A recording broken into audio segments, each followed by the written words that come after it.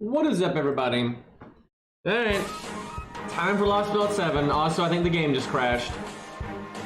So, I've already noticed that the game crashes a lot more now. Something about this update just broke some things. One moment. Always nice to crash at the title screen. That's always a good sign. So, I've already played some of Lostbelt 7, not a lot, and I didn't watch a second of the story. I didn't pay attention to anything as I was playing through it until I got to a major boss. So I made it to, though, the first major boss, and that's all I've done. But, yeah, I have no idea what happened before that, to be honest. But anyway, what I'm getting at is, while doing said major boss, the game was crashing constantly. And then this is what I lost my mind. I almost just rage quit everything yesterday. And it's not because the boss was too hard or any of that. It was because the game was crashing, and anytime I had to reset the boss, and it was a boss that was hard, and so I needed to learn a lot of stuff to do with low stars anyway. The game would not save your team because they have this like new janky UI they've been using where if there's a story support, if you want to, you can use your own version of it. And you can also use a regular support in their place for this fight as well. But that jank UI often will cause the game not to save your team. So it just gives you a blank team over and over again. So you have to slot every unit, every craft essence, every time. And then the game was crashing on top of this. And I just lost my fucking shit because of that. That was so bad. The boss is kind of dumb, but I kind of like it just because it was really unique and stuff. But I'm very warped opinion about it because of the terrible UI and all that. But we'll see. It was only the first boss. I'm not that far in, so I don't have very strong opinions right now. Anyway, something I do have an opinion on, and this is mind-blowing to me. Now, this is going to make you FGO fans angry, but this is a reality check. And, you know, I love this game, and I've been playing it forever. But they've done some stuff that are pretty unacceptable, in my opinion. And the fact that a lot of the FGO community I've seen defending them is just ridiculous, and it's why we're never going to get a better game. So, you know, they've hyped up Lostbelt 7 Part 2 for a while now. Any confident developer should have a good idea of like where they are in production, and if they're going to be cutting it really close, right, they should give themselves more time, right? You should always be like, well, even though it looks like we might barely make it to the deadline, if anything goes wrong, any bug happens or whatever, we're not going to make it to the deadline, so we should give ourselves an extension now. Now, they did something really stupid where on the day of Lostbelt 7, they put out a tweet saying, we're sorry, but we're gonna have to delay it. And I've checked this, I've asked people that speak Japanese multiple times. That tweet did not say we're only delaying it a little bit. It just said we're delaying it. So everyone assumes, because why would you announce that you're delaying it if you're only delaying it by like a few minutes or an hour or something? You wouldn't say that. But then a few hours later, they're like, oh, no, it's fine. No, we're releasing it, just tiny delay. Now, I always say, don't rush things. If a game needs to be delayed, delay it. That's fine. I wouldn't even care if they delayed it a week. Cause I went to bed. I told they were delaying it. I'm like, okay, fuck it, I'm going to sleep. And then I wake up and I find out that they were only delaying it a little bit, and it's already out. Okay, so nothing really happened. But my issue here is the development side of things. Do you realize how bad of a state a company has to be in for what just happened to happen, right? Any worthwhile company is going to know way in advance that they're going to need to delay something, and they will announce it long before the fucking release date. Like, are you kidding me? And let alone then be like a few hours later, oh, never mind, we're not delaying it, right? That is amateur hour. Like, are you kidding me? And like that is so many warning signs, because again, any company that knows what's going on is aware that bugs can happen and delays can happen and shit can go wrong, and you factor that into your development window. And so if you're like, oh shit, we are barely going to be able to make release, and if anything goes wrong, we're going to have to delay it for hours to days. And because this is what I think happened, and I've talked to a few people that work in the industry, and they've said the same thing. What probably happened was they were cutting it stupid close, and FGO has admitted to doing that in the past. They said like Karna's costume and animation update were ready like an hour before Lostbelt 4 went live, right? That is stupid fucking business practice. Because if you're cutting it that close and a bug happens, you're fucked. So this is what I think happened. They're flying by the seat of their pants. They thought they were going to barely make the deadline, and that's why at no point the week up to release, they didn't say anything. They didn't say, oh, you know what, guys, we need to delay this a day or two.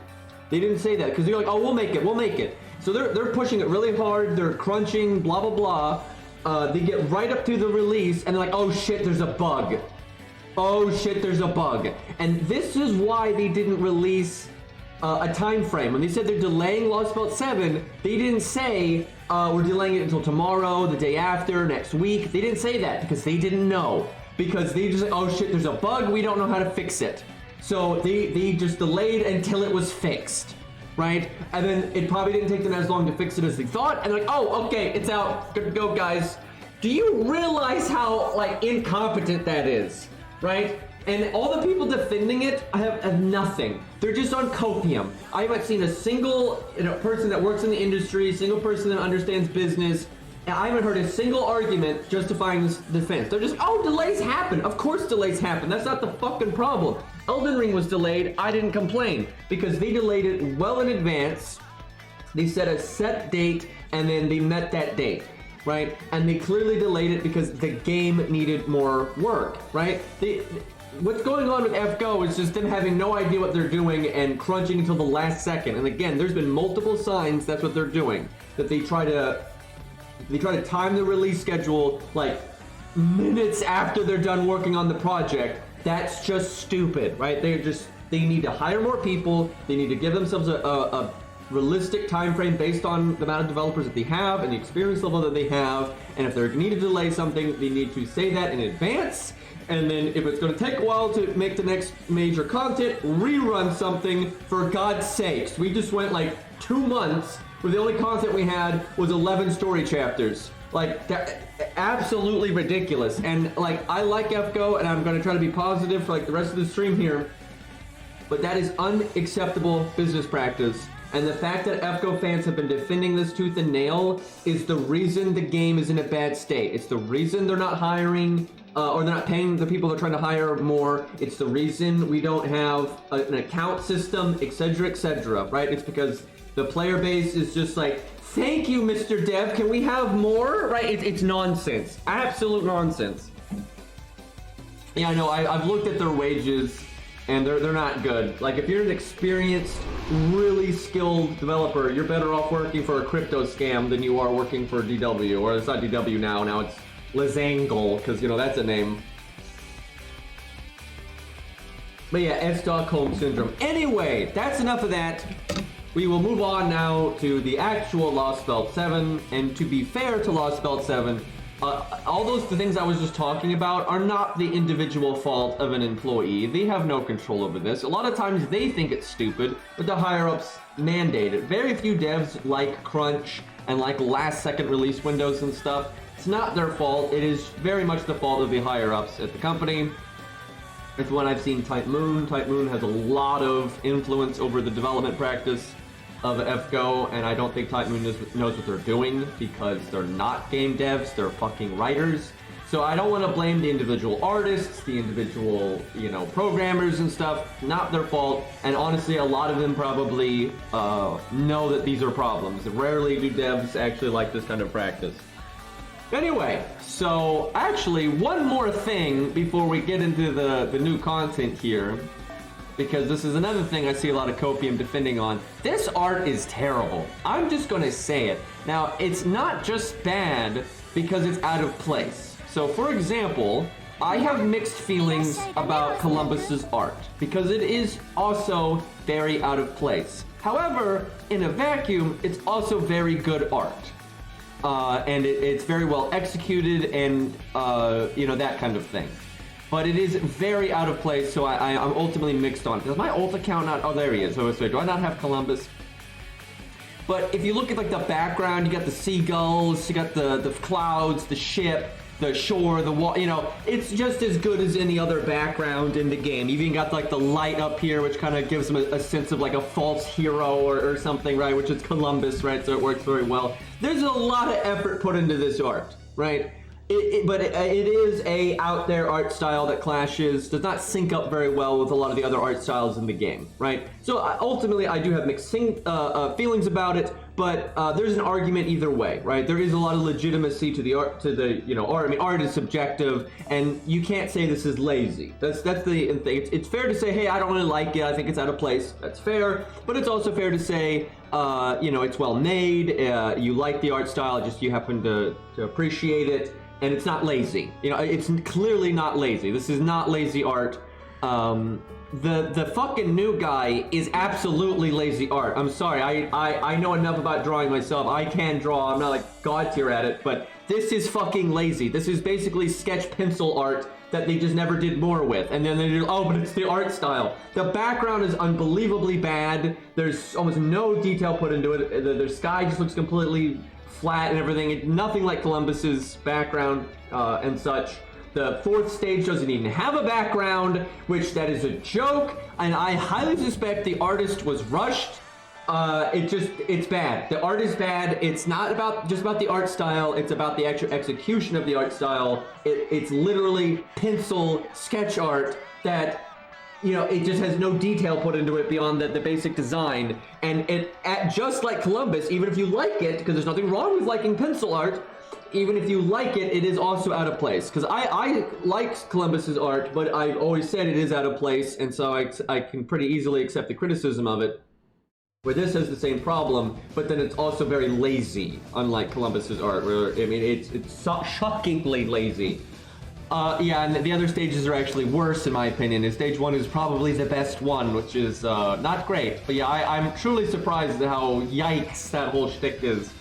But yeah, I'm not gonna throw the artists under the bus because it may not have been their fault. But yeah.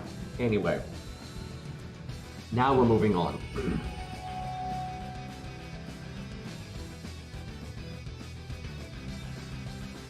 I mean, there's a degree of the art that is deliberate. A lot of people do like draw their mangas and stuff, that kind of pencil art style, and that's fine. But that doesn't change the fact that the overall effort put into it is pretty low, like with the background being incredibly undetailed and the first stage not having a background. And also, I'm gonna be honest, because I know a lot of art types, and you know, I know a decent amount about art myself, and I can draw, and I have multiple friends that are in animation and drawing and manga art and things like that. A lot of artists bullshit, and they pick an art style and they develop an art style that is ultimately lazy, and then they say it's artistic, and they're just doing it because, like, I'm serious. I've seen a lot of people where they're like, oh, it's my art style, I'm going for this, you know, simplistic pencil look. It's just bullshit. It's just bullshit. Artists are not above the rest of us, and they're just as willing to cut corners as everyone else. Like, just because something's deliberate doesn't mean it's not lazy. You can be deliberately lazy. That's actually where it comes from normally. Alright, well, there's the cuckoo, if you will.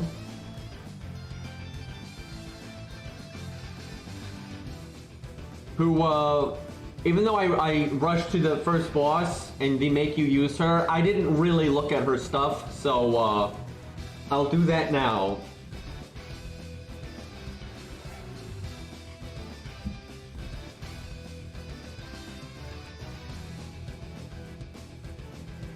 I don't even know who that is in Arc Knights, so that means nothing to me.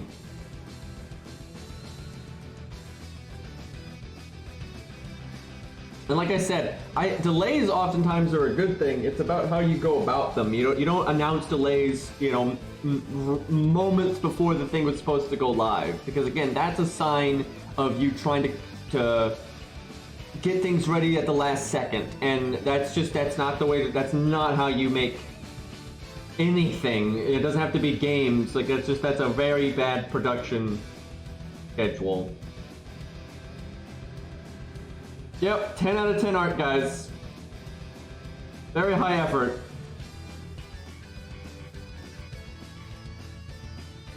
Oh yeah, aren't we supposed to have already gotten those modules like a while ago in Art Knights? Like we were supposed to have the anti-air modules before the air boss. So basically, we got hard mode in Art Knights for NA. We had to beat the content hard mode because everybody else had anti-air modules and we didn't. So fuck them.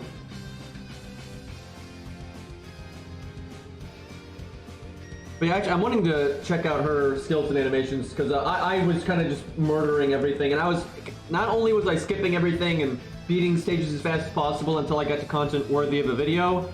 I kind of intentionally wasn't paying attention because you know, I was watching YouTube on the side, or really I was watching YouTube and playing Go on the side. But you know, I like to save it for the stream generally, so I didn't really want to check out her animations and stuff yet. So.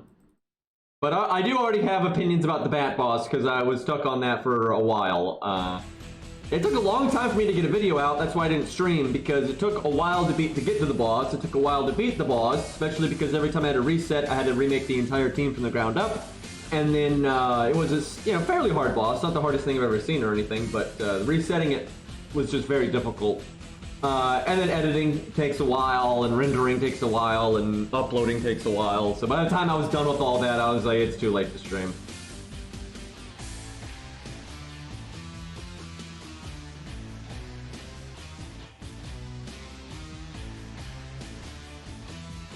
So, to be clear about the rules here though, chat, you can spoil things as they happen.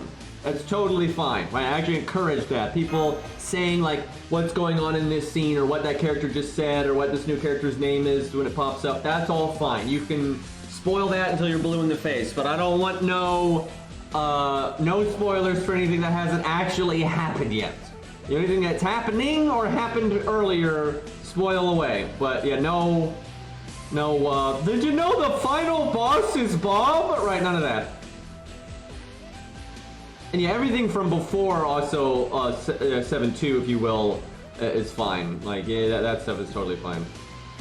But yeah, like what Kodamine is saying right now, what's going on with like the construction, I'm guessing they're repairing the ship. I think anyone can guess that's what's going on. But anyway, yeah, yeah, that kind of stuff you can spoil away. But yeah, I'm assuming we're repairing the storm border right now, and there's probably a recap, honestly. They always do that when they have a time gate. Unfortunately, something was spoiled for me. Dude, I worked so hard not to get spoiled. I haven't watched a single FGO video in like a week, and a few days before, all I did was watch Gundam videos, which, oh no, that was so hard for me. I'm a massive Gundam fan, and I had to watch Gundam videos. But anyway, so that way my recommendations would just all be Gundam stuff, which worked, by the way. My recommendations are nothing but Gundam stuff. But anyway, something got spoiled anyway. It's always the YouTube comments, dude. Like, I post a video, and then some fucker just blurts some stupid shit out, and even though I'm literally posting a video of early in the story, somehow people think that means they should talk about stuff way later in the story, which I don't understand that, but, I won't even say what was spoiled. I'll reveal it later, but thankfully it wasn't like an identity or anything like that, but something kind of big got spoiled, which I'm not particularly happy about, so. But yeah, every fucking time. Dino labor, yeah, apparently. Kill him, yeah.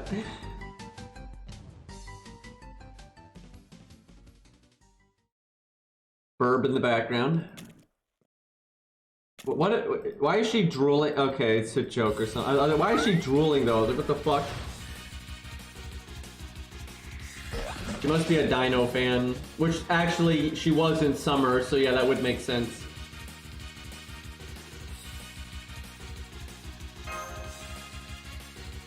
I mean, let's be honest, I'm not a Da Vinci fan, but who doesn't like dinosaurs? I mean, really, who the fuck doesn't like dinosaurs? And like, they were real. That's what's always so awesome about dinosaurs when you see like the skeletons and that kind of stuff. It's like, that shit was real and walking around on the planet, and way before we were, right? Like, that's just awesome. Yeah, meteorites. Fair.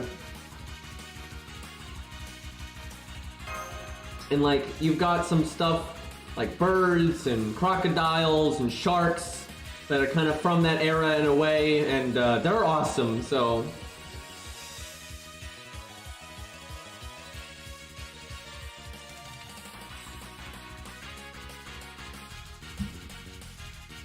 I will never understand people that believe in a flat Earth or like dinosaurs being fake, because the amount of effort it would require to fake that is basically impossible. Like, we couldn't keep Watergate hush-hush, let alone the Earth being flat. But it's like, there's no benefit to it. It would cost billions to fake these things, if not more than billions. And there's no benefit to it. It doesn't do any good to be lying to people, make them think the world is round if it's actually flat, right? Like, it's just nonsense. Yeah, I never understand conspiracies like that where there's no actual benefit to the conspiracy. It's just nonsense. All right, let's try to, cause like when I did this stage, I brought like the strongest servants ever to just kill the stage immediately, and I didn't see her animations. Again, I was watching YouTube at the time, so yeah, we'll try to pay more attention here. Hopefully she can solo this stage. I don't really remember any of these stages, to be honest, so I remember the bat stage, and that's about it. So, if she fucks it up, oh well.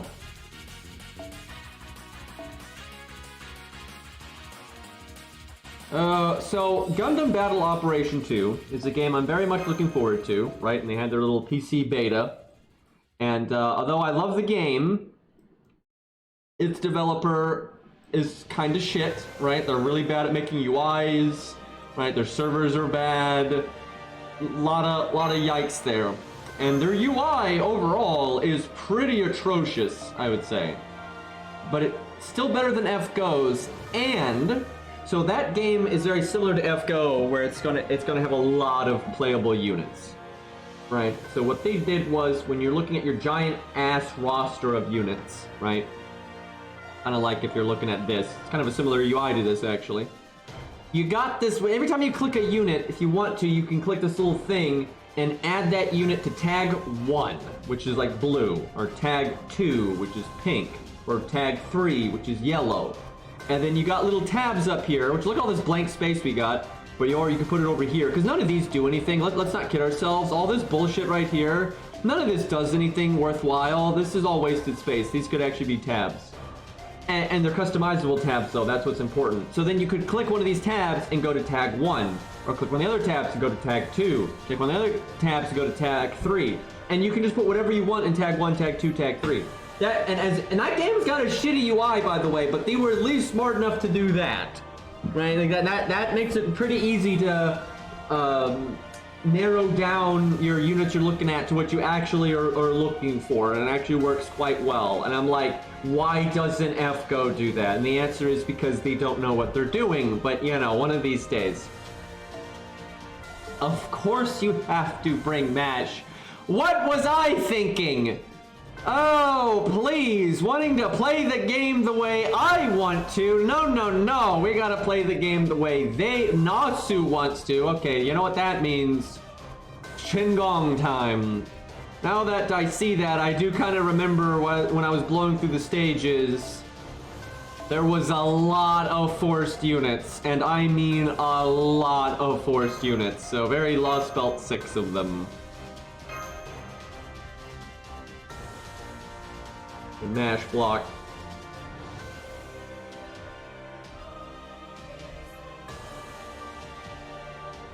Okay, we need a Kirby fighter emote that's green. We need green Kirby.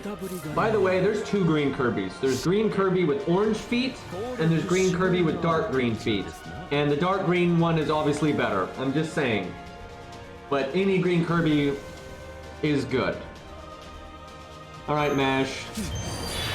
Time to get yeeted. Okay, we can't NP.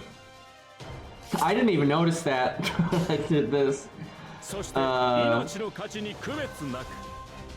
We'll watch a slow-mo Shingon. Alright, so we'll do Buster first, and then we'll do Buster last.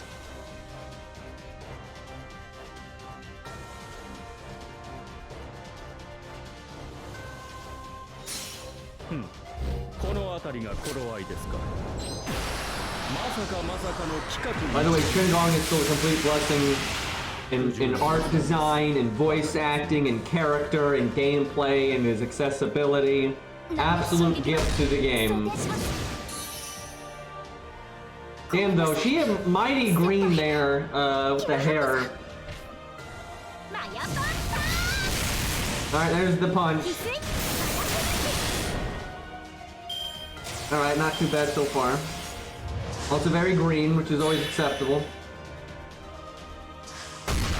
I do want to grail a Qingong, like he really is great. Like Qingong is just fan-fucking-tastic. I'm so glad he exists. Okay, now this I couldn't help but notice. When you cast her skill, she has an option to drain 10 stars and cast a different version of it. I have no idea what the actual differences are because I wasn't paying attention. So actually, let's not do any of the drains right now. Let's do the non-drain versions and see what they're doing. Okay, attack up. Crit resistance. I think that's team-wide. That's already pretty good. Crit resistance is awesome because if the boss is debuff immune or debuff resistant, you can still have anti-crit. By the way, spoilers, but that bat boss was pretty hard. But the big thing that made it significantly easier. So at first I was trying to fight the bat boss with Ricky just because I like Ricky and I really wanted it to work. But on like the second attempt, I already knew that 100 Face was going to be a trillion times better than Ricky. But I kept trying for a while with Ricky. And then eventually I just had to accept that I needed to use 100 Face because she's... I kept losing because Ricky would die due to the dots, and he didn't have enough survivability, and also because the boss would randomly crit. The boss does not have a good crit chance, but the fight goes on for like 15 turns or more, and over that many turns, the boss is going to crit eventually, and that was just way too much damage. So I was like, yeah, you know who makes this a lot easier? 100 Face, because she has a 50% crit down, which the boss doesn't even have a 50% crit rate, so the boss can't crit. And I never got crit a single time. And every attempt that I ever did with 100 Face never got crit a single time. That made it so much easier.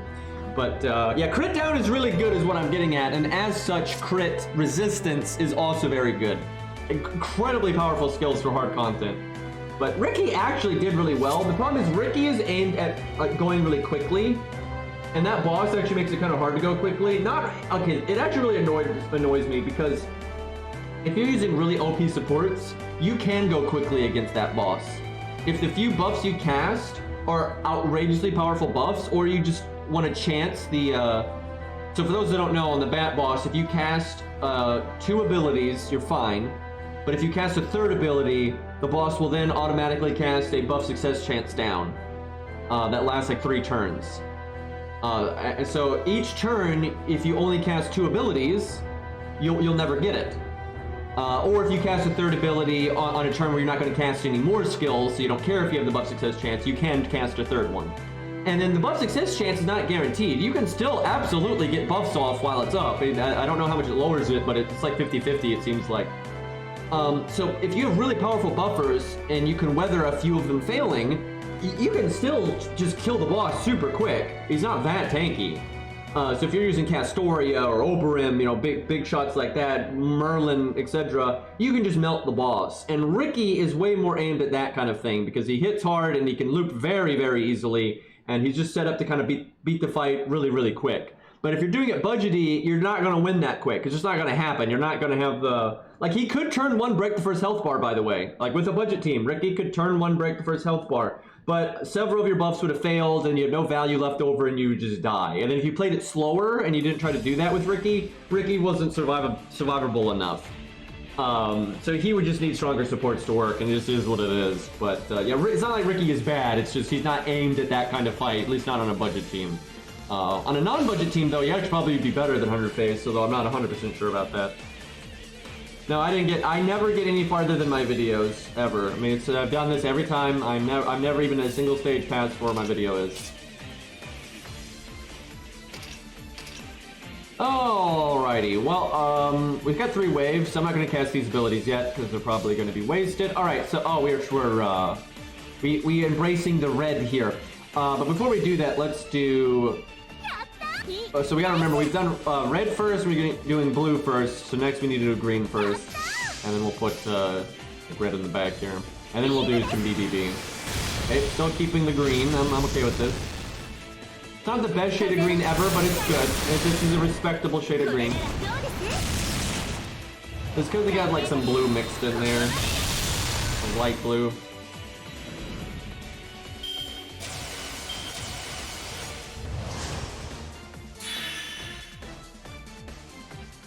Yeah, hopefully the C red press rate is good. I like how when she gets attacked though, she has a green shield. Like how a VC Braun puts up like a little barrier when he gets attacked, and like Canis puts her shield up and stuff. That's cool. Alright, unfortunate we can't NP. Alright, this one's got a million buffs here, so we'll kill that one. Alright, so green first. And we still gotta do red first. Okay, that's awesome. That's a shame that it's pretty rare that you do green card first. So that kind of sucks. Alright, that's a little silly. That's cool though. I mean, she's got cool animations. Okay, yeah, that's good. I like it. I'll probably roll on an ult account, but she'd have to be like the most godly thing in the story to roll on my main, because boy do I want to save up SQ right now. Alright, let's... Oh wait, now we gotta do BBB. The classic. The gorilla. The Gwen.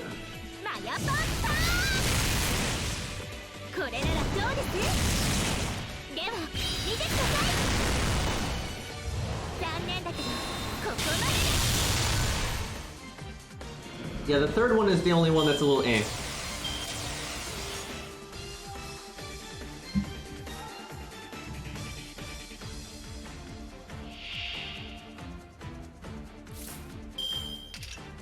Alright.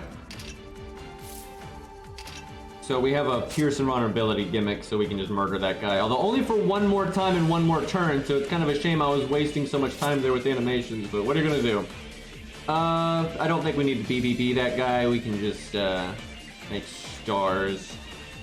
So if you're making stars, this is a pretty practical combo, which is a shame because the green attack in the front, quick attack in the front is kind of the best. Oh fuck, we didn't kill it right because we only had one attack with Pierce Vulnerability. I should have done BBB then, so we'd have the Buster Chain bonus. Mistakes have been made.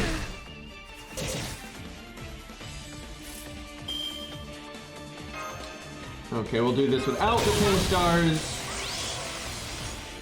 So we got invulnerability, like in a shadow, and then we got super invincibility. That's weird, because the icon's not super invincibility.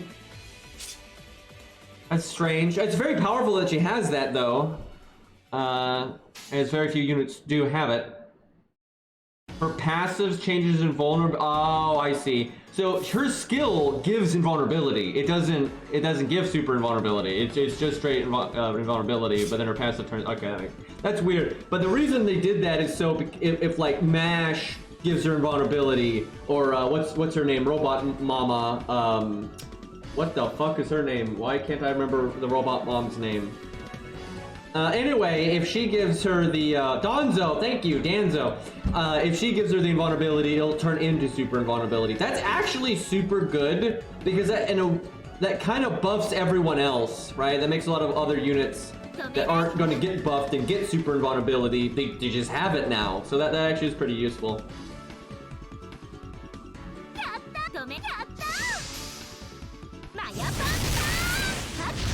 10 stars per turn, well that's nice, so you have an easier time doing her skills. But if you're not going to do her skills, she's still making 10 stars for you. Yeah, I see that she's making stars. Is that passives though just from this? Like this stuff, or is it her actual passives? Like has she been data mined?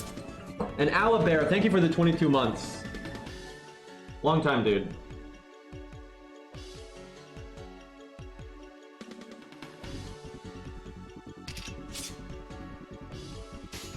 I guess we could go ahead and cast this because we can't use our NP anyway. Yeah, next time we use her, we'll do the 10-star versions. This is targetable. It was just NP. It did nothing else, I don't think. But I'm sure it will if... Sadly, we don't know how much NP.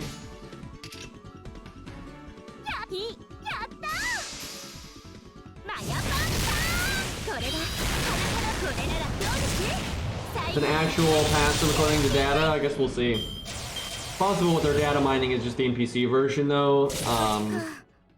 Like, really, that could be the case, so we'll have to see. Okay, I can actually do this now.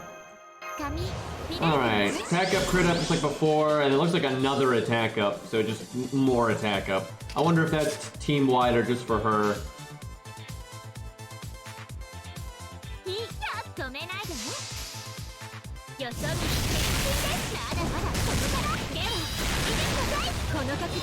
That's a kind of cool tip though. I'm actually kind of impressed because a lot of the servants they've added recently have been either just boring or just power creep. Where she seems unique and good, but I don't think she's gonna like revolutionize the meta or anything, unless her NP is just something absolutely nonsense.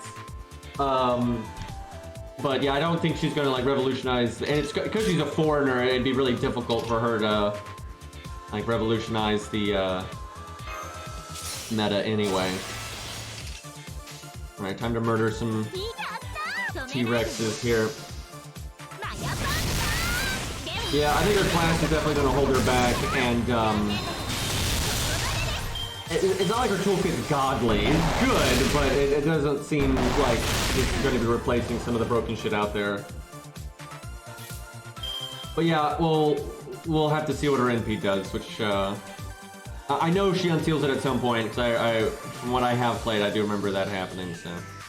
Alright, we might actually die if we're not careful here, because we wasted a lot of our Pierce vulnerability earlier. So yeah, we only got it for one hit. I guess I'll put it into this guy, because we gotta evade this turn. Although if I don't kill one of them...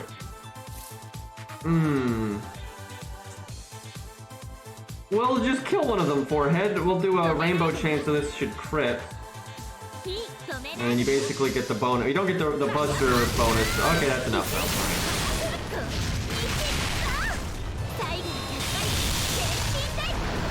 Hey, Efro, what's up, man?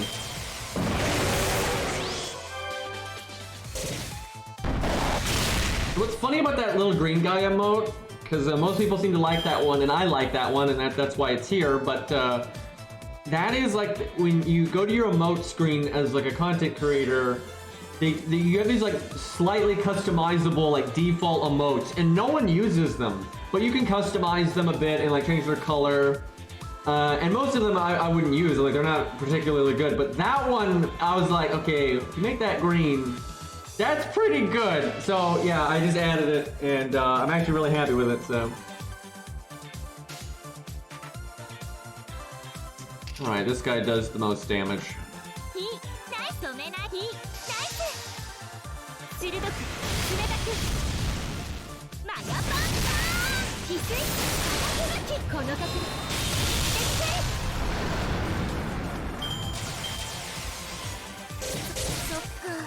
We almost died right there.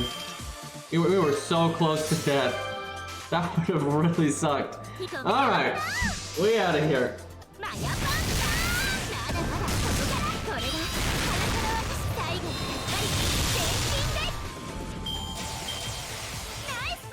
To be fair though, I don't think we would have been that close to dying if I'd been like going as fast as possible at the start instead of fucking around with animations.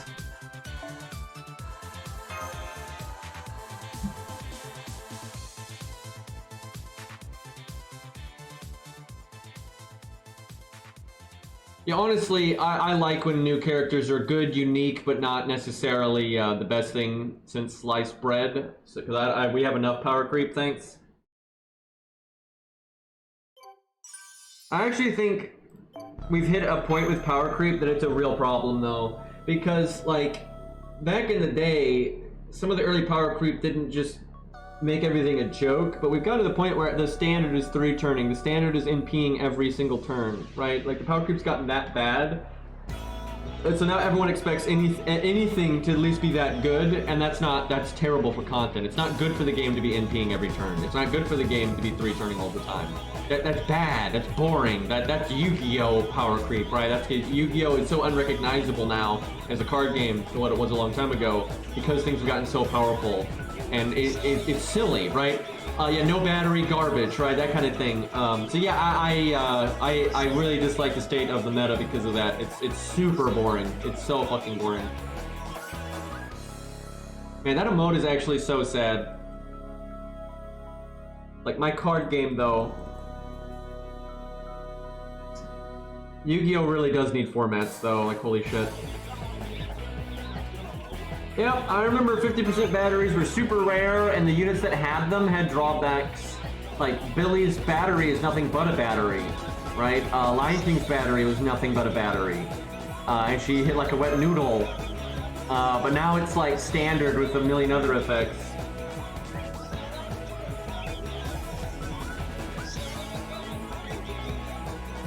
Yeah, I guess it did have debuff clear, but that's fairly niche. Although good, but...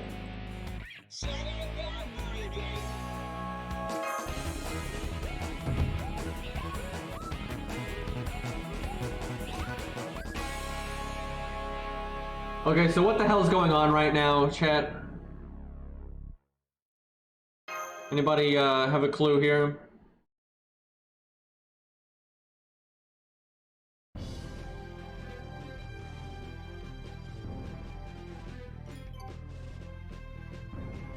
Shenanigans. Well, we were fighting dinosaurs earlier, which I wasn't really expecting again, but yeah, I guess we're repairing the storm, whatever, border bringer, our ship.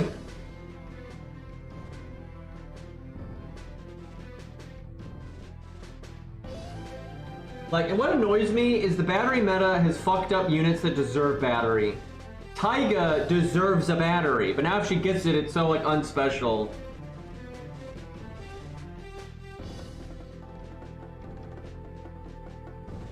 Oh, I know there's a lot of translations for the second part already. That is not true at all.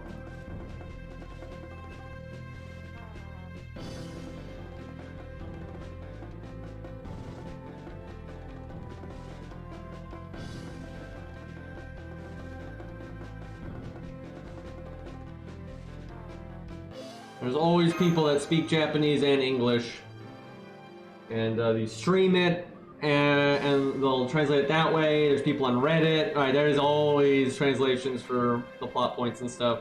People generally know what's happening right after it releases, if they care to. Unless FGO has fallen off of a cliff in popularity, I don't think that's changing anytime soon.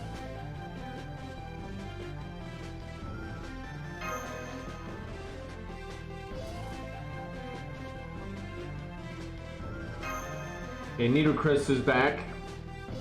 Which we knew that last time that she was still alive. But she was recovering, but I guess she is now recovered. And obviously, because they already showed it, she's going to turn into Nidocris Alter at some point. Question is she going to be... Wait, I kind of already know. I just now it hit me because I saw it in the boss fight. Slight spoilers, but yeah, I guess she is an I didn't dawn on me. I was so focused on making the videos and stuff. She's kind of clearly on our side because she's in gameplay, by the way. Like, she shows up as like a gameplay mechanic. And she was on our side. So I assume she's on our side then. But I don't know, maybe it'll only last 5 minutes. I don't know. It's not like they've had things that have been like against us and for us, right? You know, frenemies and stuff. So I guess, we'll see. But yeah, that just dawned on me that she was like a gameplay mechanic.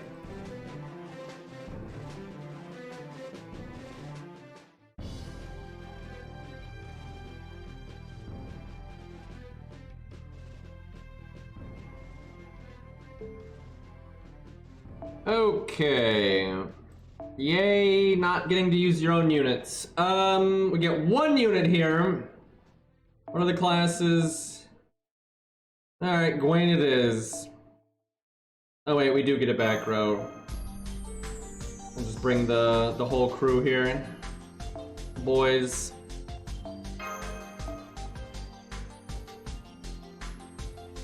Oh yeah, they buffed Gilgamesh. That's right. We'll use him actually. That's a whole shtick. Also, Gilgamesh is tied for my favorite character. So, you know, that's the thing. Who needs your NP? There's Lancers here, but I'm not particularly worried.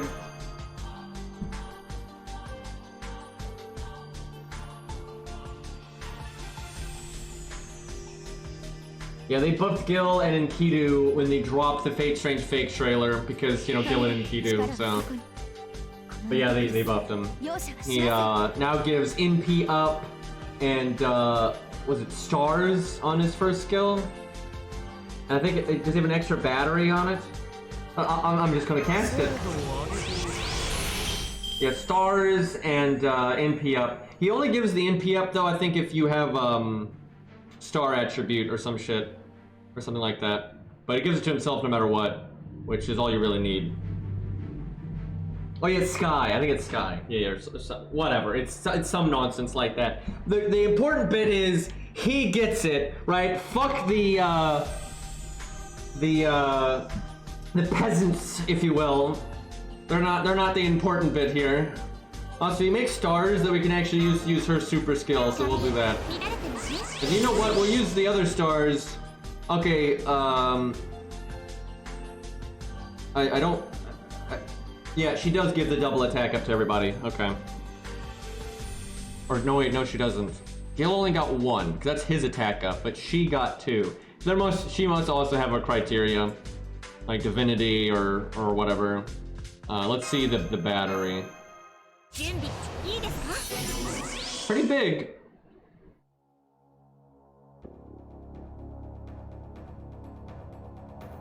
Just to herself. Why does she have two attack ups then? Oh, hers is from Gil too, of course. Excuse me.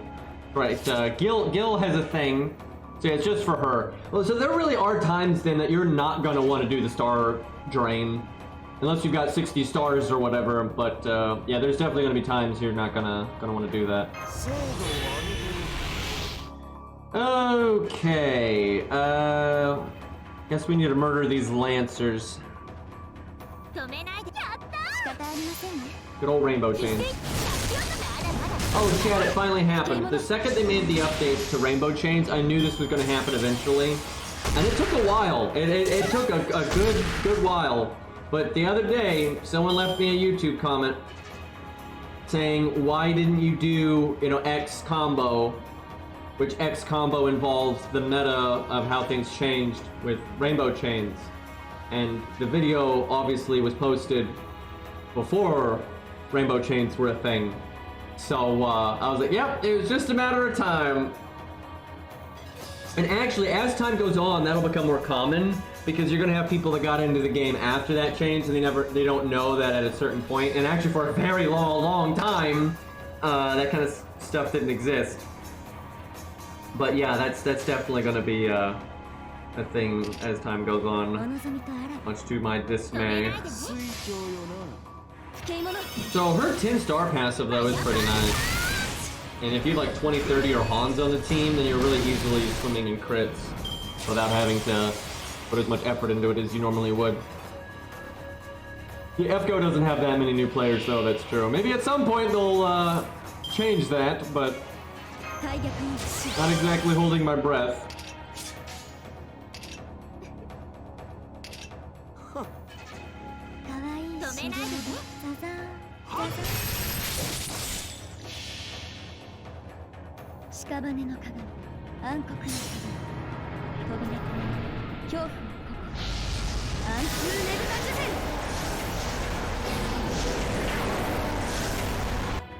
Well, less refunds for us,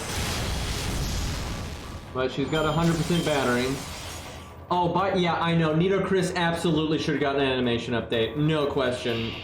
And it just shows how they are pushing things to last minute, and they don't have time to do that kind of stuff. Going back to what I was saying, oh, fuck you, chicken.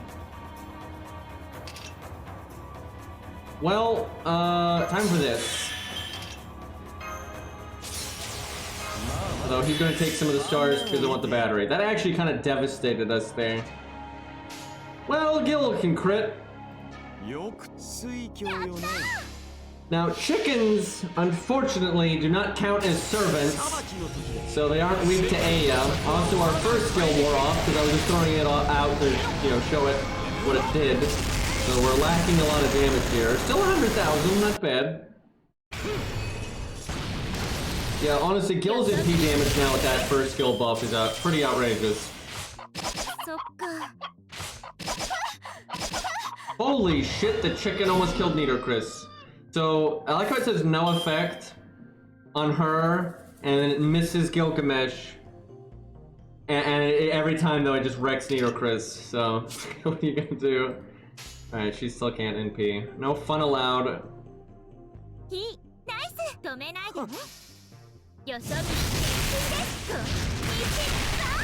So that like punchy knee to the face animation's cool. I just wish that one had green stuff in it instead of fire. Not that fire is uncool, but green stuff better.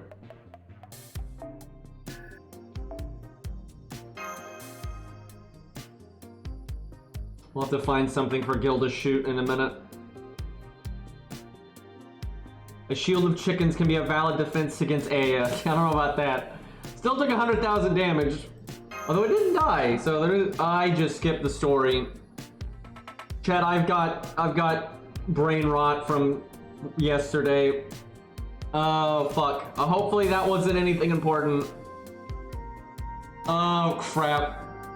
Oh crap. I did not mean to do that! My immersion indeed. Hopefully that was just filler stuff. It looked like filler stuff, so it's probably okay. I mean, we were fighting a giant chicken, so...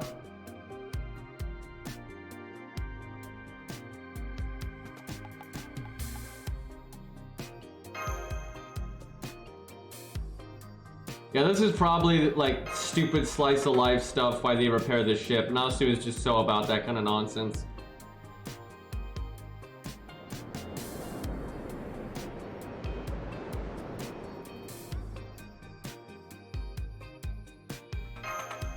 Or are you trying to recruit the burb? Missed out on the chicken arc.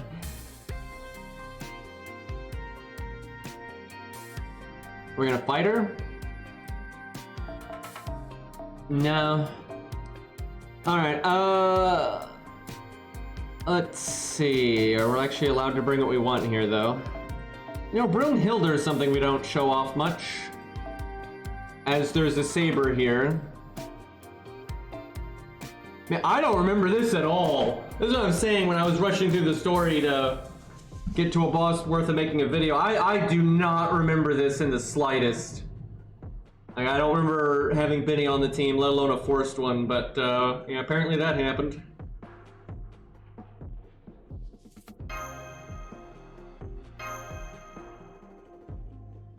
Gathering minerals for the repairs. Yeah, that's the kind of fetch quest bullshit Nasu likes to put in during major crisis situations. And it's not even like it's bad that you have to gather resources, it's the fact like the way the characters behave during these bits is so unrealistic. Like it's suddenly a slice of life anime. Where's Gilgamesh? Why did I put him in the back? This is so useless. I'm sorry, Brunhilde, but you're not gonna do a damn thing here. And they even have the fence up. What have I done? Alright, let's see here.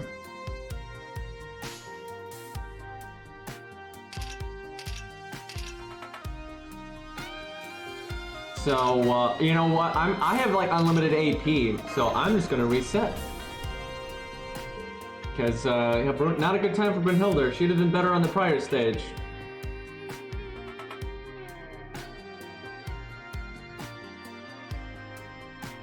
If their defense up is big, that's gonna be nasty. Whale shaking my head. Hey, anybody can make blue apples. Actually, really, there's nothing to do with apples whatsoever, have anything to do with whaling. It's, playing the game.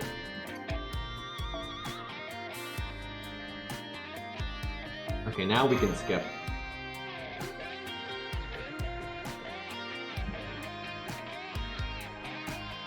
Okay, rainbow apples, that's fair.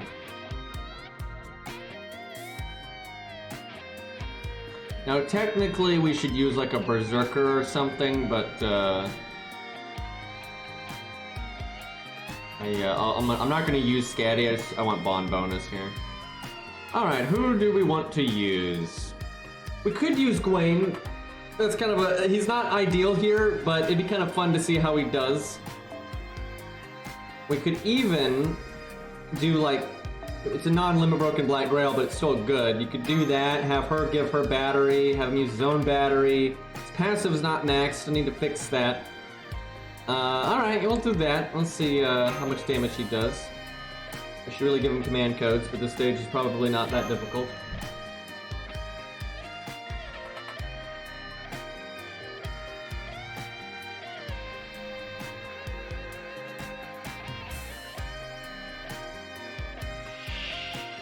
This is The Rain, formerly known as Purple, from Risk of Rain 2. Ridiculously good song. We link to the guy's YouTube channel that made it here. There you go. Yeah, God tier song, really good composer, knows his shit.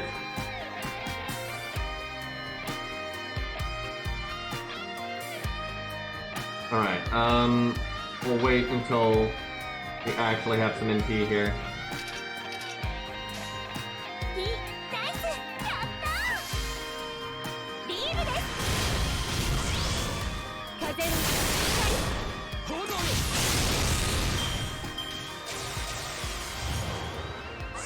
So why is she helping us, by the way? We learned, I guess, a little bit in the previous story, but obviously she's getting a lot more screen time now.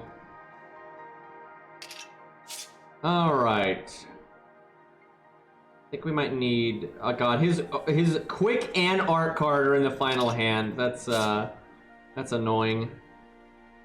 Is this targetable? This is not targetable. Okay, it's only for herself. Good to know.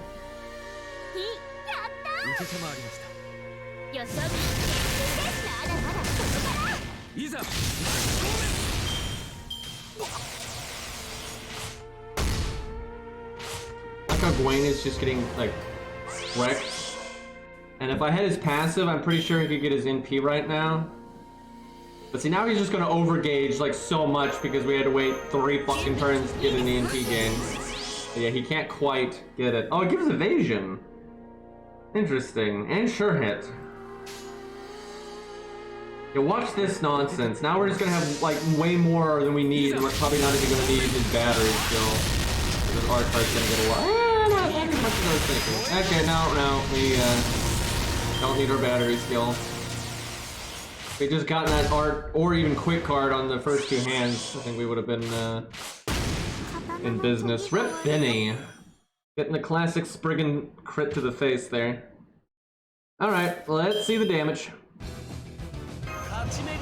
Kinda nice of Gil to make us stars for this skill here.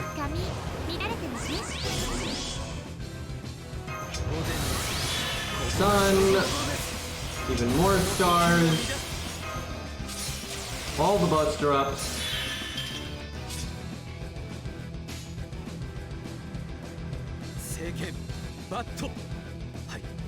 Do it like that in case one of the other ones survives as well. Yeah, I'm pretty sure that one's gonna die.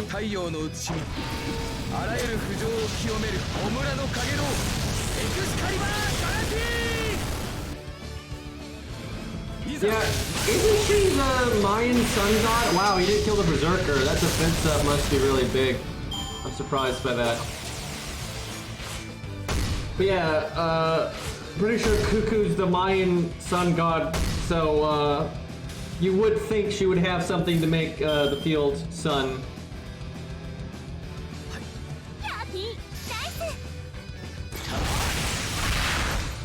Can we kill here? Probably. Yep. Oh yeah, she's got a crit damage up gimmick going on here.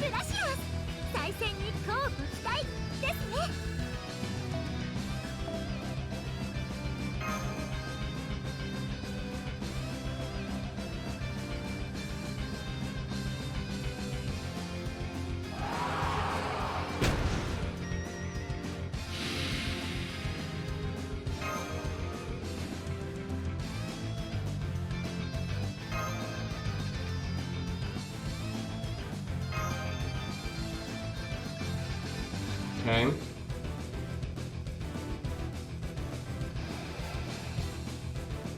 Back at the arena.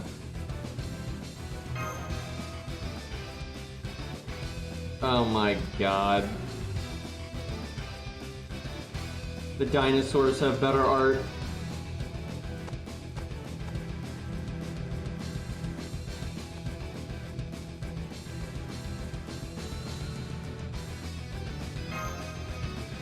Hey, Beastly.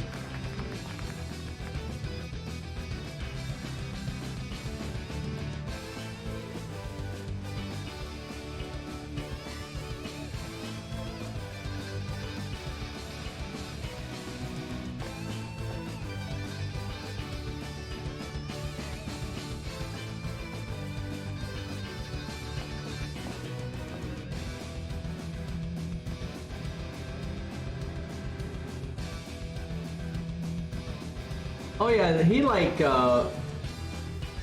smacked Kadok earlier in the story. That was a thing. I miss Pepe.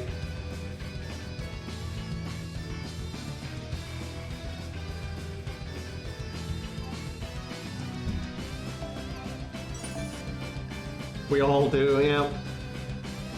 Like, man, I really wanted him to live. Out of, like, the whole original cast for 2.0, I really wanted him to live. That goddamn game. Although, I wonder what's gonna happen with the Cryptors. Because, look, chat, this isn't a spoiler, this is technically a prediction, but I think everybody knows, chat, we win at the end of the day. The antagonist doesn't win. Let's be honest. That's the antagonists aren't winning. All right. So whatever happens, you know, in Fuyuki or whatever the ending's gonna be, you know, we're gonna win, and they're probably gonna, you know, fix the timeline or, you know, whatever the fuck. Things are gonna go back to normal, or this timeline's gonna be erased and we're erased or whatever. But it's gonna go back to regular, you know, Nasuverse timeline. One way or the other. And so I wonder what the Cryptor's fate is going to be in like a typical, you know, timeline, right? Like, are they still dead because they died here, right? Like, what's the shtick, right? So there's a chance that they'll come back. Wouldn't surprise me though if they're not going to be in it. But I don't know. They could give them a happy ending. We'll see.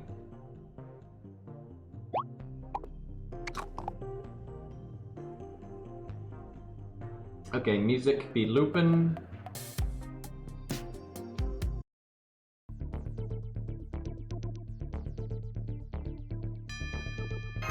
Yeah, I do think they're gonna do at least. I think what they might do is like Chaldia might like evolve and be really different in the future. But because they're wanting to make a 3.0, and also even said he wants 3.0 to be connected to 1.0 and 2.0, even though he's like willing to do it either way. So if he was going to make a brand new story for 3.0, they'd probably just get rid of Chaldia entirely. But I could see them doing like a rebirth kind of thing, you know, new organization, because, you know, it's really implied that Chaldia is actually evil, so...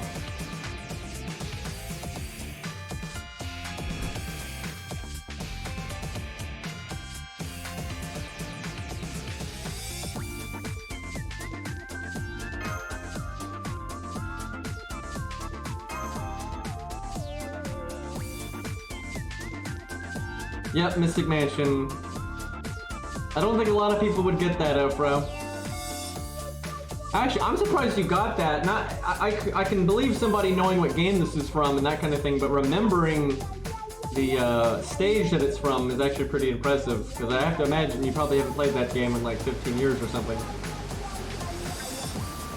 Also, hi, boy. Oh, we must be back with Protea.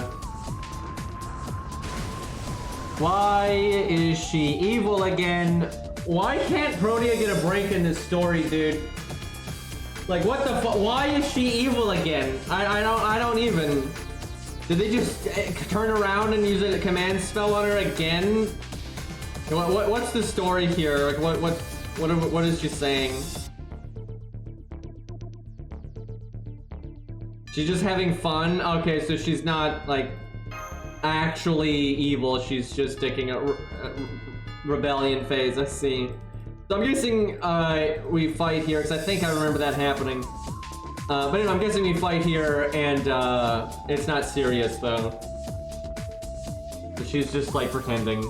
She's probably, like, trying to, like, be like she was when she was actually altered, just because. That's still kind of silly, though, but anyway. I don't know where she got the costume from, then. Like, did she make it? Like, where the fuck did she get the material for this? Does she know how to make clothes now?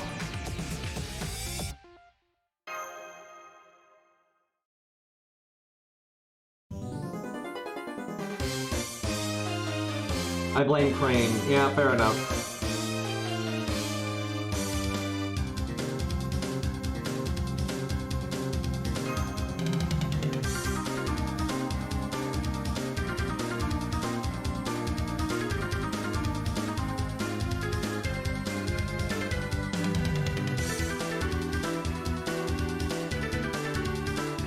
Okay, she's altered. You know what, chat? I don't remember. It's funny, I don't remember this fight at all. I have no idea what the deal is. But Hercules.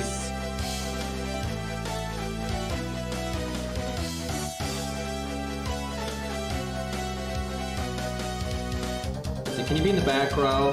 Okay, Da Vinci can't be. That's annoying.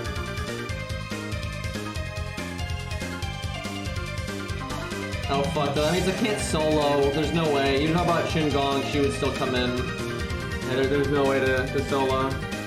Let's see.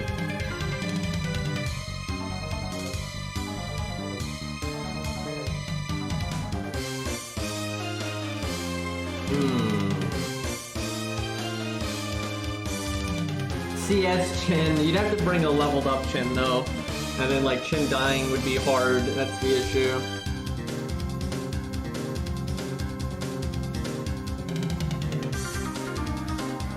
She's super large. We don't have Arthur. Okay, I know what we'll do. We'll try to find some time for Hercules, but when they're forcing this many support units on you, that's not the time. There we go. Now, she's not counterclassing, so you don't get counterclass damage, but still. Alright, you know what? We'll give her the good shit. Not that this account really has good shit, but we do at least have waivers. Do I have Ox King? Okay, this song is kind of annoying me, I'm not gonna lie. Okay, here we go. Here's some good music. Also older than some people in my chat. It's actually kind of scary to me how old this song is now. Alright, Ox King, do I have it? Got it on my main, I don't know if I got it on my alt. I might not. Damn it. Nope, not the Korean Guilty Gear. Good guess, though. I do have Korean Guilty Gear on here, though.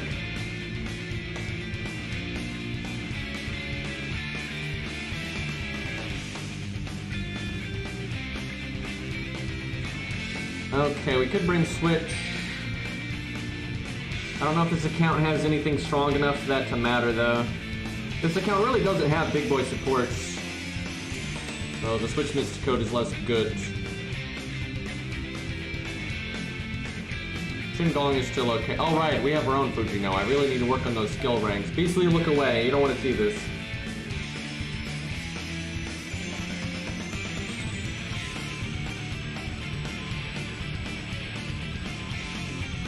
Their skill nats suck indeed. I might actually just have them on hand though.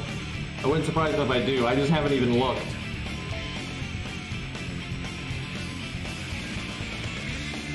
Why can't I do that? I guess I could switch Waver and then have Shin-Gong NP. Alright, hold on. Try to get as much damage as possible here. He buffs the team a little bit, but not that much. Well, actually, I don't even know how much, technically. Wait a minute. Beastly, can we get Black Grail? Because that's your main account, so surely you've got a meaty Black Grail. Because, we could kind of easily NP, like, right off the bat here.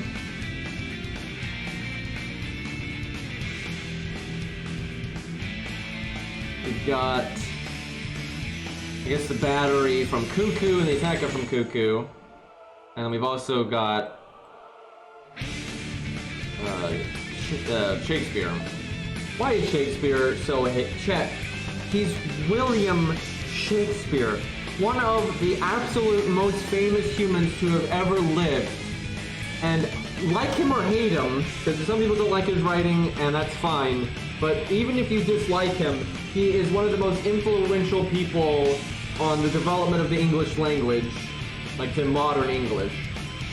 Massively impactful person. And he's a 2-star with no bio. Like, William Shakespeare has nothing to say in his My Room lines. Makes no fucking sense. And he's got an toolkit. They don't buff him, he hasn't got an animation update, nothing. Like, William Shakespeare! Like, are you kidding me with this? Right? Absolute nonsense. I know, the disrespect, dude. Then you have Say, just super unknown, gets to be a 5-star, has a million My Room lines. Absolute nonsense, dude.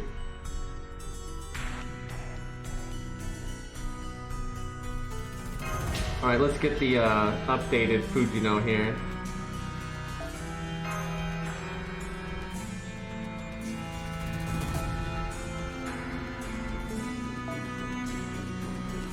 Oh damn, I didn't know my ult account had this at rank 10. I knew my main did, but I thought I was like rank 8 or 9 or something.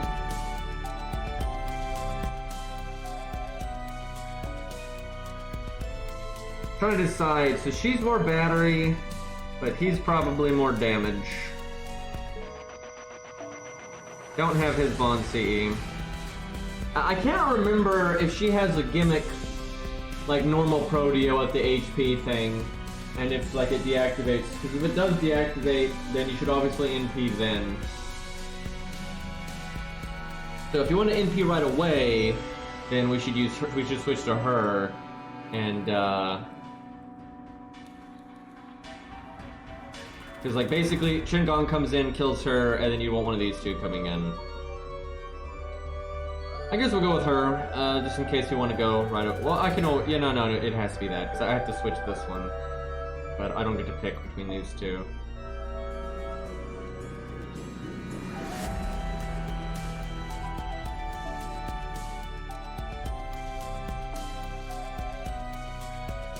Where the hell is my golden carp? I know I've got it, what the hell? Oh. Okay, well, who needs CEs?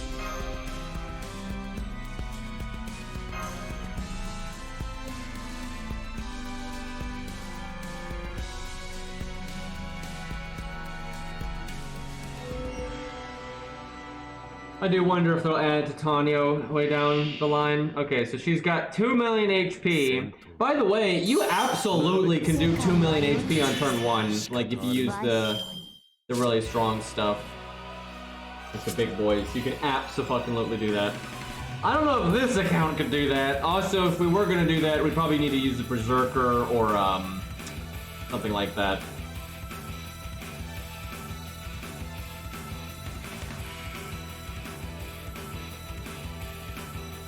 I don't know, if I use a really strong DPS, this account might be able to do 2 million.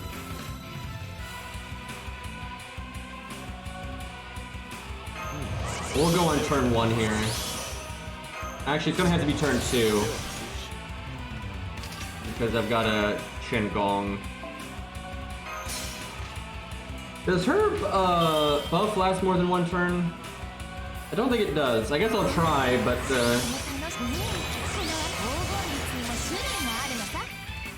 oh, it does. Oh shit. She's not super helpful, but she's somewhat helpful then.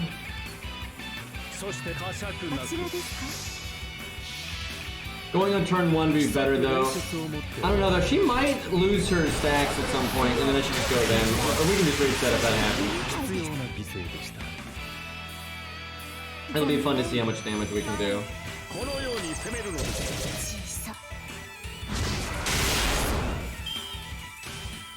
She's gonna gain a stack and probably get like near 3 million. Why you gotta do that much damage? You're running every. Look how little damage she does to you know though. So I should have done Shingon's skill and I could have taunted and stuff. Okay, so she goes to 2.4 million. Actually, before I reset, let me see if there's a way to get rid of the HP stacks, because she's got this thing. Let me try to pay attention here. Oh yeah, I didn't even use this on Fujino. Okay, I should have taunted then.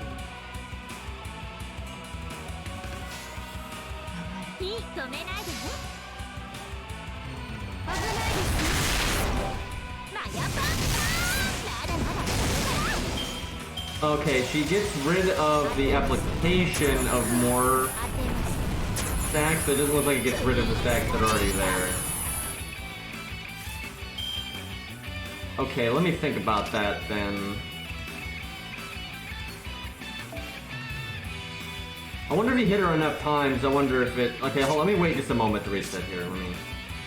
collect a little bit more data. Because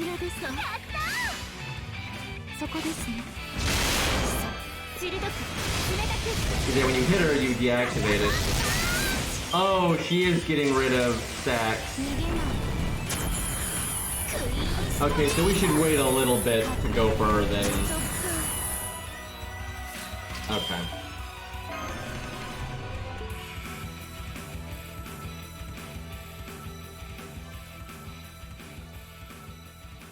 So that's kind of difficult though. It's gonna make it really hard to Chen Gong. Because it'd be better to have her on the team initially. But that means you'll whiff the buff on Da Vinci.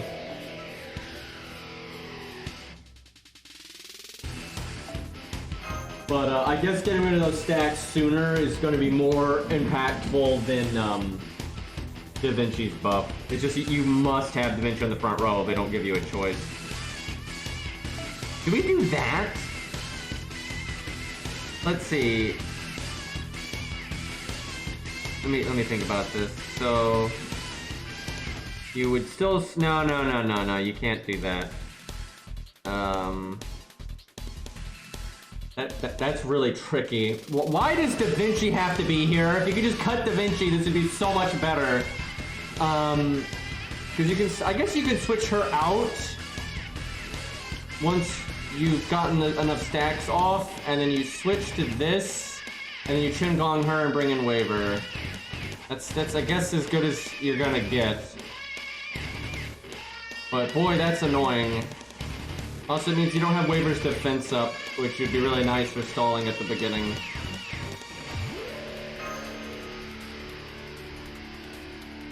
You can stun on turn 1. I kind of want to stall when Chen Gong is there. No, he can taunt. And Fujino is basically invincible here. Force units suck. I'm so not a fan.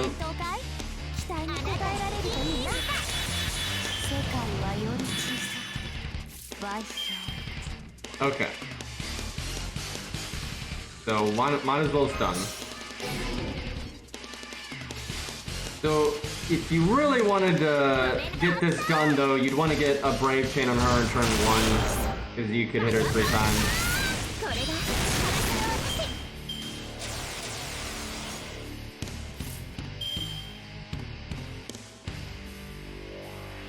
Okay, it's probably after this.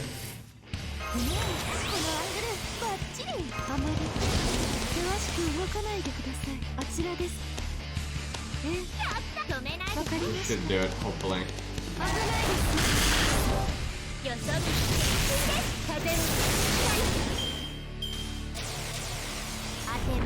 I need to do it one more time, actually. We have time to do it again.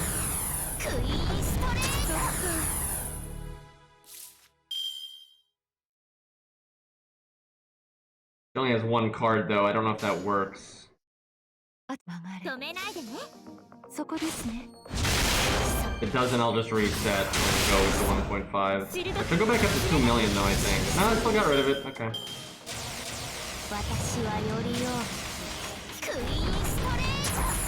Ouch! Stop doing that. Okay.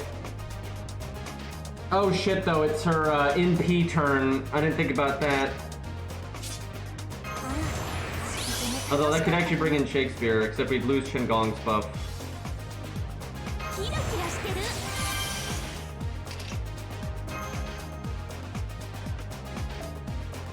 Oh right, we have to do it. Okay, hold up. Is this targetable? No.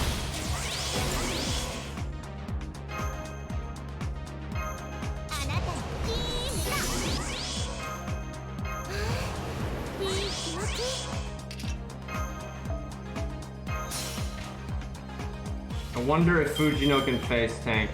The problem is Chen Gong can't face tank. So we'd lose the 50% buster up. We'd get though Shakespeare, which is a 40% one, so there's at least that. However, she's gonna get another stack because I'm not attacking on this one.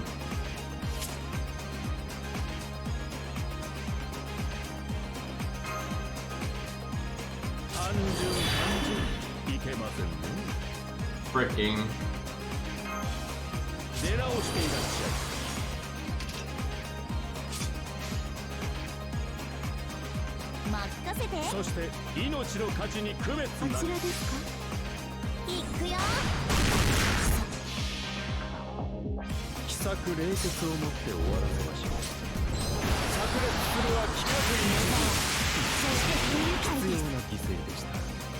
Yeah, I didn't really pay attention to the Ereshkigal fight, but I could definitely tell it wasn't a real fight, and that's why I didn't make a video for it.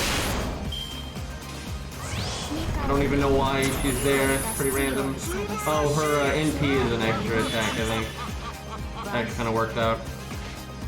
Although I should have taunted Fujino, and then we'd still have Qingong's buff. Yeah, I could have done more damage here, 10% more. Oh well.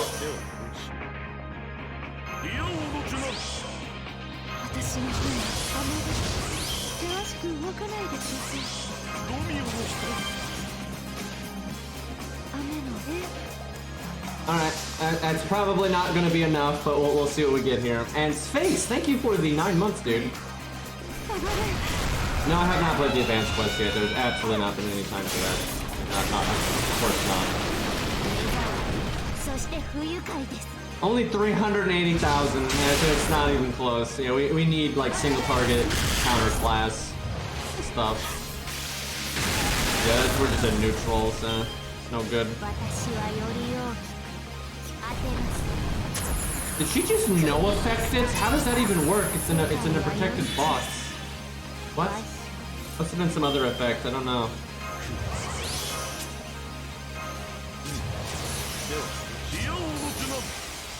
Almost can NP again though. Okay. Hold on. I'm surprised we didn't do more damage than that though.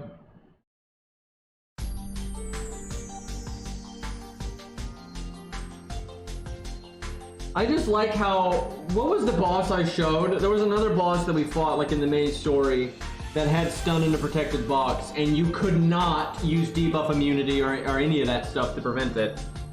So inconsistent.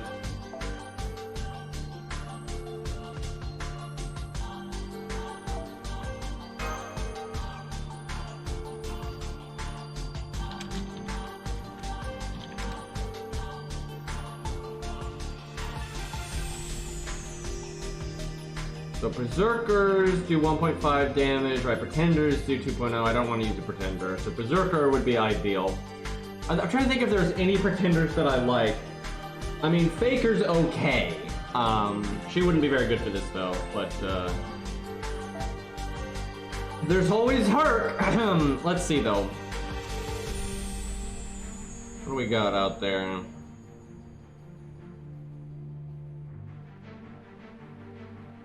Someone with single target and a niche would be perfect.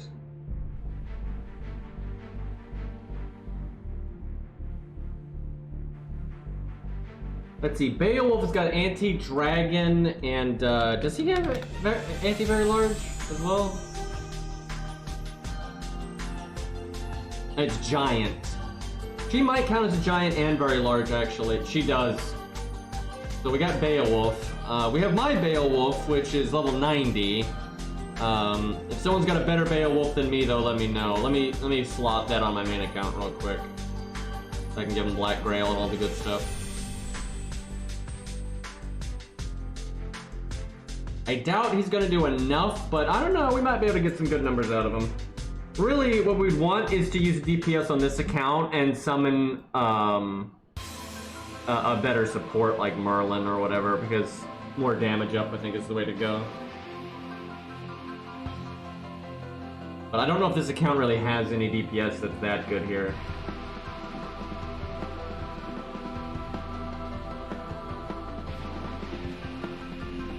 You could turn her into a dragon, that's true, but with them forcing Da Vinci on you, you don't have a lot of room on the team like that, unfortunately.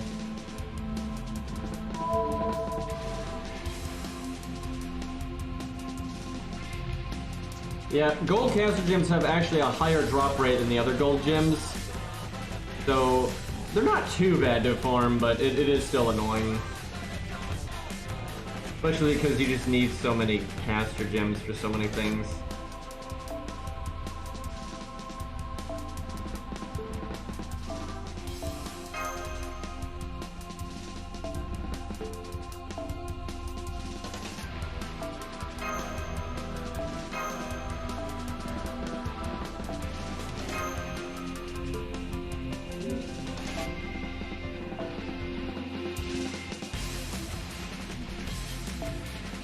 Oh, he's already slotted. How about that?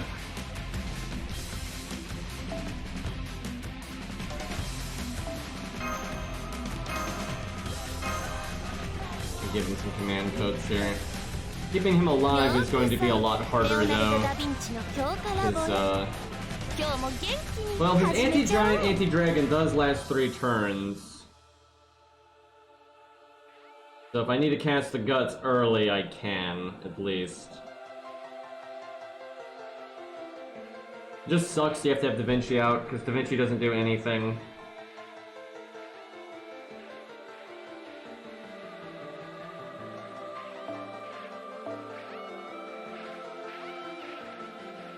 Beowulf animation update? Please, game? Also, just any animation updates? It's been forever.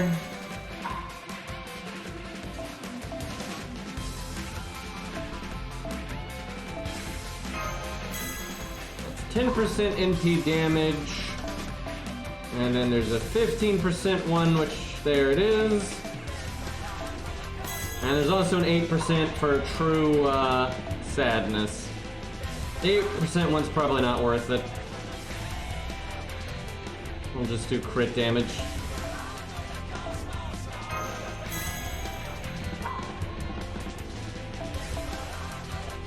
No Leo update really does suck.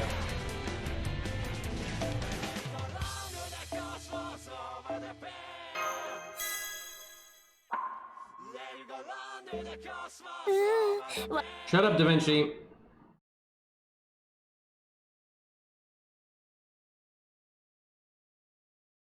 All right.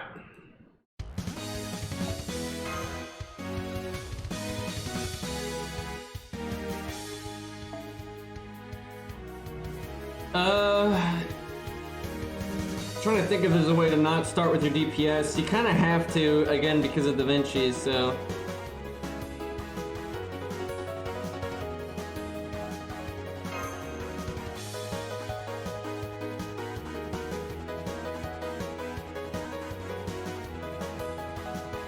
You want to get lucky and have, like, Da Vinci get attacked, like, and almost die, and, like, not have Beowulf get attacked at the start. Like, a turn or so.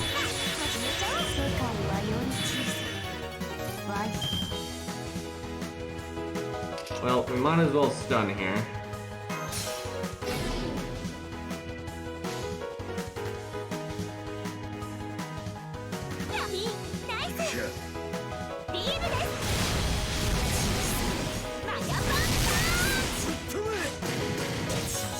I wonder if you hit her a 3rd time, if you can just get rid of another stack right away.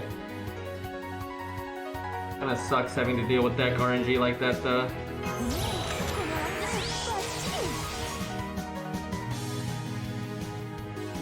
See, she can give evade this. Pretty handy.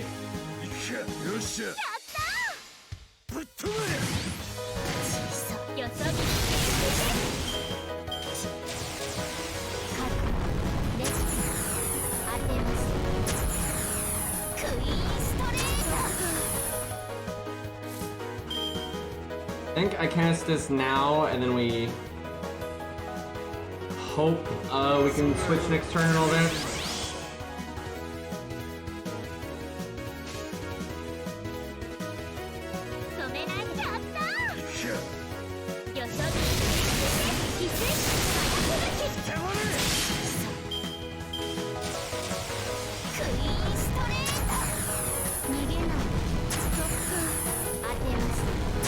Damn, I didn't actually need to cast Guts there.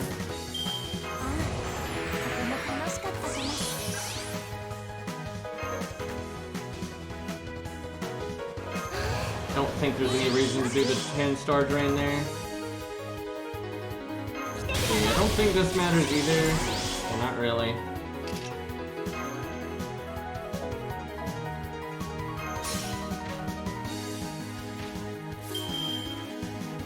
Now.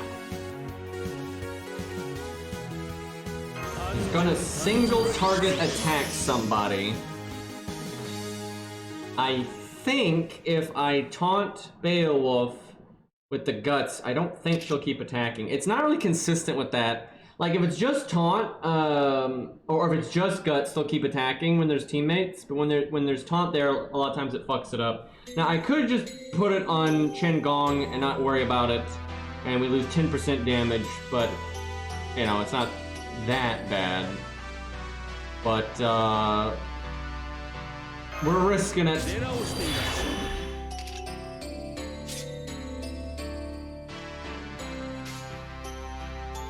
Not a very good hand.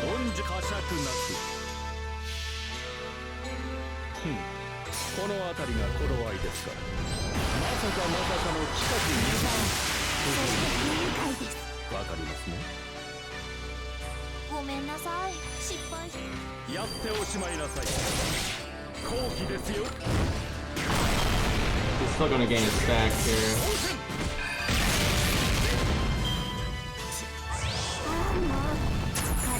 Oh. Well, I should have taunted Chen Gong then.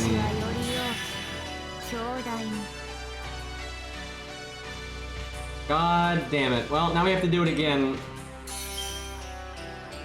Nothing like trial and error, but yeah, it's AoE, so yeah, you have to taunt Chen Gong. There's no option there. All of this because of Da Vinci, dude.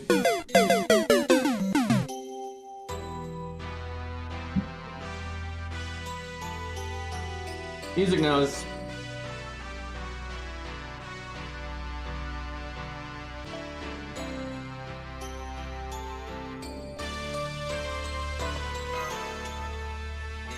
This is where I wish... Let me double check though. Maybe the account does have a buffer better than Shakespeare. Let me see here. What does this account have? So Shakespeare's 40%. I don't think Beowulf is Sky for Gilgamesh. And no, he's Earth. Didn't think so on that one. Let's see. Constantine, but I don't think he's gonna be better than Shakespeare. Let me just double check. Man, I haven't played my ult account a lot, so I haven't gotten to use Constantine too much. I wonder if he'll be any good for the Bat boss, because I don't need to do budget stuff. Might be alright, nothing amazing though. Debuff clear is really big. Anyway, let's see. He gives Party Buster up 20%, attack up 20%, so that's 40. And then everything else isn't stuff that would really matter. But he's tied with Shakespeare. Okay.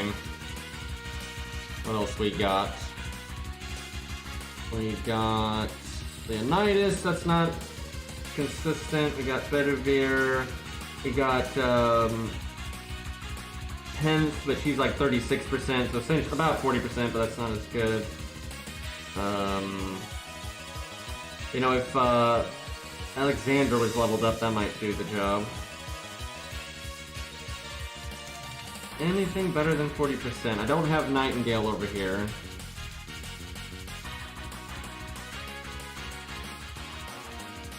I wonder if I could just not use Gong like that and let the NT hit Da Vinci. No, we need the taunt, so the turn is cancelled. Yeah, no, I still gotta do it the way I'm doing it. Does this account have Santa Martha? It does. Okay, that's probably better then, actually. And then she might even be able to get her NP off, because I think Protea's got Divinity. Okay, that could be pretty good.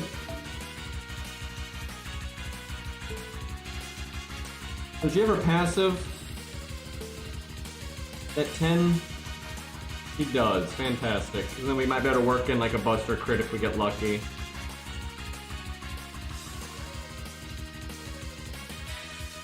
I just need any Star Bomb on Waver here. This could work. This is decent. You know, this would be more thematic, but this is just better. Okay, now we just have to get a lot of Cuckoo cards Preferably, I want to get an extra attack because I want to see if that gets rid of an extra stack. We'll see, though. Yeah, if she's got Divinity, Santa Martha should do well.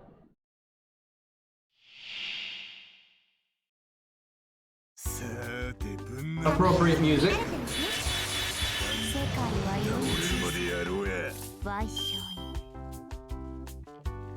Okay, we only got one card. Feels bad.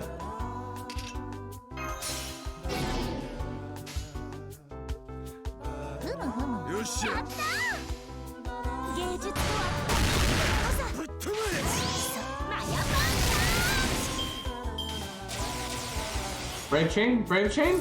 Hey, you just gotta ask for it. Alright, give me that evade. I really do need to do his art card though. But I mean, we got Waver, so, and Martha, so it's probably okay. And Chen.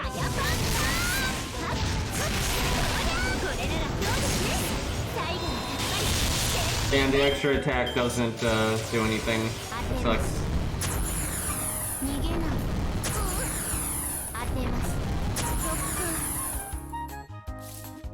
No goodies for us.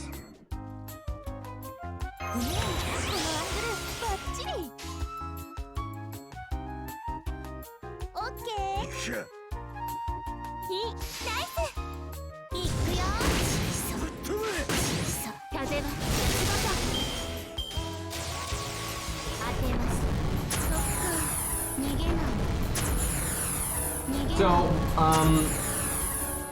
you want a good deck shuffle here, I guess. Do I Guts? Probably, because you have the turns, and it's just gonna be so annoying if he dies here. Oh wait, it's the boss's NP turn. Fuck! How did that happen? Alright, let's see. Damn it, she's gonna have one extra stack if I switch now.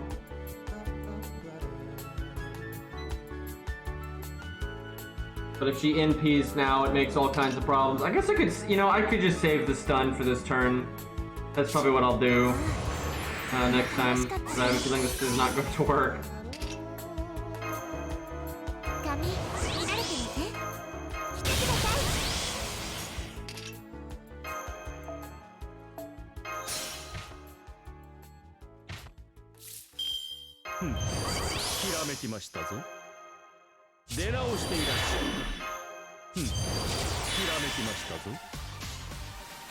Shame Beowulf didn't get a good card here. Is why he's got that crit and buster up. He might as well do a chunk of damage. Could actually offset one of the stacks she gets. That'd actually be a huge help.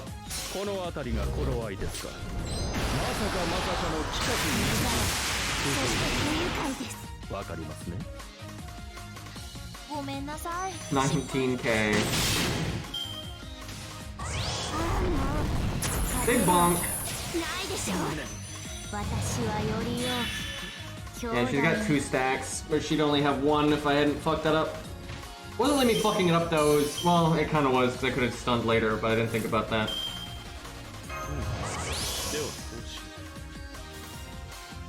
Okay, he's got a crit, but it's only an art one, unfortunately.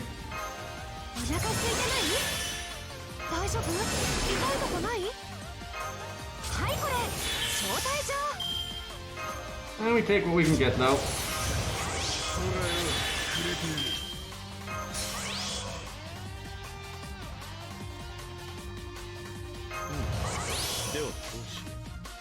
So he's got 2 cards that boost his NP damage. We didn't get either of them, so we can we could have the boss with 1 less stack, and then there are we could have like a buster card that would boost our NP damage and just do a lot of damage itself. So we can potentially do a lot more than this, but we'll see what we get here.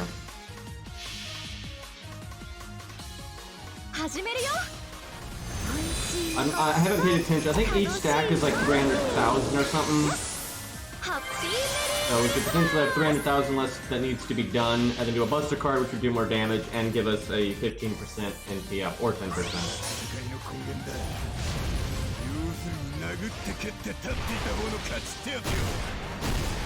So she has a damage resist thing. She has 2 damage resist things, I see. That explains why Fujino didn't do as much damage as I was thinking earlier. Yeah, I didn't realize there was a damage resist. I wonder if it's for NPs only.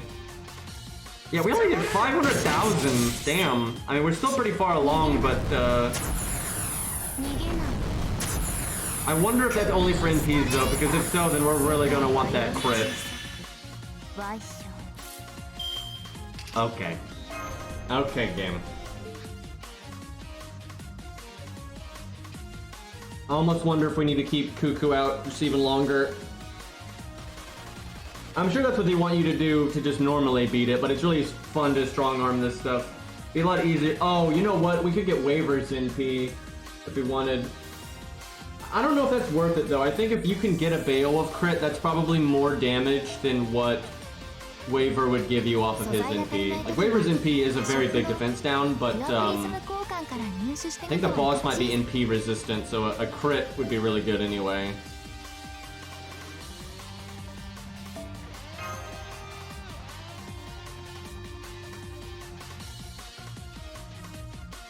If someone has a bigger Beowulf than this, let me know. Because, mine's strong, but he's not as strong as he could be. Probably gonna take him to 100 someday, though.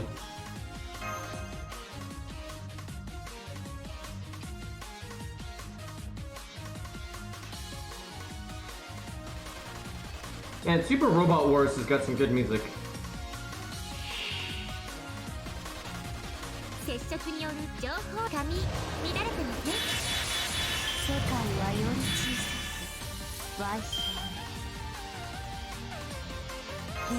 Guess I evade now. Try to keep Cuckoo out a bit longer.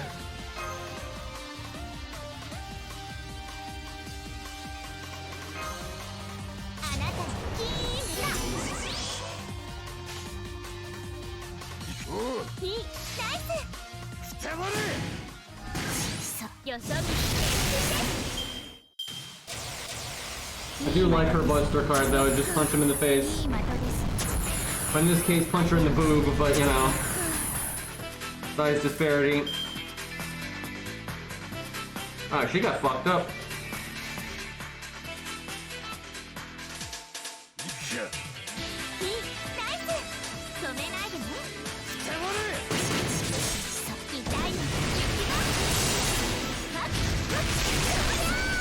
It's stunning on the NP turn should work pretty good.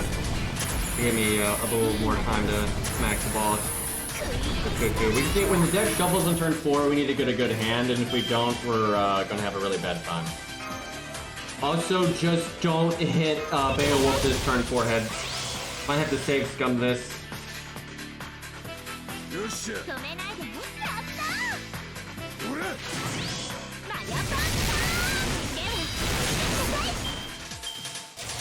Just don't do it! Don't you fucking do it! Of course you crit! You bitch!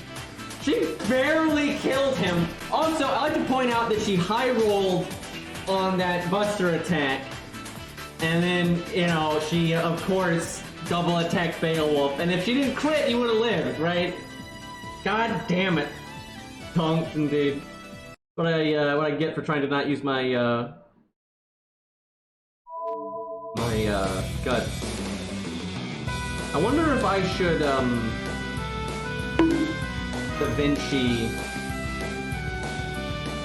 NP damage up now in case she dies. Because it's possible that instead of punching Beowulf like that, she punches Da Vinci like that, and then Da Vinci could die. I mean, she's got 14,000 health. It should be rather unlikely that she would die here. Just hit Cuckoo! She's got invulnerability and everything, it's great.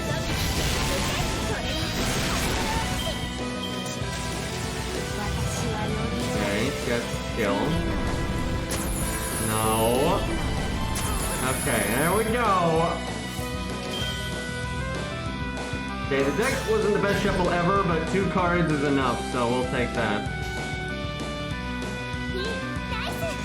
I don't know what happened. Like, maybe if you hit her when she has no stacks, maybe it just turns this damn thing off. So also maybe you win the fight, which that would suck. Now she still gets it, and she still got it.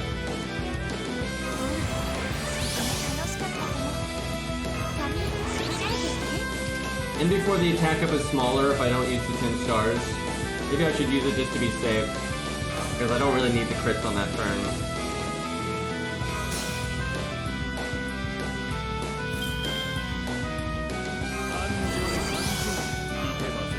Beowulf does have a Buster card here, but he also doesn't have much of a crit chance. I could use his second skill. Also, I could use his third skill because the crit up on his third skill lasts 3 turns. There's just no star absorb there. The crit up on Beowulf's second skill only lasts 1 turn, but it's probably better on this turn than the next turn anyway, because there's no guarantee I'm going to get the other stuff. Now, there's no drawback to casting this. Yeah, fuck it, I'm gonna do it. I like how we get Star Absorb, but then we actually go over 50 stars and you don't need it anymore. I could have Rainbow Chained and that would have given me a little bit more. She could actually NP right now, but I mean that actually probably is better. You know what, that'll overcharge Chin, but then we don't get the first card Buster bonus. Yeah, no, we Rainbow Chain. That's gonna increase this thing's damage quite a bit. Did I taunt? I did, okay. Just making sure I'm not fucking it up.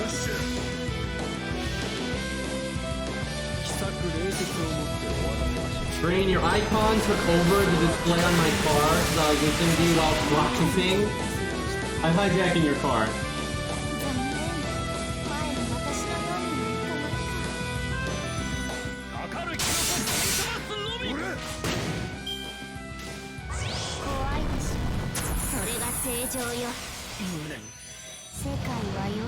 Okay, she's at 570,000.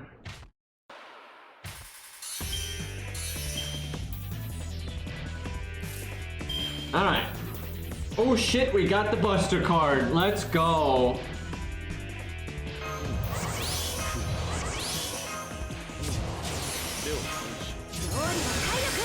I think the game just crashed. Okay, yep. No fun allowed.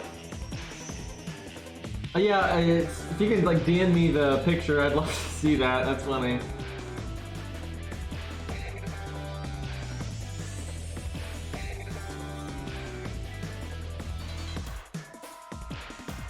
The game's mad. We killed Da Vinci.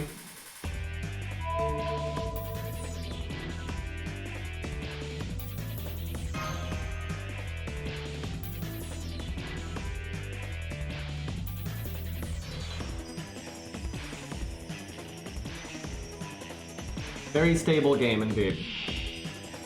Nice account system we got.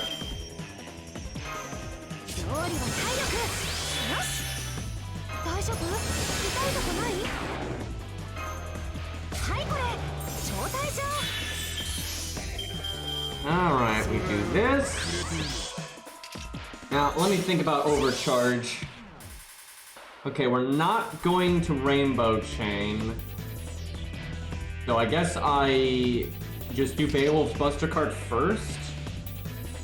Funnily enough, it might not actually be worth doing that. I might reload to see, because doing the Buster card later means it gets the buffs from her NP, and that might actually be better than just getting that 15% up. But let's slow-mo and find out. Might be enough damage either way though, we'll see. It's 141k like that.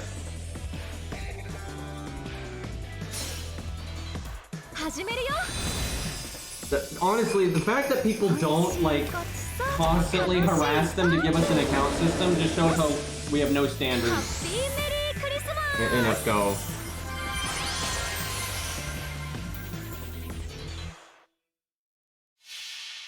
Come on, Beowulf. 429. You got the extra NP up this time from your Buster card. Yeah, she does have a damage resist though, right there. You can see it popping up. She only has 1 this time. She had 2 last time. I wonder if it has to do with how many stacks she has. Maybe each stat gives her an extra damage resist. That's probably what it is. Yeah, we did 615 that time. Well, that's enough. We got it. Now, that is not the way I think you're supposed to beat the stage, but,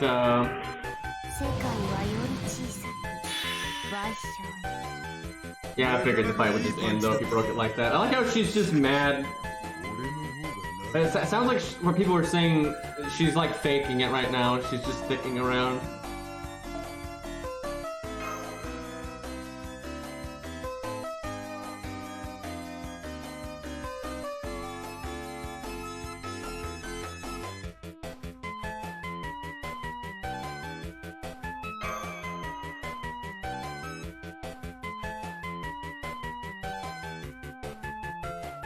We're back at the river where you first met Protea, like in the first place.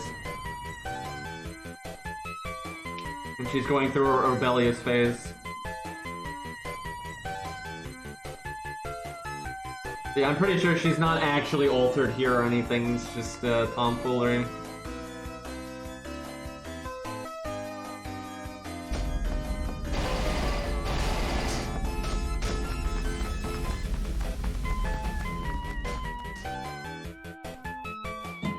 Are we having another Protea boat moment?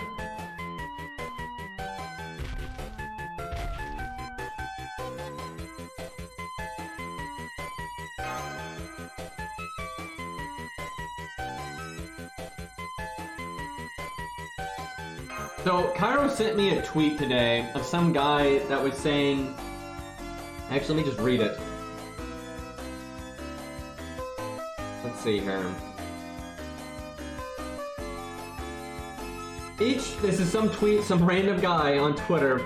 Each time I'm confronted with the average FGO fan opinion about their game, I'm shocked at the lack of intelligence. They like everything bad about it and hate what's good. It's like I'm living in Bizarro world.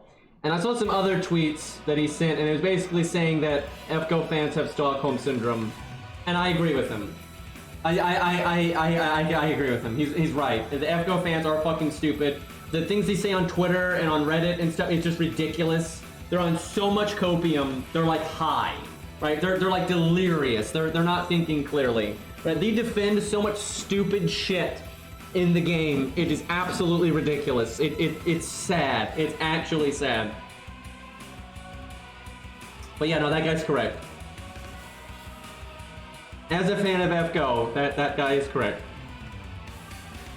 Yeah, I remember Reddit would just downvote the shit out of anything that was even slightly negative, even if it was valid as fuck. So are we still going across the river with Protea, I'm assuming? And she's just acting like a teenager?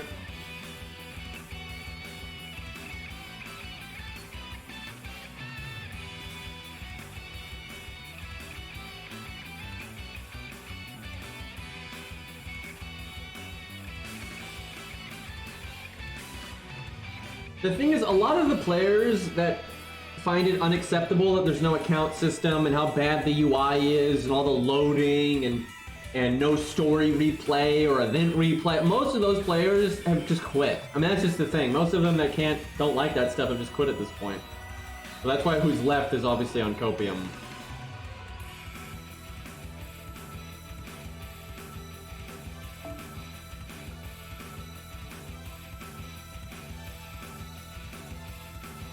Okay, I have no idea what we're doing now. We tried to use... Okay, but how are we not going to use this Karna, though? I mean, he's got sunglasses, chat. Like, we really do need to use, Brunhilde, though. But, little Karna action never hurt nobody.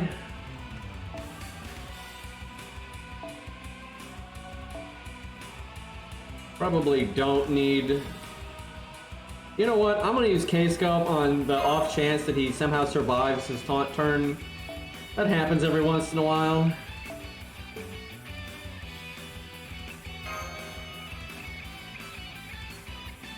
Yeah, team with no force support. I think that's the first time, actually.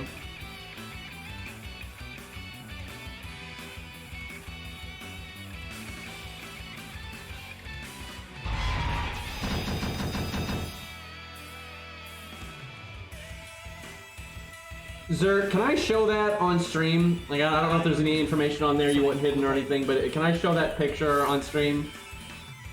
That's really funny.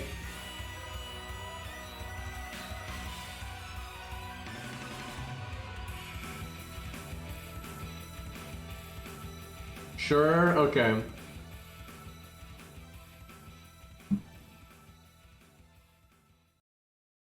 Try to get it centered there. It's about as good as I can do here.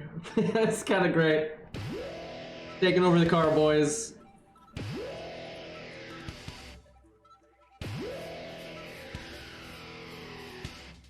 What?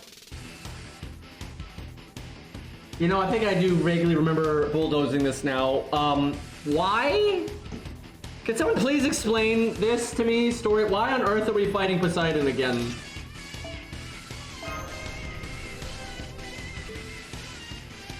Story replay, guys.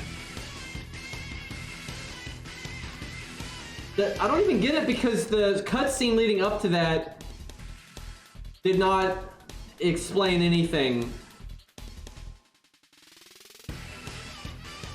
We're describing what we did at band camp, but telling that why would, out of all the things we've done, why would it be that and not like Zeus or Lion King, Guadia? Like, why is that the thing we're like? What? Is it just because we're on the river? I don't even. Yeah, this does feel like filler content. They really just copy pasted a battle, but no, we can't have story replay. Yeah, why on earth are we talking about Poseidon? I need to look at the story segment again real quick. Let's see. I wonder if like Canis could solo this, because that's obviously very thematic. Zaw, are you still here? Because this is definitely your moment. Now you could definitely use Canis in a team, but it'd be cool if Canis could solo it. That'd be tough though. She might need a sure hit thing to finish off Chiron.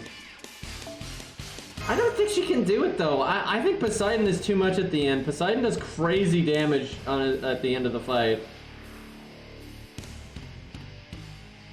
Well, it looks like Zaw's not here, but I can use mine. I mean, mine may not be 120, but mine is 102k foe, so.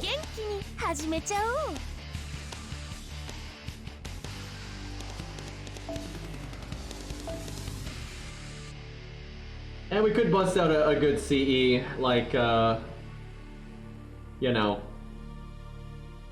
Yang CE. Not what you're thinking, chat.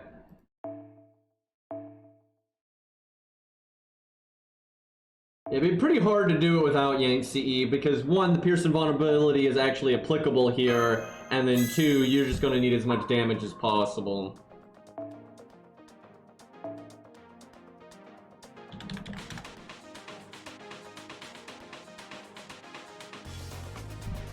Chat making jokes.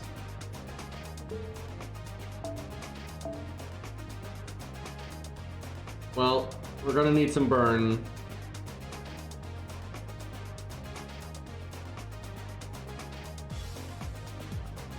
I guess we'll do the crit damage one.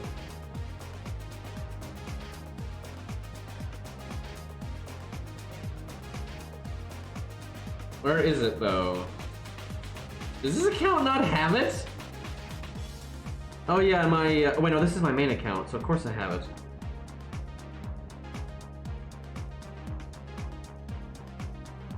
No, that's not it. Oh, there it is. I think it's normally over here, and because of like new command codes they've added, it's shifted. I'm not looking in the right spot. And then we'll do the burn one on the make stars, the lamp. Summon a genie, let's go. Wish for a better UI, story replay, and God, what else? The better UI though is a big one. There's too much to pick from. You can like do animation updates again is big. Oh, at a well flushed out proper roguelike like Arknights. No phoned in garbage.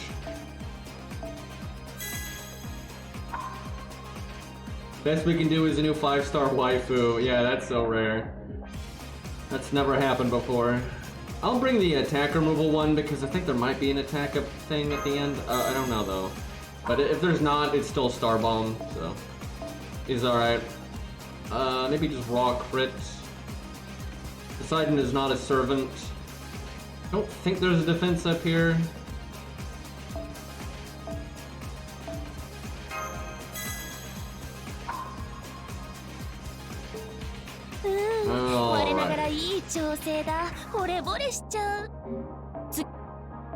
Now we gotta unleash the busted... Wait, is she not slotted? Oh, shit. I would have thought I would have Canis slotted normally. Must have like put Scath up just for some specific thing. Alright, there we go. Don't let Zon know that I didn't have her slotted. I'll get my Canis license revoked.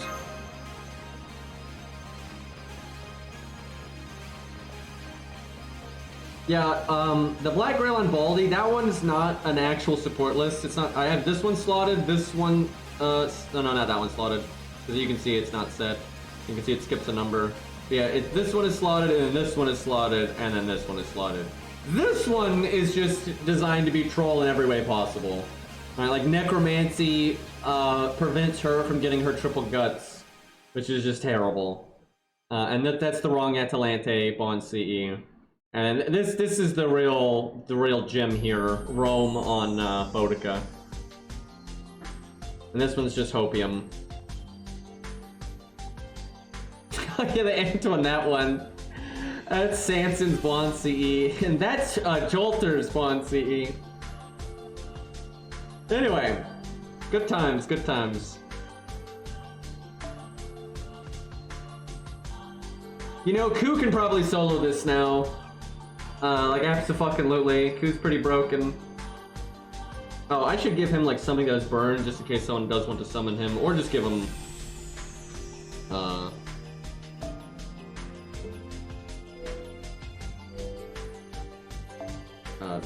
you know, the CE that everyone would want on a unit, on their pride and joy, right? You want to make sure you're showing them off at their best. You know, you gotta give them something good, chat. Something universal that you know won't go to waste. Chat acting an awful lot like King Protea right now.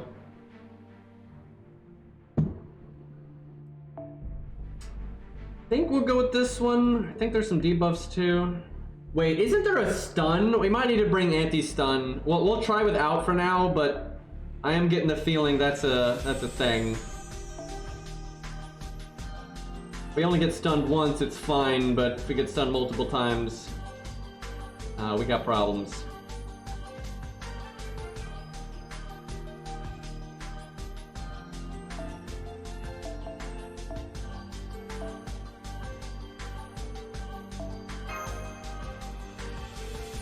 $900 attack.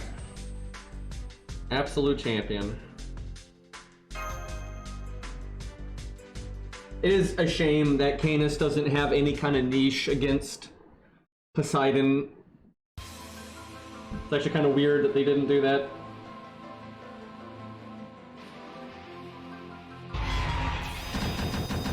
I'll tell you what though, Canis is like the most fucked up character in the head. Like, she operates, I didn't even say this, like day to day she operates pretty normally and she's easy to get along with and that kind of thing, but she is so fucked up because she's like proud of the thing she hates, right? Because she's like always bragging and trying to like show off how powerful she is because, you know, she's got like an important inferiority complex. But you know, she's like bragging about being a divine spirit and that kind of stuff and being stronger than a normal servant and all that kind of stuff. But she hates divine spirits and she hates, you know, Poseidon specifically and all that. It's so fucked in the head. Not healthy, I'll put it that way. But, alright, we can Rainbow Chain, so that's something. So Chiron's gotta go pretty quick. We need to apply Burn. Although, I don't know, maybe we should be attacking Poseidon because, why is he taking 0 damage from... I see you, but why is he taking 0 damage from George? And it was showing this trait as Y. I don't remember that being a gimmick. Oh, it's the Nanomachine son or whatever. They take, like, damage cut, and George was just doing so little damage, I guess. Well, that looks different, though. That says Quick Art Buster. I don't remember this being a gimmick here. Is this new to the flashback or something? Very strange. Not a great turn here. Okay, at this point, well, no, we could probably break because we're not going to get our NP here, I don't think. Actually, maybe I should have attacked Poseidon because I could do our second skill, and then maybe we do get our NP. I did my daily roll in E7 just now. Oh, got not Canis. How about that? I'll go high ace. Wait, isn't our battery 20%? Because that's not quite enough.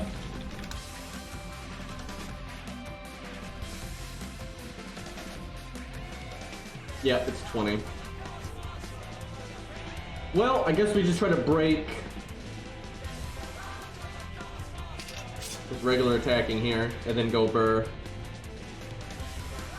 I might even cast this just to get the stars. I could make a lot of stars this turn, though. Oh, he's debuff immune. Oh, shit. They're actually both debuff immune, but not forever.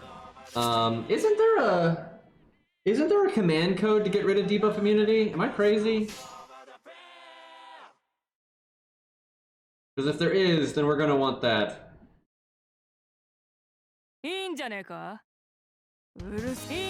There is? Isn't it like the Moriarty one or something? Yeah, we're gonna have to bust that out then, because I think that's worth it. Let's get the burn easier, because we're super gonna need the burn on Poseidon. Yeah, the Moriarty gun. Oh, that's not good. Okay, we're gonna have to adjust the way we play this quite a bit. Yeah, I should have invulnerability there. Okay, hold on. Back to the drawing board. Yeah, いらっしゃいだね、マスター君。地道にコツコツやる？それとも That's command card, not command code. Sucks to not have a damage up on a buster, but I think that's the way to do it. Where on earth is this command code? There it is.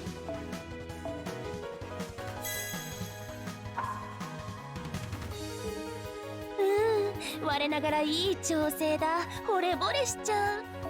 次はもっといい仕事をするからね。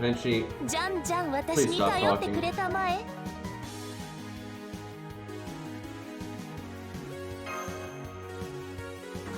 So if you really wanted to make this stage a lot easier, you'd give George his blonde CE, but I don't like doing that in solos. But the timing's perfect with Poseidon's NP. It'd be a huge, huge value shift.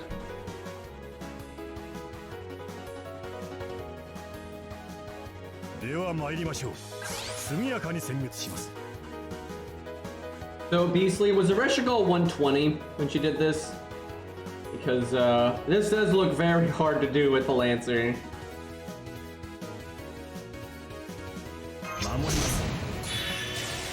If only we knew somebody with a 120 Canis. Fuck, we didn't get a burn command code here.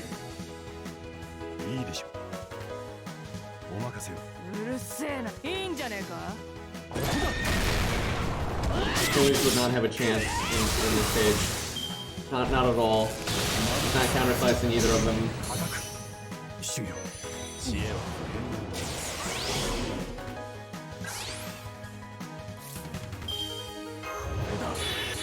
Now they're not casting the debuff immunity, but I'm not getting the burn either. I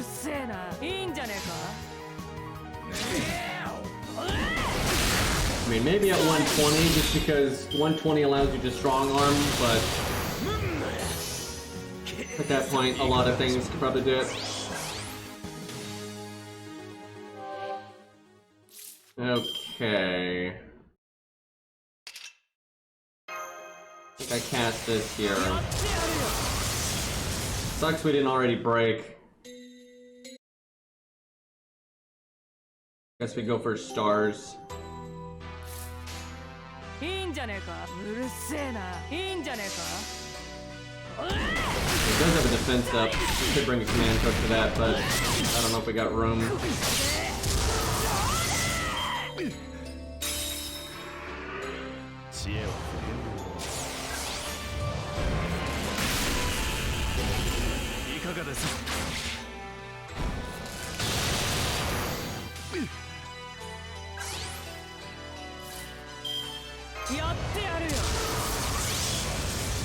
You could probably one-shot him with a Buster card, to be honest, than NP, but you could also... I don't know, one-shotting with the NP might be harder than one-shotting with the Buster card. I should have cast this last turn just to get the stars, because he did star drain on me.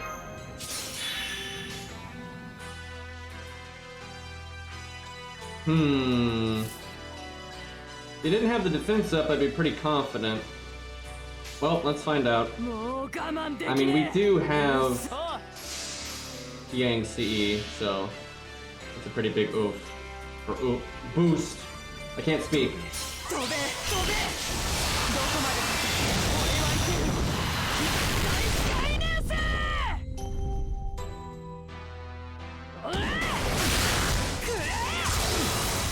Damn it, that didn't work. But I looked away for like 1 second. What happened there? I need to go. I need to see what the fuck happened. Did we just not do enough damage? I honestly can't imagine that we didn't do that much damage though, because his defensive was only like 15%. So like, how the fuck did we not?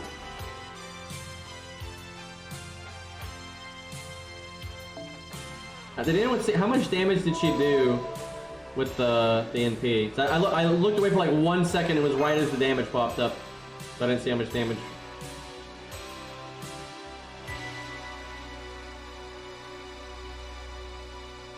NP was like 140, so she was like short like 5k or some crap. That's so annoying. That is so fucking annoying. I could rainbow chain, but I don't know if that'd be enough. I think he comes back with 45k. Let's see, I could quick and then NP, then you would art extra. The problem is the art's crit chance would be meh. I could do art, NP, and then quick.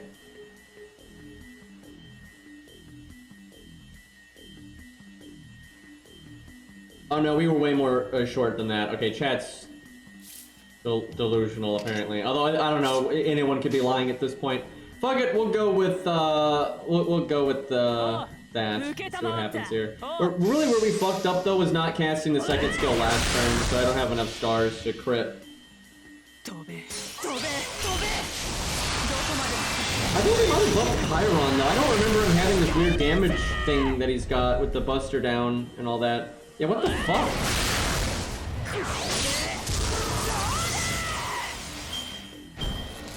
Yeah, I don't think he normally has this, because we're doing way less damage than normal. And like, George was doing 0 and stuff. Like, I don't remember him having that buff before. Maybe I'm crazy. Yeah,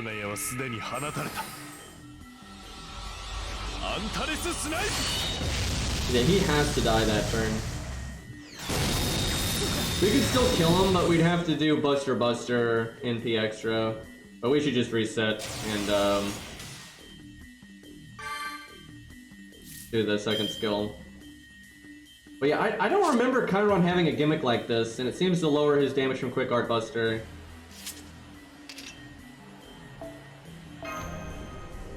Because the Zeus trait thing, he didn't have Quick Art Buster in the text, unless they changed it. Like they just changed what the text says.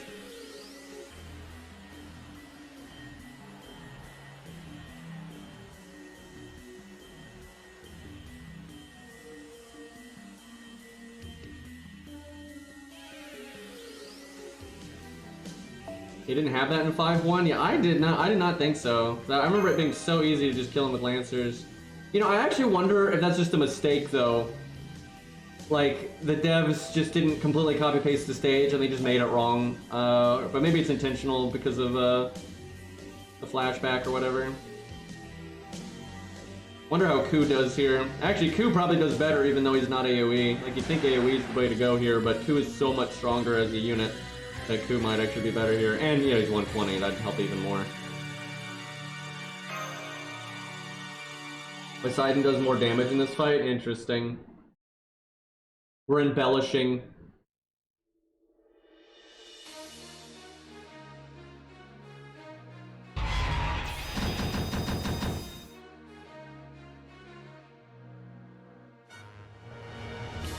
Yeah, it might be like the account that we're telling is not completely accurate. We're trying to like make ourselves seem stronger, you know, that kind of thing.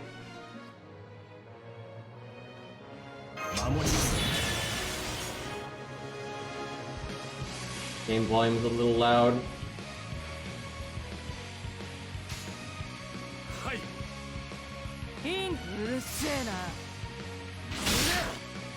Yeah, you can see the purple things popping up, lowering our damage.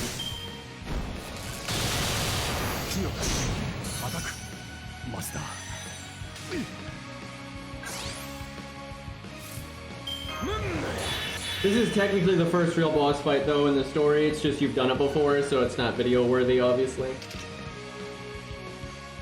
Though it does seem to be a little bit harder, so... But it's still not video-worthy.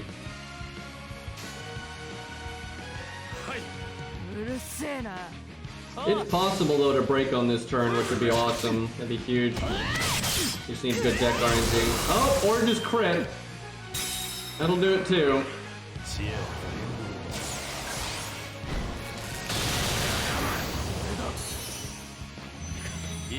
Now, here's the thing. He doesn't evade, he doesn't get the defense up, so I don't think I need to attack him this turn. Although that would make it smoother. I mean, hell, I could potentially just proc his guts right now, and then BBB into the boss next turn.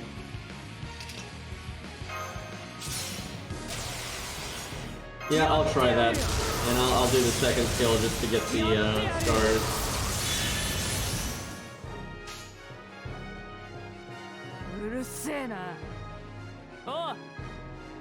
Let's see if we can do 149. No crit. Okay, there's a crit. There we go. How about that? Although now he might evade, which would give him the defense up, but I don't think that would save him. I think we can do 45k, for God's sake.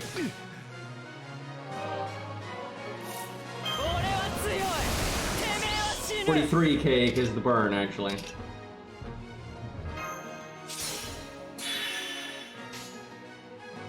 Still only 50-50 on these crits. So bringing crit removal would actually be good. Because when you have crit damage up, you can put crit, you can remove it and then put crit chance down on them. I think it's the bird familiar command code. Okay, we break there, that's good. I just don't know if she's got the survivability. Okay, there's a stun. If he keeps stunning like that, you're gonna have to bring a command code to counter it.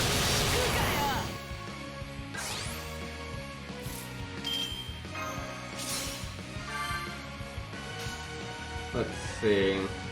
So we gotta remove that, then apply burn. This is kind of a shitty turn. I guess I'll go for the rainbow chain at that point. I'm having to do such a weird combo.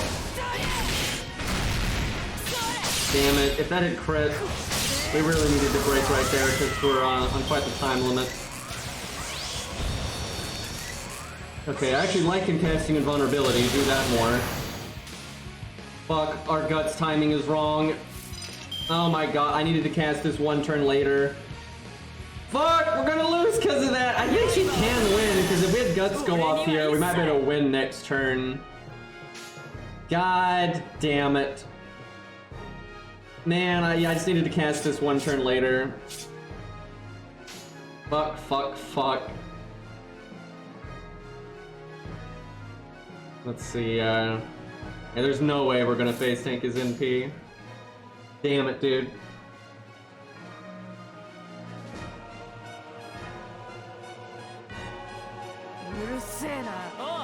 It depends on how much HP though his last bar has, because if we timed it better, we'd have Guts right now. And that one turn we needed, we didn't even use the damage cut on because we had invulnerability. So yeah, I should have just casted it the turn after. But we'd have to be able to one-turn this health bar. Because we would resurrect here. I think our damage up does come back on this turn though, like our attack up. It's tough, but yeah, you might be able to do that.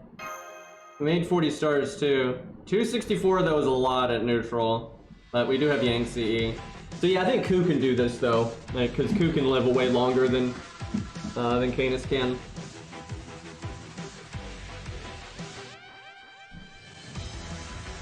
I don't think we go for the anti-stun. I think you just hope he doesn't stun you again.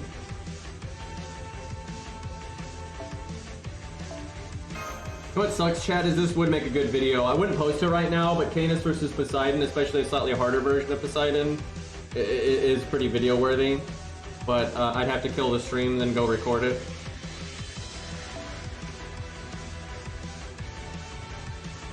But it'd be nice to like record that and then post it like, because like if during that dead month, right, that we just had, posting something like that would have been nice.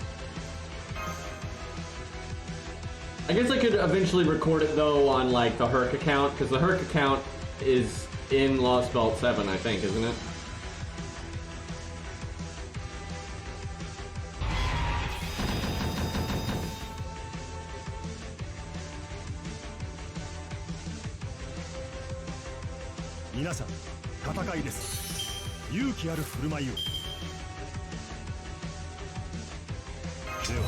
Okay, fuck that opening hand, that's just stupid.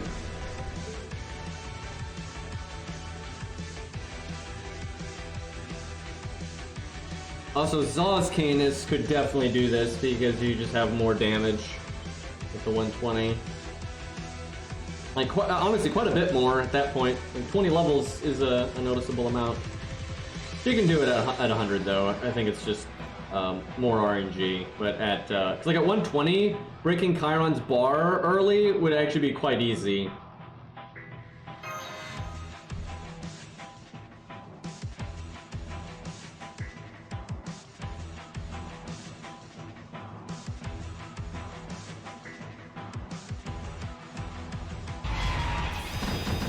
See, if we had story replay, I would just come back and record this later whenever there is a dead month. Like, yeah, we'll do that with Canis. Yeah, I see he's got like this damage up icon, like that's the flat damage up or something. I'm not sure if he had that or not, but I definitely don't remember this nonsense right here.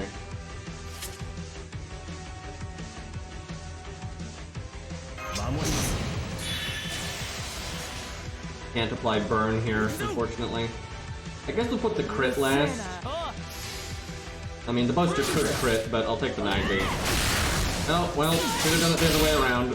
Should be good enough, though. You're more likely to get a good hand on this turn anyway, because there's no more George. You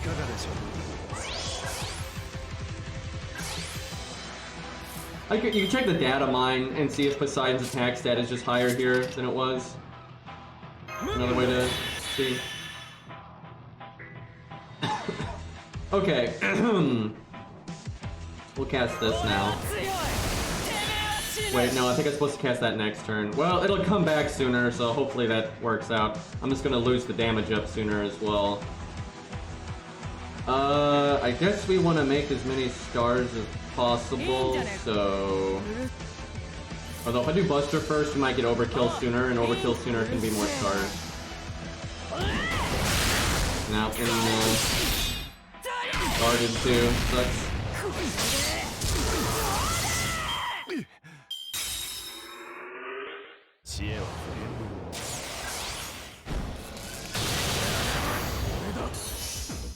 Well, we're at 200%, so he's a little bit stronger. This is kind of weird. I'm not sure what to do here. I know we're doing this. Huh. We could... NP... We could Buster, NP Buster. That'll probably work. I guess that's what we do. Do we still have burn on him? We just need to crit, for God's sake. Okay. We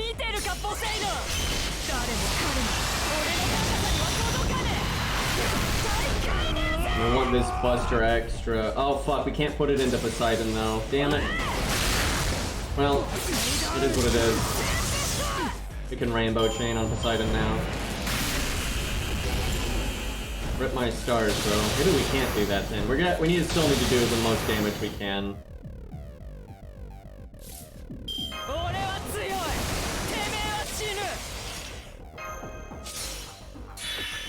Yeah, we need to break quick. Let's see. Well, we need the burn. God, these crit chances are not ideal because of Poseidon's fucking brain. 50%. Just get lucky, forehead. I mean, you know, wait, if we already have the burn, we could do the 80.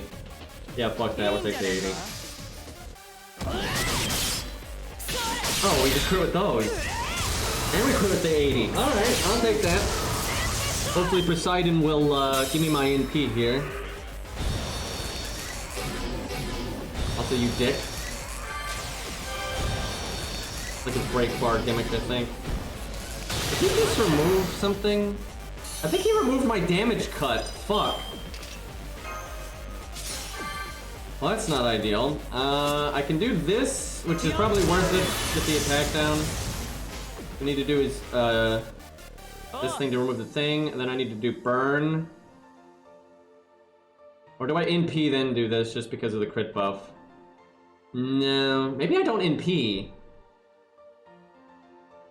The thing is, if I NP, I gain the crit buff. The problem is we are not gonna have a lot of stars. And the only way we're gonna win is if we have stars.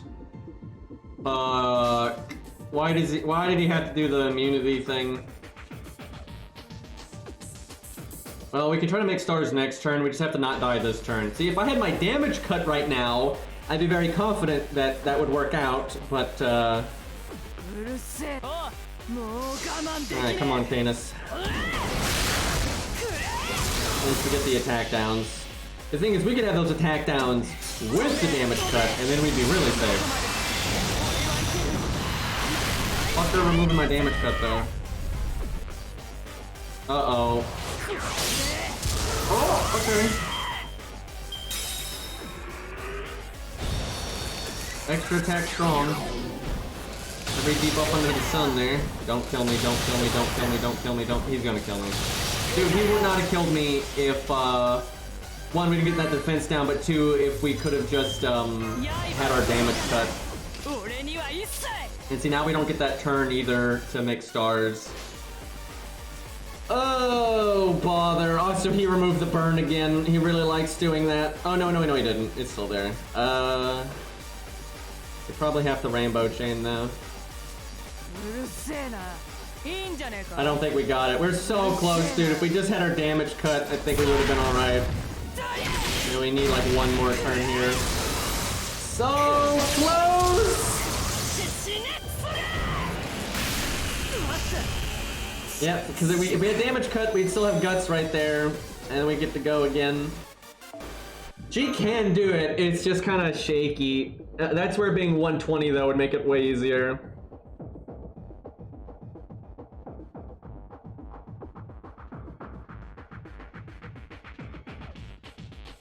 James Aw's not here, because he's got the bigger Canis. Mine can do it though, but you just have to roll the dice more, which I'm not really a fan of. Let's see, we could try Ku. Actually, you know what she might need to do? Is she might need to bring the stun immunity when you break the health bar, so you can save the debuff. The thing is, he debuffs you though before you'd have a chance to clear it. Yeah, that wouldn't matter that much.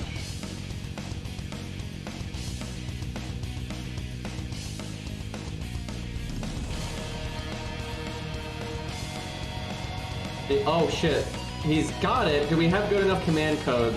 Yeah, I think he just has this slotted normally. Let's see. It's not, these both do burn, I think. It's alright.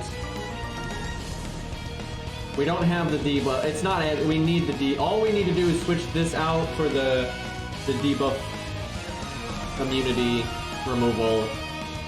We'll try it though, but yeah, we have to get lucky, otherwise the burn's just not gonna happen.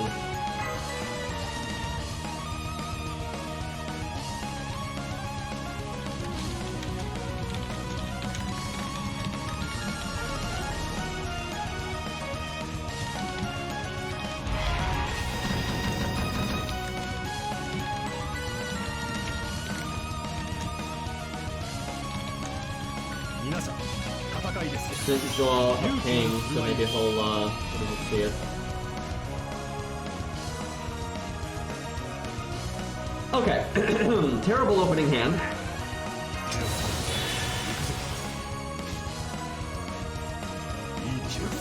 Not even the burn card.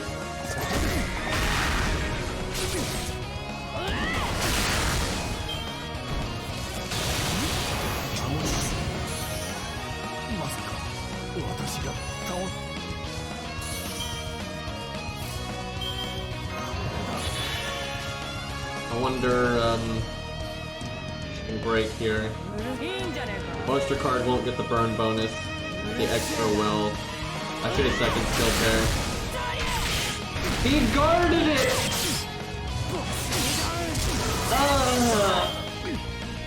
What a dick! And so now we're not gonna have it for later. I guess I attack Chiron this turn then. Thanks, Jason. Gave me a damage plus. Swell guy. I mean, it's possible that I could kill Chiron right now. Might as well try.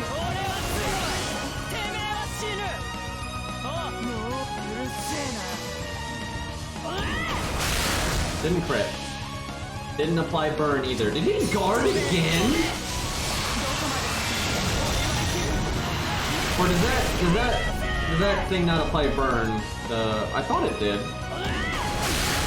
I just saw guard again, by the way. That one wasn't a burn though. This motherfucker, dude. Alright, well that's GG. That's so much wasted time. That was just burn getting guarded every fucking time. But we also had a bad opening hand, and we didn't crit. There was a lot there.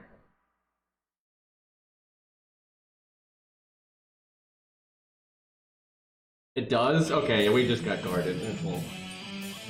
Oof.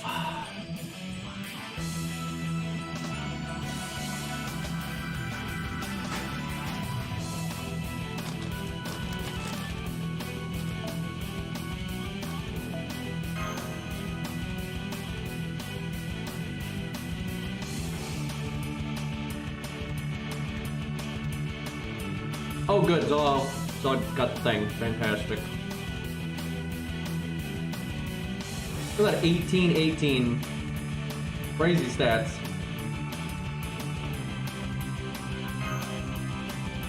We just need Canis to get her NP bump.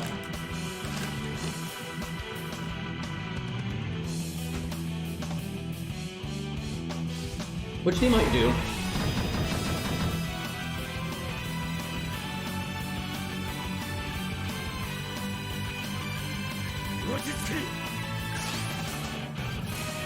Oh.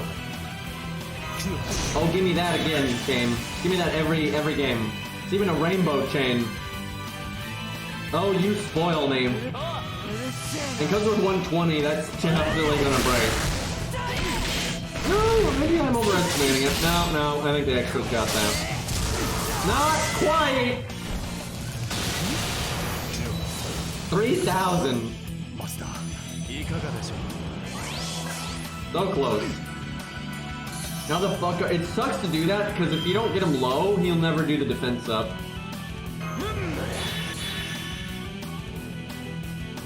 Do I do this for the stars? I'm gonna say yes.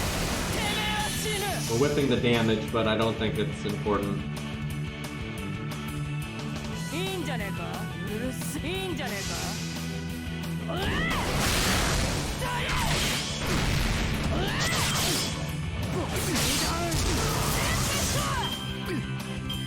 42.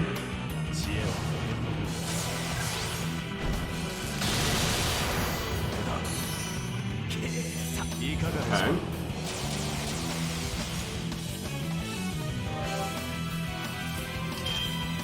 Imagine someone joins the stream right now and they're like, this isn't Lostbelt 7, but it is.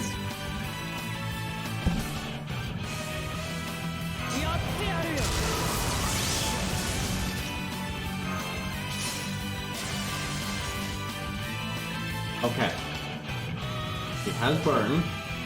So, guaranteed crit here. Hopefully that'll do it. Wait, couldn't I have done like the art card or whatever after? Because he's only got 40. Yeah, I could have done like a rainbow chain or something because he's only got 45k when he comes back. Like our extra will do most of that, if not all of it. Because we got the attack up now. Yeah, our extra does all of that, so I could have just done an art card or something. Get more refund.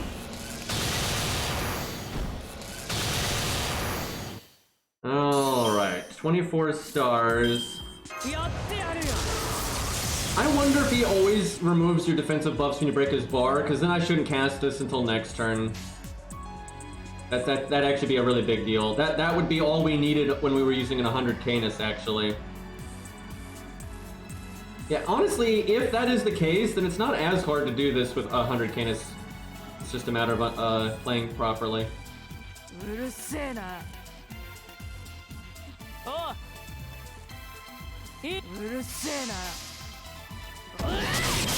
Okay, got the burn, got the crit.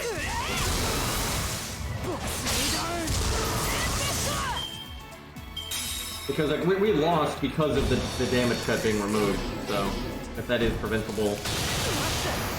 Because he does less damage on this turn than he does when you break the next health bar. Okay, well now we just lost it the old-fashioned way, but that's... I think I got a decent amount of health here. Okay. I'm going to do this, again, mainly for the attack down. Although maybe we should save it, just because the next health bar is quite tanky. I would love to rainbow chain here. I'm gonna try. A quick last. I want to make as many stars as possible. This is definitely a mistake, though, if it doesn't break, but I feel like with the double crit up buff we're gonna have here, we might be able to do it. No, and we didn't even crit. Oh my god, I'm not gonna redo the whole stage just for that, because we're gonna play everything the exact same way. That sucks, though. I guess if we had crit, though, that would actually work. That just sucks, because if you Buster Chain, it's obviously way more reliable that you break, but you're just not gonna have stars.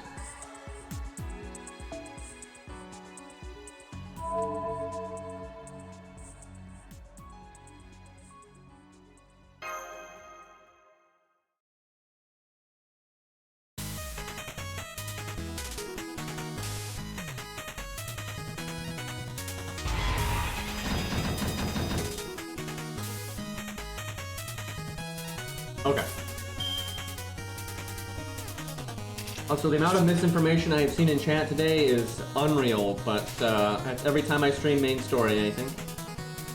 Fuck. Well, you could do quick because they're more likely to crit. I wonder if that's it. Okay, we're just straight up save scumming right now, but I want to maximize like value and figure out what the correct play is. We're not making a video, we're playing it here.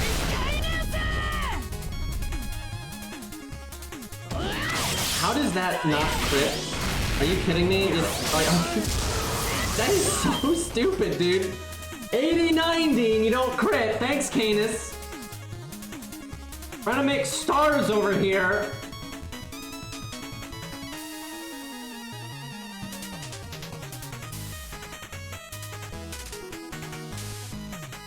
So I guess the optimal play there is, I mean, the sure thing to do is just Buster. But you could maybe get away with like quick Buster to still try to sneak in some stars.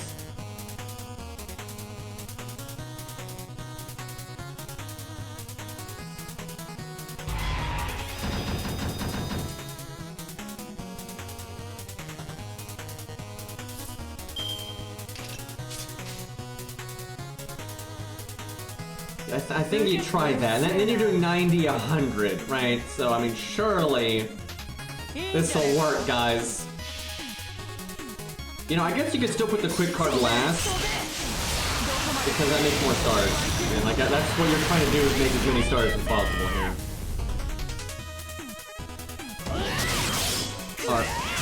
Are you, I mean, it's enough, but like, are you kidding me? And if the quick card doesn't crit, it doesn't make as many stars.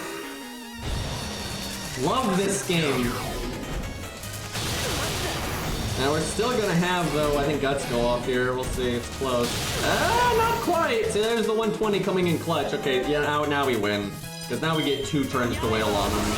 That's big.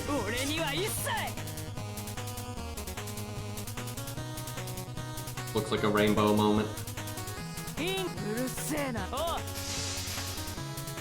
Because not only do we get 2 turns to wail on him, but we have the attack up for both turns. Although it's close, I mean, that was over half, but that is close. Yeah, maybe I should have tried harder to get my NP. There is a chance that we would fail here, actually. Yeah, it's gonna be mighty close. We have good crit chances, 180, 70, but I think if the Buster doesn't crit, we might fail. That one not critting is alright.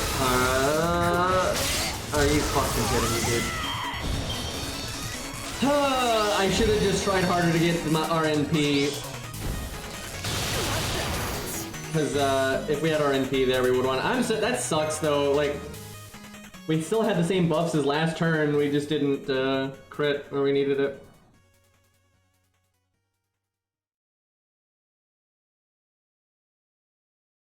This is really, really tough because he just does so much damage at the end.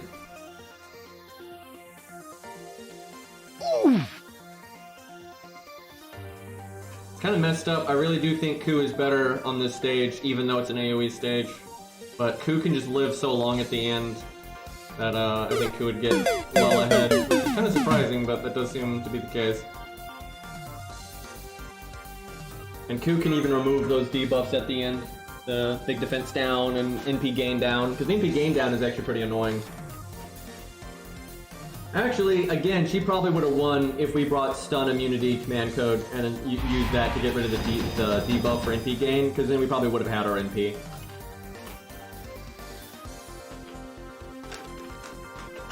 And if you have your NP, then you can Buster Chain, and then you definitely win.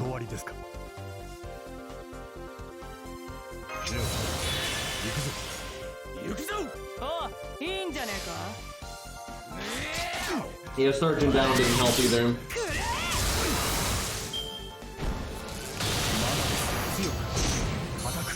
Ku can probably do it though without bringing the debuff immunity command or the stun immunity command code, because Ku can just use the Mystic code for that and then use his debuff clear for the next one.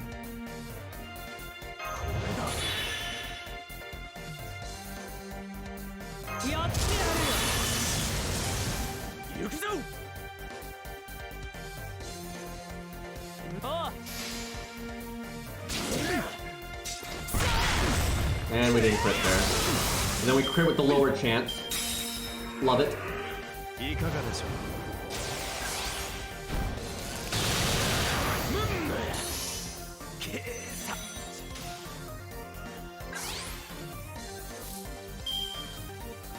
Okay. Do this. We do this. Does not have the defense up this time.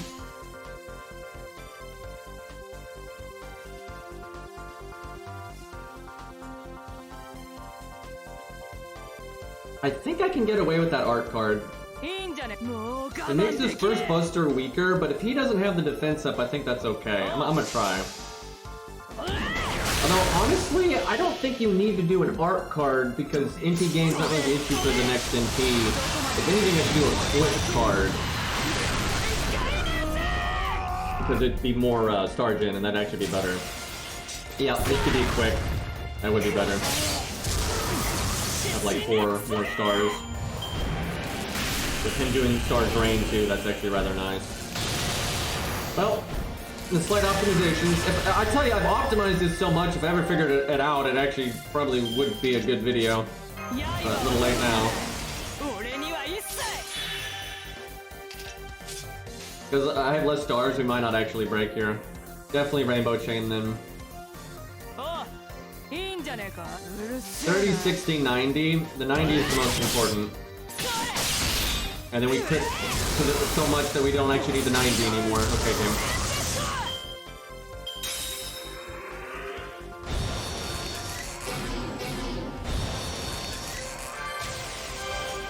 Okay, he's debuffing me in. Kind of annoying. Oh god, he crit us too. That's not good.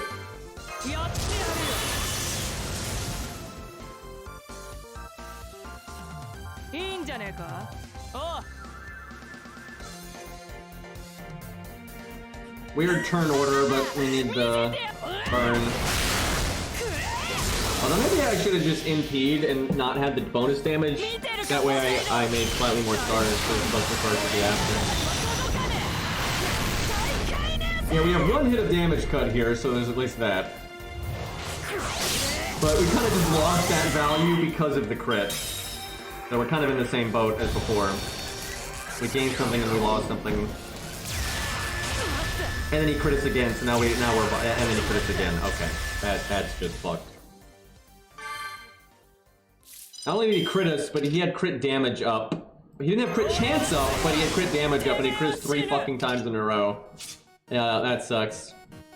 I mean, she can do it, but I think I would need access to the command codes because, like, I honestly think you want to bring that 1 command code that removes a crit damage buff and then adds a crit down. I actually think that'd be worth it, and you might even need to bring the stun immunity thing.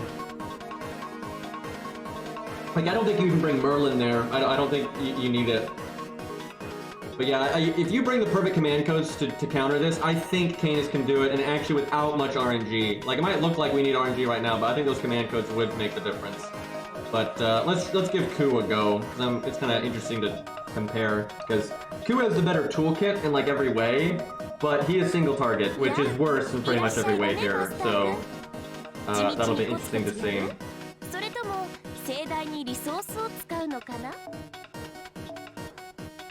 Also, Canis' NP effect is really, really good in this fight. Now, I wonder if Ku wants to do the anti-crit thing. Kind of depends. I'm not sure.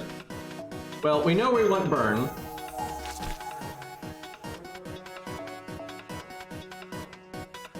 So we bring the lamp. If we can find it. Oh, this game.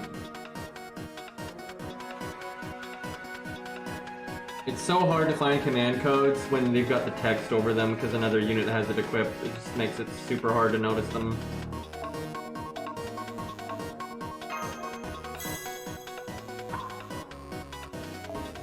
Generally, 1 on Buster, 1 on Quick is the way to go for this kind of deck.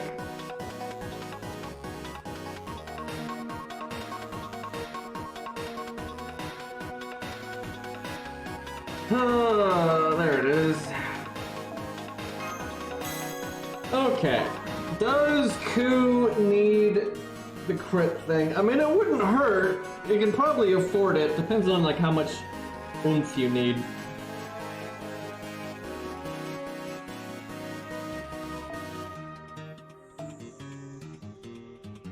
And like, this doesn't necessarily need to be that, so if you wanted to bring utility stuff, you could.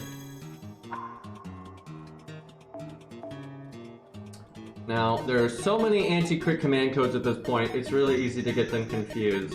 But I think the one I'm thinking of is this one, I think. Like, it puts a 10% crit down for 3 turns, so I think that text is right. And then this can pretty much be anything. We'll go with Merlin for now, though. It's okay. But maybe it'd be better to do stun immunity. But there's not that many debuffs in the fight, so I don't think so. Alright, let's see what happens. そろそろクエストに戻る?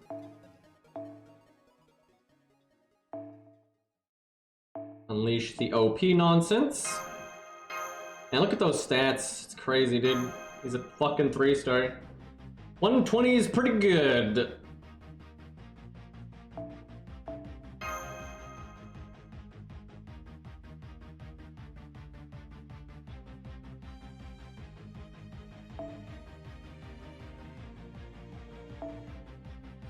Yep, Atlas.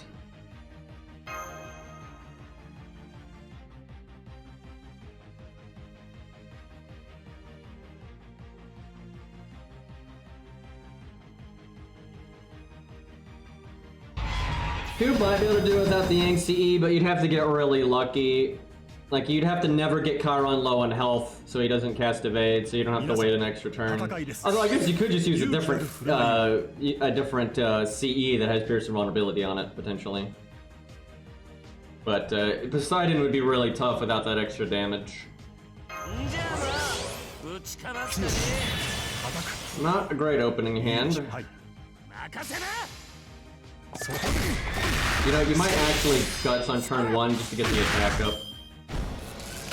Yeah, he has a pretty significant damage down with that passive there. Like, that Q normally does way more damage than that.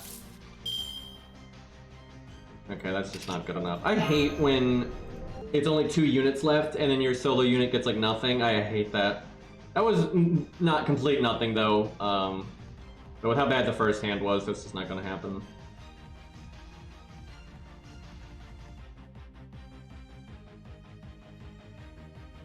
That was only our first attempt, so I don't know if it's even necessary to get a good hand, but we had several attempts where Canis had good hands, so I don't want to give Kulik a shitty start like that.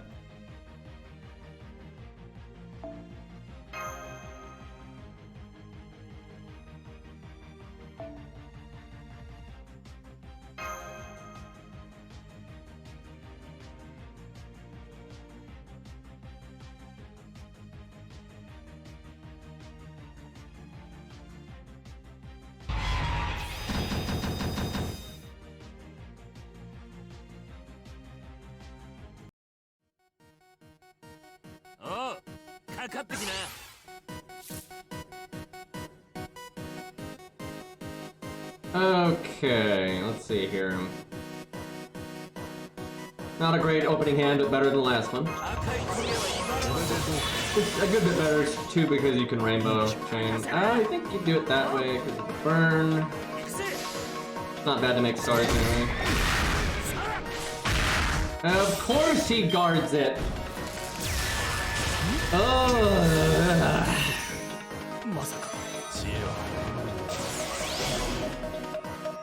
Well, he did a tiny amount of damage to himself.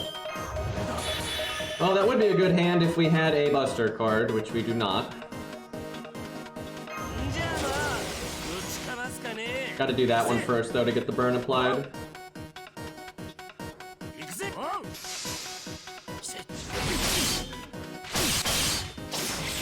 Still break. Might not have even needed that attack up. Sadly, we do not have our NT here.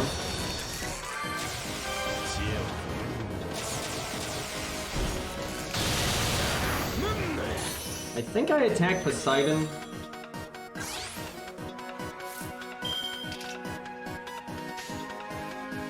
Oh fuck, I forgot to bring the immunity thing.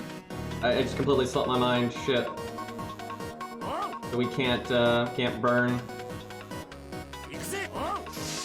The thing is, it's so annoying because sometimes they don't cast it. Like, I've noticed some of the attempts, you don't need the coffin at all.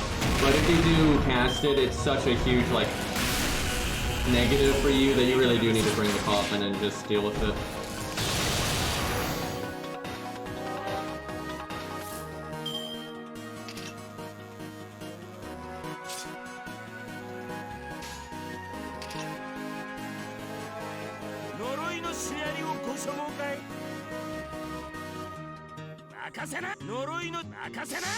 I don't know if I actually need to. Oh wait, I can't apply the burn. Right. Okay, I gotta replace those. I gotta bring the coffin. That's just.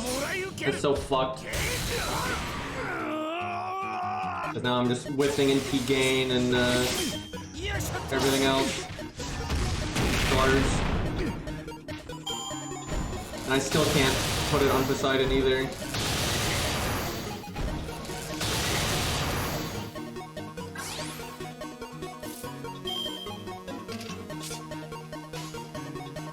Because I need a break. I might be able to break here anyway, though. We'll see.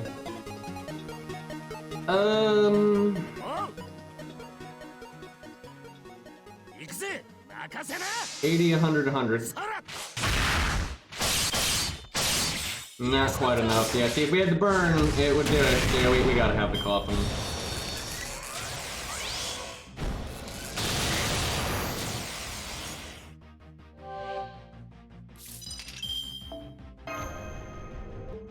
That really is annoying, though, because they pretty frequently don't cast the immunity. So the value shift there is pretty big.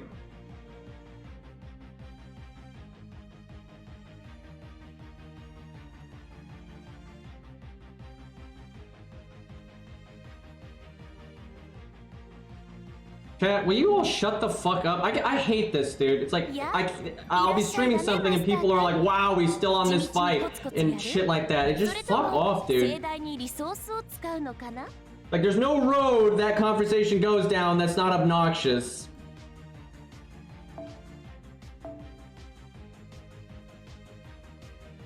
Oh, wait a minute.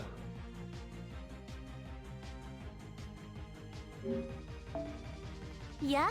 いらっしゃいだね、マスターくん。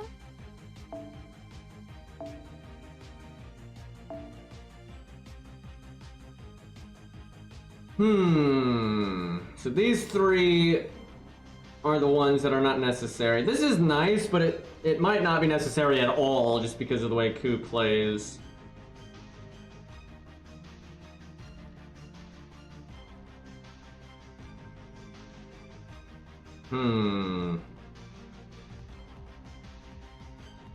This is really hard because all three of these command codes are really nice, though. This one, like, potentially does nothing if you get lucky, but obviously if you get unlucky with like crits, this, you know, not having this can really suck. Where like this can just result in a lot of critting, which is always good, and then you may Merlin is probably the most hit or miss. Like sometimes you end up just not, he just doesn't proc at times that make any sense. But he also can like really turn around like getting your NP or not. But we'll try replacing him first and see how that goes.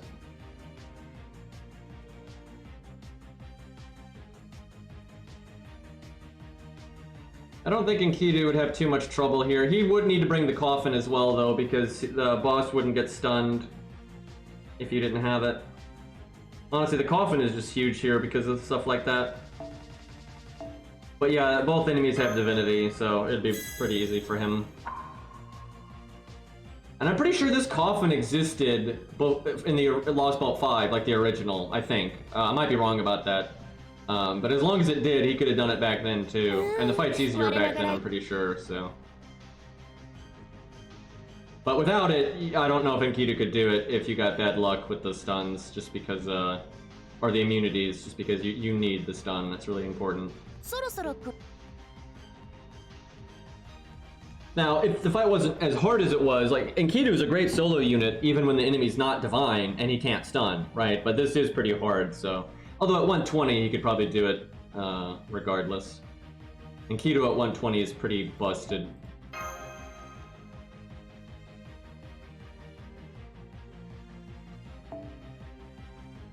I hate having to log in every 3 seconds because of the support system.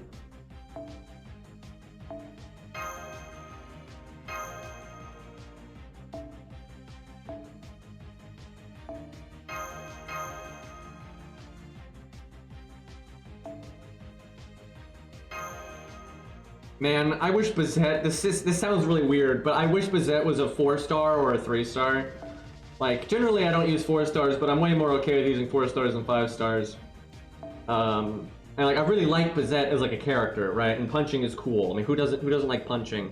but I never fucking use her ever because she's a 5-star.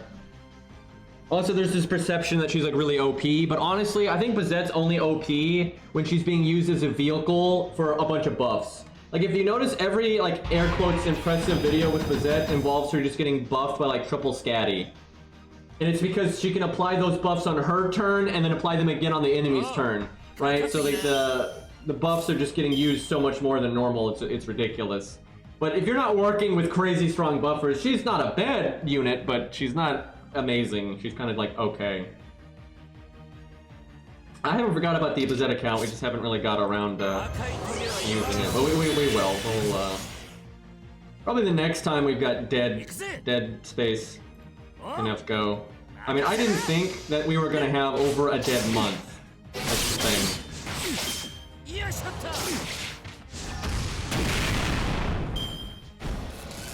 We had a bit of December, and then 100% of January, where they did nothing, so over a month. And then, like, December itself barely did anything other than the 11 chapters, so pretty shit. I wish Leonidas had a Buster card here, because that would, like, guarantee that I'd break. Hopefully something crits, because we have no extra attack here and no Buster card bonus. Oh, that's so dumb, dude. Like, Ku doesn't get a Buster card, Leonidas doesn't get a Buster card, and Ku doesn't get 3 cards, so we don't break. I should have done the Guts buff there, though. We would have broke if I did.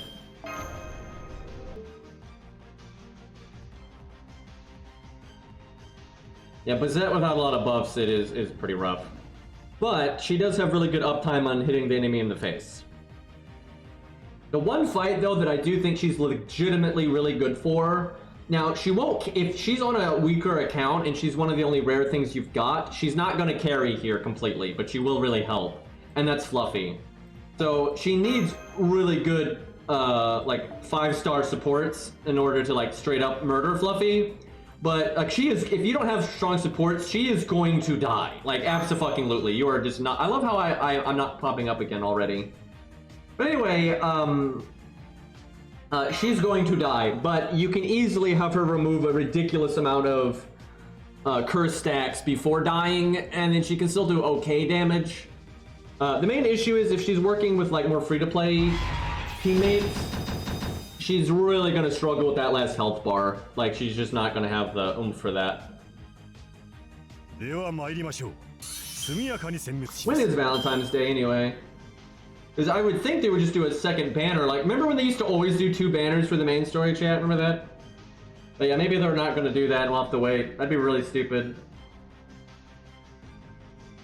It's in February? Oh yeah, they're going to wait. 100% they're going to wait for Valentine's Day. Well, I mean, not 100%. Nothing's 100%. But, yeah, they're definitely going to do that. Okay, game, this is just getting stupid. Like, these hands are so bad. But yeah, it'd be around Valentine's Day anyway, so yeah, that's probably going to happen. I don't, besides, there's no way they're going to have like another character ready with like how shitty they've been keeping up with things. So we have no animation updates. Fucking Nidochris didn't get an animation update. They didn't have the NPs ready, all these characters for during December, right? Stuff like that. Man, these fuckers aren't even logging in, and you know, they get in over me when I just logged in. Like, this is ridiculous, dude. Mash with imaginary around. That's a good time. I'm sure people will be jumping, and I still can't summon me. I've noticed though, sometimes when you log in, it doesn't actually count for a little bit. Like, the server doesn't actually get it for a moment.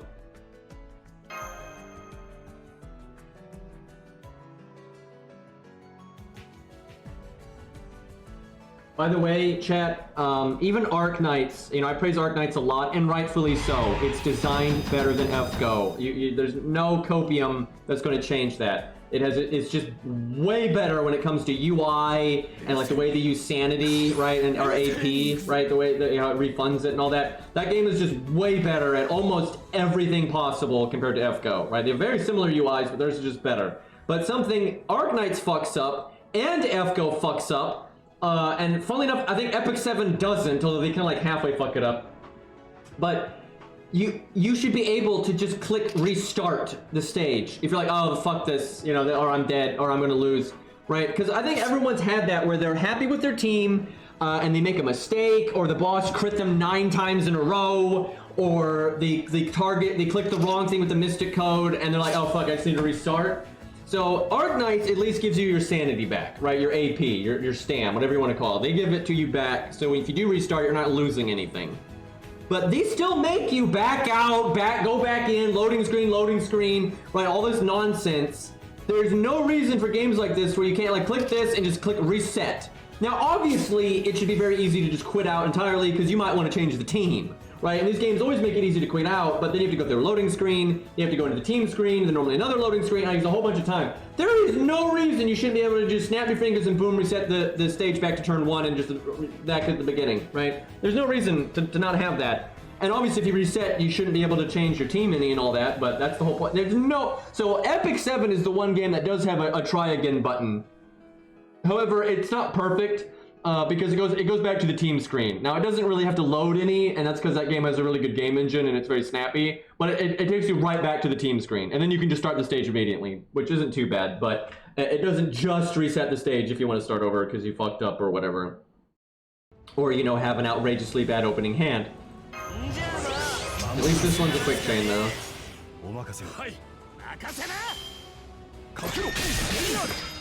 The thing is, I have no respect for you if you ignore the UI in this game. That's the thing. It's copium. It's like sitting there you're at a restaurant, right? You're sitting down at a restaurant and you order a salad, and they give you a salad that's nothing but rotten vegetables and leaves, and it's got a fucking turd in it. How are you not going to complain non-stop until that's fixed?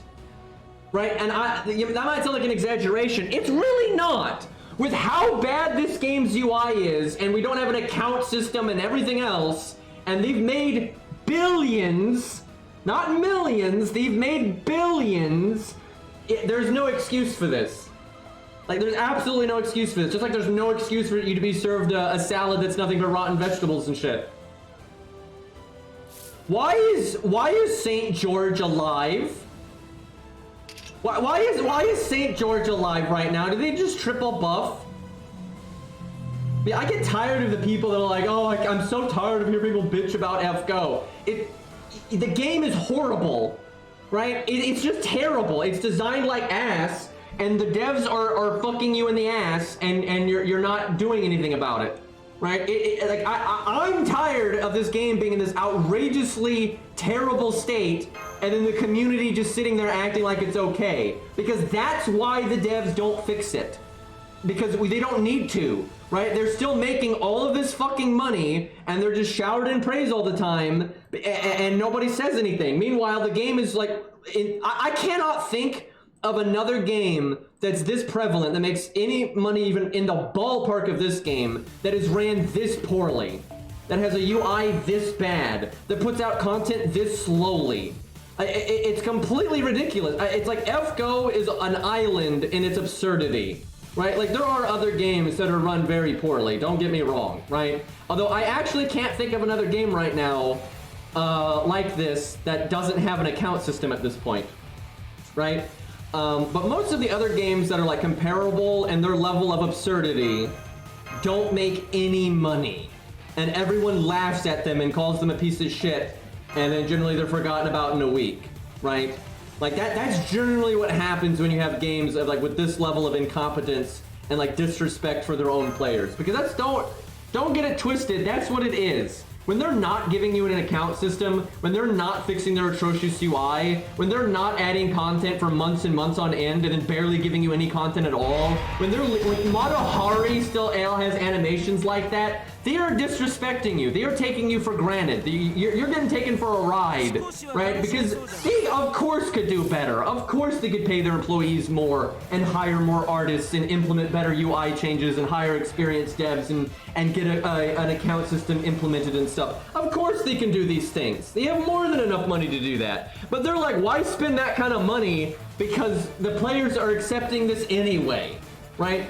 So I have, if anything, I have more blame for the players than I do the developer, because the developer is just following the money, right? Yeah, it's greedy and shitty and it's like pathetic, but the thing is, no, every other company, all companies follow the money like this, and they'll spend the least amount of money possible, etc., right? They're all like that. But every other company gets held to the fire at least enough that if they put out dog shit, no one will buy their game. Right? And if they don't have an account system, no one will play the fucking thing. Right? But somehow, FGO has just gotten away with murder here, and everyone's just saying, oh, please give us more of this, right? And then anytime someone points out how shit it is, everyone's like, oh, God, they're pointing out how shit it is again. It's like, if the player base would just take literally, like, 5 seconds of their time, and the whole community just stopped accepting this, it'd get fixed so fast. Like, dear God, if they had like a month or two where they basically made no money at all, and all the feedback they got on social media was nothing about pointing out all the stupidity in this game, I guarantee you they would put way more money into hiring staff that knows what they're doing and having enough staff on hand to actually implement animation updates and fixing the UI and optimizing the loading, all that stuff. If their ass was on the line for it, you bet you they'd do it. But they don't, because their asses aren't on the line, because nobody gives a shit. Because everyone's like, oh my God, they gave me a bunch of SQ and this waifu's tits are so nice. Right? And here, take my credit card. Like, at least I have some degree of respect for the dev, because they're finessing us with just making money, right? It's not like, wow, they're making all this money with putting no money back into the game. Like, of course they're not gonna change their ways until you force them to. They like money, right? So, you know, on the one hand, I at least respect the dev for making money, right? Meanwhile, the player base is losing money and just accepting, you know, substandard's not even a harsh enough of a word for it.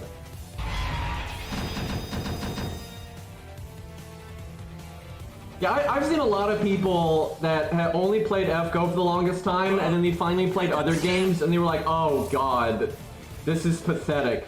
And it's not just like the lack of content and all that. I mean, the UI is such a big one. It is so bad. You guys don't understand. That bat boss I was doing on my main account, you do not understand the level of stupidity I had to put up with because of that boss. So it's a hard boss. Now, for the most part, it's a fair boss, right? There's a little bit of RNG bullshit to it, but like for the most part, it's a fair boss. And honestly, I enjoyed it, aside from having to put up with everything else in the game. If I could have just like hit a reset button and restarted the stage, I would have had a good time. But you do not understand. So first off, before I even found a team that was good, because actually once I found the right team, I actually beat it very quickly, but you know, it's a pretty complicated boss fight for free-to-play. It really is. It's abnormally complicated for free-to-play. You can't strong-arm it like at all with free-to-play setups. And so it took a while to figure out the right style of team. And then I had to optimize that team. You know, once you figure out, oh, I need to play it this way, like go fast, go slow, go medium, debuff, anti-debuff, right? Like however the way you're gonna play it, once you figure out the concept, you then have to like optimize it, especially if the boss is hard. So it took me several attempts to figure out what I was even supposed to do. Then it took me a few attempts to try a few different ideas, then find the right one, and then it took me a few attempts to optimize it, right? And then I pretty much won. But you do not, that should not have taken very long. It really shouldn't have. But first off, every attempt you have to go through like 8 loading screens because the game's like, oh, do you want the story again? I mean, you try to quit out. Oh, are you sure you want to quit out? You won't lose your AP because you haven't started yet. But you'll have to. I don't even know what it's telling you, but it's like giving you a warning message. So you have to go through like multiple warning boxes. You have to go through like 3 loading screens, and that's if you're just wanting to reset. Never mind if you're like, oh, let me try this setup, but let me give them proper command codes. Oh shit, I need to try a different setup, so now I need to switch the command codes again.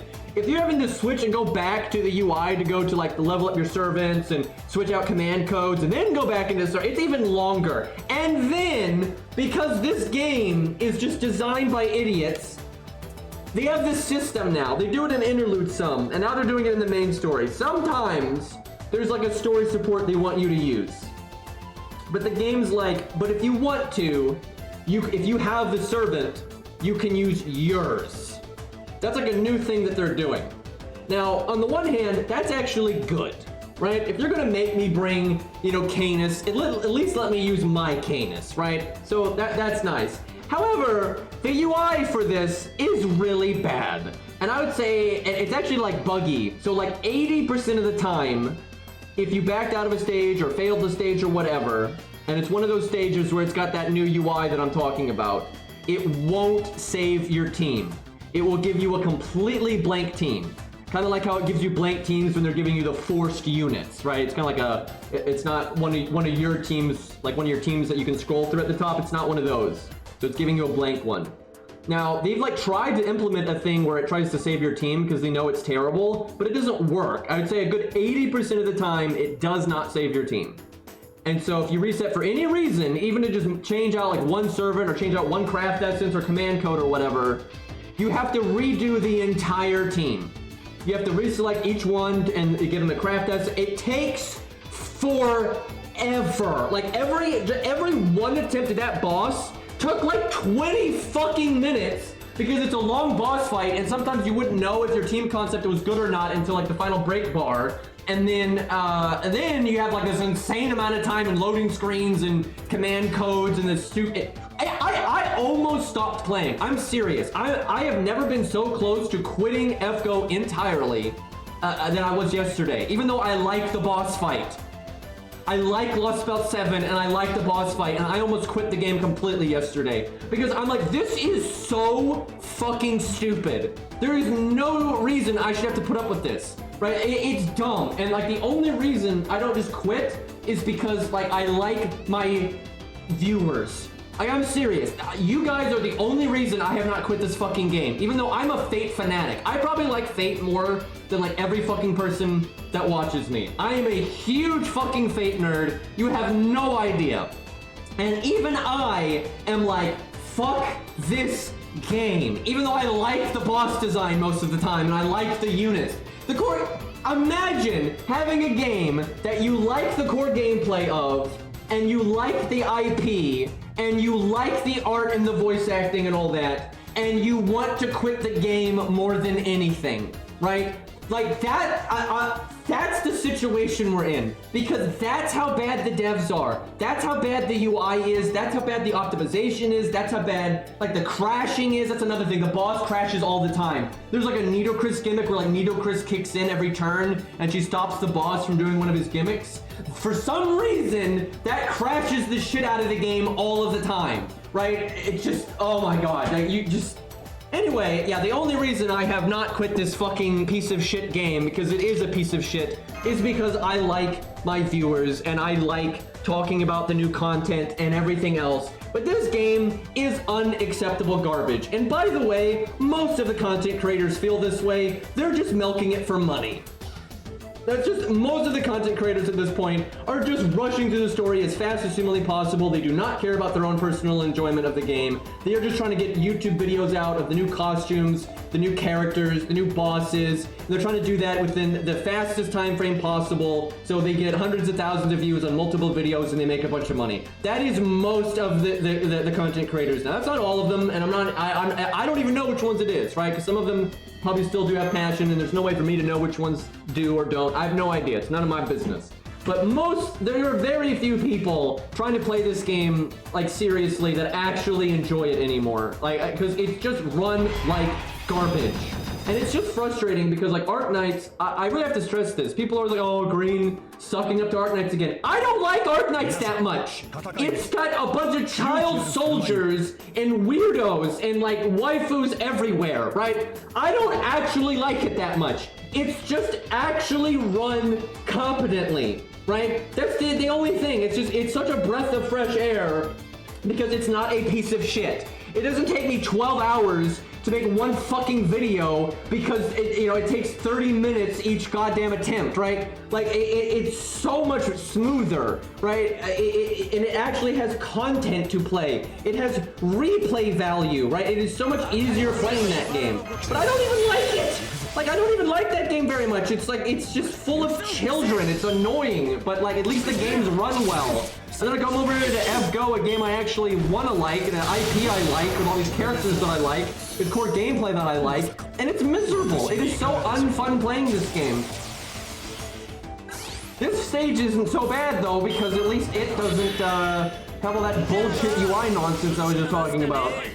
However, I like how every time, I haven't actually attempted this very many times because I'm talking so much, but I just like how pretty much every attempt has just been shit here for Ku because I'm never getting a good hand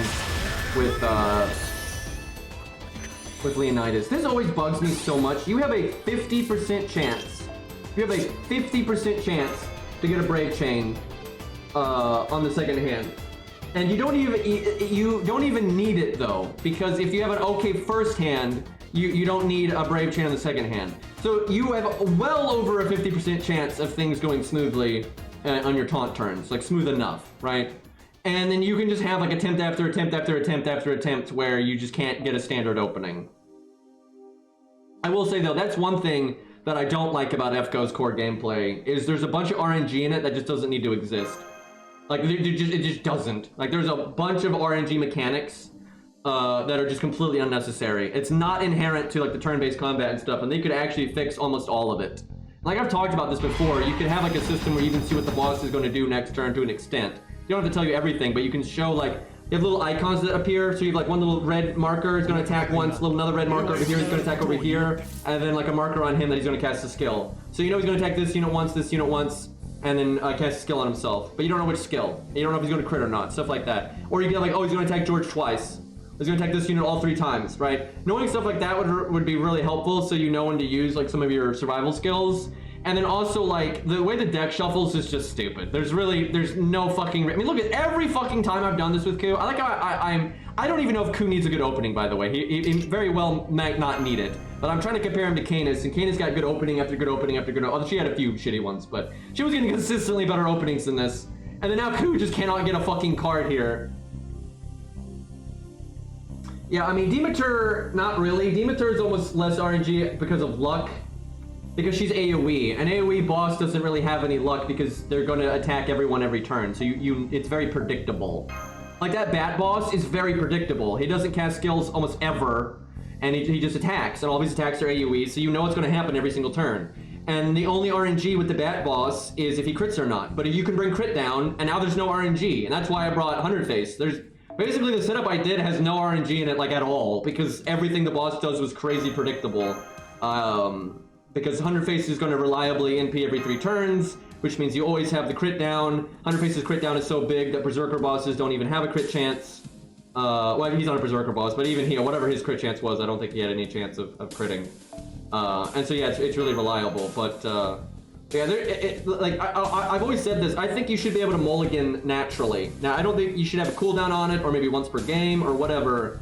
But it's like, good opening hands have such a huge impact on this game. And I know this because I've been playing this game for years. I've done budget setups, I've done non-budget setups, I've done solos, I've done team stuff. I know what the fuck is going on in this game. And the first turns are huge. And the reason they're so big is because if you have a good hand that allows you to like use the buffs that your teammates have, you can get your abilities on cooldown immediately, which means they come back sooner, right? But like, for example, let's say you're doing a team. Let's say Jolter's your DPS, right? If Jolter has 0 cards, it's not really good to cast Merlin's buffs on her on turn 1, because she's not going to use anything. But now you're just waiting even longer to get Merlin's skills back because you're not casting anything, right? And it's not also, if you do something on turn 1, it's before the boss can do anything, right? So if you like break the first health bar before the boss has even gotten an action, that's really good. So like the first couple of turns are massive in F-Go. They have a huge impact, and they're like the most RNG ever. And so like having a mulligan that you can do, so if you get like an opening hand that's just dog shit, you can just fix it. Or you can save it for like, okay, on this key turn, when I've got these buffs and I gotta break this health bar, the second health bar or whatever, I've got to get a Jolter Buster card. And then on that key turn, you get to it, you don't get a Jolter Buster card. So then you do your mulligan, and so you're doing everything you can to maximize that key turn not being an RNG shit show, right? Like, there's a lot of little things like that you could do to make the game significantly less frustrating and more consistent. Because a lot of the RNG is just pointless. It doesn't do anything for the game, and it's just like a relic of the past, really.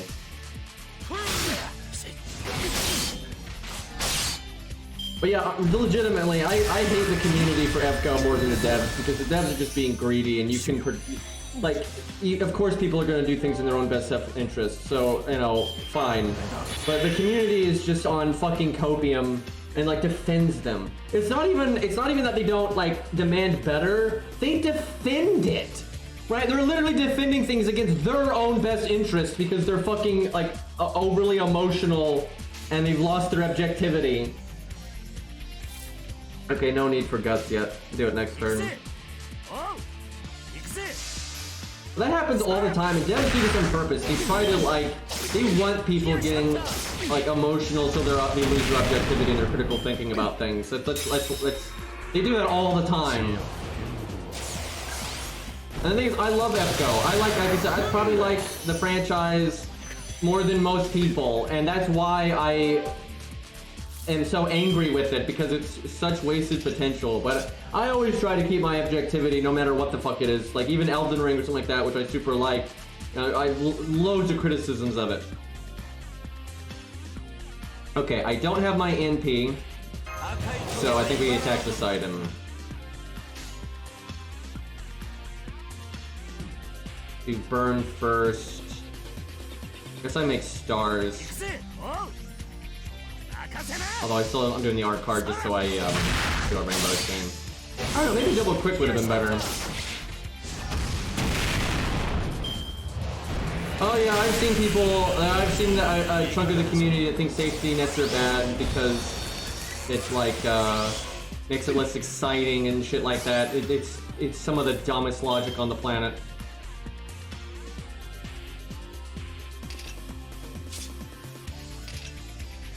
Okay. So the NP is enough damage to just quick.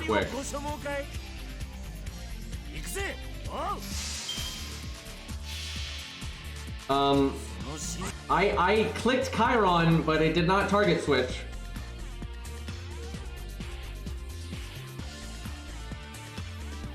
So normally though, people don't like safety nets because they say like it's because they're gambling addicts. I'm just gonna be honest. It's because I remember there was a streamer. I'm not gonna name names, but I know a streamer that didn't want a safety net, and he was blatantly a gambling addict, and that was why, because he said it wasn't exciting and stuff. But I saw one guy one time that his argument wasn't that, it was that somehow safety nets were less free-to-play friendly. And I can't even remember what the logic was. But somehow he was like, it's worse. I honest to God cannot remember the logic. But yeah, that was a thing. Yeah, I wish I could have. It was so stupid, it like hurt my brain. So I really wish I had like screenshotted the guy's argument or something. I think it was on Reddit.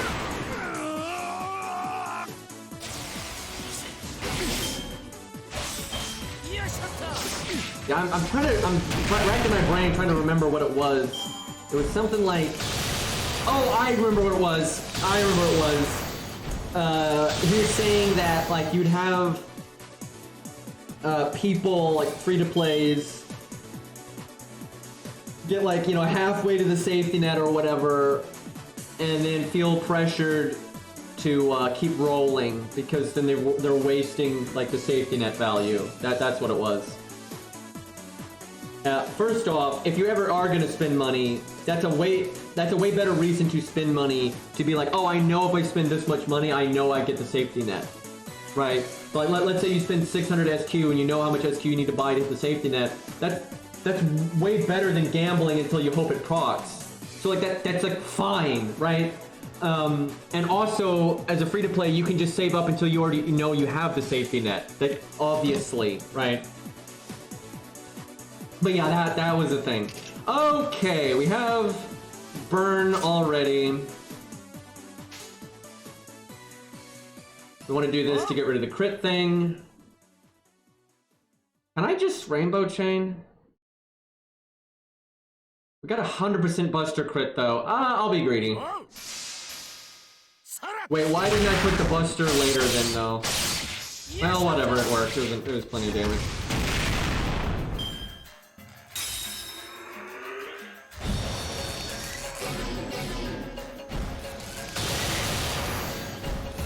Yeah, I will say, if the devs stopped giving out like free currency, man, we could have so easily had Guts not go off there. That was so close.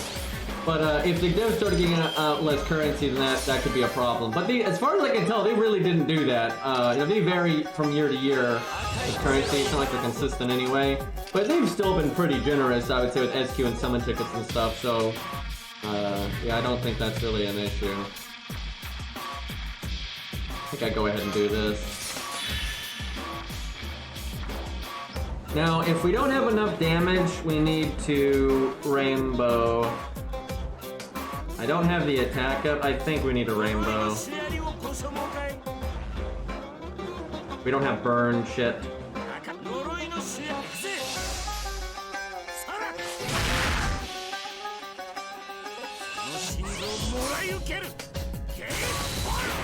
This is gonna be close.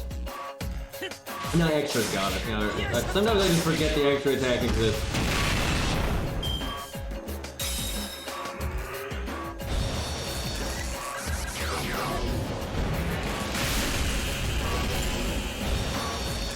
So, we'd actually be in trouble here if we didn't have debuff clear, because we have double NP gain down, and we didn't bring Merlin or any of that, so it'd be very difficult to get our NP in time.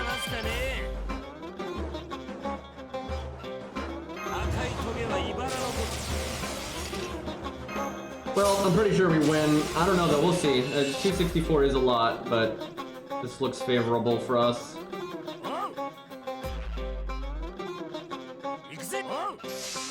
So we never needed to debuff immunity clear though, which that's where Merlin would be better, because like right now we'd be at 70, 71, and that's within the range that Poseidon might give us. Did he just remove my... I think that motherfucker just removed my invincibility. Thankfully that ate into his action so he couldn't attack as much. But yeah, I just wasted my invulnerability because I think he removed it. What a shit. Yeah, I think he removes defensive buffs, but Guts is not considered a defensive buff. Yo, what a fucker, dude.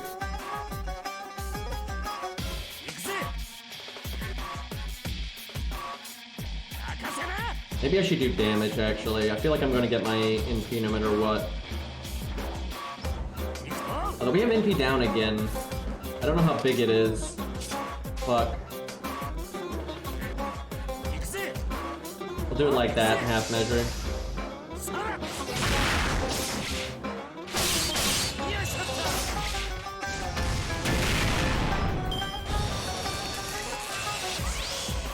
Yeah, he really likes spamming invulnerability at the end, which actually helps you with the Yang CE. Didn't really matter there, obviously, because Guts is gonna go off either way, but, So if he removes our defense buffs and we don't kill here, we're actually gonna lose. But he has to NP, so he has less actions. And then, so if he, like, NPs attacks, then removes our defense buffs, then we're fine. He'd have to NP, remove defense buffs, and attack. Because he could also do NP, remove defense buff, and then buff again. So we have way more outcomes where we live here than don't. But we want to try to win right now, for sure. We don't have our attack buff anymore.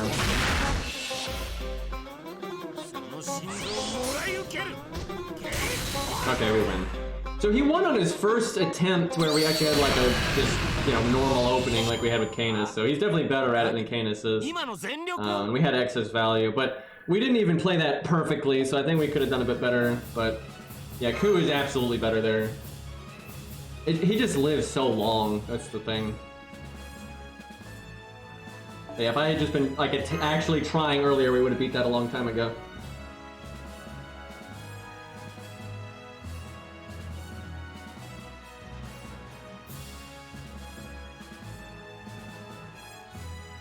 But Enkidu would probably be even better, I suspect.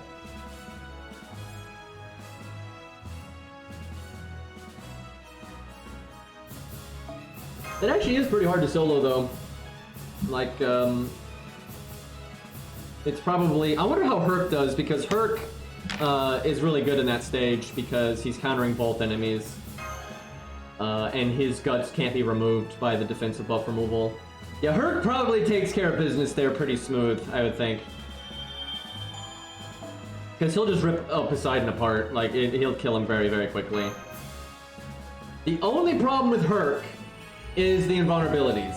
That is actually an issue, because he can't bring Yangtze easily. So that would be a problem. You might even need to bring a Mystic Code to deal with that. Did I just skip? Hey, hold on, Chad. I need water. Guys, those like videotape effects aren't gonna really make sense to Zoomers at this point. It's like a relic of the past there.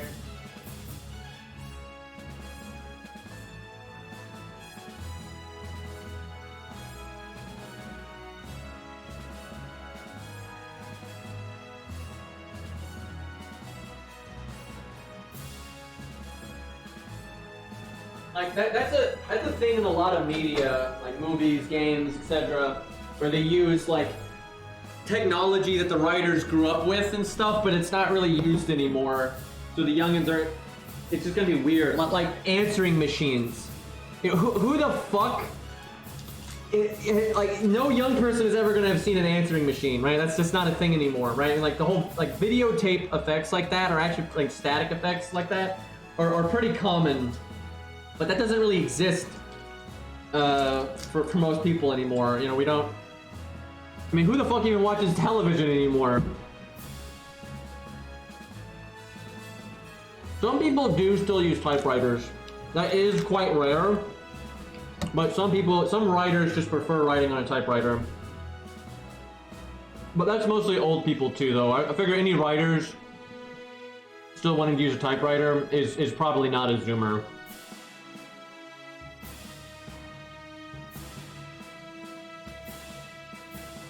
When I was a kid, TV was still very much a thing, and VHS was still a thing. What's before my time is 8-track. That's a bit before my time. Yeah, floppy disks were a thing for me, absolutely, for quite a while.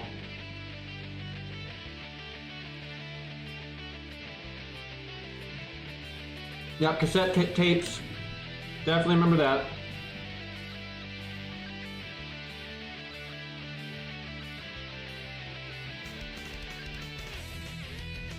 Yeah, I think you're 20.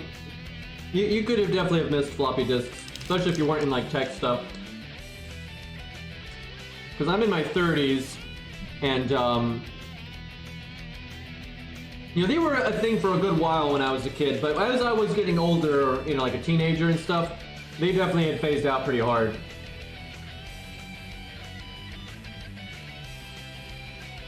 But in my youngin' days, they were very much a thing.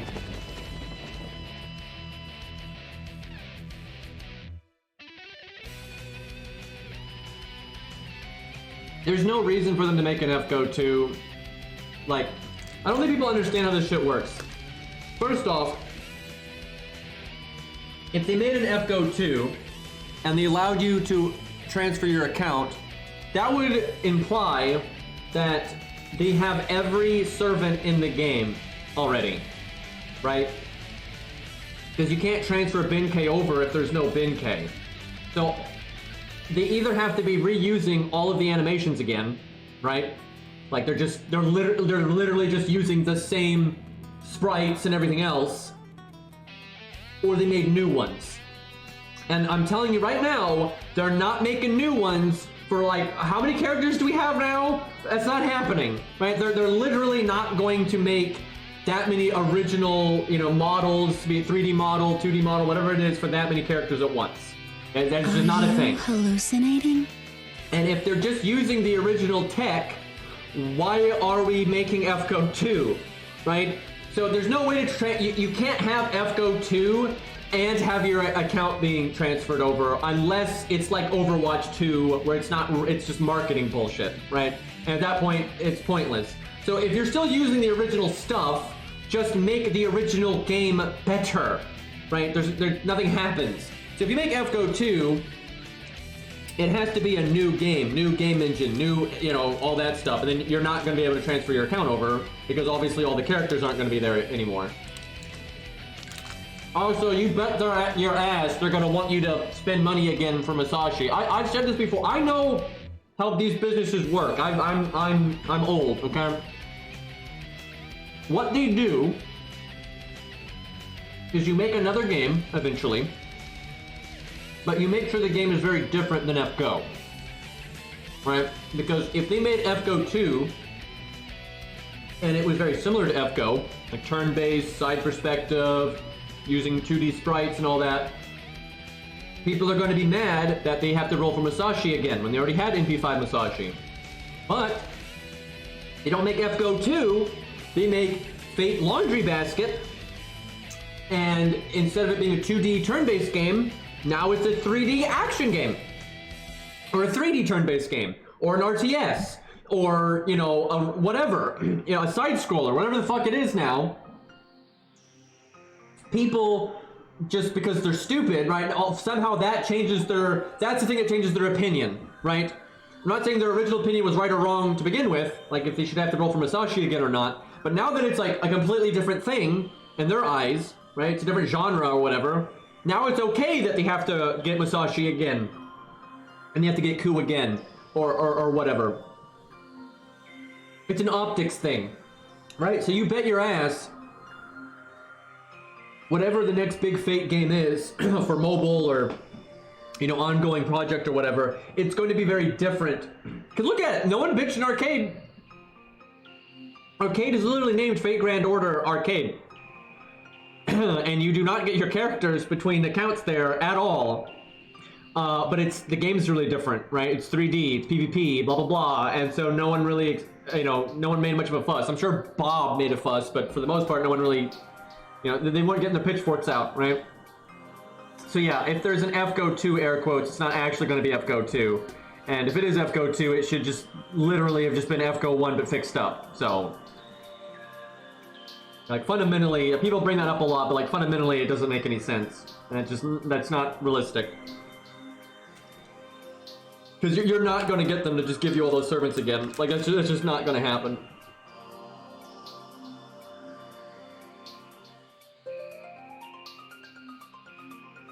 So what we doing here?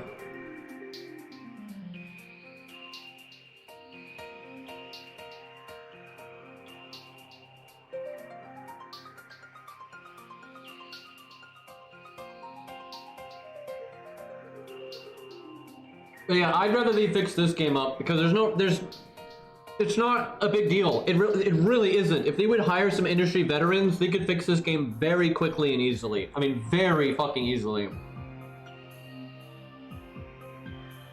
And then you market it. Like, I'm telling you, dude, this game could just do so well if they put in the effort. You put some effort into fixing up the early game, cutting out the filler. That kind of stuff. Making the boss battles in, like,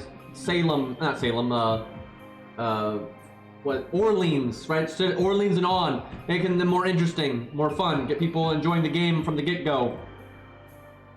We add some new servants to like just generic stuff in the FP pool. Doesn't have to have story relevance. Right? You fix up your UI. Right? You add a lot of new elements to the UI and stuff. You add story replay, better game modes, right? And again, cut out all this fucking filler. Like, no one wants to be doing Orleans into Oceanus and Septum and just filler. It's ridiculous. Right? You clean that shit up and then you market that. We got a new, better, new player experience and stuff. They get loads of people trying this game out. You make the graphics a bit fancier, right? You add some lighting. You change some of the generic backgrounds. I'm not memeing. You give skeletons and shit like that animation updates, so their attacks are more visceral and fun to fight. And again, you make the gameplay more interesting, right? Because all the power creep has made Oceanus and Orleans, London, all that stuff. They've made it so easy and boring. I mean, it's boring. Have any of you all watched? I know some of the VTubers got into FGO for a while there. Did anybody watch any of that? Did you all see how fucking boring the game was when they're just playing through those early singularities? And it conditions them to not want to not want to know how to play the game and it make teams proper. And then, like, I even saw one of them got to like Gwen and got destroyed because they had no idea what they were doing, and then they just get carried by chat, right? Like that just shows how bad the new player experience is. I mean, it's awful because like now you're stronger than ever because everyone on your support list, if you like it or not, is level 100. Like everyone, right? And now you don't even have to go on your friends list to use their NPs and stuff, right? So everything you can summon is like level 90 to 120. That can solo like everything in the beginning part of the game. And you get a free max ascension, right? And you're getting XP and mats a lot faster than you used to, which is good, but it means you're going to be stronger than you're supposed to be. And so for Yuki to like Camelot is so much easier than it used to be, but it still has loads of filler and just these dumb. I mean, and that when the game is that easy and like you're so unthreatened by the enemies, imagine having to just fight Wyverns over and over again.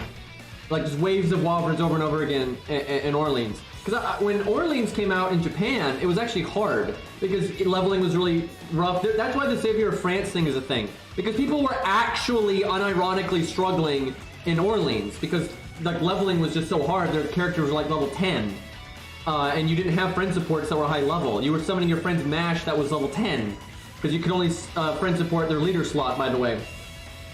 So the only assassin people could get really reliably was Kojiro, and that's what helped them get through all the Wyvern spam, right? But now it's nothing, right? It's so easy, but you're still fighting these filler stages just over and over, and then you finally get to Orleans, and then what's after Orleans? Septum. Then it's just more filler stages over and over again. And you finally get through Septum, and you're in Oceanus, and it's more filler stages over and over again, right? That just keeps going and going and going and going. I mean, no one is going to play this game, right? That's why they have no new player retention. And what sucks is the devs are literally so stupid that they don't know that, and they think the way to fix this problem is making people get through it faster, right? Give them more OP stuff. Give them, even better friend supports and the follow system. Make that even stronger. They're giving them max ascension. Give them more mats. Level them up more. That's how they're trying to fix it. That doesn't fix it, because if you're bored, you don't care that you get through the main story in 20 hours or 15 hours. It doesn't matter. It's boring. No one wants to sit down for, fucking 4 hours even of that much boredom. They want to get into the game and have fun. So you need to revamp your early game experience through that lens and be like, okay, everything we're doing to adjust the new player experience needs to make it funner. And that definitely involves making the enemies tougher, because they're way too easy now. But they'll never make the early enemies tougher because they think, oh, but that might make it take longer. And we're trying to make it faster because faster is better, guys. It's just fucking stupid. I've actually almost never, I've seen a few games, but very few games that are ongoing games, because that's the games that run into these problems. So gacha games, MMOs, stuff like that. I've almost never seen them ever make the early game experience harder to accommodate for power creep. They never do that, and it just gets to the point where it's so fucking boring that just no one wants to play your game. Like I've never played it. Actually, I played it a little bit, like an hour, like many years ago. But my friend Tusk plays Dungeon Fighter online. And he was just saying how he played it many years ago, and there were like these areas that were like fun and interesting to get good at and like whatnot, but they were like overly grindy and they took too long. But now it's the opposite, where those zones are so easy you can beat them in 5 seconds with your eyes closed, and there's no challenge to it whatsoever, and it's just boring. Right? It's just boring. Like you're just gonna stop playing because it's so easy it's not engaging.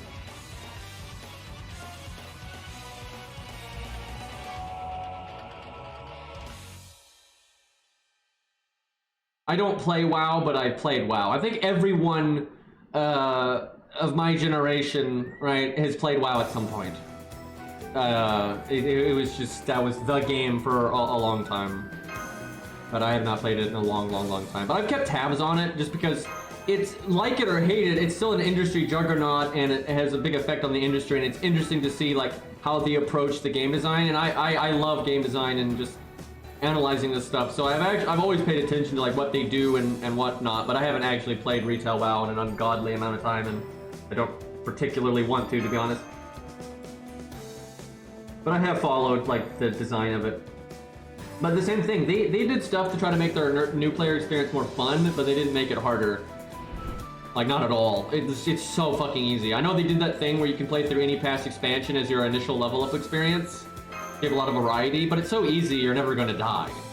Right? There's no risk there.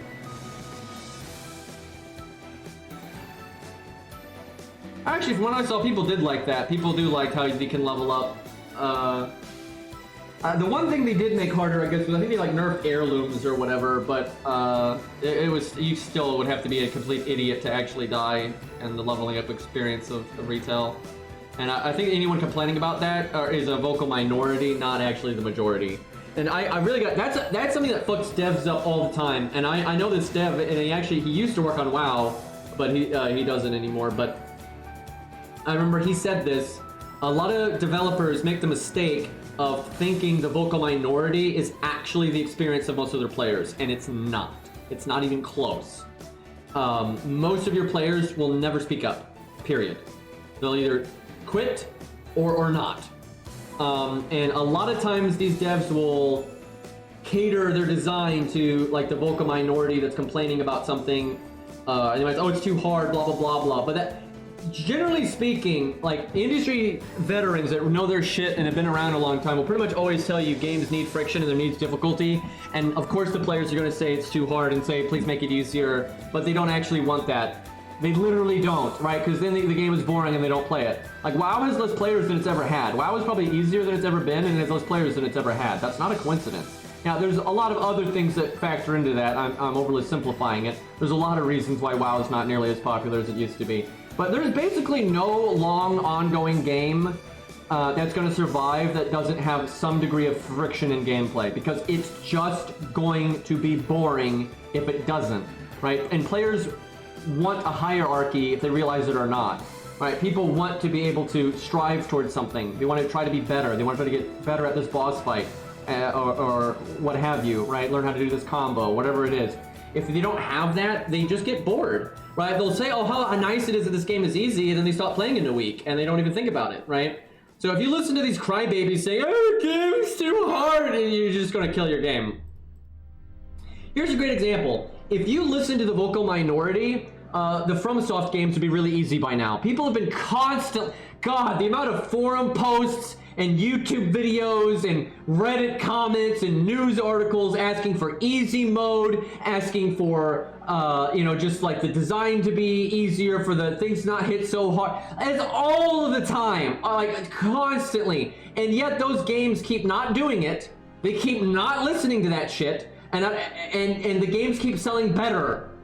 Like, have you noticed that? Like, Elden Ring, I think, had more bitching than ever. The amount of people bitching about it not having an easy mode and blah, blah, blah, blah, was at an absolute peak with, like, Sekiro and Elden Ring. And those two games sold amazingly well. So the thing about being a dev is you have to be able to separate idiot feedback and vocal minority nonsense from, like, actual intelligent feedback, right? And a lot of devs can't do that. They see someone on Twitter and they think that actually represents the player base at large, which it just doesn't. But unfortunately, a lot of devs don't have that kind of experience. They don't know how to separate the good feedback from the bad and know the difference between the vocal minority and the silent majority and stuff. It's difficult. It requires experience. And that's why when you're running a company, you need to pay your employees well enough so you attract the developers that have experience. Because I've looked at the job postings from Lisangle, Lasagna, if you will, and the amount that they are paying is shit. There is no world they are attracting top-tier talent. They are attracting revolving door people that want to get a job to just have experience to then get a better job later down the road and switch companies. That's what they're attracting. And those people are not going to be able to fix FGO at all. They're gonna do all the low-hanging fruit nonsense and that kind of thing, you know, speed up the early game so they get through it faster, never mind making it more fun. Because, like, also, another thing, most of the people, like, let's use WoW for an example, right? Because a big part of why I don't want to play WoW is because WoW is so easy, right? I don't give a shit about the raids and having to talk to fucking 30 other people on the weekend until everyone in the raid can figure out how not to stand in the fire, right? That's not hard. People that think WoW raids are hard, I just think are such fucking idiots. WoW raids are a joke. The reason they take a lot of tries is because you're having to herd sheep. Because they literally put mechanics in WoW that make it so if there's a few people in your raid that are stupid, you'll fail. And there's always someone in your raid that can't figure out how to fucking mouse turn, right? They're not hard, right? Like, they're not even remotely hard. Some of the mythic stuff is kind of hard, but most people don't play that kind of stuff. So, like, the difficulty in WoW is grinding for weeks and weeks until you have the gear required to do the actual, air quotes, hard content. And then the repeat difficulty on said hard content is only because half the people you're playing with are mouth breathers, right? That's not engaging. Every time I try to play that game, it is so boring, I could cry. It is literally chores for no reason. It is absolutely terrible. And I know a mountain of people that feel the exact same way about it, and that's why they don't play it. So when they do the little revamp, right, to try to make the early game better, you're not going to get feedback from people like me, because I'm not playing your game anymore. All right, you're going to get feedback from the code. That's why the feedback in FGO is so bad. Almost everyone that had any standards already, and I'm not kidding, I've watched the community over the years. Everyone that had goddamn standards quit FGO a long time ago. The only exceptions are people that really liked Fate, or they want the paycheck, right? That's it. Most of the people that have standards for, like, good game design, reasonable content release schedules, you know, their game running well and shit like that, and having an account system, they just quit. They're not coming back. It ain't happening, right? So you're not getting feedback from them anymore because they quit a long ass time ago and they're just playing something else now. So the only people left are the copium idiots that have no idea what they're talking about and are so emotionally invested in the game they don't want to hear any criticism of it. So of course they're going to give you terrible fucking feedback. And that's why when you can't do little small things, right? If you want to really attract new players and really revitalize yourself, you got to take a minute and make real changes, a lot of changes that you can market, right? Because a lot of those people are not going to come back because you changed one little thing. Oh, pure prisms. Oh, wow, that'll get people to come back. They don't give a shit, right? Like, there's a lot of fundamental things you need to change, right? So if you, like, really revamp the game and have story replay, way better UI, you know, enemies are more engaging and better, they have better animations, there's no more day one animations. We are almost 8 years into this game, and we still have a massive percent of the characters with day one animations. Just nonsense, absolute nonsense. But anyway, if you really spruce the game up, make it more interesting, like you got like the roguelike that Arc Knights has, you do stuff like that, and then you market this shit, you make ads, you put it out there, you make sure people know you didn't just change a few things, you changed a lot. This ain't your grandma's FGO, right? You get really markety about it, right? You do the marketing buzz bullshit, and then you're gonna get some people coming back trying it again, and then if you actually did a good job, they'll stay, right? That's what you have to actually apply yourself is what I'm getting at, and you're not going to be able to make those kind of changes if you're hiring, you know, devs that don't know what they're doing because you're not paying enough. And you can go check it for yourself. The Zangles got their job posting pages and stuff. They have been trying to hire a new UI lead for like a year, and it hasn't gone anywhere, and it's because they're not paying enough. And even if they get somebody, it's probably just going to be somebody that isn't that great. Because who the fuck that's great is going to accept a job that doesn't pay that well when they could go work for a goddamn crypto scam and get paid twice as much? It don't make no fucking sense.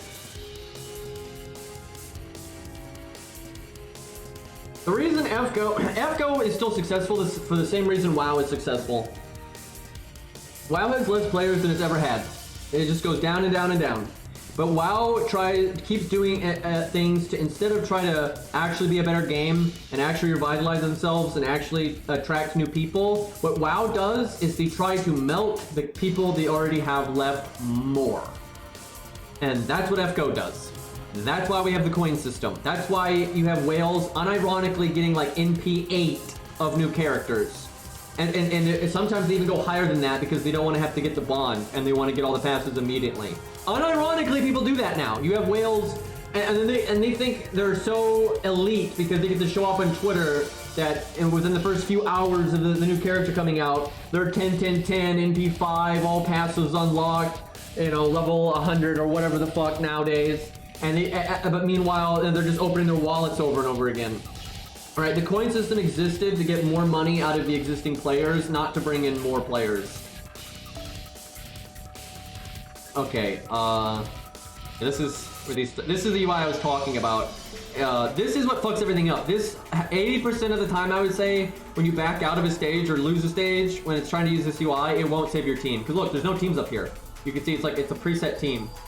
And sometimes it tries to save your team because like the devs are aware that this sucks, but it doesn't work. The amount of times that it reset my team on the Bat Boss was, I just could not believe it. And it's just because of this. Because of this, for some reason, they can't figure out how to just have your generic support slot. Like let me just show this because it's so fucking stupid. Like it's so fucking stupid. Like if you have one slot dedicated to this like support that can be a regular support, your unit, or a story support, why doesn't that just take the normal? Look at this fucking game, dude. All I'm doing is backing out. Like I could be backing out to change command code right now, right? And look at how long this takes. Like it's just fucking ridiculous. But anyway, it should be able to use these presets. That slot, that like super slot where it can be you know, a friend support or the story support or whatever. Just take this slot, you fucking idiots, right? And then you use these same presets up here like normal, right? It's not complicated. But for some reason, they have to have this like super special thing, and it just requires it to be a completely unique team that's not connected to the normal UI. And because of that, the game just breaks constantly and it won't save your teams like it's supposed to. And look at this, you have to go through the fucking story again. Yeah, the reason I had to talk about this stuff every time I stream it is because this shit's in my face. That's what I was talking about. It's like, of course I'm complaining about this. It's like you order a salad, and they start shoving this giant salad in your face that's full of rotten vegetables and a fucking turd in it. Of course you're gonna non-stop complain about that until it's not there, right? Like, I am non-stop having to deal with this ridiculous UI that takes 8 fucking years to do anything. And it's like, yeah, I'm gonna bitch about it because it's still fucking here. But yeah, on the surface, I like the idea of this because like the story support is these two, right? And so if you don't want to use the story support, you can use yours if you want to. But for some reason, anytime they do this, you can't move this slot, you can't do anything with it, even if it's a friend support, because sometimes your only option is the story support or your unit, but then sometimes they'll let you use a friend unit instead. But no matter what you do, like let's say we want to take, what are we even fighting? Okay, we're fighting assassins. Let's say we're Copium Medea. Medea now has to be in the front slot, even though it's just a friend unit. It's not even a story support. This is literally Kairo's Medea. Kairo's Medea now has to be in like the leader slot. Why? Right? It's literally just because this UI is trash. And it's like a band-aid, right? Instead of like actually finding a way to incorporate this into the original team screen, they have to make like this new, you know, limited screen for it, and that's why it's so broken. And like, this is why though, like, all I want to see from the devs, I don't care about new 5 stars. I literally don't care. I don't care about them giving us free SQ. I don't care about any of that. All I want to see out of FGO's dumbass is UI improvements, quality of life improvements, story replay, that kind of. I want the fundamental game to be better because first off, some of this stuff is not hard to fix. Right? It's not like I'm asking for the moon. Like asking for an account system is pretty fucking basic. Right? Asking for your UI to actually function is pretty fucking basic, right? And like the fact that you can't even switch command codes from the team screen makes no fucking sense. And they've even said that that doesn't make sense. But they don't ever put time into it. And I know why. It's the same reason why they fucking delayed Lostbelt 7 by a few hours and then realized that they could actually release it. It's because they can barely keep up with just releasing the generic content they want to release, right? Like the typical event schedule and the typical main story schedule, right? And they said this. They said for Lostbelt 4, Karna was ready a few hours before the game went live. That is such a moronic development cycle. That should never happen. And so if you're cutting it that close, you should have already delayed it. And you should have announced the delay a long time ago, right? And the fact that they're cutting it that close means they're struggling like a motherfucker to put out what little they're putting out. Which means they have no manpower to invest into just sitting down and fixing the fucking UI. Or sitting down and making a proper account system. That's why we don't have these things. And again, because the player base is not making us think about it, they're absolutely not going to do it.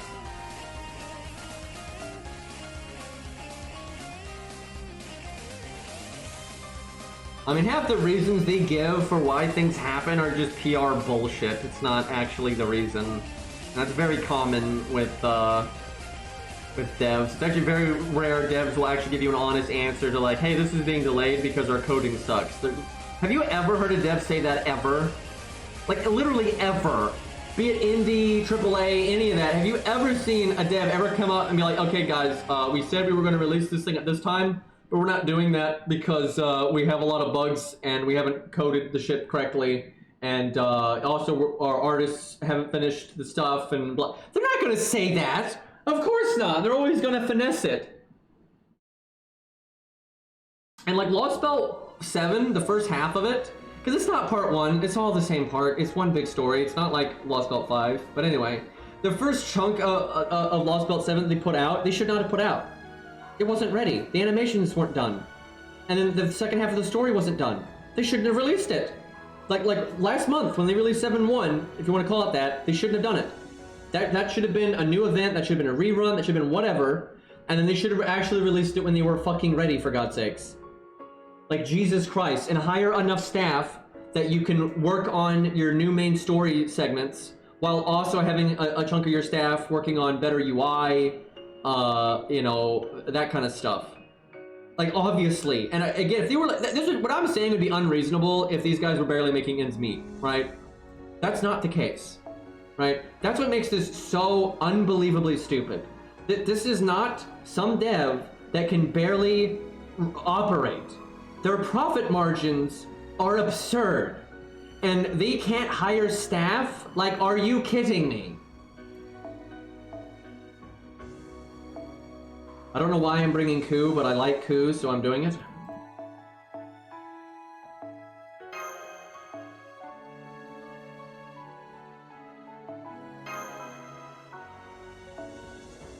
Honestly, I am shocked they didn't just rerun something popular during that dead period. Like, imagine if they had reran like the Ryder Kentucky event, right? Because they've ran something before. That's nothing new. And you can just pick something popular, right? There's several events that people really like and have rewards people like and that kind of stuff. Just do that. I mean, Jesus Christ. Because even though I'd still say it's lame that we went all that time without really any new content, I'm like, at least they gave out some stuff that people really wanted, right? At least they did that. They really aren't getting hyped. I swear, people's standards for anime has dropped so much. People actually think Babylonia is like a high quality anime because anime standards have dropped so fucking much. Babylonia was absolutely not a high quality anime. It just wasn't as shit as some of the other stuff out there. Like, they didn't even draw Tiamat. And like so many of the fight scenes had horrible frame rates, and they did a lot of industry tricks where they try to make it, you know, look like they have to like hide the bad animation, right? They did loads of that stuff. That is absolutely not a high quality anime. Like, not even close. It's just not a complete shit show either, right? Because there's definitely worse out there. But the anime industry is a whole other thing. I don't want to get into that. But if there's ever an industry in worse shape than video games, it's definitely the anime industry. Oh, you know what? I think you actually have to kill all 30 of these guys. Which, boy, did I not bring a good team for that. Oh my god, Bizette would have been hilarious for this. Actually, I'm going to bring Bizette, because that will be so funny.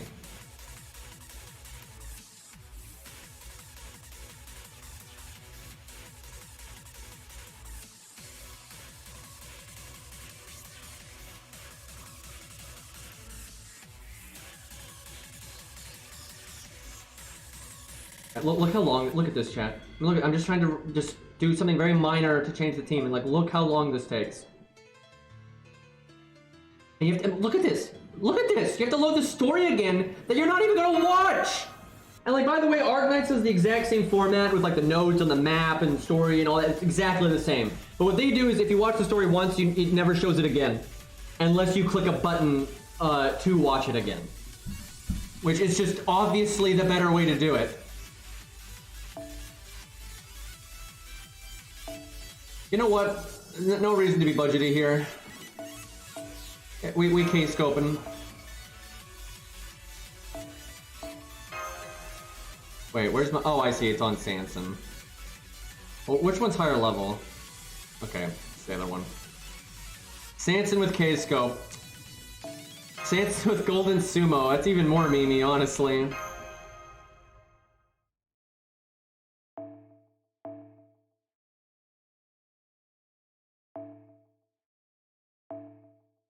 Like, dude, there is such a good game here. That's the thing. That's why it's so annoying. Because I just want to get to the stuff that I actually like. Imagine if it was like intuitive and fast to set up teams. So if you wanted to switch from your typical farming setup to like a Mimi, maybe, you know, story relevant setup, or like, oh, Ku and Bazette, it's a thing, right? And shit like that. It was easy. Like, imagine if that was easy, right? But of course it's not, right? It's loading screen hell, right? It is so tedious to do anything in this goddamn game. And it's just so frustrating because I love the characters. I want to show off this character and that character and you know, mix it up and that kind of stuff and use fun setups, do a quick setup, an art setup, a buster setup. But it's like pulling teeth, right? Because if this game had horrible gameplay, like fundamentally just nothing about it was good, I obviously would have just quit a long time ago. Actually, I would never would have played it in the first place. But it's like, there's good shit here, but it's so hard to get to it. What works with Bazette? I mean, really just battery, battery, battery, battery.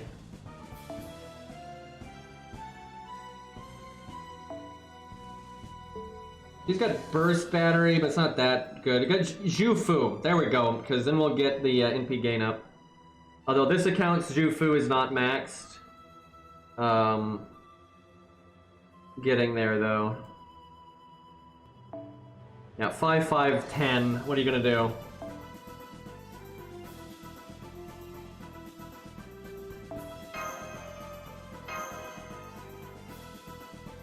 The issue, I think, is going to be survivability, but we'll see what we can do here.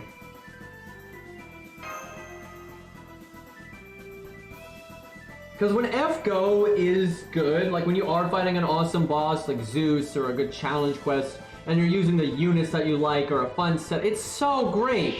It's so great! But it's just so much dog shit you have to wade through to get to that. And like the more dog shit you have to go through, like the less and less you can put up with. Alright, I think we just throw this out to get the NP gain up. Although all we have is a Buster card, so maybe that was not worth it.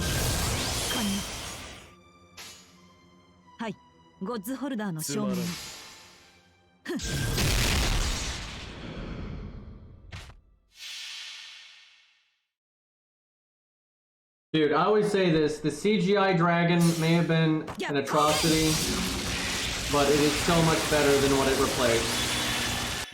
Like, I'll take a CGI dragon any day over those fucking cringe, super forced sex scenes, like, dear God.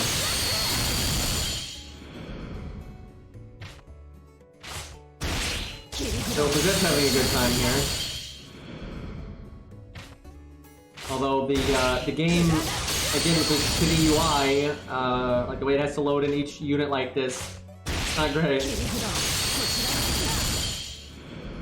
Yeah, I think if everybody had to read the visual novel first for what that CGI dragon was replacing, I think a lot of people would have been significantly more forgiving of it.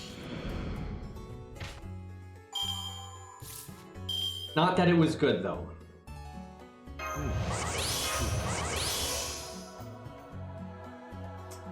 I guess it'd be that one. Still don't have Bazette's art card. Do we need to do a hard survival here? We've got damage cut and defense up. We're at full health. I'm gonna say no. Hopefully this is not a mistake. Can Jufu kill an enemy here?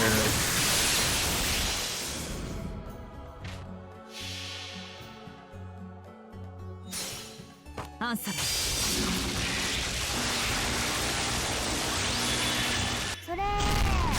Also, some of the versions of the visual novel later, they removed all the new sections. Because it was like a marketing thing. They thought you couldn't release a visual novel without it, and then they were like, oh, okay, no, we don't need this. And they got rid of it. Actually, I think it's pretty hard to...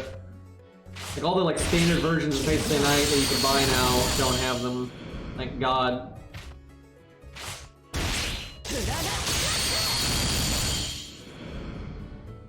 No, they weren't right. Actually, it's quite the opposite. Face Tonight blew up because of everything but the sex scenes, and they were made fun of pretty much non-stop because of them. Like, honestly, it's like Face Stay Night is kind of... It's not too hard to figure out why it was popular. You know, Shiro was like the edgy teenager wet dream, and then people like just anime powers and history stuff and all that. Like, it's not too shocking that Fate blew up, to be honest. Well, we almost got our NP again, and goddamn would that have been nice. We would have gotten it again if we had just gotten Bazette's art card sooner, which 3 of our cards were in this last hand here. Unfortunate. Well, she can still send this guy to heck, if you can pardon my language, chat.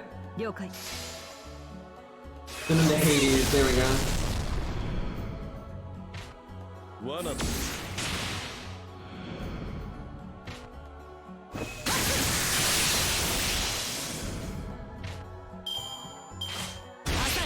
Man, now we're just whipping in P-Gain. So we can never do waivers in P because he might stun them, which that would run everything.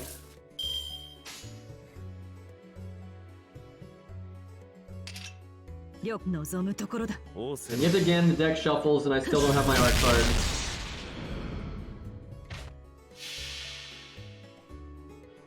But there's nothing inherent about visual novels that needs to be romance-based or sex-based or anything. It's just like books don't need to be, and games don't need to be. There's nothing about the medium that calls for that. Visual novels are more accessible than just books. Like, I'm telling you, I actually think all the sex nonsense in visual novels holds the industry back massively. Because they've limited themselves to that niche and nothing but. And then they've gotten so famous for being that no one will give them a chance now if they're not interested in that. Where, like, books don't have that problem. Books have their romance novels and their porn and everything else, but they have everything else as well. So, you know, anyone is willing to try it. But, like, a visual novel is such an easily accessible medium, because it's a book but even simpler, right? And it's got visuals and shit and voice acting and people like that. It's basically a book on tape with visuals. And books on tape now are more popular than books. So there's literally no reason that they should be in this like little box. But it's like an optics PR thing at this point, because most people that, you know, aren't interested in the sex stuff have already given up on it, and they just assume that's all it ever is. So yeah, it's an optics thing. So they kind of dug their own grave on that one. It is slowly changing, though. There's more and more visual novels now that are based on all kinds of stuff. Because really, a visual novel is a book on tape with like even more stuff. You know, some sound effects and, you know, multiple voice actors instead of just the one narrator and all that. Like, it's like a really high quality book on tape, and books on tape are super popular. So yeah, it's like no kidding. This is something people like. These are the last 6. Such a shame I can't NP right now. We must protect Shufu.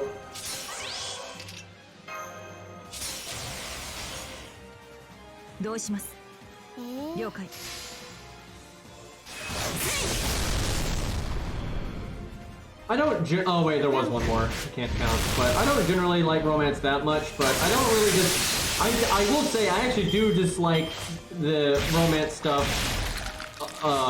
Based on what's like popular, like the tropes, the standards, the way like the overall industry handles it. I think it's terrible, and I couldn't be less interested.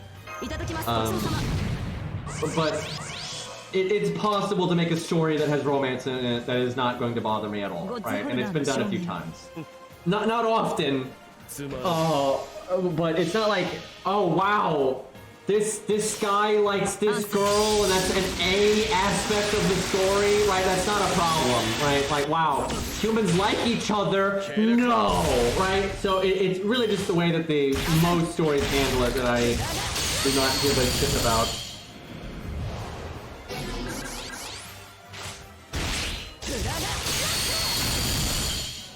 But yeah, I definitely do think there still needs to be a plot there, and there needs to be more to it than that. Okay, so that last enemy, no counter for us, feels bad. Well, although that was funny, what would have been better, is just any like Percival or something, because you can just keep imitating over and over, but it still works well. So what would have been really good is if the new ones that showed up could attack right as they showed up. Then she'd kill all 30 of them in one turn.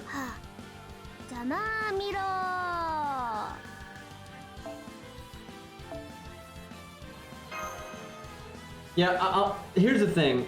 There's nothing wrong with romance, and it can be good, because if you look at real life and real events, go from medieval ages to now, people liking each other and not liking each other, and jealousy and all these things, they have influenced all kinds of events and stuff. So it's, you know, absolutely it can be an important part of the story, and some people also like that stuff, and that's fine, nothing wrong with that.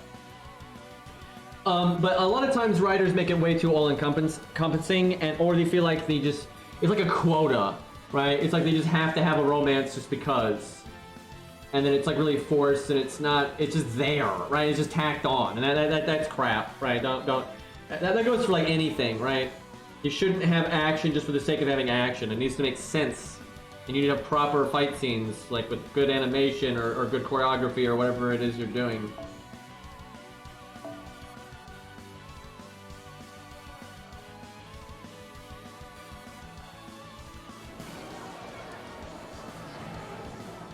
Wow, the beginning of the story, I just feel like nothing is happening, and this just seems like a bunch of side bullshit for us repairing the ship, and none of this even matters in the slightest. Nasu is just so about that, dude. Every story he's ever written is like that. Like, Fate Stay Night is like that. So there's just all this, like, bullshit slice of life stuff that it's not even that, like, sure, people have downtime and people, like, in World War I and II, you know, the soldiers have been making jokes between battles and stuff, of course. But, like, Nasu is just such a hack about it. He makes the characters act so fake in his slice of life segments. Like, the serious stuff isn't surrounding them, right? Like, isn't the overall context and stuff. It's so bad. It's absolutely terrible.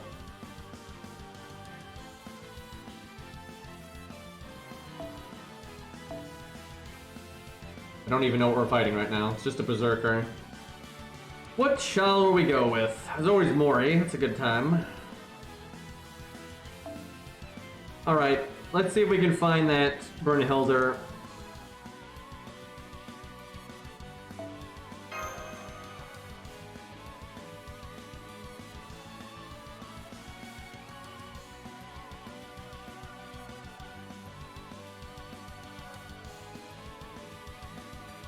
The thing is, how do I put this? So, like, Fate clearly isn't about any of those things you just listed because the other routes exist. So clearly it can exist without any one of those individual things, right?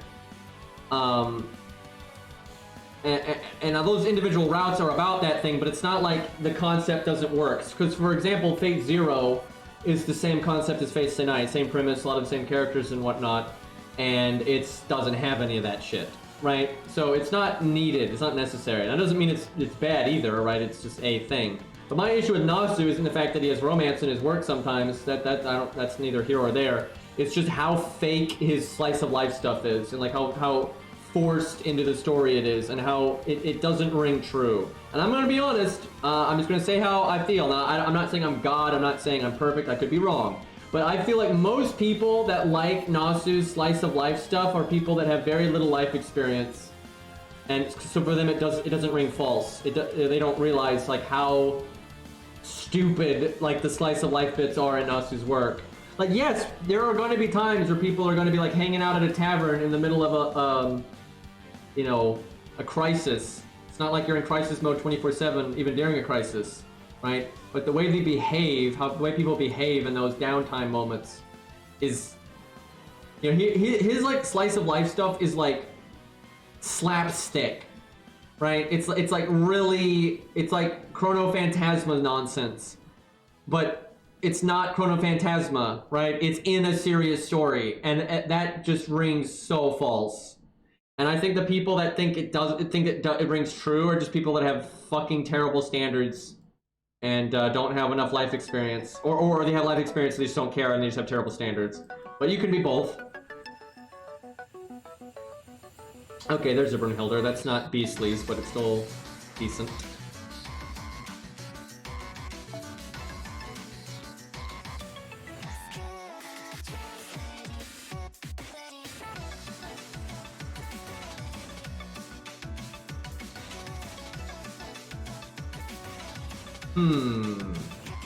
And actually, if you look at like Fate's Day Night, it really isn't even about the romance. It really isn't, because like it actually doesn't matter that much. Like, yeah, it matters that Shiro likes Saber and shit like that, and that explains the motivations of the characters and stuff. But the actual story unfolding and most of the screen time has to do with like Saber interacting with Kojiro, or Saber interacting with Gilgamesh, or Ku, or Ku fighting Emiya. That's the overwhelming bulk of the story. And I'm gonna be just damn honest, I don't think Fate's Day Night would have done half as well if it wasn't for stuff like Emiya, right? Not Shiro, Emiya, right? The stuff with Emiya and Gilgamesh and Ku and Hercules, that is abso-fucking-lutely why that series is so popular. It is not because of the basic bitch love story between Shiro and Artoria and stuff. Not at all. Like, not at all. Right? If you didn't have all that cool shit with like, Emiya, fighting Hercules, and Gil fighting Hercules, and Shiro fighting Gil, and they wouldn't go anywhere. Like, that's what people are there for, 100%.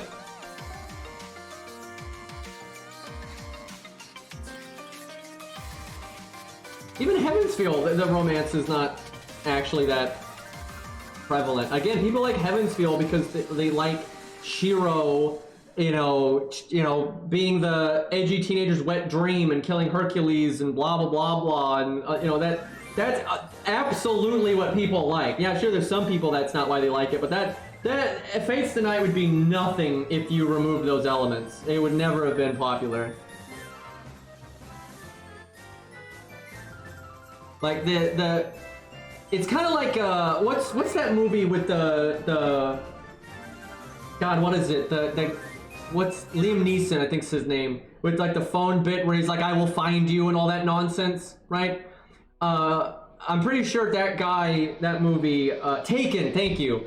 I'm pretty sure the premise of that, I've never watched the movie, chat, but I'm pretty sure the premise of that is like doesn't his wife and kid get kidnapped, right? Right, so he's like, ultimately what's motivating him here is his love for his family, right? But no one gives a shit. That's just a quick, snap, relatable thing that, anybody can relate to quickly. What you actually are there to see is like, I think he's like ex-military or something, murdering a bunch of thugs, right? That is 1,000% what you're watching that movie for, right? And it's the same thing with Heavensfield and stuff. It's a really quick, sympathetic waifu, crybaby, backstories, sad, right? Gotta protect her, blah, blah, blah, blah. You'll get every fucking anime nerd, on the protagonist's side with that in 2 seconds. But that's just the background, right? That's just like that's the premise, right? Yeah, like John Wick, you're not there because somebody stole John Wick's car and killed his dog. You're not there for that. at all, right? You're there for cool guy, kill gangsters, right? That is what you're there for, right? And it's the exact same thing. Like, I'm telling you, if you switch out, if all Heaven Steel focused on was the Shiro Sakura stuff or Shiro Saber stuff, etc., it's just going to be another visual novel, because that's what a lot of visual novels are, right? They're literally nothing but the romance, and they don't sell even a tenth as much as Fates Tonight did, right? Like, they're not even close, right? They're just some whatever other romance story out there. Like, the reason, like, don't kid yourself. The reason Fates Tonight did so well isn't because Fates Tonight's romance is better than all the other visual novels' romance. Okay? It's pretty basic bitch stuff. You think it's rare that there's a visual novel where you've got a crybaby, tragic backstory heroine in one route, a super tsundere in another route, and I don't know what the fuck you're gonna call a Saber, but it's kind of just more Sakura stuff, really. But anyway, you think that's rare? Right? That's the most tropey shit on the planet, right? Like, are you fucking kidding me? Yeah, Sakura and Saber kind of have the same backstory. I mean, obviously it's a different backstory, but it's the same kind of like sympathetic heroine bullshit. It's just Sakura's the childhood friend one, and Saber's the warrior lady one, right? So that's but it's the same fucking shit, dude. Like, anime fans are so easy. Like, why do you think Morgan is so popular? Like Lostbelt Morgan, not regular Morgan. It's because they just gave her this dumbass crybaby backstory, and like, it is crazy. If it's on a waifu, if a waifu's got a crybaby backstory like that, oh my god, dude! Like, anime fans eat that up. It's so silly, dude. It is so fucking silly. Alright, this account, what do we got? I mean, there's always Shin-Gong.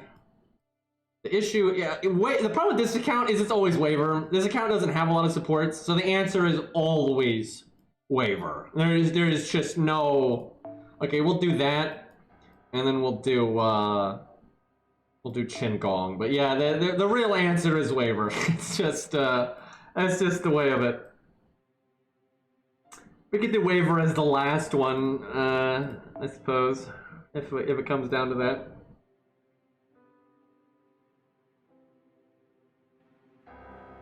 But see, here's the thing: the people that like normal Morgan more, because there are people that like normal Morgan more, and I like normal Morgan more, but I don't like romance stuff, generally speaking, right? And so it's like a demographic thing, right? Generally, the people that aren't gonna, easily buy into the tragic heroine, blah blah blah blah thing, they don't like that stuff to begin with, right? So obviously they don't care. But the demographic of people that like that kind of stuff, and there's crossover. There's people that like, typical action stuff or good stories or history or whatever it is, and then also like anime, nonsense. Right, like there's plenty of overlap there, but my point is most of the people that like regular Morgan more, they never were interested in, that kind of stuff to begin with. So yeah, it's just a very different, do I have his passive maxed? I would hope so.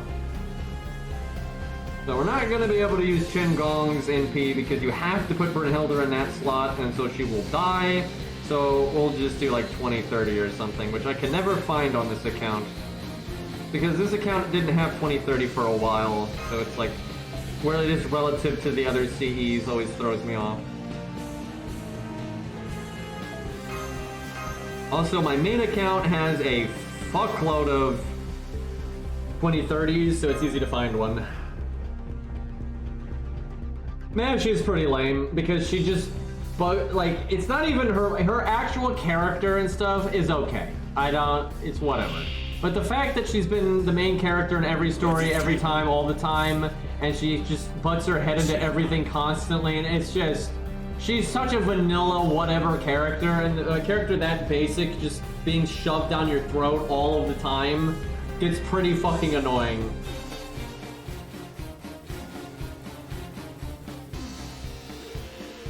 Who's actually best waifu is Shin-Gong, by the way. I'm just gonna say, I'm not even kidding. From my perspective, Shin Gong is a way better character than like Rin, Sakura, Saber, you know, Morgan, whatever the fuck.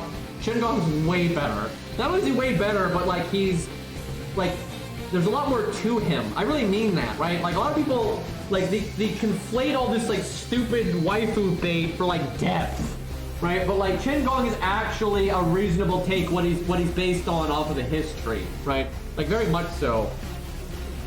Like Shin Gong looks fucking awesome. Because he's not just like a meme. Like there really is more to Shin Gong than the typical LOL sacrifice thing, right? You know the meme is like, some of you may die, but that is a sacrifice I am willing to make, right? That's the meme. But that is part of his character, absolutely, which is great. But like there's more to him than that, and he actually is a good tactician and stuff, right? So yeah, he's awesome. I don't think Mash's presence ruins Lostbelt 1, but it certainly doesn't enhance it much, put it that way. Okay, so this guy's got Pierce Invulnerability forever. That's gonna be a whole shtick. Just go ahead and do this, and I guess we'll make stars. Kinda sucks that we can't do Hurricane there. Oh, I know some people that don't like Chen. Now, Chen is quite popular, I will say. Chen is generally in that spot where almost everyone likes him, but he's not a lot of people's favorite character, right? Like, a lot of people, if you ask them, hey, do you like Shin Gong and F-Go? They'd be like, hell yeah, I do. Is he your absolute favorite character? No, right? Is he in your top 5? No, right? That's most people. Like, most people are like, yep, he's awesome. But maybe top 10, right? Maybe top 10. You know, definitely top 15 or 20 or something like that. But pretty rarely are you going to see him in someone's top 5. And he's not even in my top 5, to be honest. Although he's close. And he's gone up a lot over time. But for me, the reason he's not in my top 5 is just because, you know, you got shit like a VC Braun out there, you know, that's some top tier shit, you know, Gilgamesh, you know, obviously Ku, I think everyone knows that at this point. But yeah, Shin Gong is really damn high on my list. If I ever update my sorter list, he's probably gonna be even higher. Although can I even do it since he got added? I'm not really sure. Okay, 2 more invulnerabilities. That means I can actually hit him right here, though. You know what? Let's see the damage. Let's go burr now.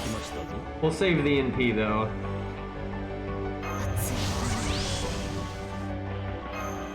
We don't really need this, but, doing it. And Rainbow Chain. Although I don't really need a Rainbow Chain. It doesn't hurt either.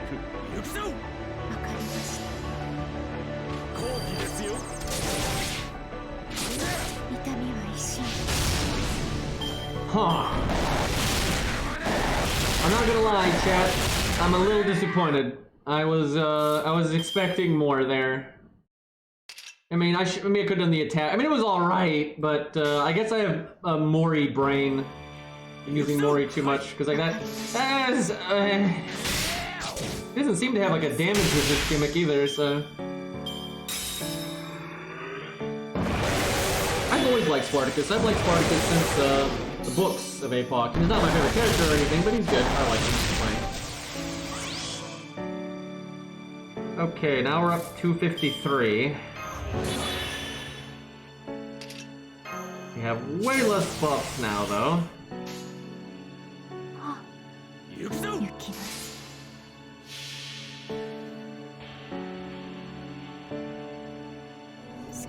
You see, and so I'm over here praising all these male characters, and this is why some people think I'm sexist or I don't like female characters, but the thing is, I really do. Now, I'm not gonna count Mordred because, you know, Mordred's not normal, but like, I think the best female character I can think of that I like the most is probably Medea. That's like a more typical female character, I'll put it that way. But like, Medea's a pretty damn interesting character.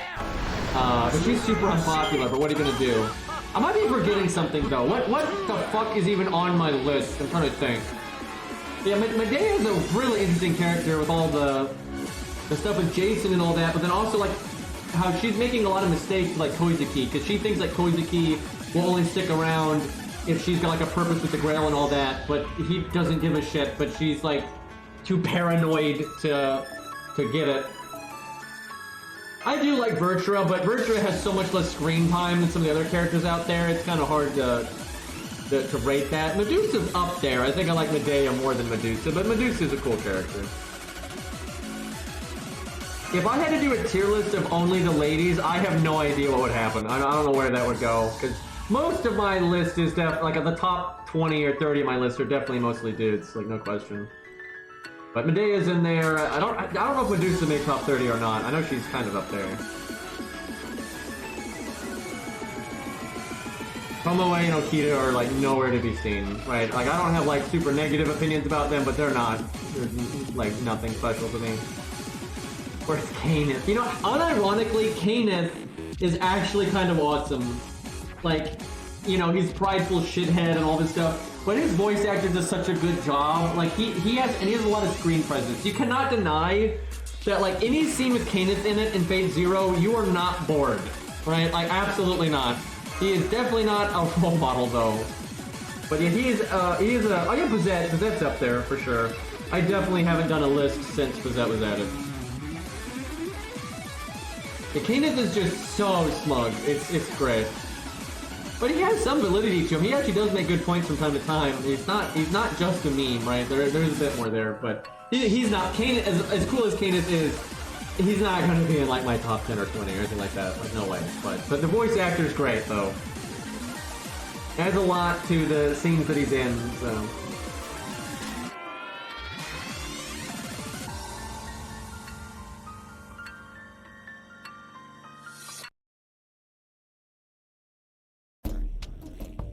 The thing about roast beef is they'll probably change her character a lot if she ever gets used again.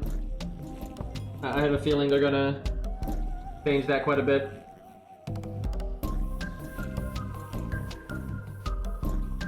I'm surprised roast beef isn't in Melty Blood, but isn't Scion not in Melty Blood?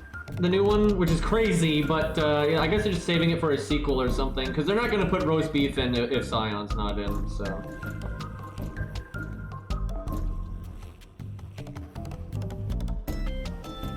I actually think Morgan is written terribly. I think she sucks. I actually think it's one of the worst written characters in FGO because most of her stuff makes no fucking sense. It's like the way she's behaving makes no fucking sense. Like her being so over the top, laying it on so thick with the waifu stuff, it just makes no sense. It's so forced. Like you can just tell that Nasu had it's cart before the horse, right? It's the objective, right? It's not organic, right? The way she behaves and the way what she's done in Lostbelt 6, Nasu specifically wrote her with the intention of making her this like super sympathetic, you know, villain, but kind of a heroine thing. Like it's so contrived. It's not natural at all. And we know this now because they talked about it. Morgan wasn't supposed to be like that, right? And it's not like they redid all of Lostbelt 6 to accommodate for the new Morgan design. They didn't. So originally Morgan was going to be regular Morgan and be, you know, just straight up antagonist and all that kind of stuff. But then Nasu just liked the design so much and he didn't want nasty Morgan having this nice design. He literally said that, by the way. And not those exact words, but that's what he said. And so fairly late into the thing, they changed some stuff to make her more sympathetic. But like some of the stuff that they changed kind of, you know, after the original draft, you can tell it's not fleshed out very well. They're still keeping a lot of the core of the original draft, and they're just kind of doing bait and switch stuff with a lot of, like with Oberyn, because Oberyn originally wasn't going to be connected to Vortigern and all that. It's really obvious. It's not natural. It's bad writing, right? Like a lot of the stuff with Morgan and Oberyn stands out that you can really tell that they kind of just pulled it out of their ass. And then Morgan's like just dialogue is just shit. Like even if she's going to, like some people are you know, we'll say the housewife types, if you will. And some people, you know, but like, there's nothing about Morgan why she should be behaving that way. There's no backstory. There's no explanation to why Morgan of all people is acting that way. It's just silly. It's so forced. Like, this trying to combine what she was in Lostbelt 6 with this waifu stuff. It so falls flat. And honestly, you know, I'm not a huge fan of Nasu's writing a lot of the time, but the one thing he does normally do a good job with is characters, right? I think his writing can leave much to be desired, but a lot of times he does give characters good motivations that are reasonable and three-dimensional. They're not just a gimmick, right? You know, St. George isn't just guy that likes taking pictures, right? Right? He's got a lot more to him than that. And Nasu, you know, as much as I don't like his writing style, I will admit that he is generally speaking, is a very good character writer, right? Like he knows how to make characters flushed out. But Morgan is the exception to that, in my opinion. Most of Nasu's characters, I think, are written well. Morgan just feels rushed and sloppy, and we learned after the fact she was, so it makes sense to me.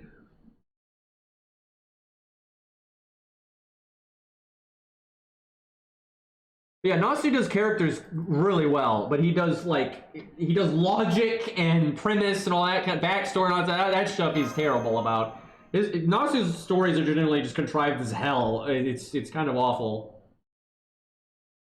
So, chat, this was interesting. Leading up to Lostbelt 7, because I didn't want YouTube spoiling me on anything, which it hasn't yet, but I'm sure someone will just spoil me in the comment section or whatever. But anyway, I watched a bunch of Gundam stuff, right? So my algorithm just sending me Gundam stuff. And you got that Gundam Battle Op 2 game coming out, and you know, I'm legitimately crazy interested in that. So I was watching gameplay of that. I watched clips of like anime scenes and stuff, so my algorithm is all about the Gundams, right? Now because of that, right before Lostbelt 7, like the night before, like right before I went to bed, I watched some of Gundam 8th MS Team, which I would normally watch in English, but I just happened to watch some clips in Japanese. And the main character, I'm like 95% sure, an 8th MS Team, he's also named Shiro, funnily enough, is voiced by the guy that voices Bat Guy here. And he uses like the exact same voice. It's not like he's using because you know, he's got some range, but he's just using the exact same kind of voice. You know, very yelly and you know, kind of high-pitched main character kind of stuff. And so it was just kind of funny that I had like 8th MS Team, you know, Shiro in a Gundam shouting in my head very recently, and the boss talks a lot when you're fighting the boss, and I'm just like, yeah, this is awkward. And all my video recommendations right now are all Gundam and 8th MS Team related and stuff. So yeah, it's kind of funny, but yeah, I'm pretty sure it's the same voice actor. I'm pretty confident in that. I don't think they've actually released who the voice actor is, but like I know my Gundam and I'm quite sure it's the same guy. But every once in a while, you do have voice actors that do sound crazy fucking similar. And I'm way better at noticing voice actors if they're English than Japanese. But so I could be wrong, but I don't think I am. But if I am wrong, it would be Japanese voices because I don't know them as well. Also, 8th MS Team was recorded so long ago, the audio equipment's not as good, yada yada yada. We're actually gonna fight Bad Guy fairly soon. I think we're fighting. I remember you fight some like skeletons and shit. We'll go with the Berserker, I guess. Go with Beowulf. We could do Angry Cat. I haven't used her a lot. Alright, there you go. Probably don't need all this Buster support, but we don't have any quick support, so... Does this account even have Alex? If it does, there's no way I level the skill ranks.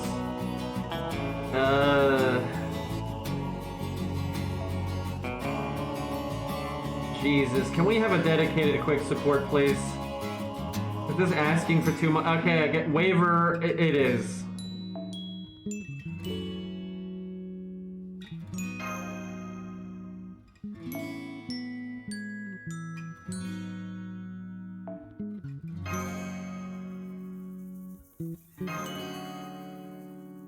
I don't mind that guy's voice actor and stuff, but I don't really like the character that much. The design looks stupid. Also, his hair looks like gummy worms. Don't kid yourself. When you fight his boss form, his hair is literally gummy worms.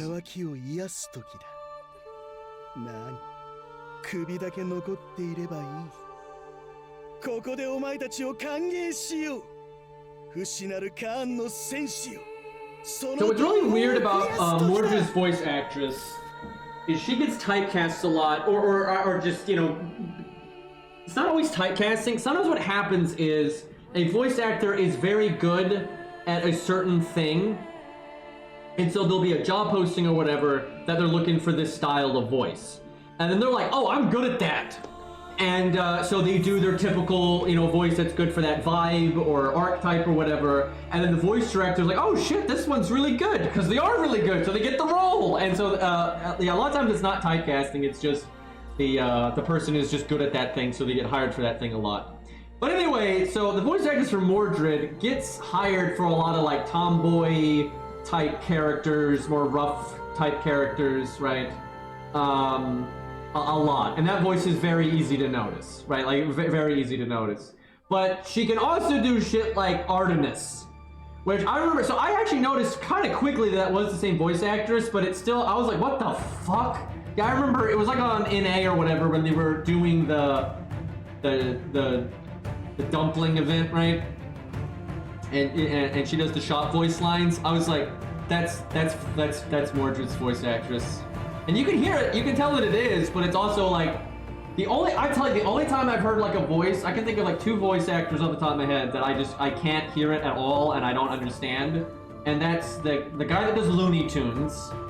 I think it's Mail Blanc. He does every fucking voice in Looney Tunes, even like the generic thugs and stuff. He does all of them. I just, some of the voices you can hear it, and a lot of them you can't.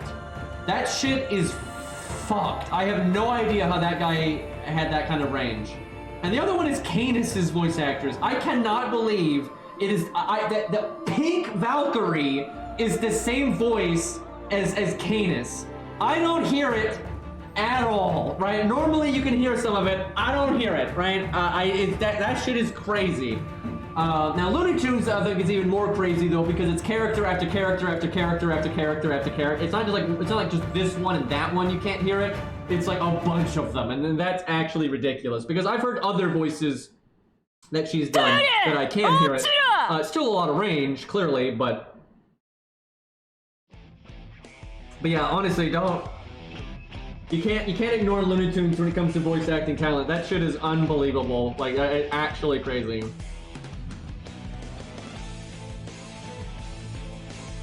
Alright, yeah, there's some range out there. Yeah, I'm sure there's a few other ones that I haven't even noticed where, like, it was pointed out to me, I'd be like, wait, what the fuck? Because some of that shit is nuts.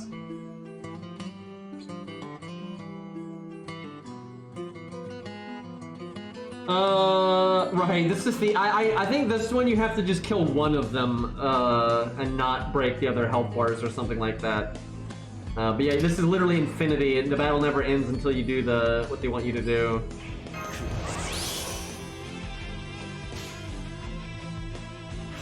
Okay, I think it's just break one.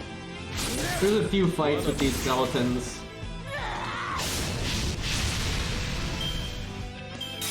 Man, I hope the Ed's okay someday. He's my favorite knight of the round in FGO. Funnily enough, he's not my favorite knight of the round in the actual Legends.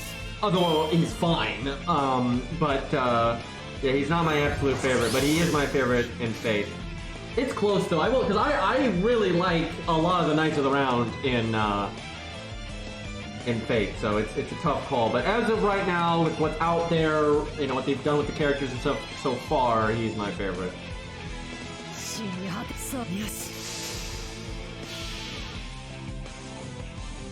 I do like Lance. I like Lancelot when it's actual Lancelot and not the writers taking the piss and making NTR jokes and shit, which is almost all they do now. But the actual character that's there, I like Lancelot a lot. They just almost never use it. It's just kind of like Tesla, right? The actual character for Tesla is fan-fucking-tastic, but they hardly ever use it, right? Which just sucks. Uh-oh. I think you're supposed to have the battle end without break. Yeah, I think I just fucked up. Whoops. I shouldn't have, impede. I think you have to have one dead with no breakbar. Yep, we fucked it up. Whoops. Yeah, it's because I impede. God damn it. Now we gotta kill all of them and do it again.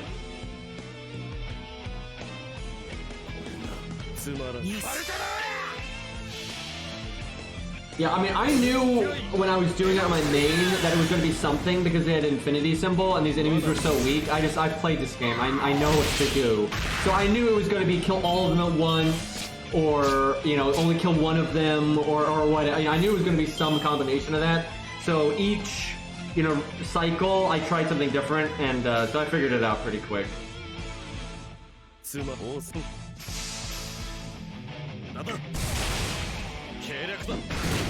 But yeah, because their health is so low, I knew it was gonna be some gimmicky nonsense.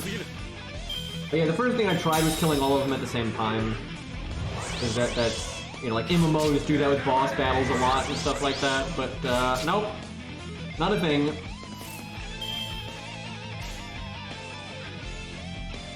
Can she do 20k? No buffs.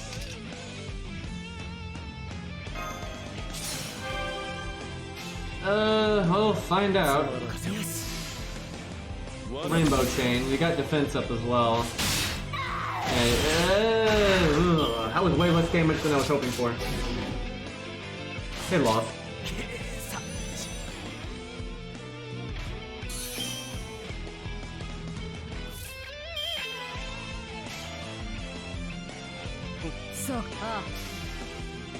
Man, I really do hope we get Sir Keizo. Like, shit, like that character arc is like really interesting, and I really like how he doesn't side with Lion King, even though he has all the reasons in the world to be biased, right? But he's not.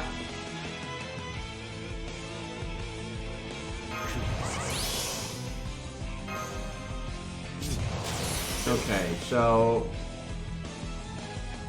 we have to find a way to not target switch, which ultimately isn't actually that hard, so shouldn't be a problem here. Yeah, just never target switch under any circumstance and you'll be fine.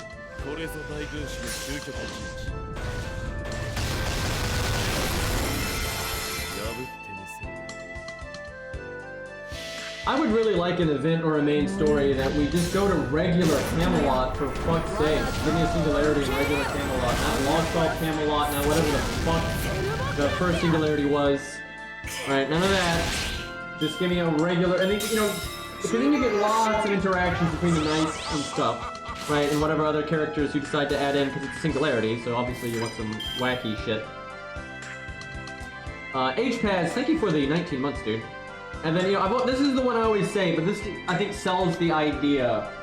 A Nottingham singularity or event, right? You go to Nottingham, right? You have Robin, and then they've got mini versions of Robin canonically, so you can add your waifu Robin Hood, which will sell really well, right? And then you can have your Sheriff of Nottingham and your Prince John and all. It'd be fucking awesome, dude.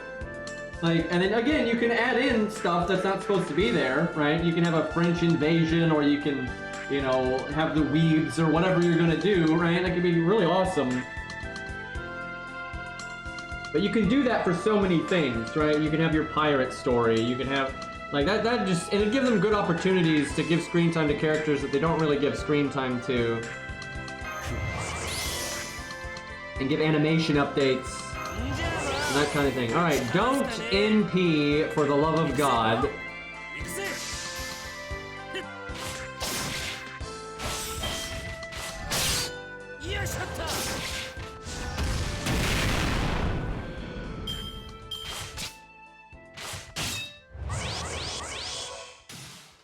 Uh-oh.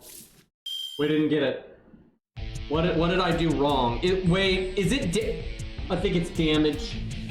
You can't have even fucking waivers dot might be what fucked it up. Cause I'm pretty sure you're just supposed to kill one without doing any damage to the others.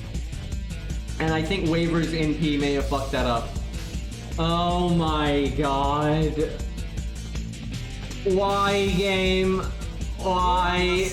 Waiver, you cock. Absolute ass.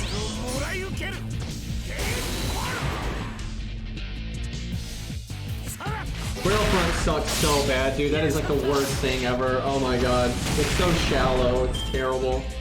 That's like EVCO in a nutshell, though. When they try to do stuff that's not the core gameplay, it's just always so shallow and unfleshed out.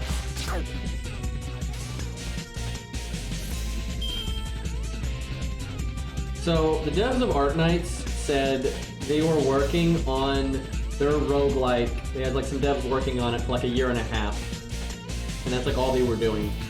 And it's great. It's super flushed out. Like my God, I played that so much, and I still will go back and replay it in the future, right? Like it's got great replay value, and you can test out new units in it and stuff like that. And so it's very much worth the development time. Like so good. And then you have FGO, and when they make stuff like that, it's not, they don't work on it for a year and a half. Right? They work on it for like 2 months, and it's super shallow and just shit. Because they're terrible at scheduling. I cannot believe though I have to kill these two fucks now because I did dot damage to the guys.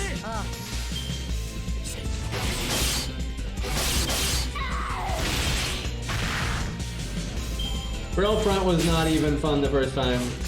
Like it was just so obviously shallow and garbage.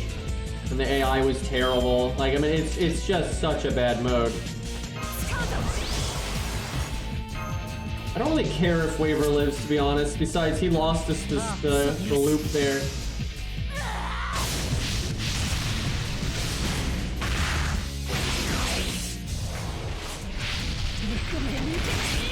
Moon Grillfont was not good. It was just less bad.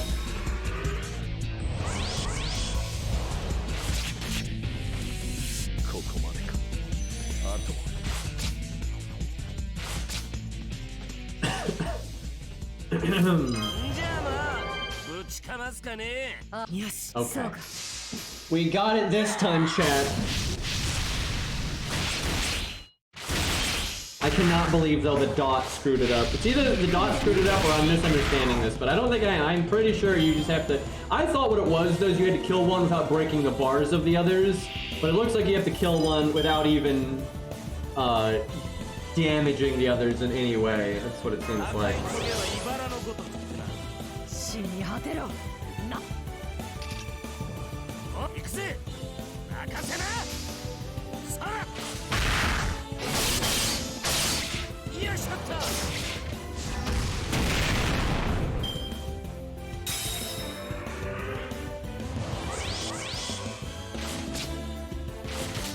Don't kill the cat. Okay, they didn't kill the cat. I have to kill this without NPing, otherwise we're gonna target switch.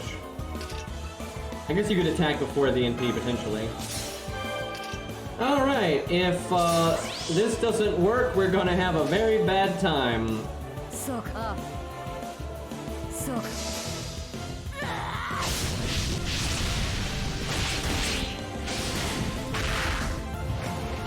This is our third rotation. I would have had in the first one if I just, What? Okay, now I have no idea what it is. I have no idea now. What the fuck?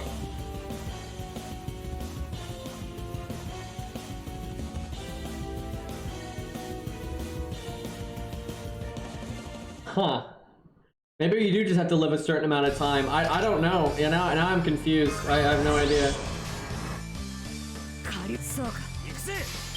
Well, if it is kill, I know you fight these more than once. Maybe one of them it is. You just kill one and then another one is something else, but huh.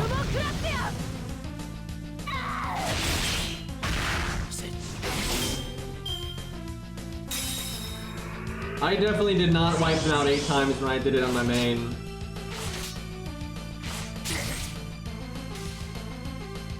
I'm on turn 16, so that's weird. I really thought that's what it was, though. I wonder if my dot command codes have been messing it up. And now I'm super confused. I kind of want to look it up on Atlas DB now just to know. I've already beat the stage before, so I'm just kind of curious what the fuck the trigger is then. What chapter is this? Does anybody know?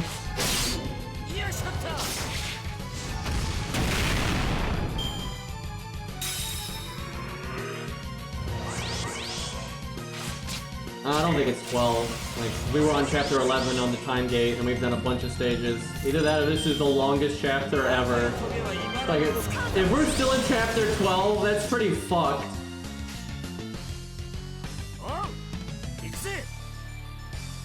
Like, we fought multiple bosses, none that are particularly hard, but like...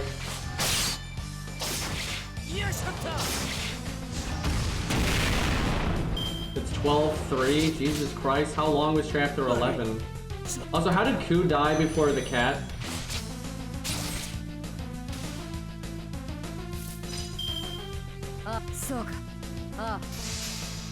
Maybe you have to kill it with the corresponding color, like kill it with an art card. Alright, let's see here. Lostbelt 7.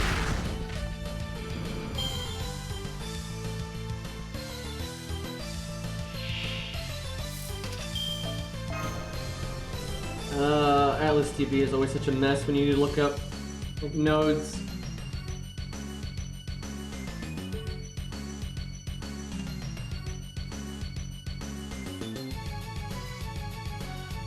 Game. I just can't believe it takes this long to load, like, the fucking map. It's loading again. It has to load twice, dude. Oh my god, and this is the same game engine as Arknights. It's the same fucking game engine, dude. Yep, that's crazy. I don't even... How long was chapter 11? Okay, Atlas DB can get really confusing with the way it displays information, so... Figuring out what the trigger is might be a little complicated here.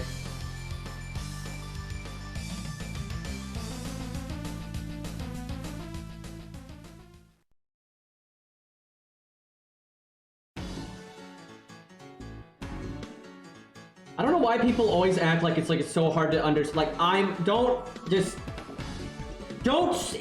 should not have to say anything I'm about to say. I should not have to say. You should never say anything past what you're looking at, obviously, right? And even if I have a video, I'm not gonna be past where I'm at in the video, right? It's crazy. People will see that I've like posted a video of the Bat Boss and they'll start talking about the final boss because I've done that. It's so fucking stupid. And downloading the data doesn't do shit.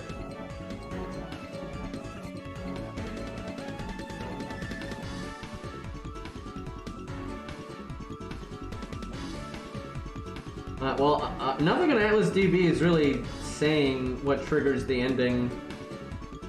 I would think it would be stage AI, but stage AI is always really shit on Atlas DB.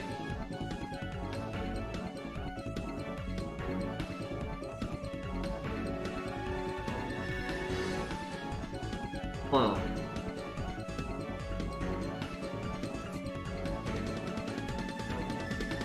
They don't even have a stage AI listed.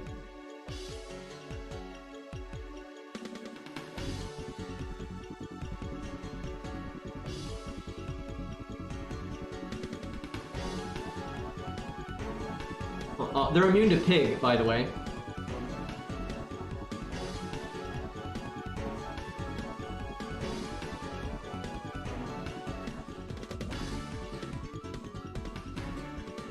Yeah, I'm not seeing anything that shows what the trigger is. And like, I really want to know, because obviously you just throw yourself at it, you're gonna beat it eventually, but I want to know what the fuck the trigger is. Because people have seemed to have different experiences with what actually gets at the end.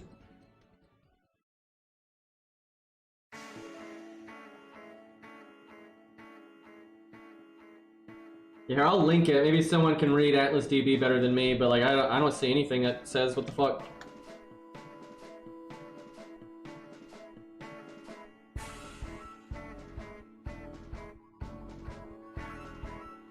Yeah, it doesn't have a field AI. And that's normally like the weird shit.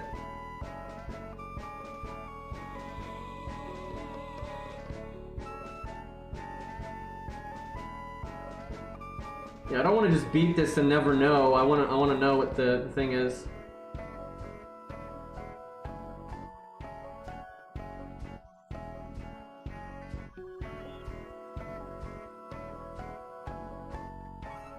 I just don't get, like, whatever it is, it has to be, it would have to be listed under field AI, so I don't get why Atlas DB doesn't have it.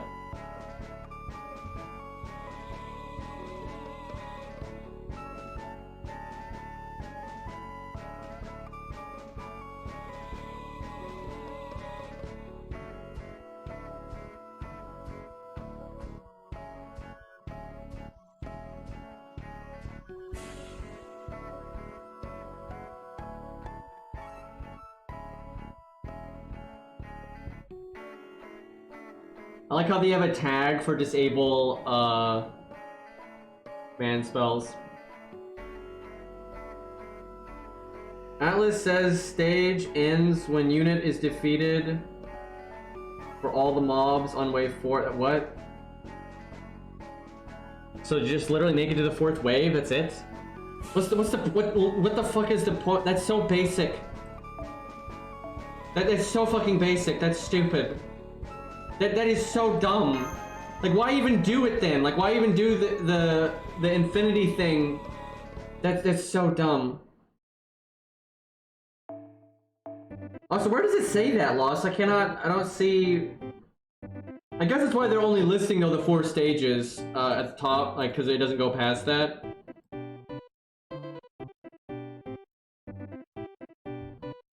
The weird thing is, though, when I won, I am quite sure when I beat this, I didn't kill them all. It just ended. Like, I probably was on wave 4, because I was trying different stuff, but I remember I just killed one of them, and there's still 2 alive, and it ended. Like, I'm quite sure that's what happened. So I don't think that's even right.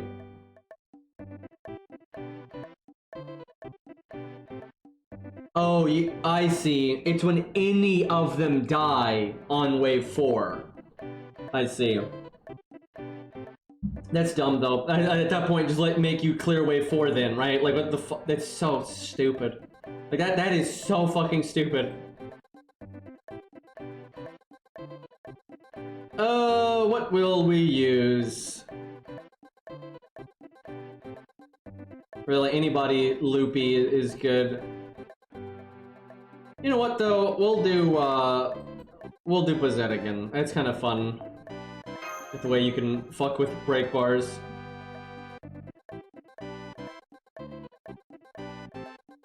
But where does it say that, though, Lost? Like, I don't... Is it just... Oh, I see. On the 4th stage, they have the skill, but they don't have it on the other waves.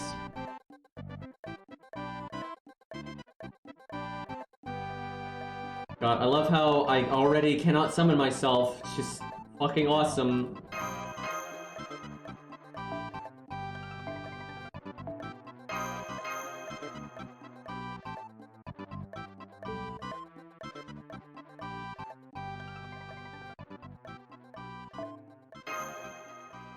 Oh my god, playing this game is just like pulling teeth. Like, it is just so tedious to do the thing you want to do. Like, if you're like, hey, I want to now switch to a solo, or I want to do an Edmund setup, or I want to do this or that. The amount of time it takes, and a big part of it is the support list, because you're not allowed to just, like, say, I don't want to use the support list. So, you know, just summoning whatever the fuck will fuck up your team completely. So if you're trying to, anytime you want to do something, like, specific, right? If you're just trying to win, it's not that bad. But if you're trying to play, like, F-Go, where you're like, okay, I only want to use 3 stars, but then I need to be able to summon a 3-star. There's no 3 stars on my support list, so I need to slot somebody. It's just, the amount of time that it takes is just ridiculous. It being old has nothing to do with anything. Like, literally has nothing to do with anything. Like, everyone defends it with that shit. Fucking Arknights is the same game engine. It doesn't matter how old the game is. It matters how old your game engine is. That's the technical side. That's what actually matters. Arknights is using the exact same game engine, and it runs a billion times better, and it is a million times snappier because they make good fucking decisions, right? Like, when in Arknights, they have the exact same system as F-Go here.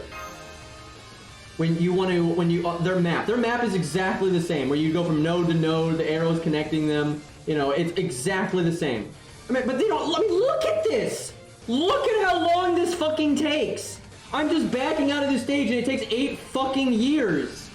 Like, this is absolutely ridiculous. This is not even the thing I was wanting to show, by the way. But they have this exact same, like, map system with the nodes, exactly the same. The difference is, when you go to click this, right?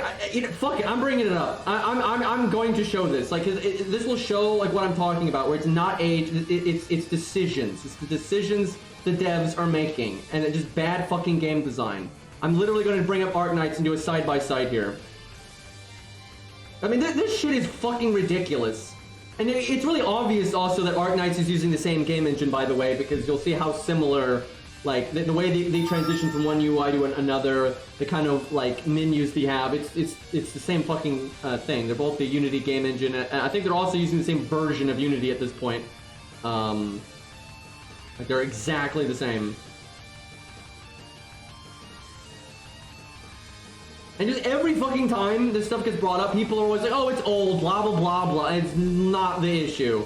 It's fucking them having garbage devs that can't do code, and then making horrible decisions. Because some of it's not even code, it's just these idiotic decisions. Like how when you try to back out of the screen, it asks you like 8 questions if you actually want to exit or not. Like, what the fuck is that?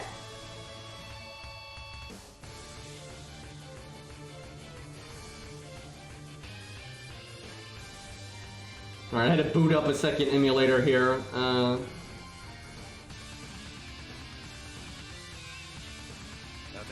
Okay. Oh yeah, I hadn't actually logged into Art Nights today, so that's good. Go to the main story. Okay, here we go, right? So you can literally see how FGO-like this is. This is the main story, right? You go node to node, right? It is so fucking similar. Also, shut up, Ace. But alright, so you go node to node, it's literally the same fucking thing. FGO, when you click the desired node, right, it just goes to like this UI, which means nothing. There's no information here, none of this matters at all. It's just a waste of a click. I honestly don't know why this exists. And then you have a confirmation message, because fuck you. I have no idea why, but you have to go through a confirmation message. And then even though I've already seen this story like 3 or 4 times now, it makes me watch it again. And then I have to do skip, and I have to do another confirmation message, and I have to load again. And like, look at this. We're just going through it right now. I'm not taking extra time. It just takes this fucking long. And now we're loading because we don't know what coding is, right? And then it just clicks, and it clicks and then loading. And again, we're just in the team screen, for God's sakes, right? So we'll do this, and then you're like, oh wait, no, I need to go level up a skill. I need to do, oh, and of course you can't do that. If I wanted to go back there, I couldn't. I had to click forward to go backwards. If I tried to back out before, it wouldn't let me. Okay, and then now we have a confirmation message for some fucking reason, it telling you that it's not taking AP, because that makes sense. It should only give you a warning if like it is taking the AP. And then this crazy long loading screen. Look at this shit. Look at this shit. Like, just to load the basic game, right? This is the basic menu that it's loading right now, and it takes this long. Okay, now we're back. Now we'll switch over to Art Nights, which has, again, like the exact same UI. When you click the desired node, look at this. You don't have, look at all this information. I don't have to watch the story again. Okay, that stage doesn't have story because that's a side stage. But if you want to watch the story again, you have to actually click a button to do it, which I don't know why these don't have it. Is it because I just beat it? I actually don't know why. Normally there's a button that you can watch the story again. I guess once you've defeated the stage, you have to, because they've got like a replay mode that you can go back in. But anyway, if I hadn't, I've already beat these nodes, so it's a little different. But if I hadn't beat this node, it would still be the same. I just have to click a button to actually watch the story again, right? If I don't desire to watch the story again, it just goes straight into the game. Look at that. That didn't take an hour. Look, we're just here. Boom! We're just here. Look, and if I don't want to support, it doesn't even take me to the support tab. It only goes to the support tab if I want the support. Then it, loads the support and you can pick who you want to bring. But it doesn't go to it unless you actually want it. So then just boom, I click the stage. And like that's it. And like, it takes no time. Right? And you obviously have to load the stage just like FGO, but like that doesn't, I swear it's quicker in Art Nights. But here, I'll even show it. Let's say I need to back out. Let's say, you know what's fucked up is the UI is so much better here. I don't have to back out for most of the reasons you just have to back out in FGO. Like in FGO, if you want to change command codes, level of skill, level the unit, level an NP rank, level of craft essence, anything like that, you have to back out, go through all that, an hour-long menu that we just showed. In this game, so boom, that quick, but if I do need to back out for whatever reason, I'm out. Chat, is there any competition? Same game engine. Literally the same game engine. Look, I'm in the team screen. I'm out. Wow. Right? In an FGO, it takes like an hour. But here's the thing. In Art Nights, because they have a brain, if I want to adjust something, let's say, okay, all my characters are max level. Let me just pretend I have someone that's not max level or not a max skill. Let me bring someone super scuffed here. There we go. Okay, so let's say I'm like, wait a minute, this character, I need to maybe level their skill rank more, or what. I'm still in the team screen, by the way. This is in the team screen. Look, this is the team screen. I click the desired unit, and then boom, look, this is their level.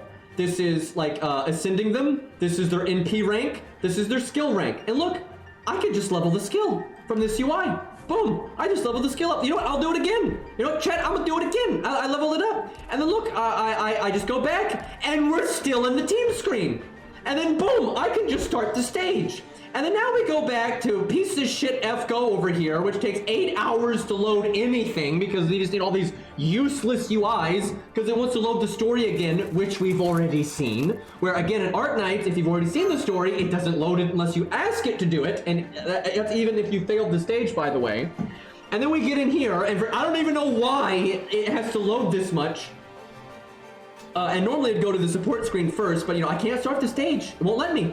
I have to go to the support screen, and then this has to load. So begs the question, why did we have to load the stage before, right, the screen before, if we had to actually go to this screen?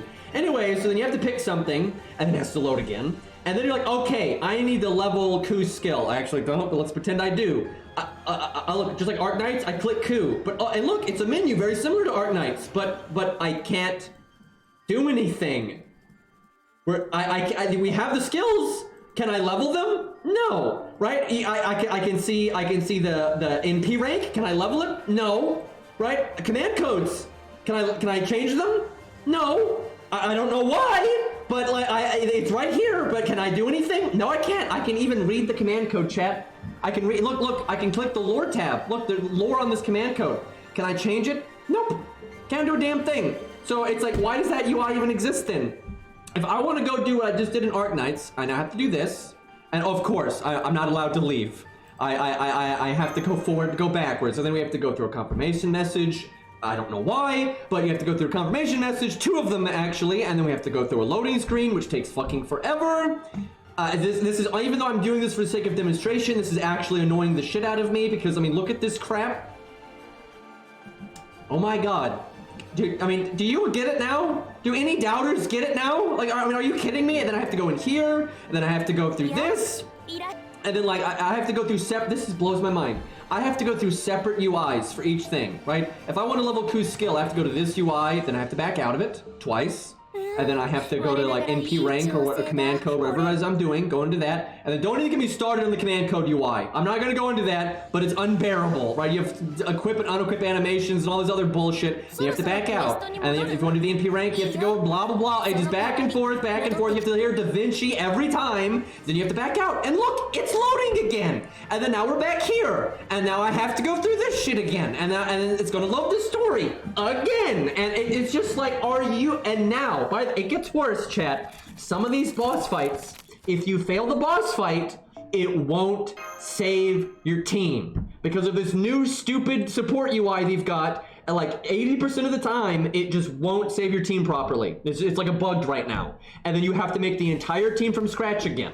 And I had to do that for that fucking bat boss, and I lost my mind. I was having to consistently change my command codes and change around my servants, and then every time the goddamn team would be wiped and I had to start over from scratch. And every time I had to, you have to go through the loading every fucking time. Meanwhile, Arknights, a game I don't even like as much. Click the stage. You're in. You want to level the unit? You click this. I'll do it right now. We'll level 2, baby. Look at that. Bam. Level 2.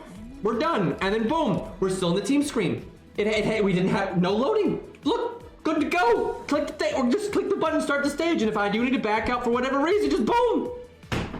Again, same game engine. There is no. Does anyone have an excuse? Any Copium FGO fans out there got an excuse for me? Anyone want to explain this to me? How these two games use the exact same game engine, and as far as I'm aware, they're the same version of the game engine and everything. Exact same shit. And also, never mind that, they've made very similar design choices here. Anybody got some Copium defense for this?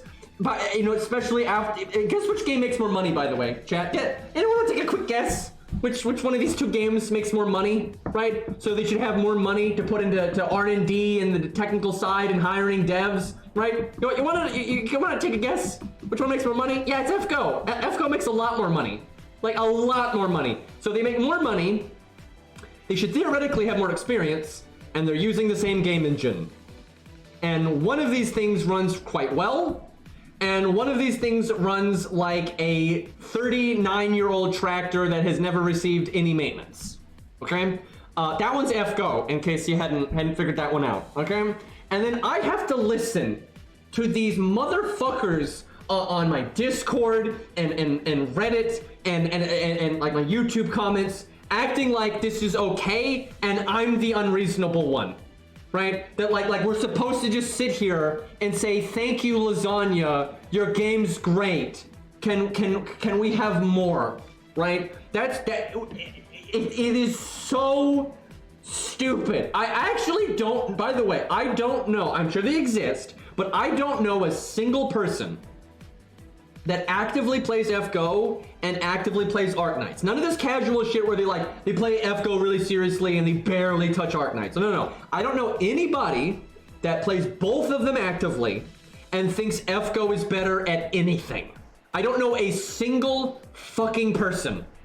The only people I know, even two who I am sure will admit that FGO is garbage compared to Arknights in terms of UI and everything else, right? Like, I wasn't saying that no one plays them both actively. Of course they do. Cairo plays them both I know loads of people that play FGO actively and play Arknights actively, right? Of course I do. I play both games. Like, I'm surrounded by people that do that. Lost plays them both. But every single person that plays them both actively, again, none of that casual shit where they only play one of them actively, not a single one of them defends FGO anymore. None of them. Zero. I don't know a single fucking one. Because it's impossible to see these two games running on the same game engine and then not see the absolute clown show for what it is in FGO. Right? It actually bugs me, right? It actually bugs me that this is what my channel is built around and it's this fucking bad. And then people get mad at me for calling it shit. And then I have to go into great detail about why it's shit. But I think at this point, I'm beating a dead horse. So I think we got it now. But I'm serious. Is there one person in chat that thinks I'm wrong? After that demonstration, is there one fucking person in chat that thinks I'm wrong? That the FGO is acceptable, right? That it's okay for it to run this poorly when you have other games with the exact same game engine running that much better. And again, a lot of it is decisions. It's not even the game engine. It's like they decided to put this stupid message right here, right? They decided to, generally take you to the support tab right away and force you to bring the support. They decided to make you have to watch the story again over and over again, right? And like, I can already tell you a big part of why Arknights runs better, right? This is technically, I can tell, this is technically not a separate UI. That's why it's not loading. This is like an overlay they're just putting on top of this. This map is still loaded right now. So it doesn't have to load it because it's still there. And that's called optimization, by the way, right? So the only time the game has to load this map again is when you're in a stage. And it does, just like FGO, when you go into a stage and lose or win or whatever, for it to get back to this UI, it does have to load. Right? And it's not as fast as some of the new fancier game engines, like Epic 7 has a very good game engine, and it's much newer, and it can load the map and stuff instantly, right? It's very quick. This game can't, but it still does, it does it reasonably quickly. But what you can tell that Arknights is trying to not go into a loading screen as much as possible, right? And I already know where FGO's fucking up. What FGO is doing is right now, the map's not loaded. And it's because when they first made the game, they didn't think of any of this shit. And we are still using the base. This is why it's bad. It's not because the game engine is old. It's because the UI is old and they've never updated it. They had no idea what they were doing when they made FGO when it first launched. It was shovelware. They put very little effort into it. They didn't think about optimizations like having the team screen just overlaying the map screen. And so the map is still there. So if you want to go back to the map, it doesn't take a long time. They didn't think about that. And they're just being stupid, right? They were just like, oh, you'll never want to go back. They didn't think about it. They were just like, oh yeah, just go to the team screen. They weren't thinking about, wait a minute, what if players want to change something? When they were designing FGO, they didn't think about that. And they've even admitted to that. The original devs had no idea what they were doing. They had very little experience. It was shovelware. They weren't expecting the game to blow up so much. And, you know, fair enough. So fair enough, they didn't think about the optimization of, oh, hey, keep the map loaded until you go into the actual stage, right? Because you might need to go back. So then it's much faster. And it's no problem like keeping the map up, right? So I can give them a pass for way back in the day. They didn't think of that. But they should know by now. So they should change it. They should improve their UI. They have made billions. There is no reason they can't be like, oh yeah, that was dumb of us. Let's just fix that. Let's just keep the map loaded, right? But they don't do that. And not only that, you can tell they're unloading the map. Right here, boom, map's gone. And now it's having to load a completely new UI. And this new UI, it unloads as well once you go into the stage. So it's just that's optimization, right? There's no optimization here. Where Arknights just has the one set UI and you don't leave it until you go into the stage, right? So they have out of stage UI, in stage UI. That's it.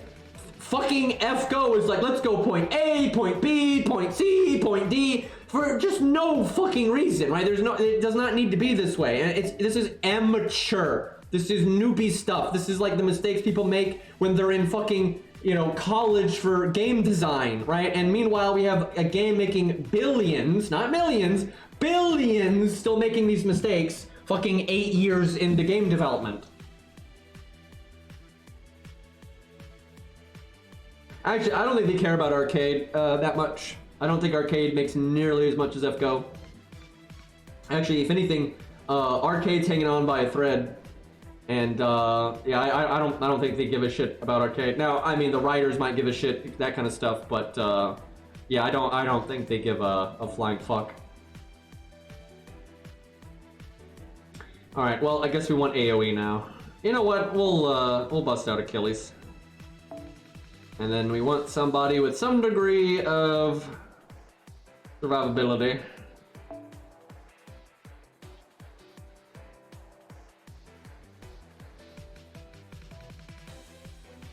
It really is what Ace just said, though. That's the sad truth of it. They just can't be bothered to hire people that are good. They don't. That is 100% what it is. They do not want to spend the money, because you can see it on their job postings. They do not want to spend the money to hire developers that are experienced and know what they're doing. They don't want to spend that kind of money. And again, I blame the players because we don't demand it. We don't demand excellence from them. The player base for FGO has no fucking standards at all. So they're just accepting the schlock given to us. Where if the player base would actually say, no, this is unacceptable, and they wouldn't spend any money on this game unless the devs did better, then it would get better so fast. They would improve this game so quickly if the players were like, no, this isn't good enough. And it's not good enough. But again, we have no fucking standards over here for some fucking reason. You know what? Let's see if we can like a turn and a half this.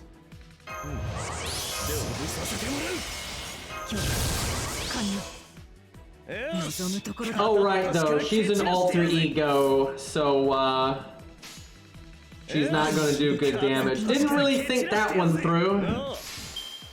Well, they don't have that much health, but they do have a defense up, so. The JP players did mold a little bit this time. They normally don't, but they did mold. But they didn't. The thing is, they didn't mold over the horrible UI, the bad business practices, the lazy animation updates, the lack of animation updates. They're not molding about any of that. So what they molded about? They just molded about nothing happening in January. Which sure, that's something to be that's worthy of being upset. But that's what that tweet was talking about earlier. Fucking the FGO community always phrases stupid shit that doesn't matter. And gets mad about stupid shit that maybe matters a little bit, but doesn't really matter that much, right? Like the fundamental game being dog shit, right? That's a bigger problem than not getting anything in January. Because you know what? If Arknights has a month, man, that was almost so good, but we didn't kill anything. But if Arknights has a month where they don't add anything, which doesn't generally happen, but if it did, it wouldn't be a big deal because that game has a good base. They have story replay. They have the roguelike mode. They have challenge mode. They've got this weird deck building mode, which that's kind of hit or miss. But you know, you can play past events anytime you want to. You can fight almost every boss in the game anytime you want to. There is so much to do in Arknights if they don't add new content. It's actually quite nice. In FGO, if they don't add content, we can't do anything because we can't. Can you go fight Gwen right now? No, you can't. Can you fight Zeus right now? No, you can't. Is there a permanent game mode like a roguelike with replayability, like a challenge? No, you don't have any of that, right? Like the core game is so bare bones, and they just refuse to add anything that's like permanent to make it better. That when you have a dead month, it's excruciating, right? Like you're just sitting around doing nothing. Okay, let's see if she can actually kill with the attack up here. I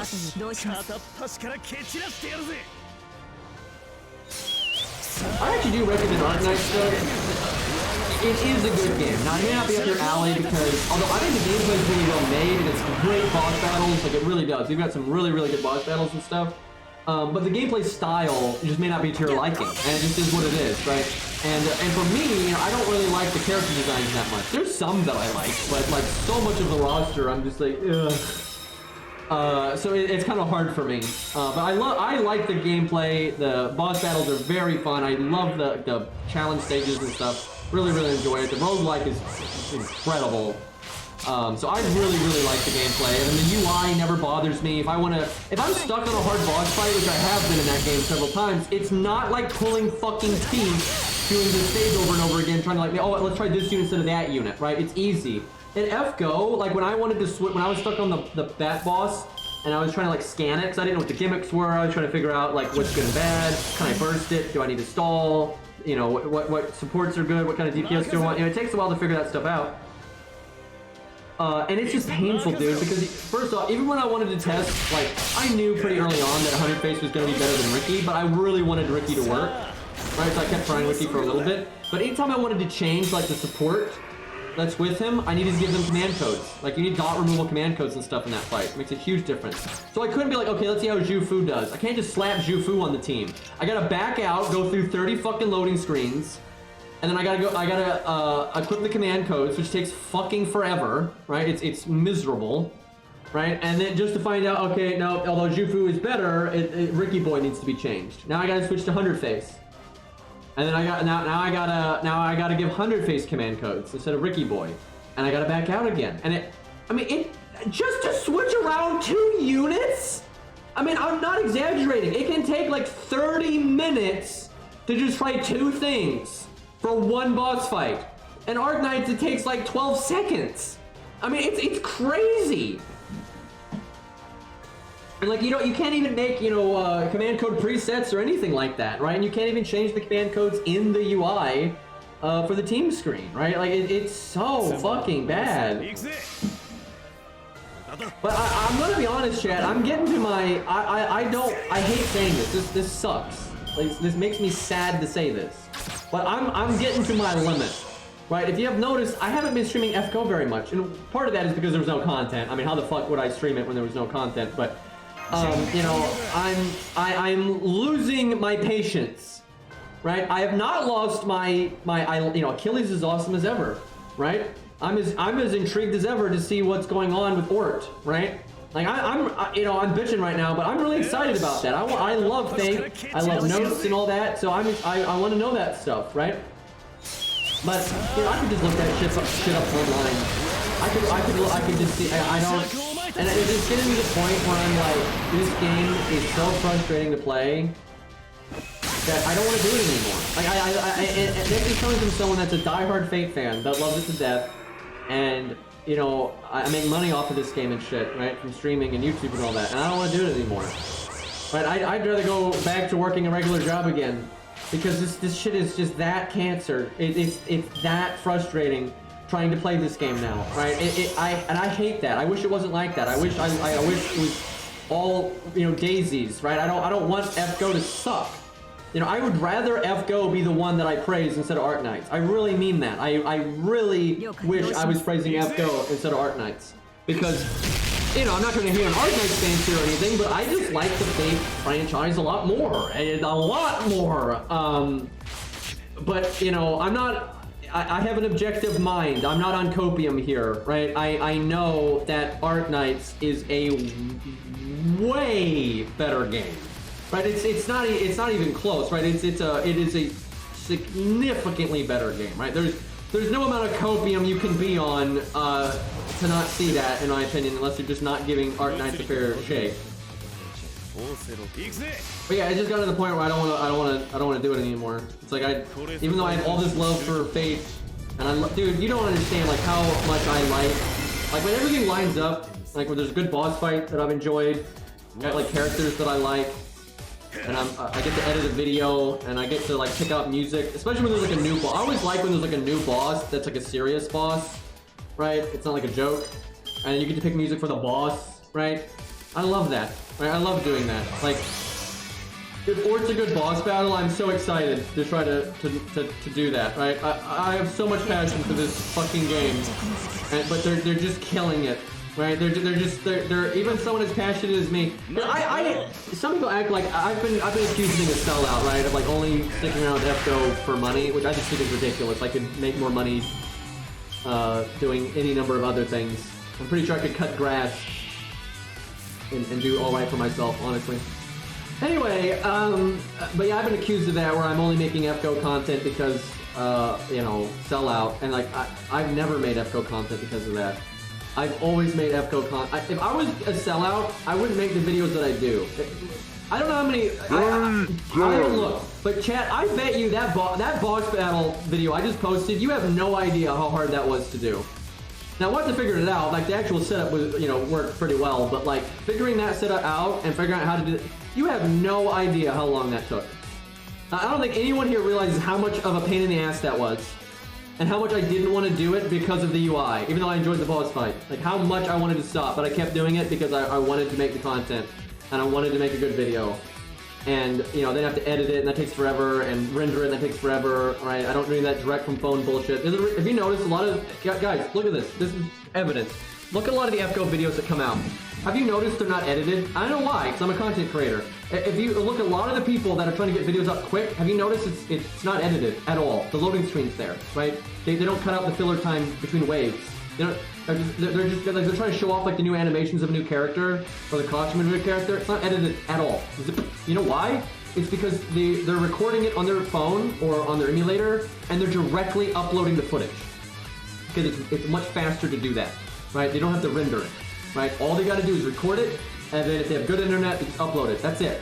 But then the video sucks, right? You have a loading screen. You've got, you know, awkward waiting around and yada yada yada, right? I've never wanted to do that kind of stuff. Now I'm not hating on, you know, because some people like, you know what? I just want to see the new costume. They don't care if it's edited well, and that's fine, right? So they're filling a need, right? But that's not passion, right? That's not what they're doing. They're just trying to fill a need to make money, which is fine. I don't think that's wrong at all. But that's not passion, right? What I do is passion, and here's the proof. I guarantee you, I haven't looked because I'm trying to avoid spoilers. I guarantee you, right now, I probably have the least views out of all the major content creators right now. Not even close.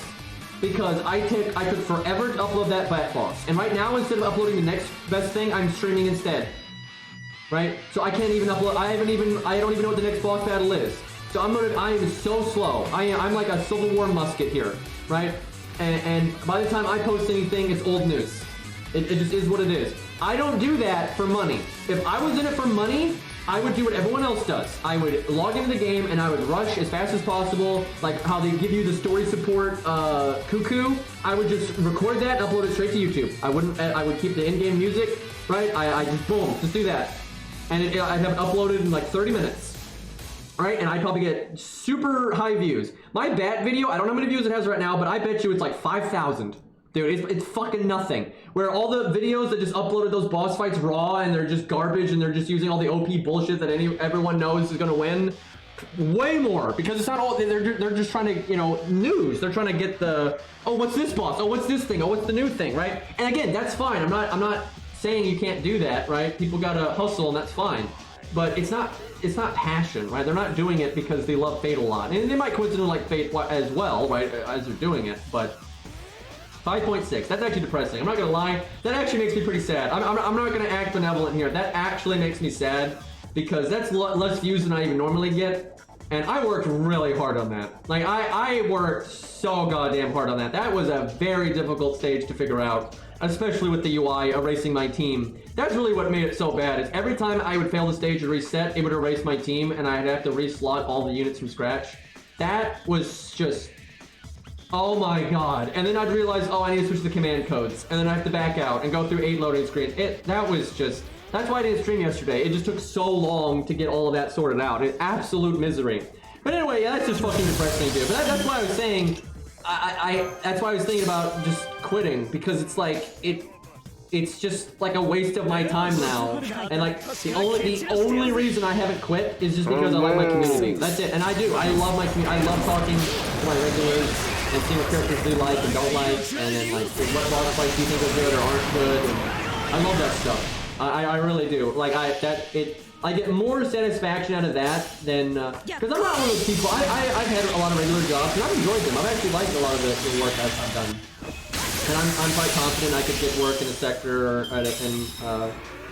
in a field that I'm interested in. I could be just a video editor easily. I could work full time as a video editor, and I'm good enough that I could do that no problem. And that's not soul crushing. I enjoy that, right? I could do that. But even though those other jobs I've liked, and like being a video editor, I definitely now have the expertise to do that. I mean, hell, I could be a video editor on Fiverr and probably make more money than I do now. But I might enjoy that. I wouldn't enjoy that as much as I do when like I do get to interact with my community, and when I get to fight a boss like Zeus and make a video and see the fan reaction and all that, right? That is so great, right? And that is the only reason I'm still doing this shit. Like 100%.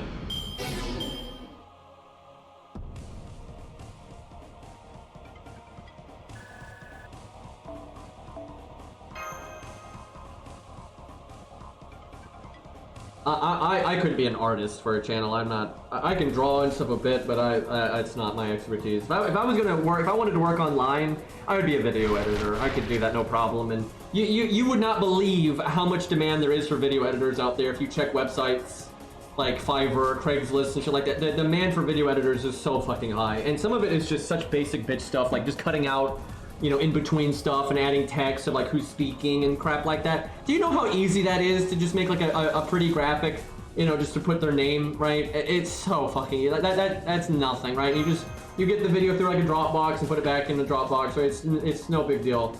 And there's the demand for video editing like that is really high. So I could just do that if I wanted to, but yeah, I could do whatever the fuck I wanted. But I like streaming. I like YouTube and stuff. Jesus, did I skip again? God damn it.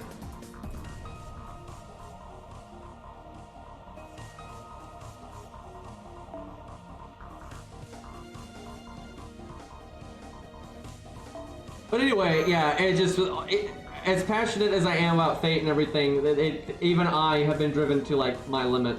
And I'm telling you, that's why most people are just, you know, they're just doing clickbait, man. They're just trying to get content out as fast as possible, and they're getting views for money. And again, that's not wrong. Again, they're filling a need, and that's fine. But you know, that's not passion there.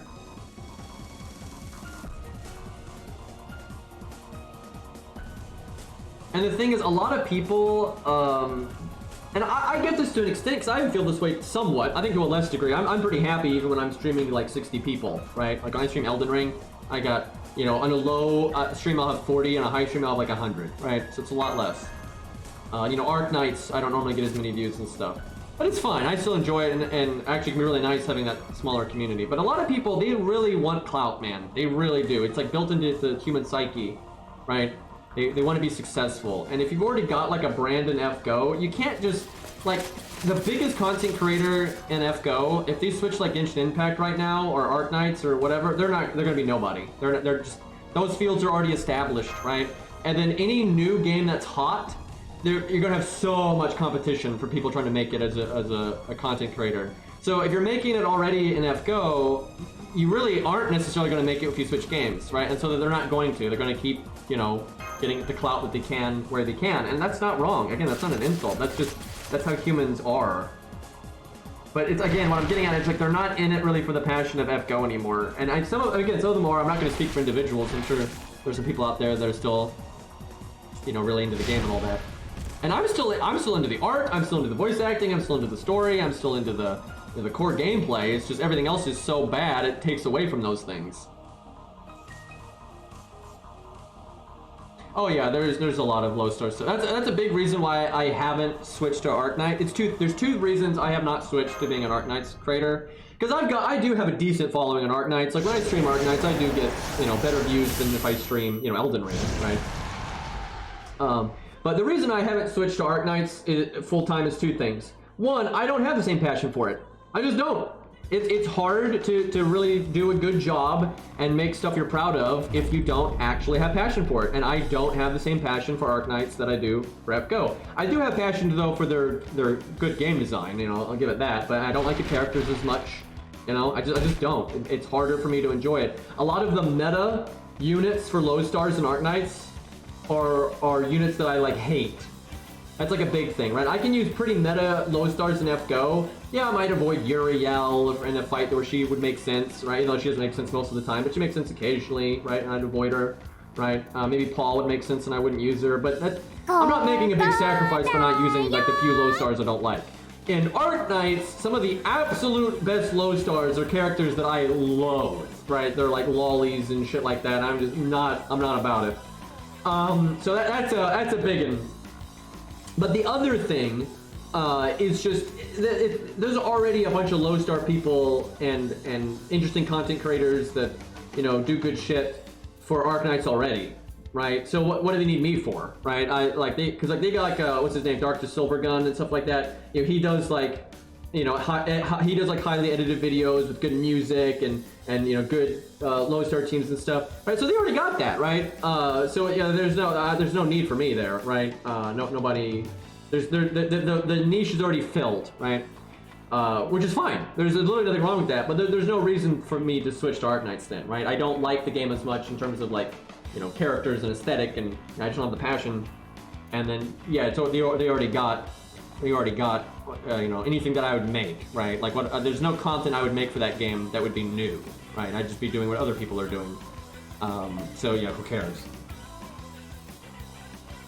But I've got, you know, a niche, you know, in FGO that really no one else is doing. And it's not like other people do low star stuff, but not like I do. A lot of other people that do low star stuff, because they're trying to be different from me, they do stuff that's more like arbitrary challenge stuff, not really practical stuff or any of that, and they also take way longer to put a video out, right? Like generally when someone makes like another low star video, they might do it in a more pure way than I did, but they also took like way longer to do it because they had to trial and error it for so long. And again, it's because they you know, I exist in the space, so they're like, if they're gonna make a video like I do, then there's no fucking point. So they have to do something different, which makes sense. There's nothing wrong with that. Just like if I was going to go into Arknights, I'd have to do something different because the kind of stuff I would normally do is already being done. So, all right, what are we? I think we're fighting more skeletons right now. Man, I did not realize though how much filler bullshit there was. When I was doing this on my main account, I was just breezing through it, bringing OP shit all the time. But it didn't take very long, but oh my god, this is taking forever. The one thing that really kills me is the support list. Like, oh my god, I fucking hate the support list.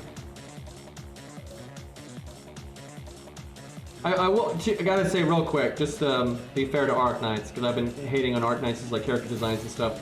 There are some good ones, there really are. Like, they have a lot that I don't like at all, but there is some good shit in Arknights, but the percentage, like the number of characters I like in Arknights, maybe it's 10, maybe it's 15, I don't know. But Jesus Christ, the number of characters I like in FGO, I mean, it's so high. There's so many characters I like in FGO. And sure, there's a bunch I don't like either, but there is a whole lot that I like.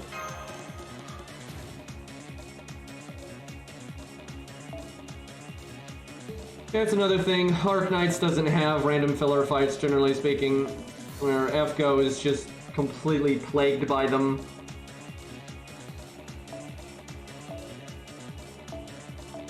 It's like, it's padding.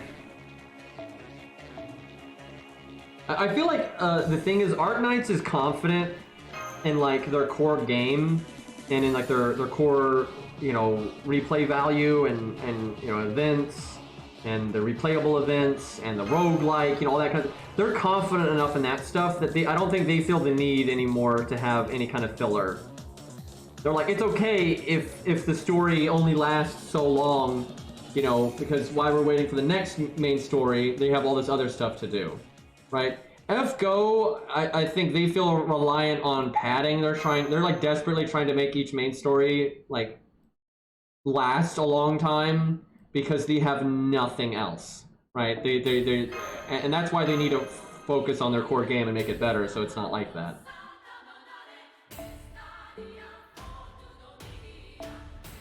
Of course I have to bring MASH for literally no reason. Dude, they do this so much in Lostbelt 6 and 7, and there's no reason.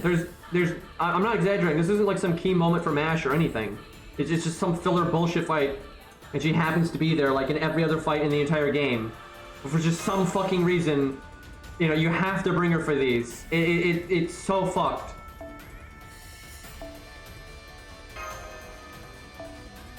I'm literally just gonna switch Mysticoder out. But I actually think the filler in FGO takes away from it. Like, right now, I don't care about anything that's happening right now. I was so excited for Lostbelt 7 because I wanted to see what happened with Ort and David and the gods and, like, you know, who's loyal, who's what, you know, what's up with Cuckoo and stuff. And this is just nothing. We're just doing stupid shit right now that has nothing to do with anything. Like, we were collecting parts earlier, right? It's just, it's so nonsense.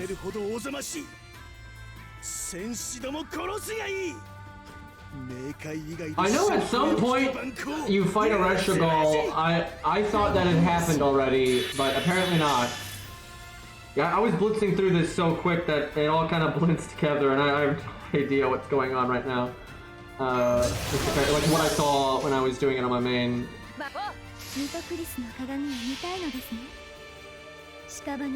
Yeah, obviously we're like in the underworld and he's hanging out in the underworld, but I'm pretty damn sure you fight a Reshigal before you fight the bad guy, because it's not gonna be bad guy. I stopped playing the main account and I haven't touched it since.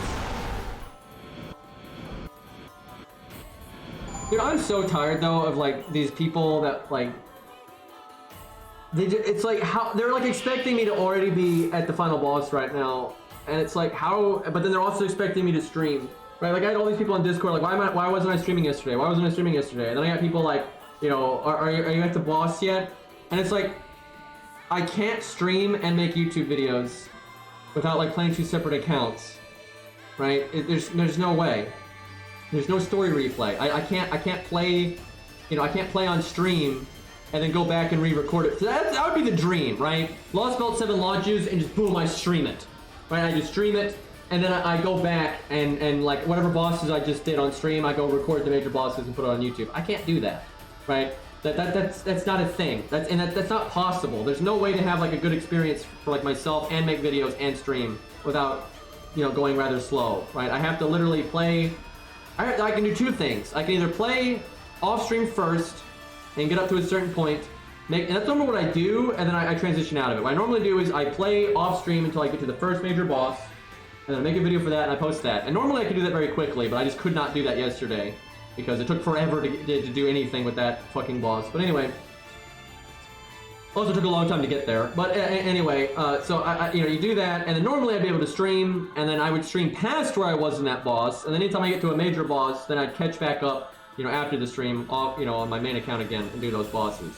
But it's like, how else am I going to do it? Like, I mean, literally, it's like people don't think about the logistics, right? People will like bug me about why I'm not streaming or bug me why I'm not at the final boss already. And it's like, will you actually think about this for 3 seconds? Like actually trying to stream and make YouTube videos, think of the actual logistics of that, of how that's actually going to work. It's not possible, right? There's no story replay because this game is made by fucking morons again, but you know, that one never changes. Well, neither Chris is really good for this.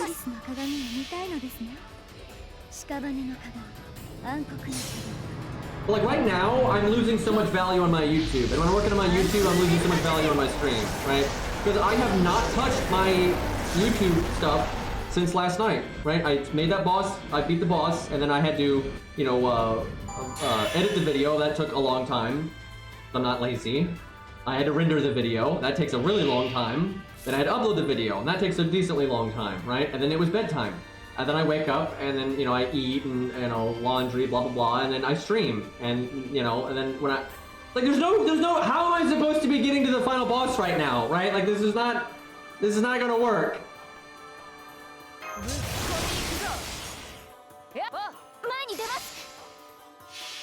I've thought about though just like not streaming a new story at all. Just go through it and record it and edit it and make the videos, and then when I'm done with that, then stream it. But at that point, it'll be so old news. I don't think people would care too much. So.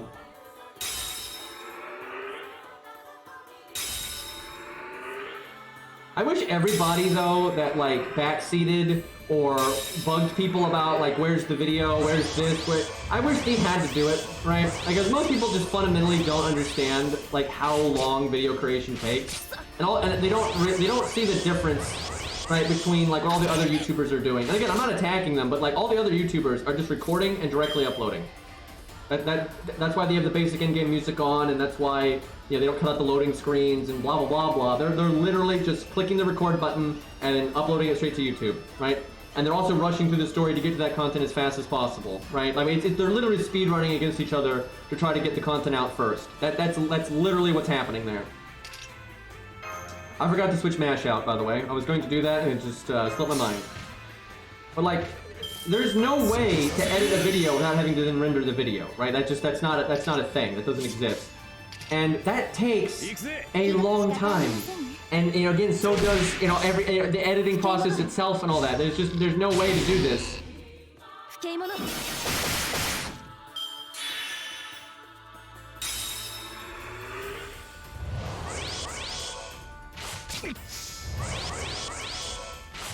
I mean, I'm in two minds about it, like, because my favorite time in FGO probably ever was streaming Lostbelt 5.2, but some miracle, I think it was because, like, we had Rex and Airy as mods, and they were Billy the Kid when it came to just shutting down just moronic statements, and I didn't even see it, right? They were so fast, I didn't even see it. And, Lostbelt 5.2 is still, in my opinion, is just the best content they've ever made, at least gameplay-wise, right? Had no filler, lots of interesting content, non-stop, lots of boss fights, well-paced, right? And experiencing that with chat was amazing. That was the most fun I've ever had. But right now I'm bored out of my mind just because literally nothing, I mean, this is just nothing content. I'm so fucking bored right now. Poseidon was fun, but, that was it. But, this is fucking boring. There's no story developments to talk. Because remember Lostbelt 5? We were pretty much non-stop talking about character motivations, what they're doing, why they're doing it, what's going on with Mars showing up and all that. It was pretty much non-stop, interesting stuff. This is we're fighting skeletons, and we were collecting resources for the Stormborder, right? It's just, it's just shit, right? It's so fucking, and I'm sure it'll get better, right? I'm sure once we have more interesting stuff going on, but yeah, this is boring as fuck.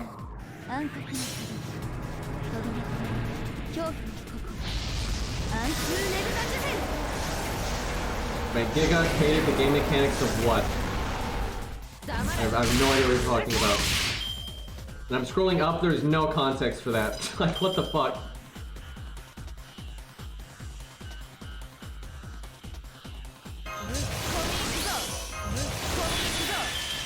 Nothing like fighting a archer with a saber, but she's the one with the crit thing there. You know what? We could just do this. But let's see what happens if we do that, and finish. It's still alive. We can just MP it. The thing is, I think a lot of people say they don't like the gameplay, but that's because they I guarantee you Giga has never actually played like FGO like I do. And I don't mean handicapping myself, I just mean fighting hard content with like the units you like. He's probably never done that. What little I've seen of him with FGO, he doesn't. He just farms and that kind of shit, and like, that's it, right? And the problem with like FGO is like it conditions you to be an idiot because the main story is so easy. Like it's so easy that when you get to a hard boss fight, you think it's bullshit. You have no, I guarantee you, Giga has no idea. And he's playing the game casually, so it's not a snipe at him. But I guarantee you, Giga has no idea how to team build at all. So when he gets to Gwen, he gets to Zeus. He probably never made it to Zeus, but he has no idea how to fight that. Like I guarantee you, Giga, if he streamed and like streams him fighting Zeus, it would be this biggest shit show ever. And he's gonna rely on getting carried by OP shit, and even then it'd probably be a shit show. And it's because the game does not teach you how to play it properly. It just doesn't. And it's a shame because there's good game design here. Some of the devs that design some of the boss fights legitimately come up with very clever, interesting stuff. But because all you're doing is fighting wyverns and skeletons for 90% of the time, and those are so easy, this is what I was talking about with friction, right? You realize how bullshit Elden Ring would be if, like, everything in the game was so easy, but then Margit, right? Like, because, like, new players get wrecked by Godric soldiers, absolutely, because the game's punishing. If you don't dodge well and they hit you in the face, they do a lot of damage, right? And some of them got some, multi-flurry attacks and stuff. Of course, a lot of people get their ass kicked. Like the giant before Margit, that kills. I have seen so many streamers die to that giant before Margit. So many. But they figure it out, and they eventually they start learning when to roll and blah blah blah blah, right? The game is teaching them how to not suck, right? And so when you do get to tough bosses, if you're not, relying on co-op and that kind of crap, you can handle it. You've learned, right? FGO doesn't do that. FGO is just joke content, boring, then all of a sudden really hard content that requires a super complicated setup to beat it. It's like, what? Where is the difficulty curve here?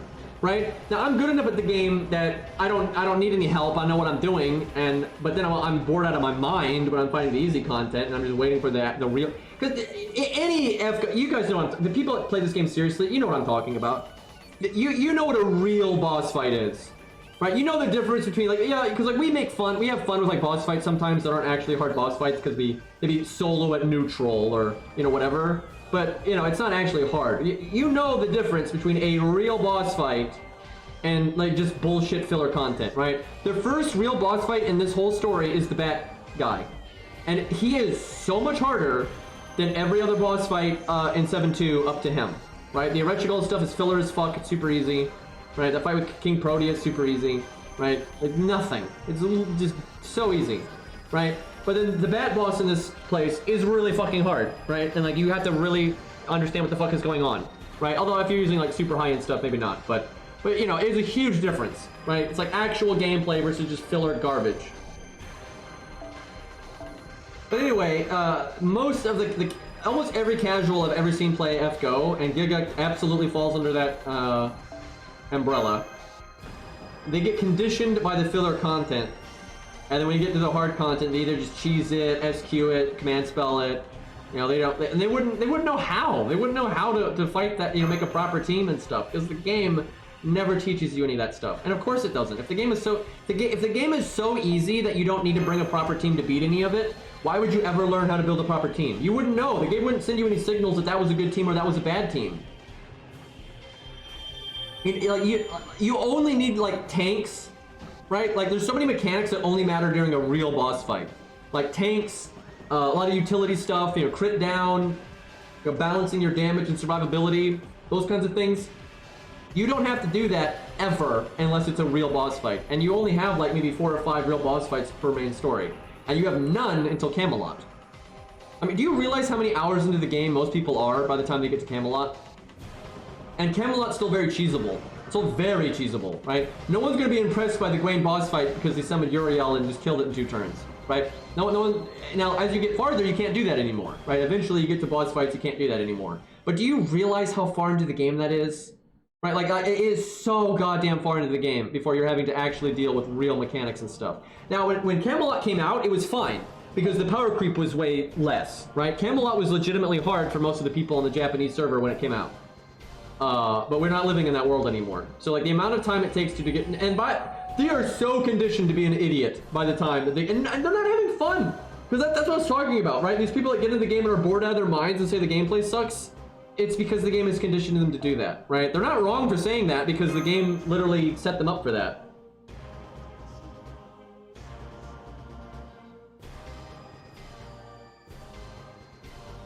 Yeah, I know, most people are never going to change their team because they don't need to.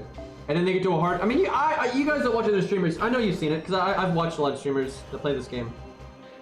They'll just autopilot everything for so long. And then when there's a hard content, they have no idea what they're doing. And they either don't do it, like challenge quests, either just don't do it at all, or they cheese the shit out of it with like SQ, command spells, They ask chat for the strongest unit to carry them, that kind of stuff. They don't learn anything. And that, of course, that's what's going to happen. When your average moment-to-moment gameplay is that boring, right? Of course it's going to happen, right? They never did anything to ever encourage anybody to ever bring a tank, right? St. George and MASH are absolute godsends to hard content. Most people have no idea. Because why would you bring St. George when you're killing skeletons or wyverns? What the fuck do you need that for? What do you need David for? But what do you need any of that shit for? Right? You don't even need that. Never. In like same for Merlin and stuff. Most people don't know why Merlin is so good. By the way, they have no fucking idea. They've heard that he's good. They don't know why. They don't get it. They have no idea. Right? And I've seen this. I remember this was years ago now because Merlin isn't. We have Castoria now, but I mean Merlin is still godly. Like in the long term, Merlin still outpaces Castoria because of his NP, but it has to be the long term, very much so. But anyway, holy shit! I remember this streamer I kept tabs on, going through the game, and I remember what was it? It was like Abigail or something in Salem, and he was trying to use Merlin, and oh my god, he had no idea how to even take advantage of Merlin stuff at all. He did the invulnerability just at the most random times. Right, he wasn't trying to like sync up the invulnerability with the boss's NP, or like use the invulnerability early so it comes off cooldown, and then use the character's personal survivability skill for the NP, and then use Merlin's thing again. None of that, and of course not. How would he know any of that shit, right? And that's just Salem, for God's sakes, right? That was like Abigail, right? I was like, jeez, and Abigail removes your buffs. Oh god, oh Jesus, dude. Oh, some of the streamers I've seen, and again, although it's easy to laugh at the streamer, a lot of times it's the game's fault because it just doesn't teach anybody anything. And imagine if they had a proper challenge tower. Imagine if we had like a real challenge tower. Imagine on like, of course the first 2 or 3 floors are like super newbie stuff that just teach you the absolute basic mechanics. But imagine on like floor 5, floor 10, it's like the David floor. They give you a story support David or whatever, right? And they give you a preset team that is going to die. That when the boss NPs on turn 3, everyone's gonna die, right? Like because of the classes and stuff, and it's not the team they give you. You can't kill the boss before turn 3. There's no way, right? So everyone on your team will die on turn 3. The boss is like a AOE NP to super high damage. It will kill all 3 of your units. You lose the stage, right? Unless you use David's second skill, obviously, and that's really basic, right? But then they see that. Right, and then you can have maybe a few floors later, you have like a second tutorial with David where you have to do that, but a little bit more advanced, where like you have to like pace it. Like, okay, the first one, use David's, again, use a preset team, like maybe with St. George. So George taunts, right? Maybe they tell you to taunt with George or whatever, right? But George taunts, and you cast David's evade in advance, right? So it's on cooldown already. But it's not getting pinged off of David and like the key DPS unit. You have the evade because George has taunt, so the boss can't attack the other units. So when the boss gets to their NP, they still have David's evade. So boss NPs, maybe George dies, but you can have him live with guts, it depends. But then you can have it cycle into a new unit, whatever you want to do for the tutorial, right? But anyway, boss NPs. But David's going to have his skill again now for the next NP because of George buying him all that time. But then also, if you want to show off a gimmick, you can make it when, right after that NP, there's like a gimmick where the boss, will quick charge an NP again. And now you use the unit's personal survivability skills, right? Maybe the DPS is Robin, right? Robin uses his evade, you do the Mystic Code on David, or you have him do his first skill and it's enough. And then you live, and then the boss NPs again, and now David's got his evade again. Now you live another NP. You just finessed 3 NPs that came in very short succession because the game showed you how to use just the basic synergy of St. George and David, and then your own personal survival skills in the Mystic Code, right? That will show people the balancing act between like using the evade from your own, like Robin Hood's evade and the Mystic Code evade to buy you time for like the second evade from David, right? And that same principle applies to Merlin's team-wide invulnerability. And stuff like that. You just make it a challenge, a little challenge tower thing, and you get the rewards. You make them super good, right? Here's XP, here's a lore, here's summon tickets, right? And you can make it kind of handholdy at first, so you drill it into their fucking brain, right? It's like, oh, boss NP spamming, use taunt, David kite unit, maybe Merlin, whatever, and you can survive a bunch of NPs. Really useful information. right? And then as you get far, and after, you know, the first 20, 30 floors or whatever, then you stop holding their hand, and then you just make the challenges like actual boss fights that you have to figure out on your own, right? And there you go. But that's a great way to do it. You get awesome rewards, you make it fun gameplay. The early stages are actual tutorials of show, don't tell, for God's sakes. And, you know, you're going to have a way more competent player base. Arknights absolutely does a way better. Arknights still doesn't do a great job. Like, they really don't. But they definitely do a better... What Arknights does is they kind of just force you to get good.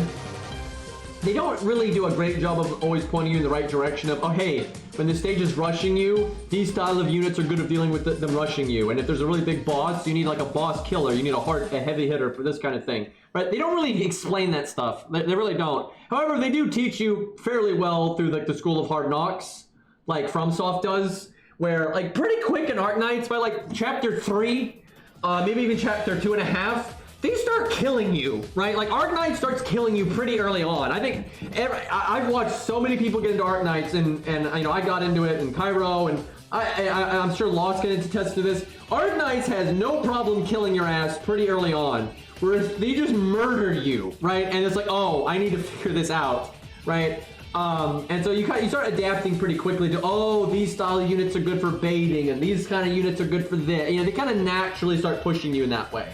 And they ramp it up, right? And by the late game, they're throwing just insanity at you, but FGO just doesn't do that. And here's the thing, people often criticize FGO for just having the boringest gameplay ever. It doesn't.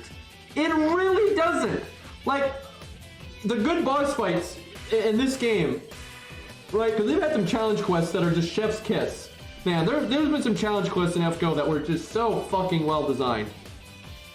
And even the bad boss I thought was pretty good. It was very frustrating fighting him, not because of him, but because of the UI, like building a team and having it, you know, flatline every time and you have to reset everything. It's just so fucking annoying. But anyway, you know, the bad boss is actually a pretty good boss fight. Zeus was a great boss fight. Too many good challenge quests to name were good boss fights, right? There's lots of awesome boss fights. Lee in Lostbelt 3, that was good. Mothman, that was good. Great, good gameplay, and actually better than Arknights a lot of the time. Now, Arknights has got some exceptional boss fights too. It's like I will say, Arknights has been getting better and better. They've had a few pitfalls too, but you know, they've really got some good design in Arknights these days. But I mean, FGO does too. I as much hate as I've thrown FGO today, I'm not gonna act like FGO doesn't have good boss design. It does. Now, not always. Like, sure, they fucked up a few times, but there's some damn good bosses in FGO. But I've never seen a game do a worse job at actually getting their player base ready for said boss fights. Like, I've never seen a game do a worse job. It is fucking crazy.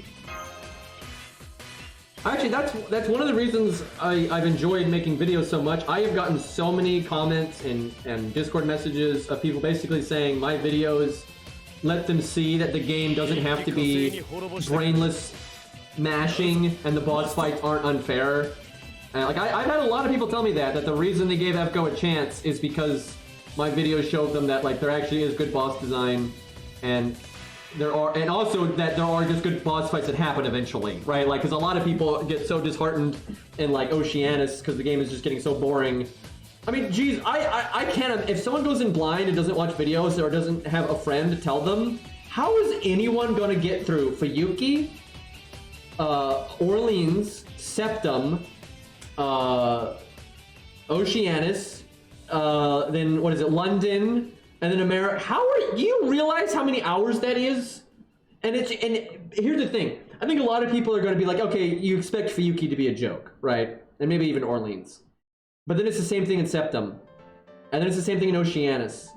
And then it's the same thing in London. No one is going to keep giving the game chances. They're like, oh yeah, no, this is boring. They're like, oh yeah, no, this game is always, it's just so fucking easy and it's just brainless. You know, click cards, nothing matters, right? What sucks is the devs, I don't think, realize that that's the perception people have, right? They need to fix that real quick. And the thing is, I know, as flawed as Nasu is, Nasu doesn't like that stuff because he's said it in interviews, and Nasu is personally the reason we have good boss fights in FGO that started in Camelot and on, because Nasu played Bloodborne. I'm serious, because like he like blogged about it and shit. Nasu played Bloodborne, loved the shit out of it, and then wanted FGO to have actual boss fights. I am not memeing. That is why we have real boss fights in FGO, is because fucking Nasu likes From Software a lot.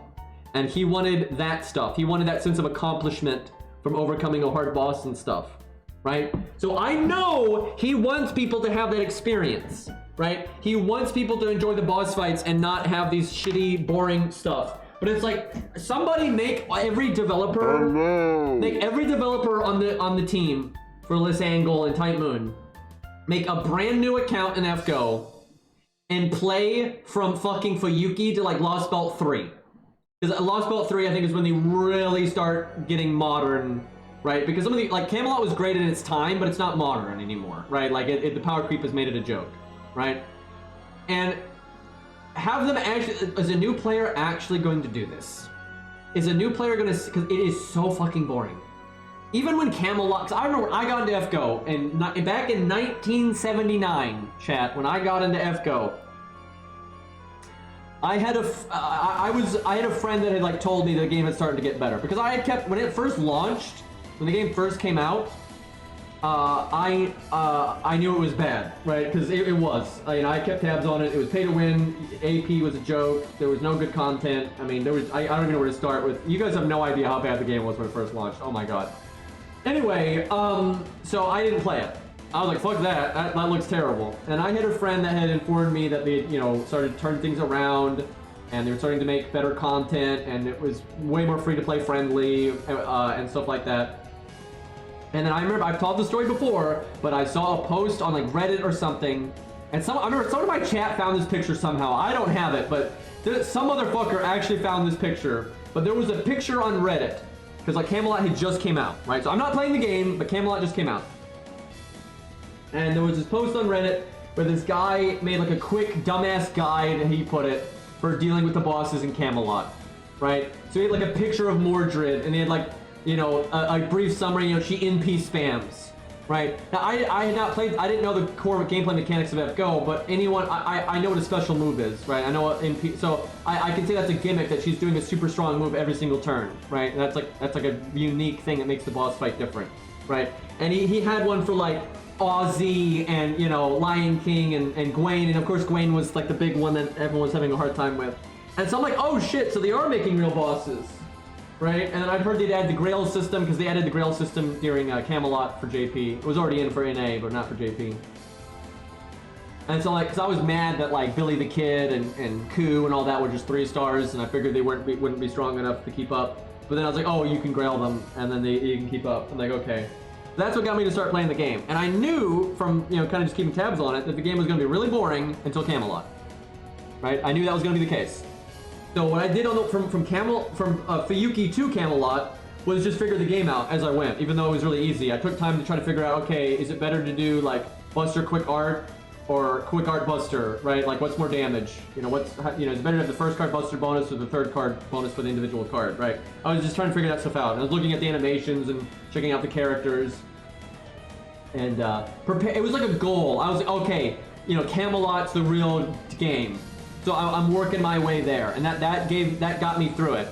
And then, thankfully, because when I got into the game, Camelot hadn't been power crept yet, because now it's been power crept to hell. But it hadn't been power crept yet at all, and it was still really difficult, and I enjoyed the shit out of it. I was like, oh my god, this is awesome. And that just got, and then I was hooked, right? And then I was just always looking for the next good content, and like the new challenge quests and all that. And then, Nerofest 2 happened. And oh my god, dude, that was the golden days of FGO, man.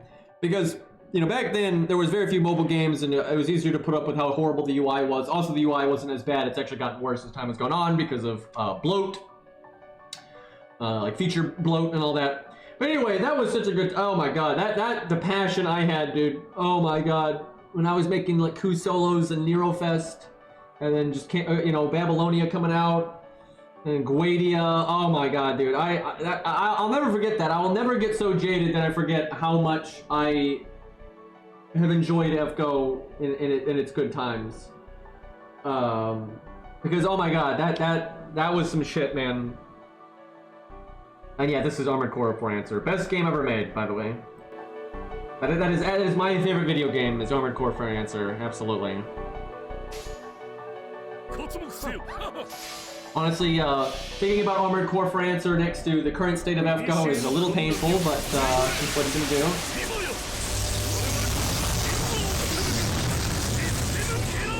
Oh my god, Setsubun was awesome. See, and back then in that era, they were a lot more willing to do... What the fuck?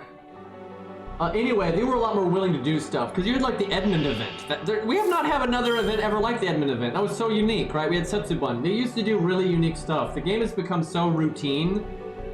Not for me, for the devs. The devs are just not giving a shit. Like, abso-fucking-lutely. Right? When was the last time they did something unique like Setsubun or the Edmund event?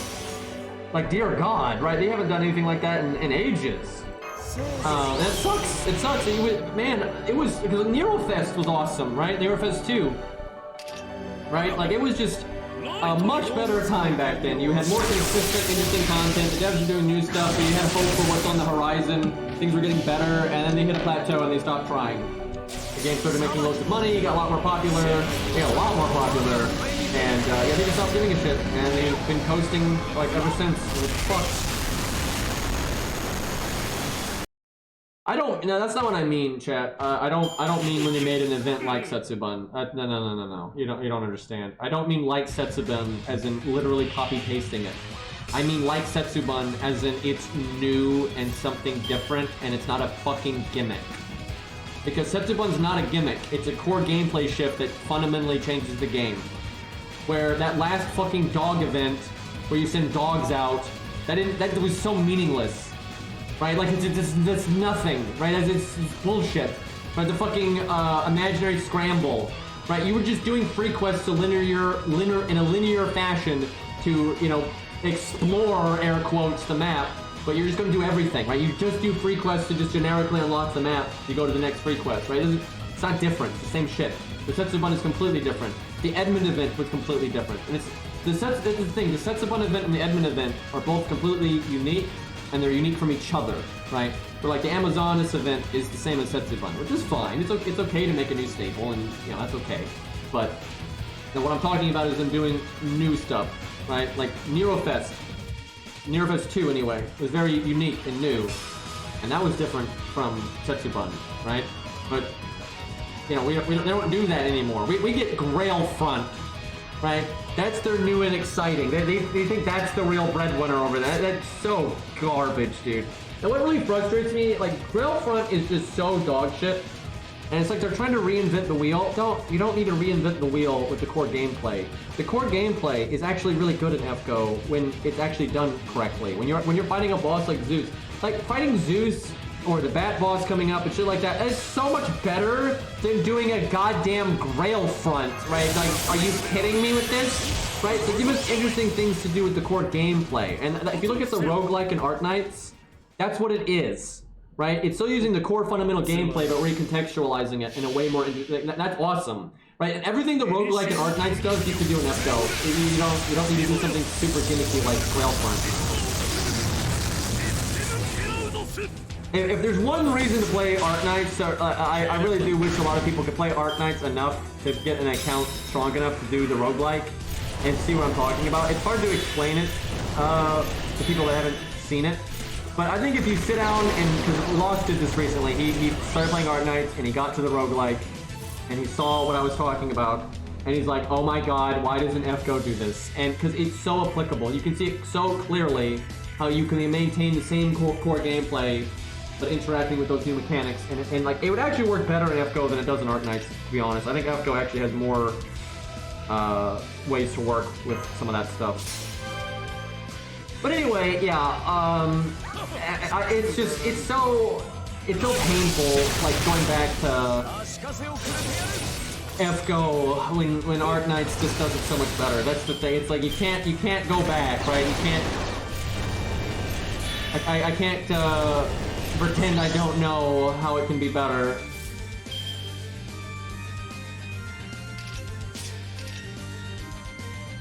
Okay, let's see. I for some reason I still have hope that maybe someday FGO will stop being shit and they'll actually, you know, put effort into the game, but It's been a while, and they ain't doing much, but, yeah, they gotta hire people. The only hope I see for FGO is if they start, like, it really comes down to their job postings. You can go to their website and see their job postings.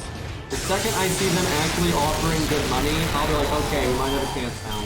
But as long as they're paying like dog shit, I don't think they're ever gonna get anywhere.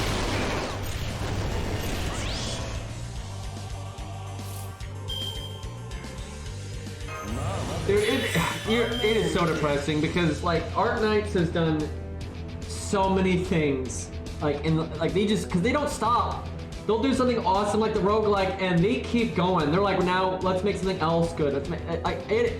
I wish the FGO devs were like the Art Knights devs, because like the Art Knights devs are like crazy scientists that just want to try stuff and try to make the game more fun, and they're just like, they have a lot of passion and you can really see it, right? And they make less money, right? Art Knights is a way less, popular IP, but they just do a million times better. Where like Nasu said this, they were like afraid to try things in FGO because they didn't want to like mess up the formula, because they didn't even understand why the formula was working, to be honest. Their answer is their formula was never working. The FGO has always been carried by the IP. That's what it is. They've never had a good formula.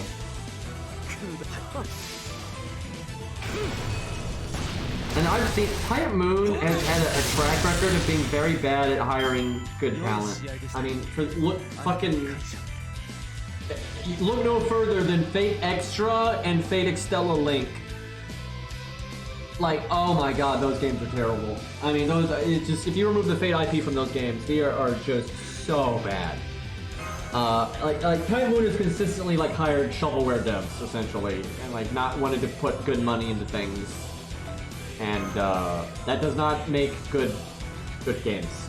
It really doesn't.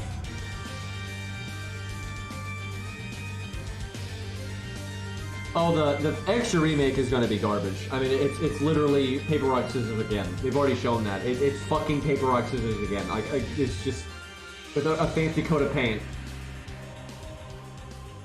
Yeah, FGO is the best Fate game, which is absolutely terrible. That is absolutely terrible, but yeah, it is the best Fate game.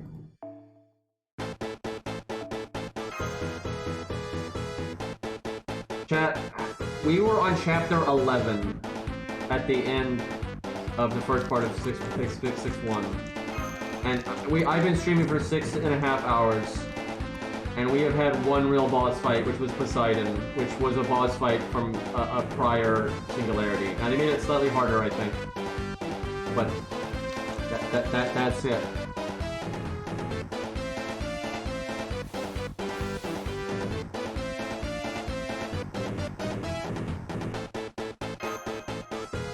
And like, we have nothing to talk about story-wise. Nothing interesting has happened yet, like at all. This is crazy. I think, yeah, I've been talking a lot, but I have been progressing my talking. Most of my talking has been happening while we're looking at them in the campsite talking about, like, slice-of-life bullshit, so...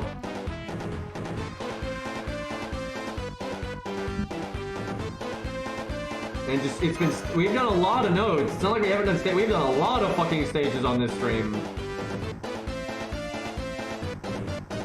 Is she, like, explaining the history here?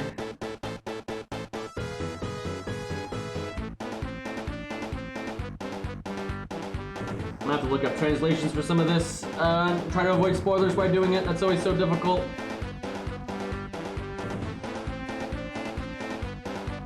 What most people like about Extra, though, is the characters, not the gameplay.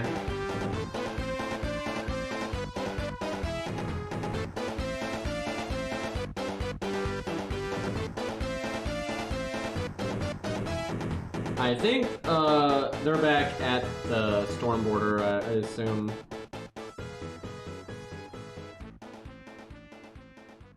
Wouldn't surprise me if they're like, she's exhausted from fighting Ort or some nonsense. Yeah, I'm pretty sure they're just at the ship.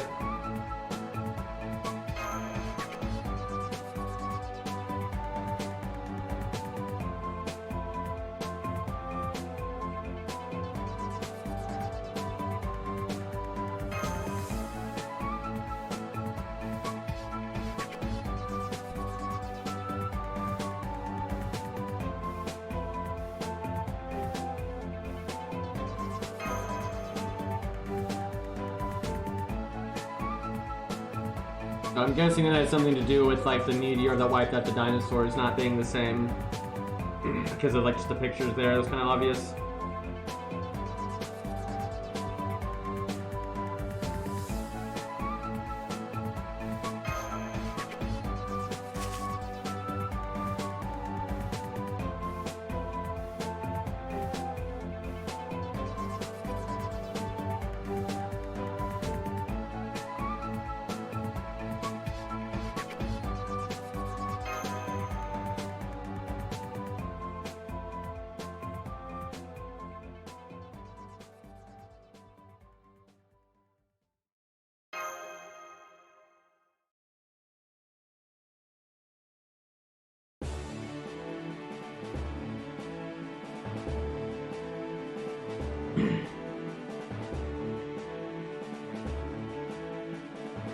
I always say this, I feel bad for Nero fans. They really killed that character over time. I don't think they've ever really referenced what that character was about ever again. Not even a little bit. Like what Nero was about in Fate Extra, I don't think they've even slightly referenced any of that in anything. Septum surely doesn't.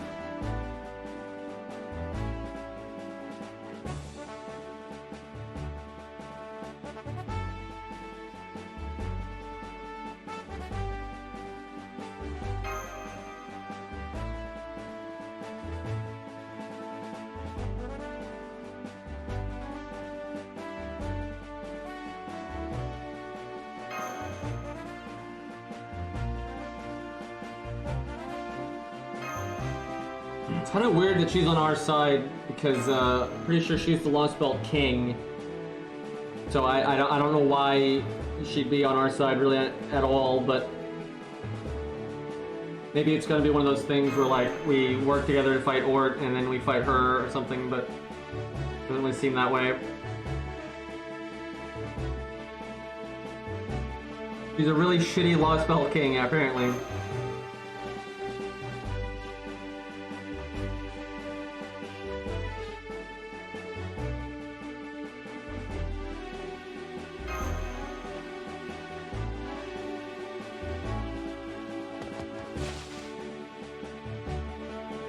I bet she's gonna be playable though, so every Lostbelt king will be except for Zeus. Fantastic.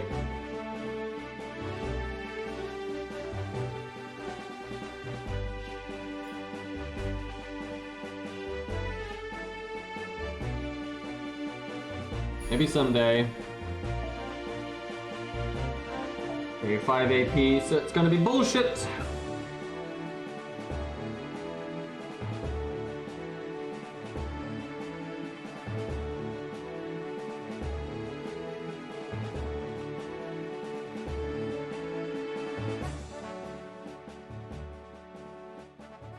Kind of a cool background.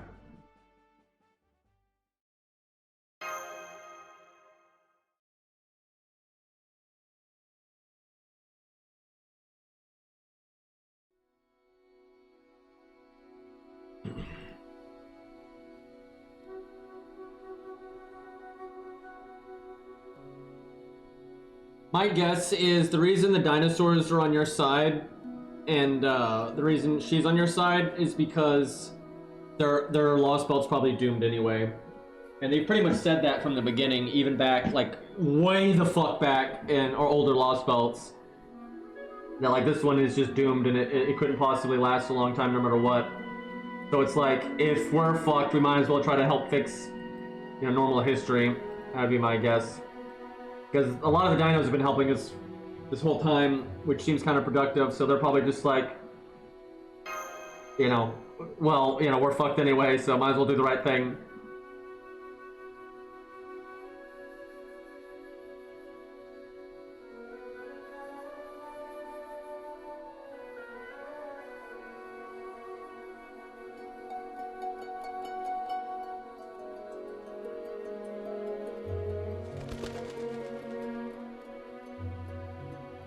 Not really sure why the dinosaurs can speak, though. People said it was like David somehow did something to make them smarter or something, but it doesn't make a lot of sense.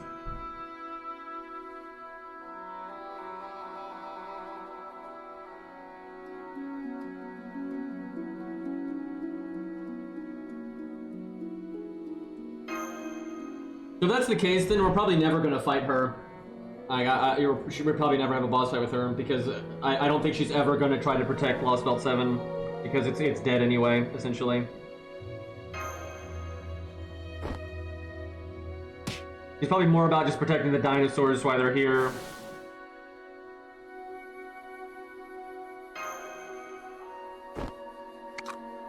Yeah, FGO has good music, absolutely. They're good at almost everything except the game dev side of things. Like, the artists do good, the voice actors do good, musicians do good. No complaints with that kind of stuff.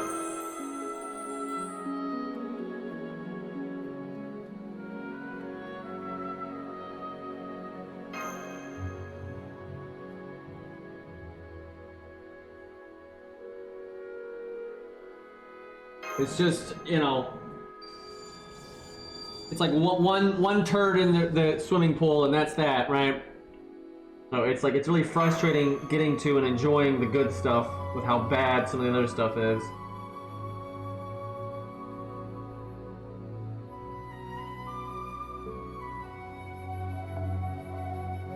Nito solo. Go default. She should have gotten an animation update. It's so ridiculous she didn't get an animation update, dude. So fucked up. Imagine how much more hype this would be right now if she had an animation update, right? I just fucking Christ, dude. 3 waves. Probably don't do our double NP until the second wave then. Cool background though.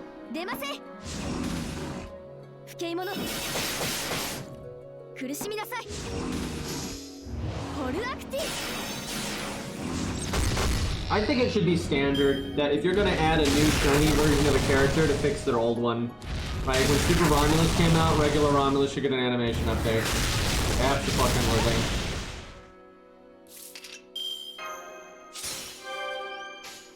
Make stars here.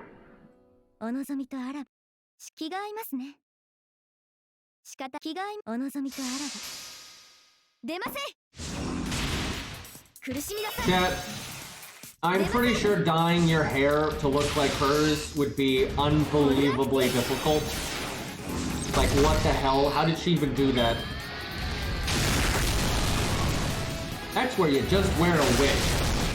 Like, what the fuck?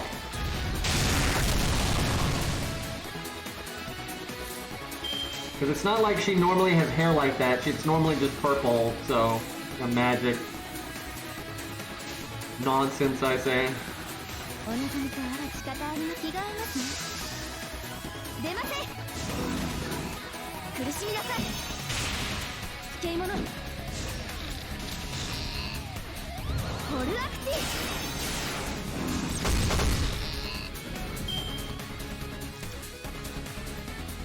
Yeah, I guess she is a caster.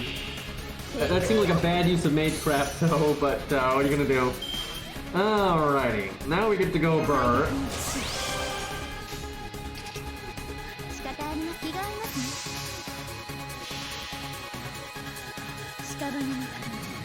Hair Tearless. Achilles wins.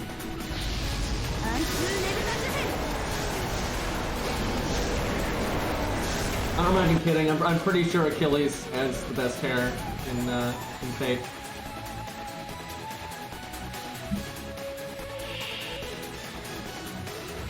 You may see a bias here.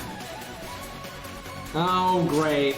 I was saving my thing, and we get NP sealed for 5 fucking turns. Oh, joy. Why you gotta be like this game? Well, time to rainbow chain spam. Atalante does have good hair. If I was gonna do a hair tier list, it'd be fairly high, but it's not as good as Achilles, it's not as good as a Shade. And it's all like poofy and shit, so... But it'd do fairly well. Anything green, David's gonna be on there. There's some cool hair that's not on those, but okay, when do we want to do the attack up? Guess we'll see here. Guess I just keep rainbow chaining. I don't know what else I would do at this point. Follow the crit percent, and I still want to. I put the quick later because I do want to make stars to crit the next turn, but I don't know if that was worth it.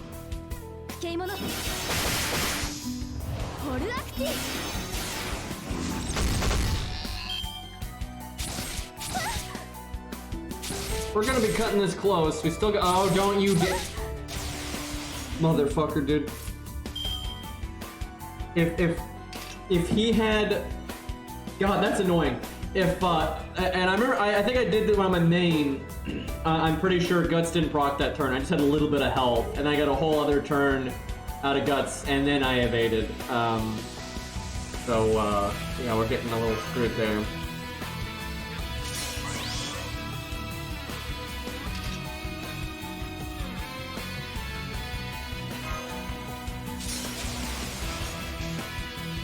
Well, we need to crit, or, we're looking pretty fucked.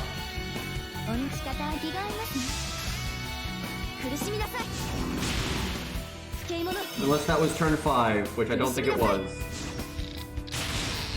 Only 39k, it's actually gonna be less than 39k. 31k, we crit maybe.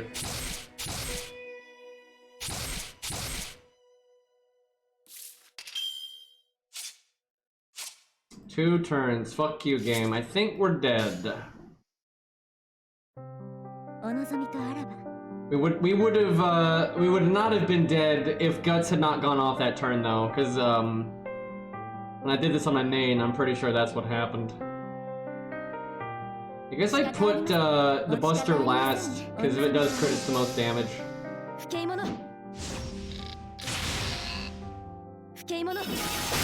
Come on, Buster.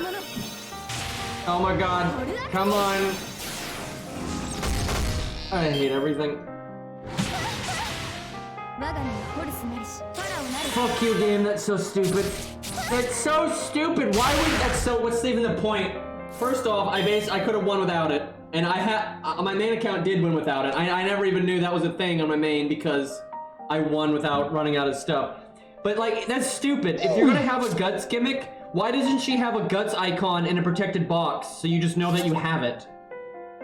Like it's just that shit game design, dude. Like, why? That's so fucking dumb. Also, it's totally winnable without. Like, we would have won if I did 1,000 more damage, but also if that Guts thing didn't happen. That's just stupid. There's literally no reason. I'm really annoyed because I could have won that without having done the dumb hand-holdy gimmick there. Ugh.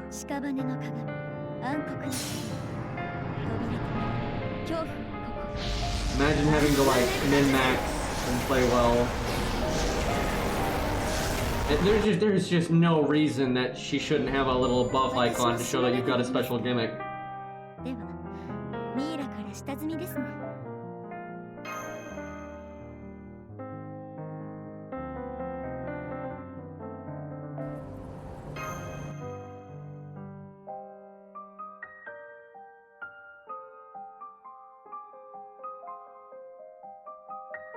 Oh, I'm sure some people quit and redid it, I'm sure. Although, I bet you a lot of people... Here's the thing. I played pretty well. I didn't play perfect, but I played really well there. A lot of people suck at this game, dude. They probably NP'd the first wave and that kind of crap. Anyway, I figure a lot of people probably... Because I was super close to winning there without needing the help of the thing. And I did win on my main account without needing help of the thing. Although I used my own Neater Chris, I didn't use the story support one, so I had the costume, and that clearly makes you stronger. Anyway, but some people probably lost that stage so hard that they're like, oh, this is impossible, and so they probably assumed there was a gimmick. Because they've done that a lot of times when it looks like it's completely impossible to do something, there is a gimmick like that. So some people probably like, oh wow, there must be a gimmick because this isn't even remotely possible, but it is if you're just not bad at the game.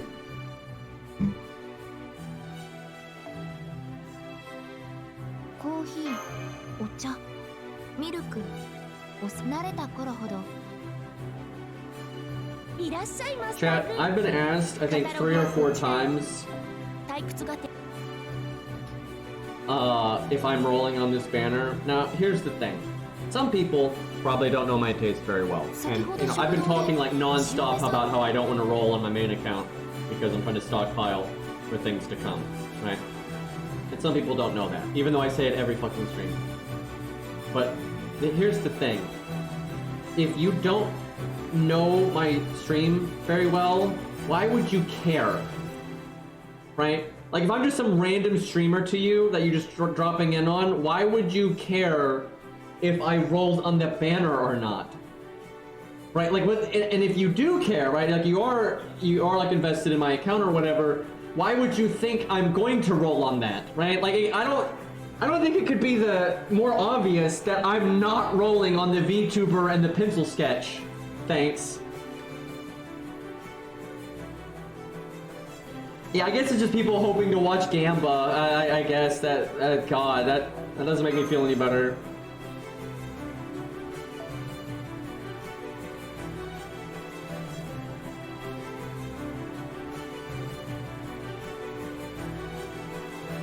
I almost said your name, because I was going to say shut up name, because how else would I refer to you, but I can't do that. So, someone with a mysterious orange name, shut the fuck up.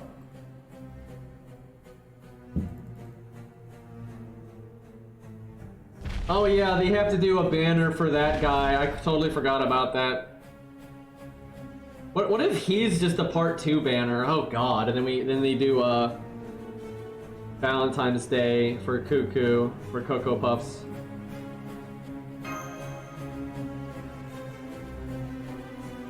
She'd do fairly well on the hair tier list, but not as good as Achilles. But it is good.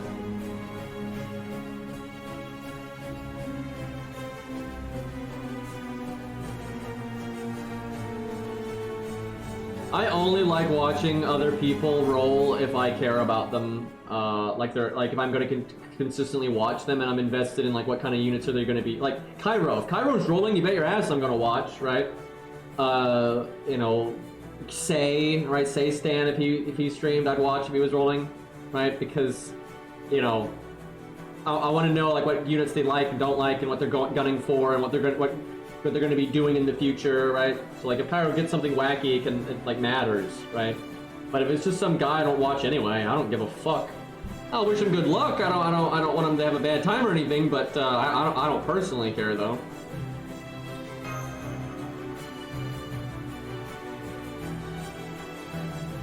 Also, I like to point out that Nido Chris is really pushing it on TOS right now, but anyway, I think she only looks like that in that stage. But then if you want like the cool hair, that's the only way to do it, so.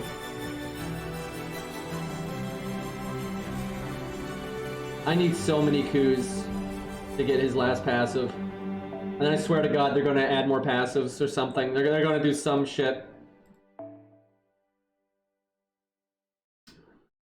Oh my god, this is so annoying. Oh, this is so lost. Oh, of course. Why even have the menu? Just go into the stage. Fuck off, game.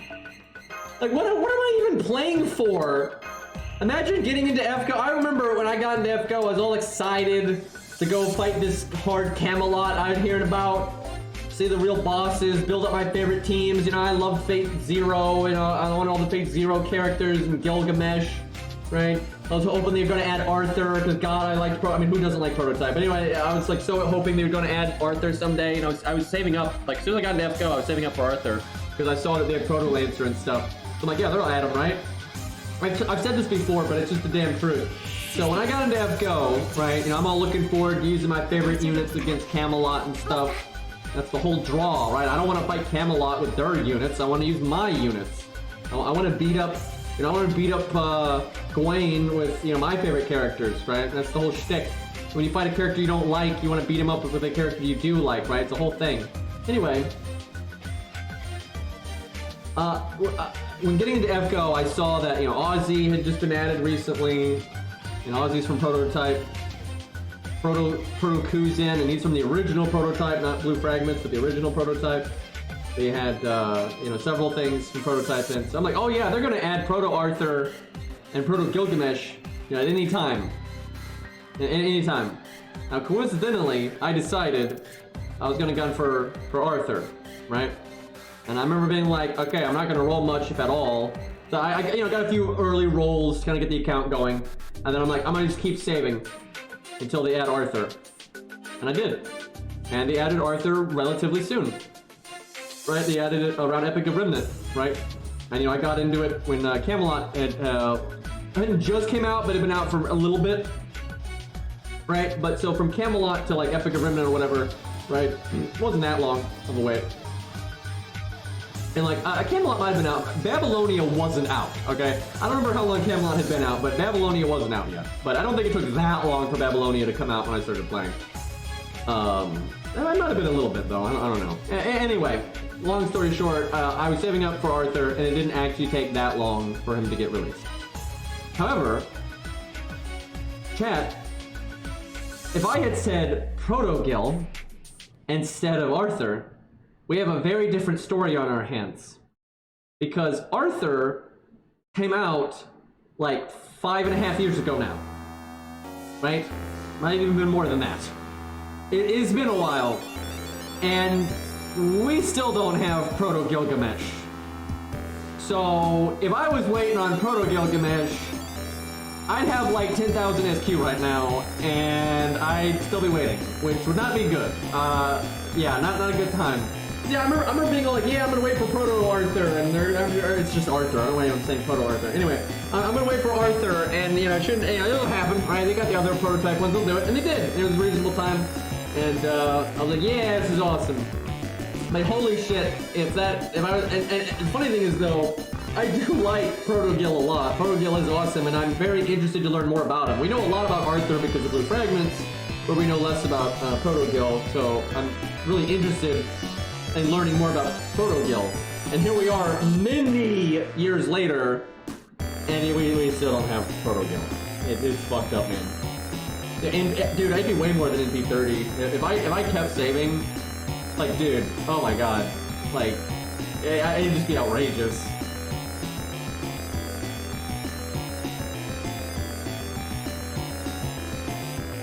But maybe someday he'll get added, prototype collab or something. Alright, let's see if we can get a crit here at the start. That crit chance, not ideal. Also, I remember like 3 years ago now, the dev said that one of the most requested characters to get a costume was Ku. And Arthur-Gil. And that was, 3 years ago or some crap. Did she remove debuffs? I don't even remember. I don't use so much. Nope, debuff immunity. That'd have been way more useful a second ago.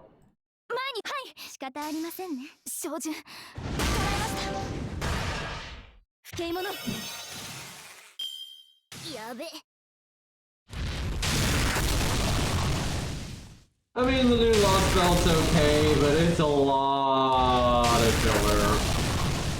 But the premise is interesting, and the first major boss is pretty good, although the UI surrounding it is dog shit, which kind of runs it, but welcome to FGO. Thank you, Limitagar, for the 18 months.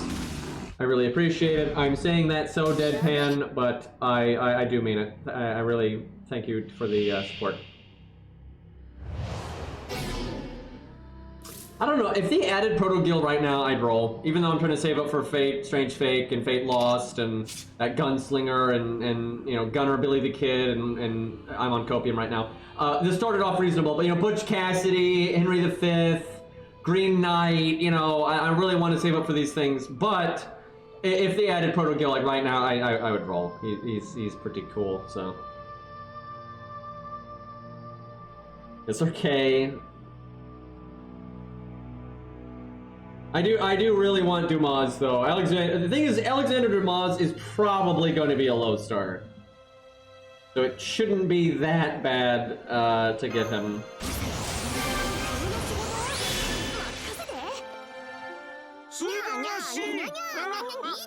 What the fuck is that voice line? And Shadow, thank you for the 18 months. A lot of 18 months here.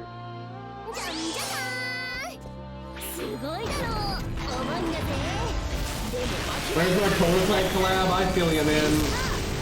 But I'm not gonna lie, and I think Shadow will agree with me when I explain this way. I'm gonna put it the right way. We really need FGO to, you know, get its shit together. Right, we need to get them hiring and get a better workflow. It's so obvious that their work. I mean, does anyone doubt me? Their workflow is trash, right? Like Lazangle's workflow is dog shit, right? That's why we don't get animation updates and all this other stuff, right? Things have gotten so shitty. It's because they have a horrible workflow, obviously, right? So I don't want them doing prototype right now because it'll suck. Right, it'll be rushed. It'll be bad. Right, they won't give Protoku an animation update. Can you believe that? If they did a prototype collab right now, they wouldn't give Dude, every event this year has featured all kinds of characters that need animation updates, and none of them got it. It's crazy, right? Like in Neocris, right here, no animation update. Are you fucking kidding me? Right, this shit's nuts. Right, so if they did a prototype event right now, it would not go well. Right, so I'm kind of okay with. Hoping things get better and see where we get, and then do a prototype collab because and same for Face Range Fake and stuff. I don't want it to be bad. I want it to be done proper.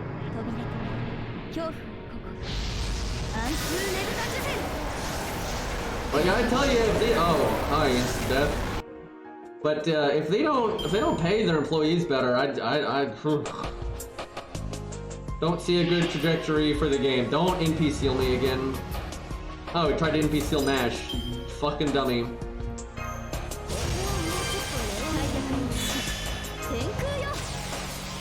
Nash NP, please.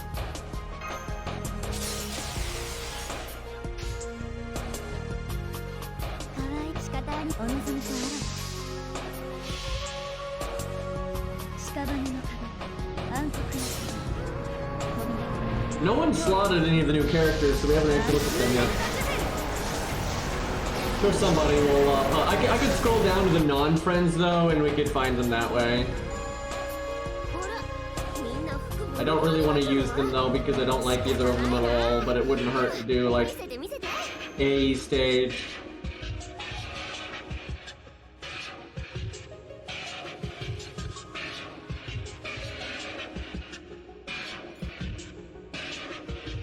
I'm pretty sure that we're about to go through a long stretch of not being able to use our own characters. Does anyone know what's going on story-wise right now? Why is everything all sandy? I'm pretty sure it's gonna be a Regigal related, but I don't really get why or what the fuck is happening at all. Yeah, all of a sudden sand.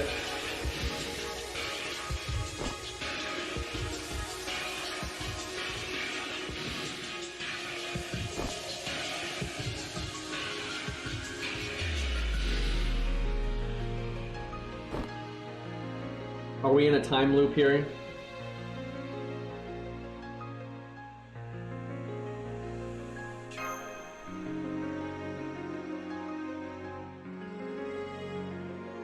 Why would we need to hunt down bad guy to fight for it? Like, why would we care?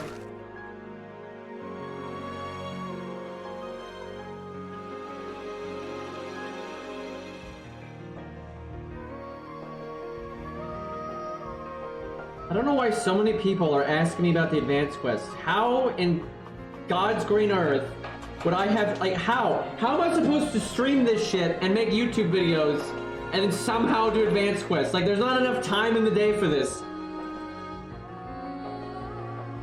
And I'd be willing to say basically no one's done the advanced quests, because if they're still doing Lostbelt 7, like, it's fucking crazy.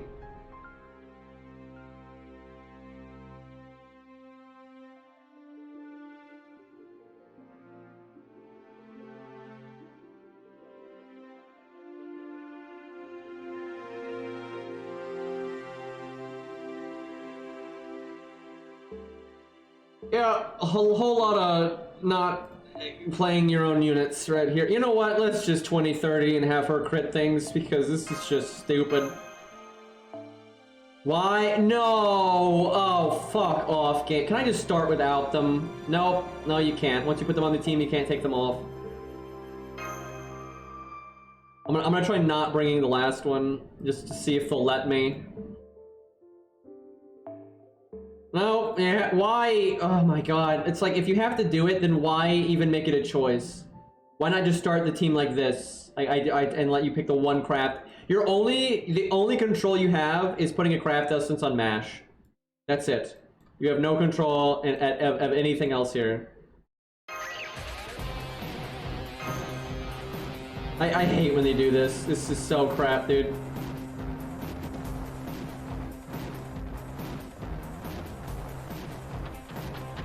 Cuckoo's NP is fine. It's not the best CGI I've ever seen, but it's not the worst. So it's alright. I haven't seen the other ones though, but people have said it's a CGI monstrosity. I'd show it if I could, but you know, this game. Alrighty.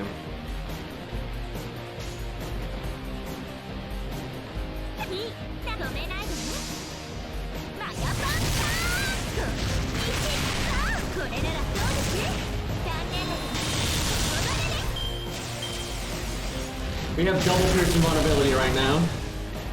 That makes sense.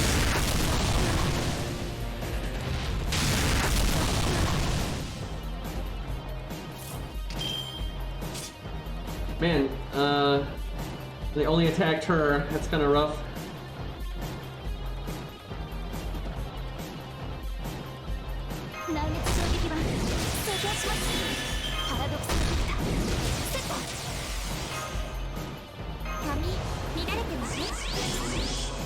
Alright, 90% feels bad.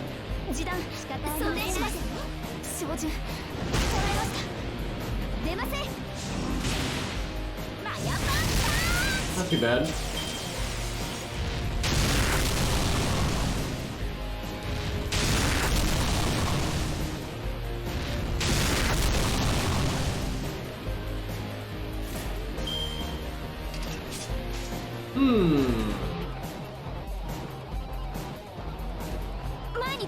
Rainbow chain? Maybe I should have taunted with MASH right there though.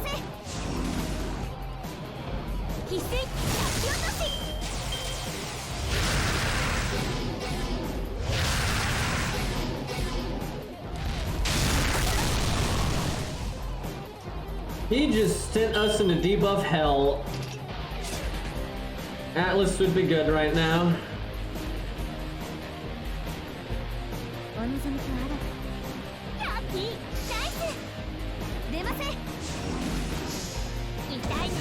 Please kill. Alright, we got it. It's fine. Trying to get Nidoquist's NP while I was at it. Oh, great. I did all that to get Nidoquist's NP, and I should get NP and do her skill. But she got stunned by the mob's debuff. What a dick. And I have one card. Fantastic. Well, time to use it.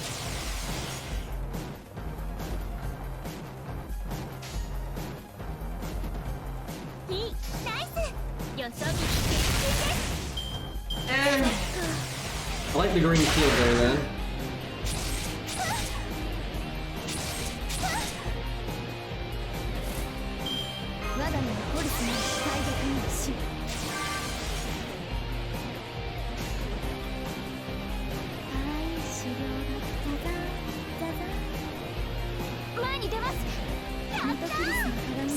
Insta death. Blocks.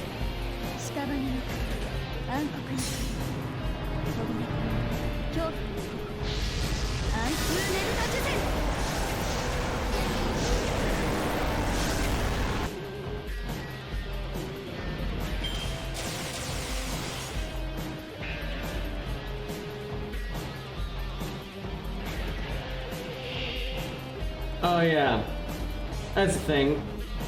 Too bad it's not like it was in the challenge quest. That shit was awesome.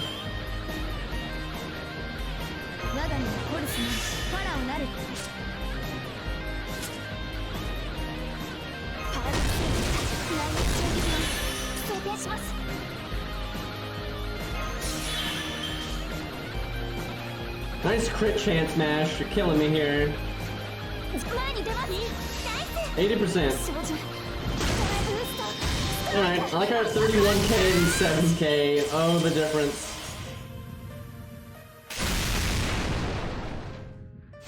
Well, he is just like he was in the challenge quest, where if he crits, he becomes AoE. Although I think it was different, it was like purple. I think in the event it was blue.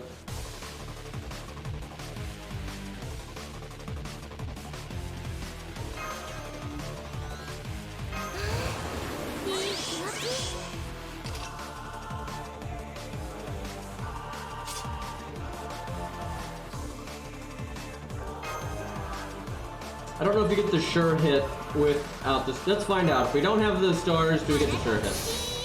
Nope! It's just the battery. You don't get the goods there. Alright, good to know.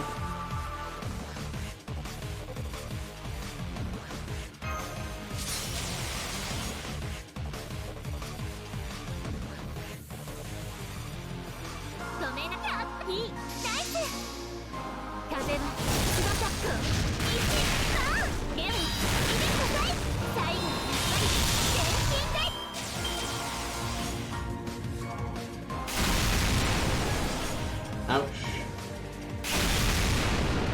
So, one of the best units to beat Bull of Heaven with was 100 Face, because you really would lose to Bull of Heaven because he crit. Like that's what him critting over time just adds up and gets you. But if you got 100 Face, you're gonna put a giant crit down on him and you don't have to worry about it. Also this hand.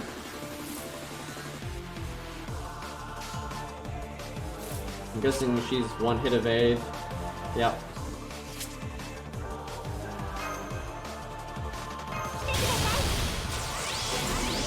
Oh, I forgot that had Buster up on it. Oh man, we could have done a hell of a lot more damage there.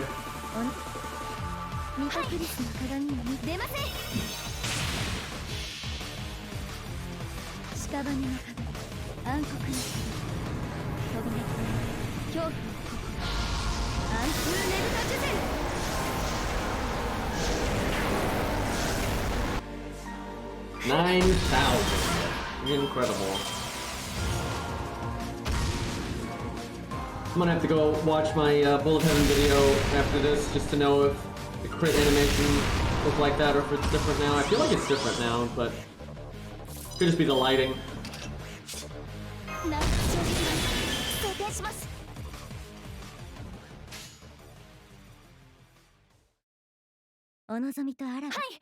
How is Nero Chris taking this many cards? It just must be like when the deck shuffles. I hate when that happens because if the fight keeps scoring, it'll round out back in your favor. But if the unit dies, then you just get scuffed. Because like if they get all the cards at the end and the deck shuffles, they get all the cards again, and then before you get the cards you're destined to get, the deck shuffles, so you never get them, and you're just out of a lot of value. God damn, that took a minute though. Nobody died though. Unless he comes back. Okay, no, he's dead.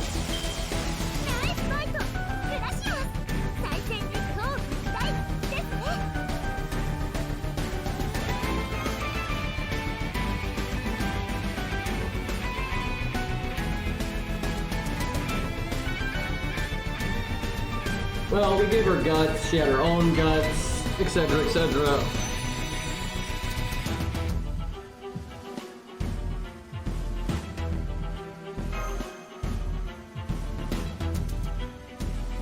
That's a face.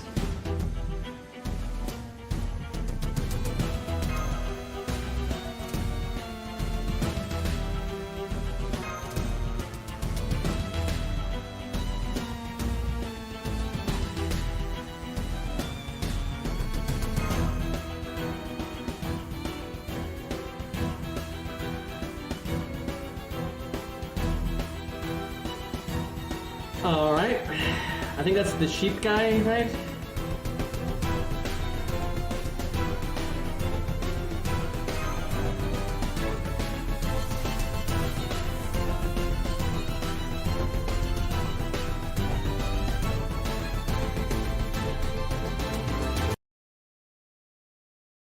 Not sure why he'd be here, to be honest, but I know they're gonna do a Retro Gold stuff at some point.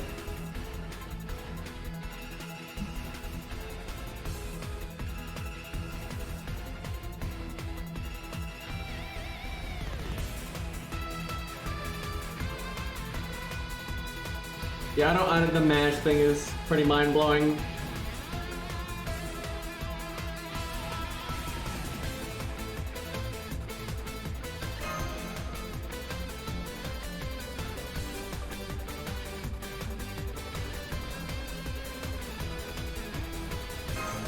Okay, game, come on.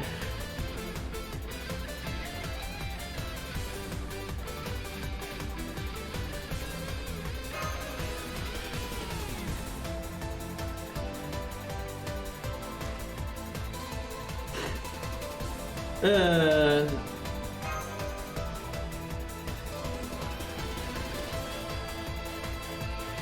he's not a Reshigal's husband in FGO. It's because fucking just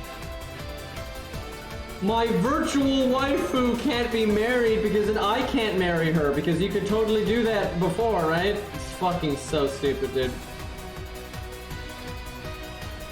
Why did they just put her thighs on the screen, by the way? What the fuck? Just thighs to the face.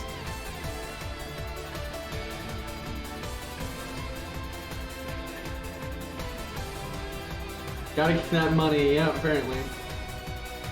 Oh, I know they know what they did. I know that.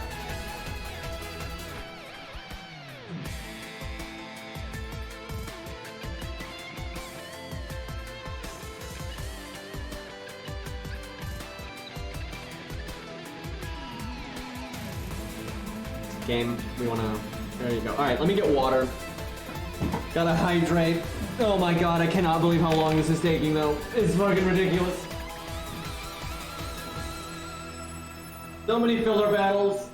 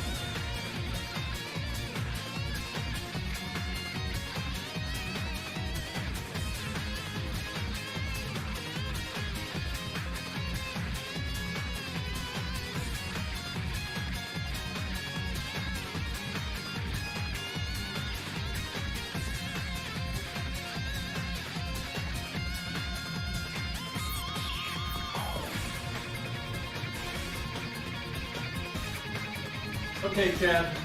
I just failed my mission successfully. I got up, I got the water, and immediately spilled the water, but I spilled it directly onto a paper towel. And like, not sponsored, but it's one of those like really meaty, like brawny paper towels. So it was fine. But yeah, had to get more water. So, a Reshigal should have been a real boss fight. There's no reason that I don't know why you're fighting her anyway, but they could have made it a real boss fight with real mechanics. But they don't. It's a total nothing burger.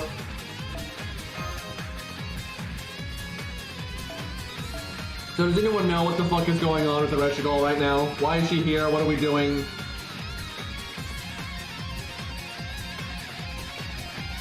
They're doing it again. Okay, yeah, no, they know what they did. That's twice. That's literally twice. They're just like thighs.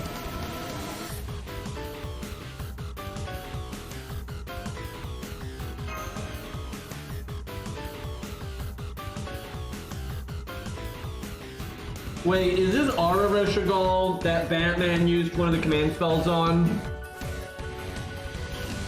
Is that what it is?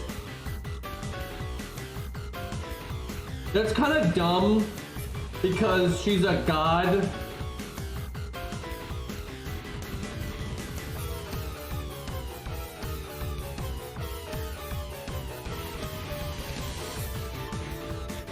But is it Chaldea's Reshigal, or is it just some other Reshigal that was summoned somehow? I'm assuming it's ours because I don't think it works otherwise.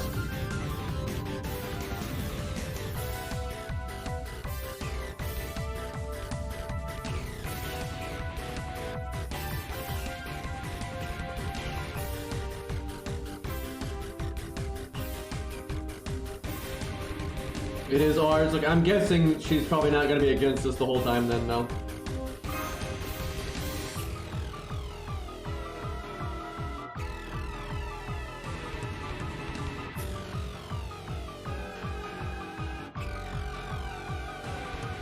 Brink has nothing to do with it. You could be fucking Tiamat, this wouldn't make any sense. Like, he just has command spells that were given to him from what's-his-face. Right, and those, like, a single command spell is, like, not enough to get Hercules to do what you want. You have to use 2. And that's Hercules. Now, I guess you could argue Hercules is abnormal, and that's probably true, but even, like, Saber could resist one command spell really, really well. A Reshigal's a fucking god. And we're just casually CSing them. Like, it's kind of stupid. CS doesn't become stronger based on who's using it. It doesn't work that way. It's just as strong if Kodamine uses it, or Gilgamesh uses it, or Bob uses it. It doesn't fucking matter. Also, if I remember correctly, our command spells suck. Because they're like Chaldea command spells. They're not the typical ones. The thing is, that's not what King Protea is. It's crazy how many people get this wrong. Like, people think, like, Protea is, like, greater than the sum of her parts. She's not even close. Like, if Protea fought Tiamat, she would get obliterated. Like, it would be the most one-sided thing of all time. The extra servants, like, Melt and all them, they're only strong when they're being empowered by the Moon Cell, and even then they're not as strong as a normal servant. Oh no, that's not. No, they're not as strong as a beast. Excuse me. But when they're being powered by the Moon Cell, they are strong, but they're not even close to like a beast or a proper god. Like Zeus could beat every fucking Sakura 5 or whatever, like 10 times over. It wouldn't just be nothing. They're just like empowered by like a small bit of the essence of the deities that make them up. They're not even remotely as strong as any individual deity that they're being powered by.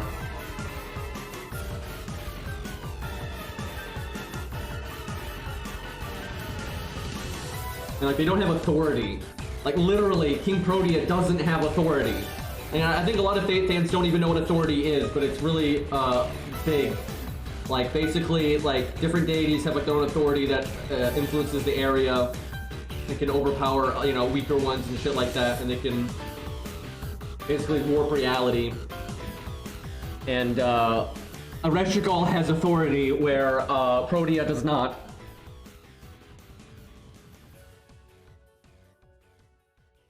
We literally did not beat Zeus easily. Like, every word that you just said was factually wrong. I don't think you could have constructed a more false statement if you tried. Like, first off, Zeus is not solar system tier when we fight him, because you fight him at like 30% power, so he's not solar system level.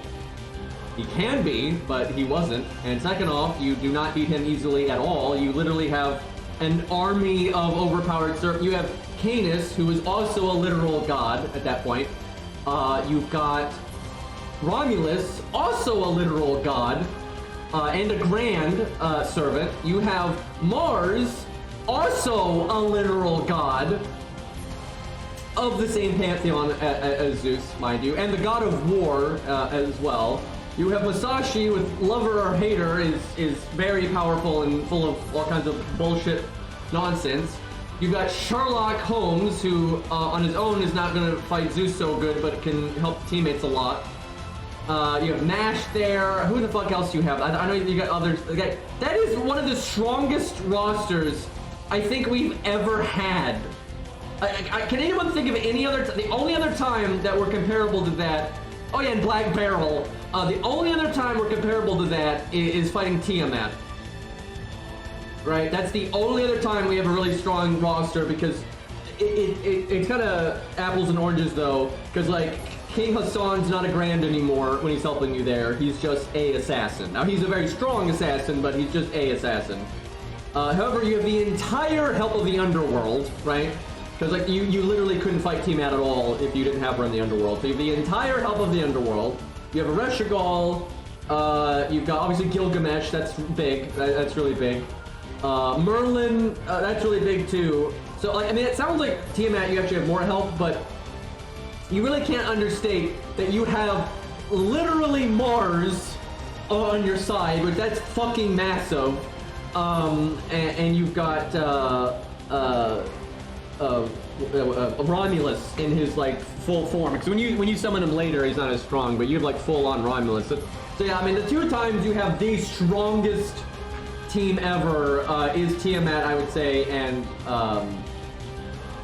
Zeus. And it's kind of debatable which one was stronger.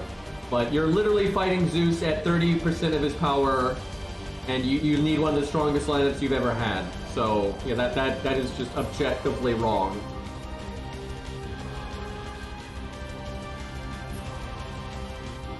America, you do have some big shots helping you, but that doesn't compare. Like, Tesla's super strong, but it's not like he's stronger than Gil, let alone Gil with Merlin and a Reshigal and the Underworld, and I think Ishtar's helping you, and I mean, like, Jesus Christ.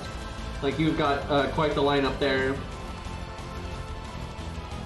But yeah, Zeus is very comparable, if not greater, especially because you have Chief God, Romulus, and Mars. I mean, that's just crazy.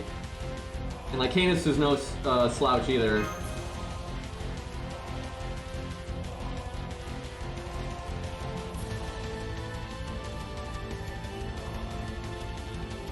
You don't really need to apply a concept of death, though, to Tiamat. I think people really don't understand.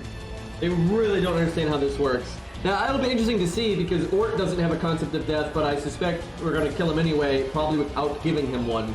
Although I guess we'll find out. But things without a concept of death can still be destroyed. What people don't get is, like, concept of death doesn't literally mean I can't die, right? It generally means it's not alive to begin with, so it doesn't have like a soul, it doesn't have like that kind of stuff. It doesn't work that way. It's kind of like a fucking you know, ethereal concept, right? It doesn't. It's not like it doesn't have a clearer, like, alive and dead state.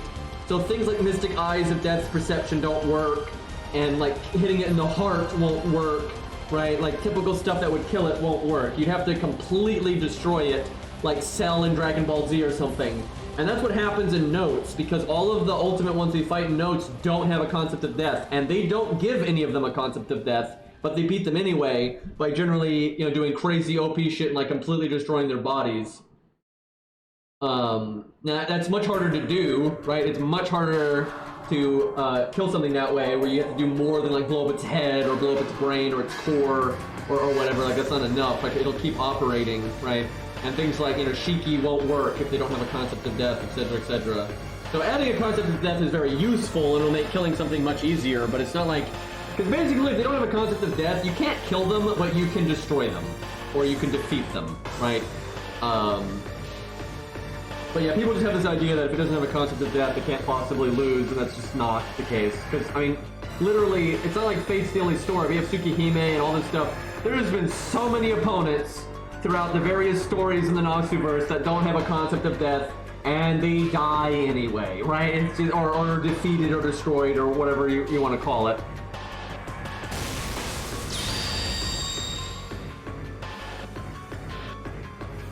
Okay, I'm guessing that's going to be the playable, I think they said she's a skin, so I'm guessing that's what it's going to actually be.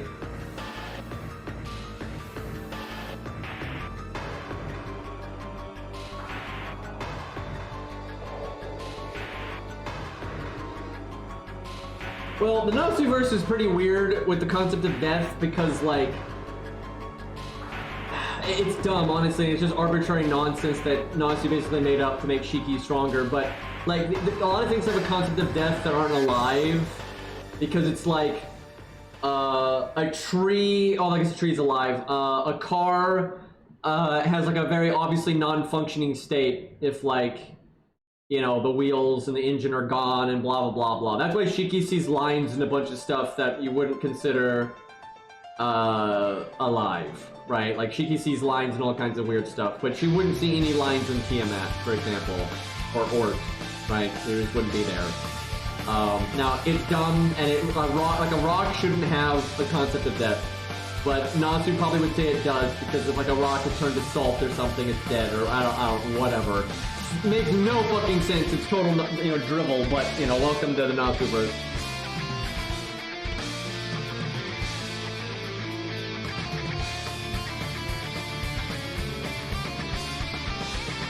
Hey, look! I have no control over the team again. Fantastic. Oh, I'm so happy. Let's go default in case we need to heal Cuckoo, because she's like the only useful one right now.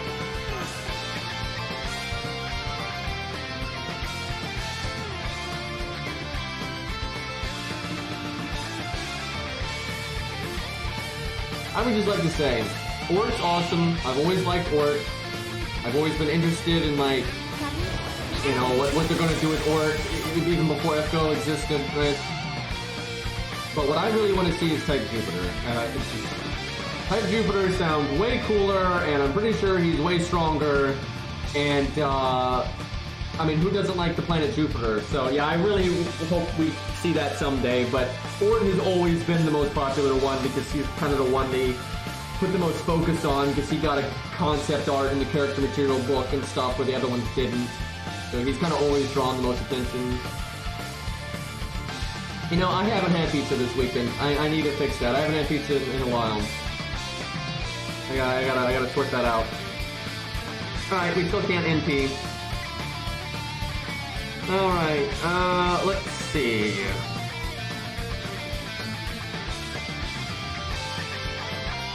I guess we'll start with this. This works pretty well. So now this match does that. Nice Star Absorb champ. I think I should have waited until next turn. But,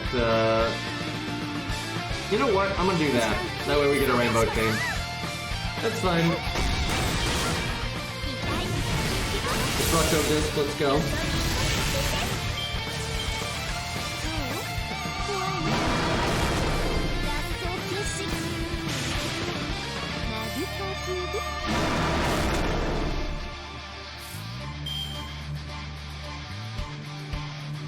The thing is, first off, Pluto really was never a planet. We just didn't know enough about it. Like, anyone that does any research on Pluto will understand very quickly why it's not a planet, because it's literally just not a planet. It's a ball of ice. Like, it's not the same thing.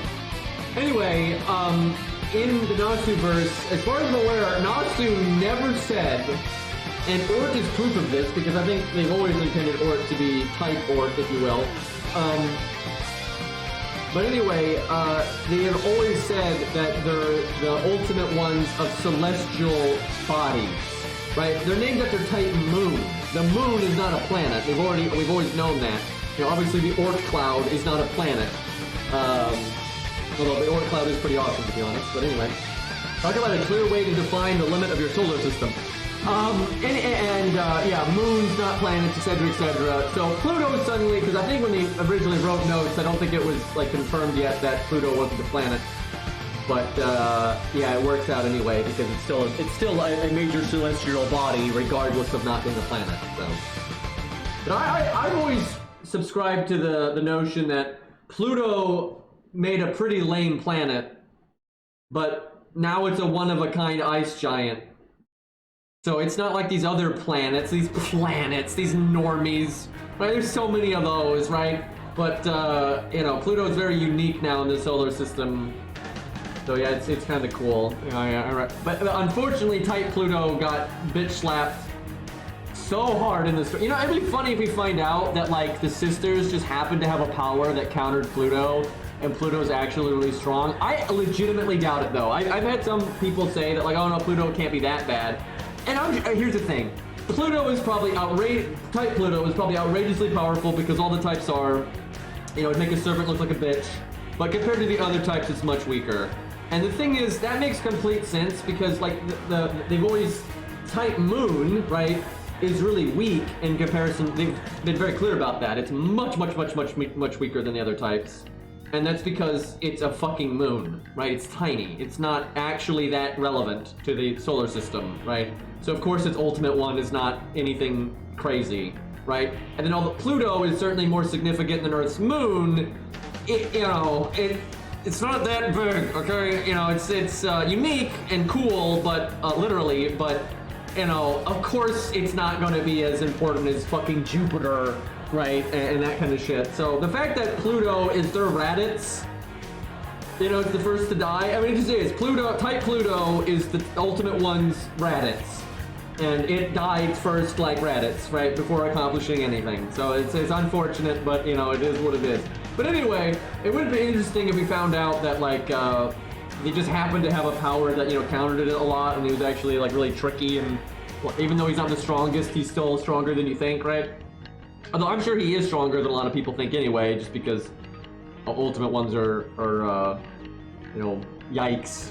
I've always said if I was gonna pick something that like we know about that's not an ultimate one to fight an ultimate one, it'd be Tiamat, and so far nothing has done anything in the story to surpass Tiamat. Even Guadia doesn't, right? They just haven't done that yet. And they've even said Guadia is stronger than the alien god, or Ogla, right? When she first shows up. And Tiamat is stronger than Guadia. So, I mean, Tiamat, some big boy shit, but yeah, they haven't actually, oh, hi Cairo. They haven't done anything to surpass Tiamat yet. And I think a lot of people undersell Tiamat because when you fight her at the end, you're fighting her in the underworld where she's Omega Nerf, right? If you were fighting her on Earth, you would just get fucking floored. So, yeah, a lot of people have just missed that. But yeah, all the ultimate ones are really scary, so. But yeah, rip Pluto. Alright, 93k, still can't NP this fucking game. Rainbow Chain, we have like nothing worth doing this turn, feels bad. Rainbow Chain it is. How far did you get, Cairo?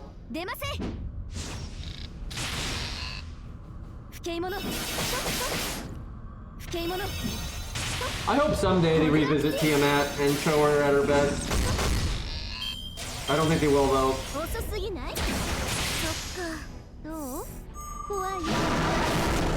Cairo, did you get to the first real boss? Because I did that on my main.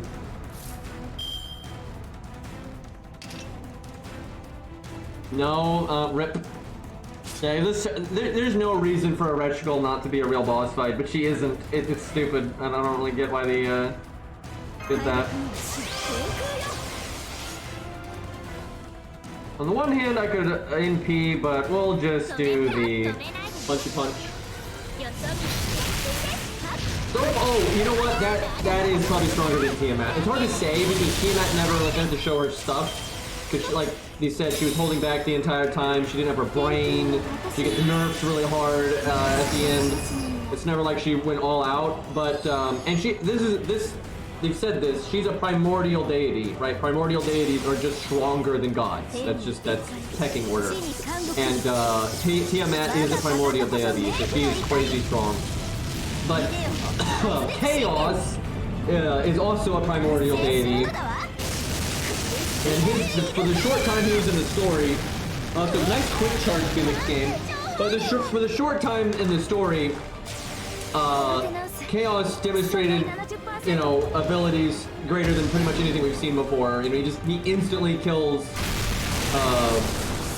Mars, and Mars is, you know, a pretty high tier god, and he just dies immediately. They also say that like his attack was so fast that the servants couldn't even react to it in time. And that shows how Mars is stronger than a servant, because like Musashi couldn't react to Chaos's attack, but Mars could, and Mars shields us so, you know, we don't die. But he instantly dies, which, you know, you know, maybe Tiamat could do that. She never really had the chance to show it, but that's one of the strongest things we've ever seen. So yeah, Chaos is definitely some top tier shit. And honestly, if he was, it wouldn't shock me if something like Chaos could become an Ultimate One if he was tied to something, right?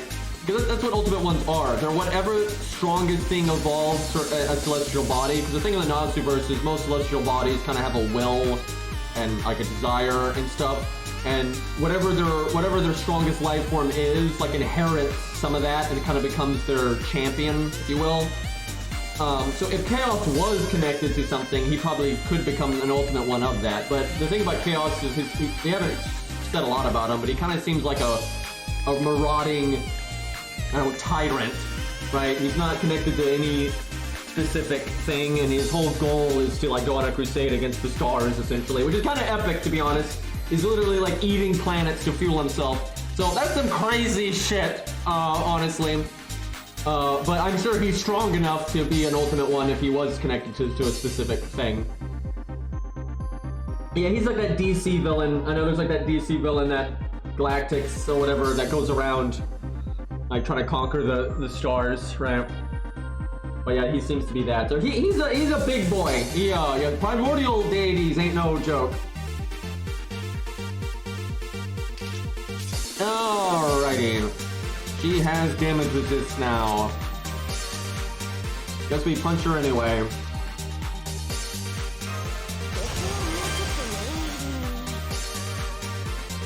Ugh, this hand. Fuck it, just go ahead and do this.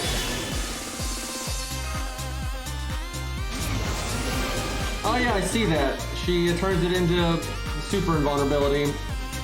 That is interesting. I honestly like her toolkit because it's unique and good, but it's not, it doesn't seem OP at all. Now, if she's working with other OP supports, then it can become OP, but that's literally everything in the game. Other than maybe Phantom. I don't know if Chaos is greater than Tiamat. They're both said to be primordial deities, so they're in the same classification. And Chaos gets to kind of show its stuff more than Tiamat did. So it's hard to say. Now, I will say this. One limiting factor of Tiamat is she is very tied to Earth. Right? She's way stronger on Earth. Although she was very powerful outside of Earth, but she's much, much stronger on Earth. And that kind of thing. Because she's like famous for, you know, being the, like, mother creator of Earth, right? That kind of thing.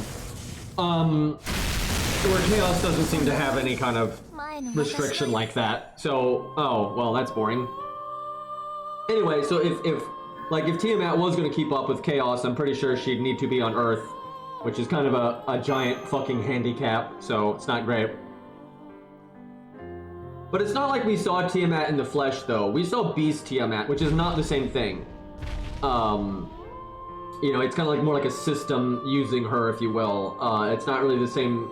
Like with Chaos, you literally that's just Chaos in the flesh, right? He's not being summoned through a system or any nonsense like that. So like full-on inner prime actual Tiamat, not Beast Tiamat, but actual Tiamat is probably stronger and could maybe not have those Earth restrictions and stuff. So maybe it'd be more on par with. But that's just theoretical. No fucking idea because they haven't said a word about like Tiamat and her actual, you know, time.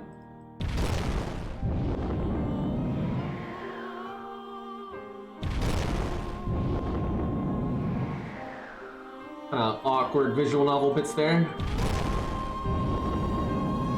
Stompy Stomp though. I don't think they'll ever use Chaos again in 2.0. Now I could be wrong. God knows what they're going to do with, you know, whatever their version of Solomon is or whatever, which I feel very confident they're going to do something like that, right? Probably for Yuki. But anyway. So maybe Chaos gets used in that for some fucking reason. But if they ever use him again, I kind of expect them to do it in 3.0 or something like that. Honestly, I kind of prefer that. I don't really want them to use it in like their for Yuki or whatever. I think he deserves better than that, so.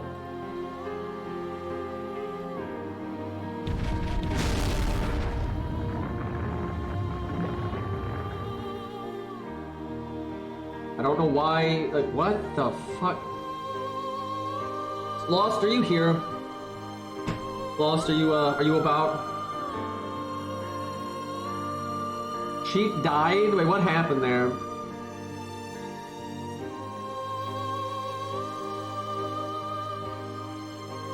I think what people don't get is, like, they can't, this is why I get weird comments, like, assuming I'm already at, like, the final boss or whatever. People don't understand, like, having willpower, right? I can play on my main account up to a certain point and then stop until I, like, you know, get further on stream, right? Just because, like, it's not, I swear it's not that complicated, but people really struggle on both ends of it, right? Like, the stream people think I've never done anything, and the YouTube people think I've already beat everything. Like, what the fuck? This is not, like, and I've done the same thing every fucking story. I generally do the first boss off stream on my main account, and then I stop there, and then I start streaming, and I go past that first boss, and I just stream, and then, which that's not happening today, but anyway, once, you know, I'm past where my main account is, then I just play catch up on the main account and do whatever I did on my stream and make a video for it as I go. I've done that for every story that is ever released, and on both YouTube and Twitch, both my audiences get it so twisted, it's crazy.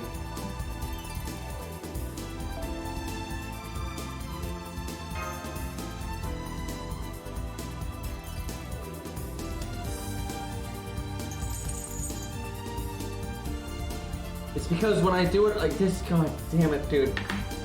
Like, just think about it from, like, a content creator standpoint, right? I'm not gonna look at the story when I'm rushing to make, like, a video. I'm obviously gonna save that for the stream, right? So I don't watch the story. I don't even pay attention to what I'm doing until I'm, like, recording a video. Like, you know how I played through these stages on my main account? I was watching YouTube, and I was using, like, you know, Edmund Scatty as often as possible and just, you know, blowing through it super quickly. And then when I go to make a video, then I pay attention to it. And of course that's what I do. I'm a content creator, right? What the fuck am I gonna stream? It's obviously better if I stream the story when I haven't watched it yet. Also, if I like look through the story when I go to make a video, it would take forever. Like, dear God.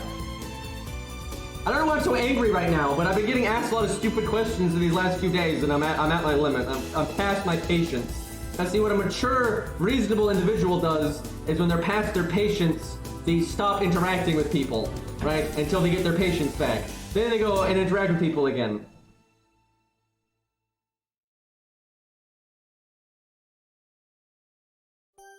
So, did we lose? Is that what's happening here? Are we in jail? Or is she in jail? I don't know what's happening here.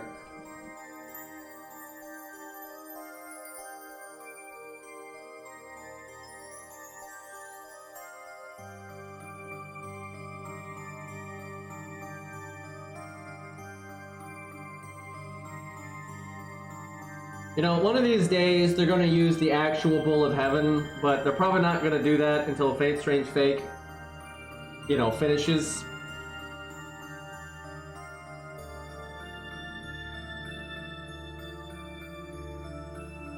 Also, I don't know, they might just be too lazy to, they might just keep reusing the hooves so they don't have to make a unique model and all that, but I don't know, we'll see, maybe someday.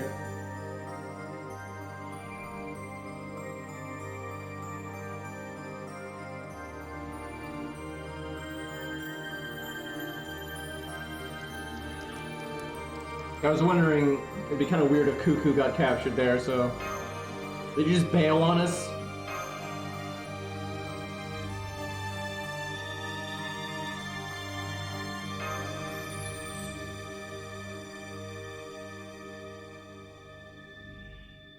That'd be really cool, though, if someday we got to fight the Bull of Heaven in a more,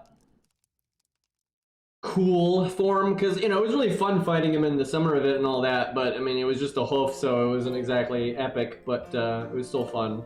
Honestly, that was a great boss fight. You know, if you fought it again now, obviously with all the power creep, I don't think it'd be as good. But for the time, that was really good.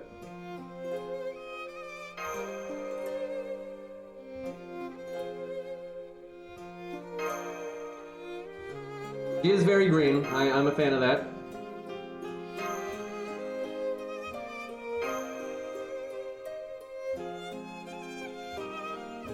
Not gonna roll on my main account though, unless they just become way more awesome in the story. I don't see that happening. Maybe roll on an alt though. But yeah, I honestly don't want to roll until they add something I super want, and I'm hoping I don't need to roll until I've got like 3,000 SQ or some crap, because yeah, face range fake and all that, that's a lot of stuff to worry about. I'm sure they're not gonna add it all at once, but still.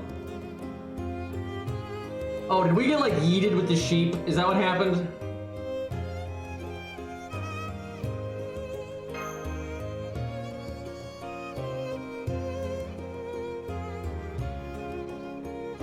If Ku was rated up with her, I would roll. I would roll until I got Ku's second passive. Because, you know, I have everything else, and he's Bond 15, so there's no, you know, what else am I gonna do to get that passive? Can't go to Bond 20.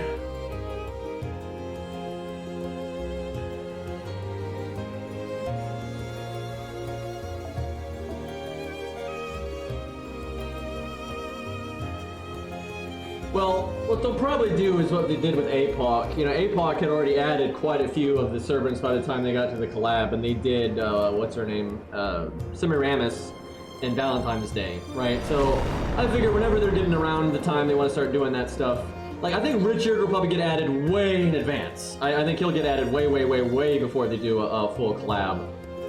That might even be soonish. It wouldn't shock me if he actually gets added sometime around when the movie drops or something. But we'll see. You know, he could be added whenever. But I do think he's going to be added early, and then maybe a little while later, maybe someone gets added for Valentine's Day or White Day or something like that, right? Like some event will add another one, and then eventually they'll probably do a collab. That probably won't add all of them. That probably will probably just add some of them, and then sometime later they'll add some other ones and that kind of thing. So it'll probably be spread out over quite a while. It's a lot of characters and whatnot, so I don't expect them to just drop, you know, 10 servants at once or anything like that. But the thing is, it's just pretty often throughout, you know, the next few years or so, there's a lot of stuff I might potentially want, and they could still add something else that I want. They could add another cool green servant, or the Green Knight, or Henry V, you know, Gunslinger. They could, you know, or a cool Knight, Sorkay, Agravain, right? So there's just a lot of reasons for me to stockpile like a champion in advance.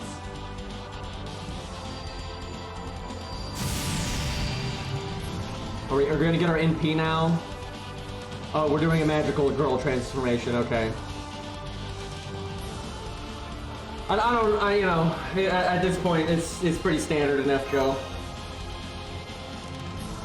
Still green at least. I've seen worse. But, yeah, I don't, okay. You know, sure. Some Power Rangers stuff going on.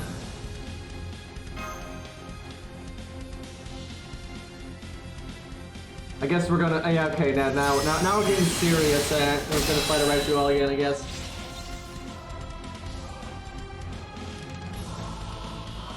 I'm kind of curious what happens to Ereshkigal after this. I mean, chat, spoilers, she's gonna lose. But I want to know if she, like, survives, or if she just, you know, fucks off in the story and is not a thing again. Because, you know, they do like to do their Monster of the Week kind of stuff.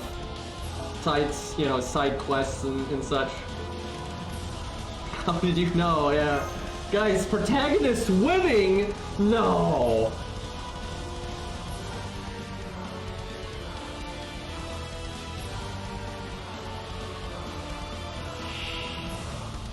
So chat, this will tell you how little I was paying attention when I was doing this part of my main account. I had no idea we were flying during this bit. Like, I didn't notice the background at all. I like how the lightning is like hitting the ground, but there's no ground there. That's kind of yikes. Okay, we can NP now. We don't have any stars yet, though, so we'll wait a moment here. We'll do the old rainbow chain.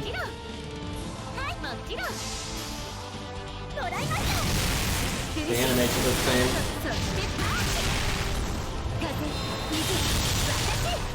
Oh.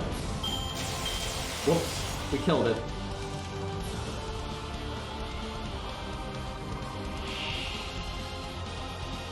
Well, we have plenty of NPs, so...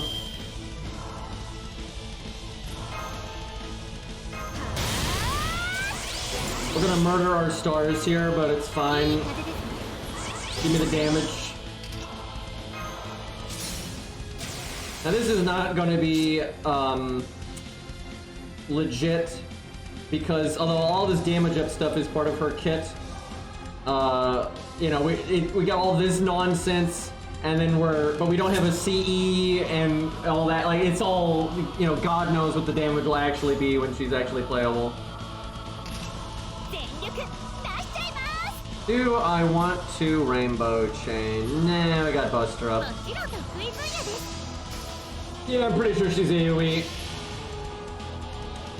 Which kind of sucks, but, you know, farming.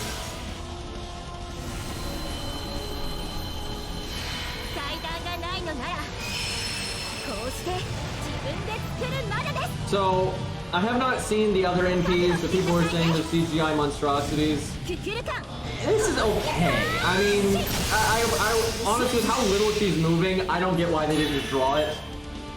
Like, literally, they drew her in the story, right? When she bitch slaps the alien god, the 2D draw it, right? And with how little she's moving, that would not have been that hard to draw, right? But I swear, over the years, right, because I'm old, but over the years, like when I was young, there really was basically no like computer animation in like anime and stuff. It just didn't really exist yet. They had like some basic computer assistance for stuff, but like no like 3D models in anime. That just was not a thing. But they had to draw everything, right? That's just what it was, right? When you fight like big monsters in an anime or whatever, they had to draw it, right? When you wanted like a monster like wrapped in flame, they would draw the flame, right? There's certain kind of techniques you use. And they do that occasionally in FGO. Like they've drawn some of the flames in like flames, skill animations and stuff. Not all particle effects. Some of it is, but some of it's drawn. And it looks fine. I always thought like if you do a good job with it, when you draw like effects like that, it can look really cool and stylized and, you know, pretty nifty. And so like her colossal form there, I don't know what the fuck it's called, but you know, giant green giant. There we go. Get the P's. Anyway, it really is not that hard to draw that. I mean, Jesus Christ, it's a big naked woman wrapped in flame, okay? That's not actually that complicated. But they don't do it anymore, and I've noticed this over the years. I've slowly watched things that are even remotely complicated to animate, be animated, to be animated sometimes, to be animated never. When the fuck was the last time we saw a ginormous monster that was actually drawn properly, right? Instead of being CG, right? A 3D model. Or a mech, right? Like all mechs now are CGI instead of drawn, right? And like when I'm not just being a boomer. When I was younger, they actually drew this shit. You'd frequently see this ginormous big boss monster and Godzilla looking thing, drawn, right? And that was awesome. And it was hard and time consuming. I get it. And I understand not doing it all the time, but I think they should try to do it when they can, right? Like, because it looks a lot better. And Epic 7 does both. Sometimes Epic 7 does 3D models, and sometimes they'll actually draw the stuff. And in FGO's defense, occasionally they have drawn stuff, like not all of them, but some of the heads in Virtua's NP are drawn. They're a sprite.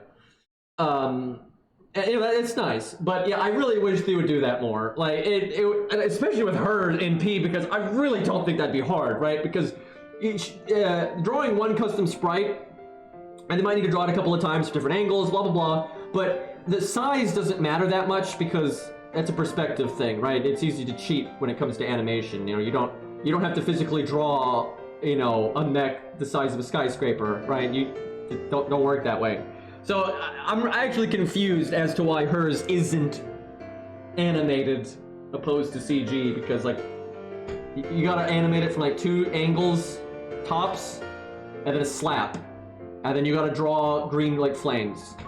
which they've already done, you know, Red Flames with Gwen and stuff, so they know how. So it just kind of sucks that they don't do that, like, ever, right? It's not just her, like, ever. They almost now, like, Virturo is one of the few times they did draw some stuff. They didn't draw all of it, but they did draw some of it. But yeah, I'm trying to think if they've done any other ones recently. It's almost anytime it's a mech or a giant form or anything like that, it's generally a 3D model, which yeah, kind of sucks. Yeah, I know money, but I mean, Jesus Christ, they have so much of it. I think they can afford it. So I guess you have to kill these to get rid of her thing. So obviously we just need to AoE. This won't quite get us our thing, I don't think. Yeah, no. Rainbow chain it is. We will focus on star gems. Alright, chat. Okay, 0 damage, very nice. But I think chat knows my preference, but chat, stage 1 or stage 2 for Cuckoo for Cocoa Puffs here.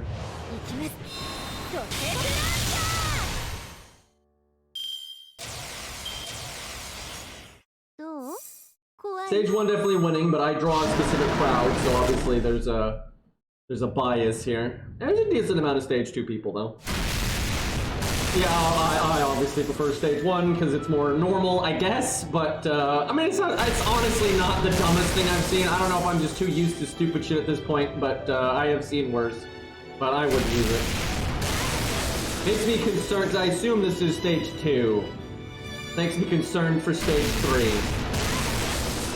Unless the one we saw before was actually stage 2, and then she has like a different stage 1 that's like more basic, like missing the jacket or something, because they do that a lot. And then this is stage 3, I guess that's possible, but I would assume there's a stage 3. Alrighty, time to smack the hooves here. Shame I have almost none of my damage up. But man, this NP would look so much better if they actually animated it. And again, they actually bothered to draw a few, you know, pictures of it during the story, so they should have just done that for the NP instead. Looks so much better. I don't even get it, man. It's just weird because like that aura thing at the start, they animated that in the main story. They actually drew it. But for their CGI monstrosities, that is at least better than what we typically see. What I really don't get is why they didn't draw the... Oh shit, we didn't kill them all. But they didn't draw the platform. Like that would be so easy to draw and it would look way better if it just that. Okay, I see she does have less damage than this if some of us have died. Oh look, we looped. I wonder how her loop ability is going to be normally, because we hit more targets than is normally available, because there was you know, 6 or 7 or whatever. So you like can't lose this fight. It's like, why if you're gonna make it this easy, why isn't it a story segment, right? Like it doesn't really need to be gameplay. And if you're gonna make it a gameplay segment, then you should actually make the gameplay, you know, good. Crazy concept. We'll continue the rainbow chaining. So her NP's Buster, so that means if you wanted to be meta with her, you would want Beach and stuff.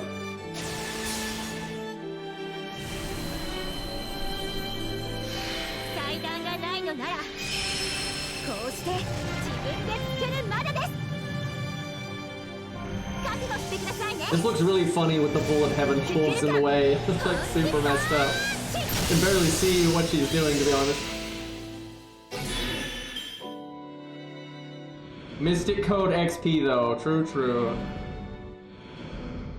I wonder if she summons more when you break her health bar. I did not pay attention when I did this myself. I just remember it being really easy and you couldn't lose.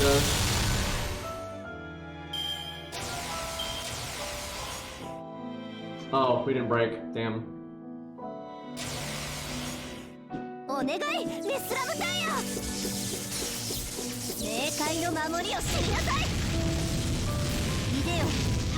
Man, it sucks I haven't gotten past to where I was on my name, because I wanted to get past that. But I don't know if that's gonna happen. We'll see though. I might take like a small break before Bat Boy to come back. That way the stream is like divided in a good way. And then just, you know, eat dinner, relax a bit, and then keep back at it. I don't know though, I kind of want to start making some videos because I'm falling behind, but I don't think anyone gives a shit, so I might just stream. We'll see. And before she gets a full charge, stop breaking, because then if I broke before, she would have full charged when she was already full charged. Would have been way better.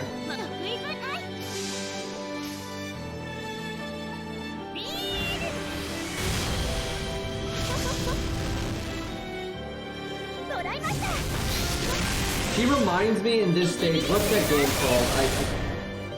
It's like Channel 7? That's not right. It was like a Dreamcast game for like, it was like a rhythm game or something.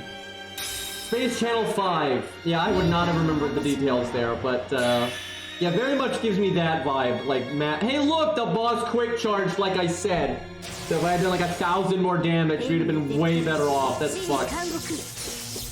But yeah, very much that kind of like futuristic vibe, that kind of art direction. Not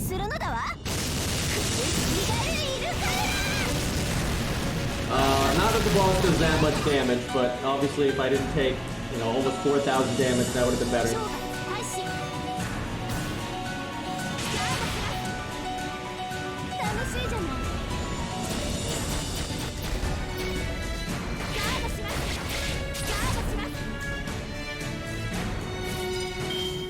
So the animation she does when the green shield is up is kind of like, hey, this doesn't hurt me at all, but she's gonna play that animation when she takes damage no matter what.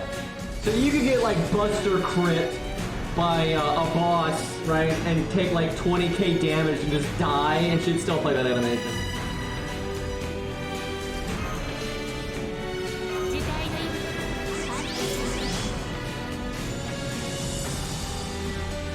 Alright, the old BBB. At least we get to see the HP a little more clearly this time. Probably should have put it in slow-mo.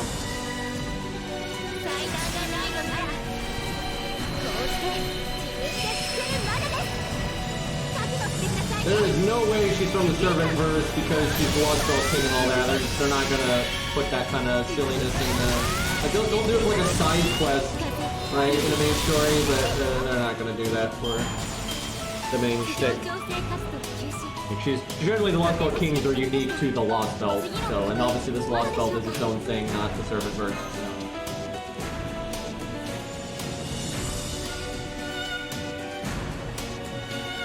Wouldn't shock me though if they use her in Saber Wars 3 or something, and have a Saber or a servant verse version of her, and then shoot the same model and all that. That wouldn't surprise me the slightest.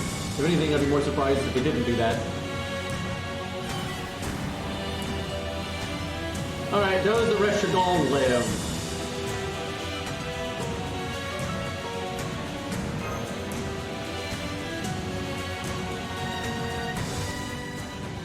This song is always so loud.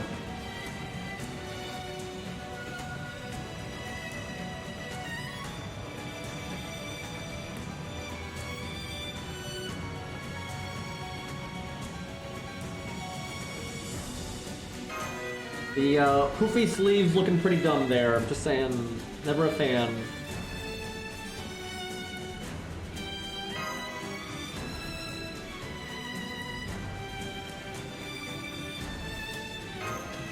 Got one of our CS back, I kind of figured there.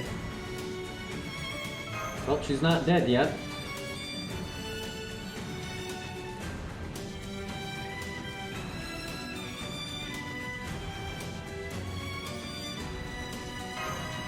Like, Protea's still alive, but they don't seem to want to use her, like, in a serious way on the ongoing story, so I kind of figured they're going to do the same thing with the Reshigal, where maybe she'll, like, show up at the very end and help us a little bit, but I'm not expecting them to use the character much. I haven't seen a feeling like this since my wife caught me making it. I don't know, I mean, obviously her second stage isn't really my cup of tea, but I've seen worse. At least it's green. I mean, honestly, anything green gets at least some bonus points, so. But like, you know, Achilles is better, I'm just saying.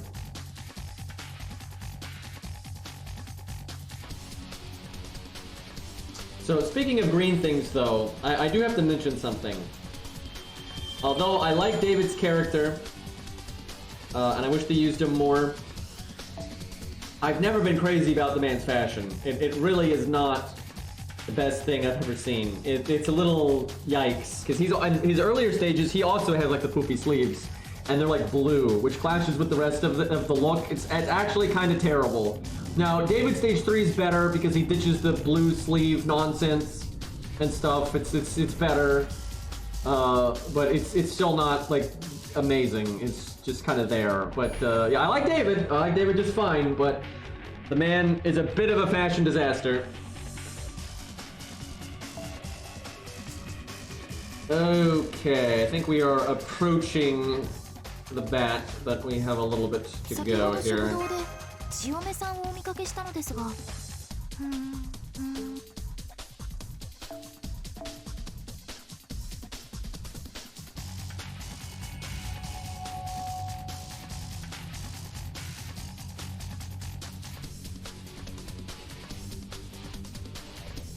Yeah, it would have been better if she was a quick servant, absolutely. Because the quick cards are such a good shade of green, by the way. That's like top tier.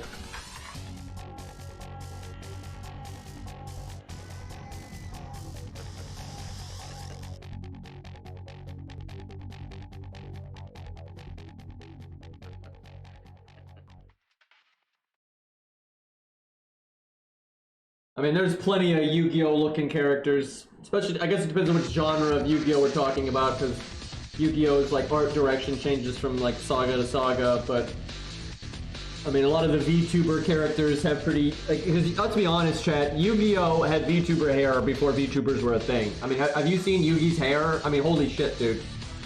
So yeah, all the VTuber ones would fit right in to Yu-Gi-Oh, honestly. And almost all of the like VTuber looking characters in FGO. And don't get it twisted, they absolutely are intentionally designing them that way, because that's like what's hip with the kids now. Like, no joke.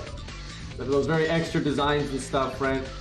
But they're very intentionally making like the water god, right, look like a VTuber, like very much so, and Say, obviously, that kind of thing. This is no coincidence. And you see a lot of games. Have y'all know? I mean, seriously. If you look back, you know, we used to never have characters that look like VTubers, right? Then VTubers become a thing, get popular. Now Fire Emblem's a bunch of VTubers, right? And now they're in FGO and all these. It absolutely is a thing, right? It's like a trend or whatever. But yeah, it's not an accident. They're doing it because they think it's popular. So.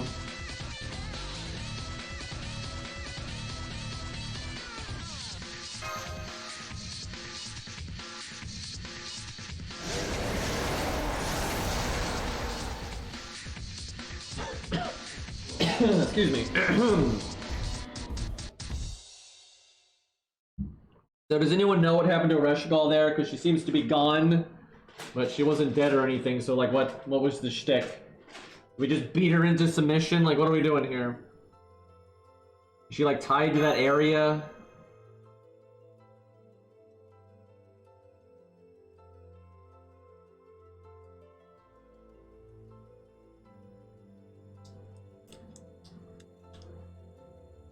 It was pretty lame that they didn't make her a real boss fight. I don't even get it.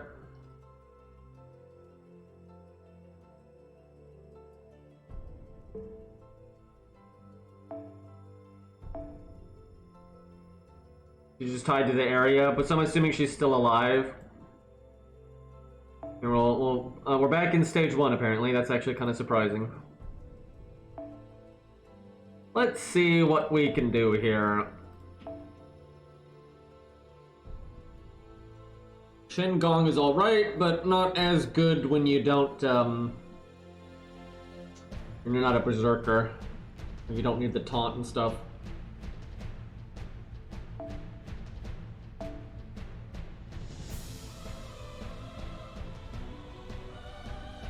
Oh man, why doesn't Leonidas have an animation update? Ugh, I got him at level 100! I'm ready! Work with me, game!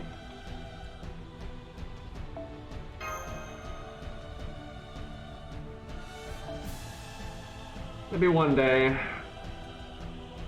Yeah, small billion-dollar company. Please understand.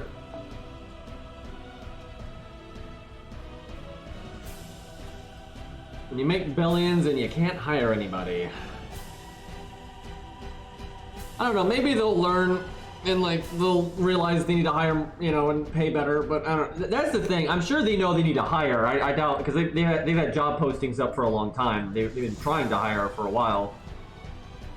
But sometimes you just have executives and stuff that are kind of disconnected, and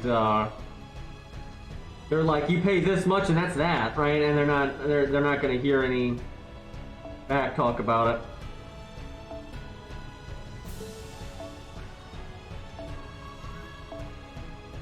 Because unfortunately, it's actually pretty common that big game devs for large projects and stuff try to lowball on the money, and that's always made problems. But it's making more problems now that there's a lot more competition for developers' talent, and that's where I think games are really falling behind and starting to suck.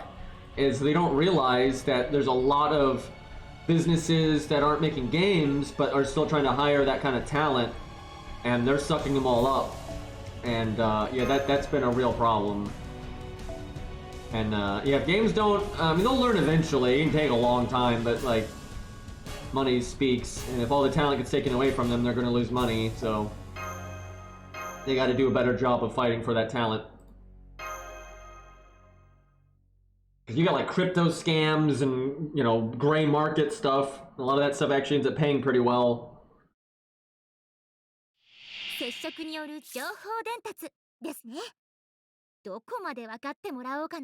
Alright, not anything too special here. At least they didn't. I thought they might seal her in P again, but thankfully they didn't do that. Fuck it, we'll just blow them up. Go Burr, it'll be fine. Do that quick attack first. Chat, you know what I want?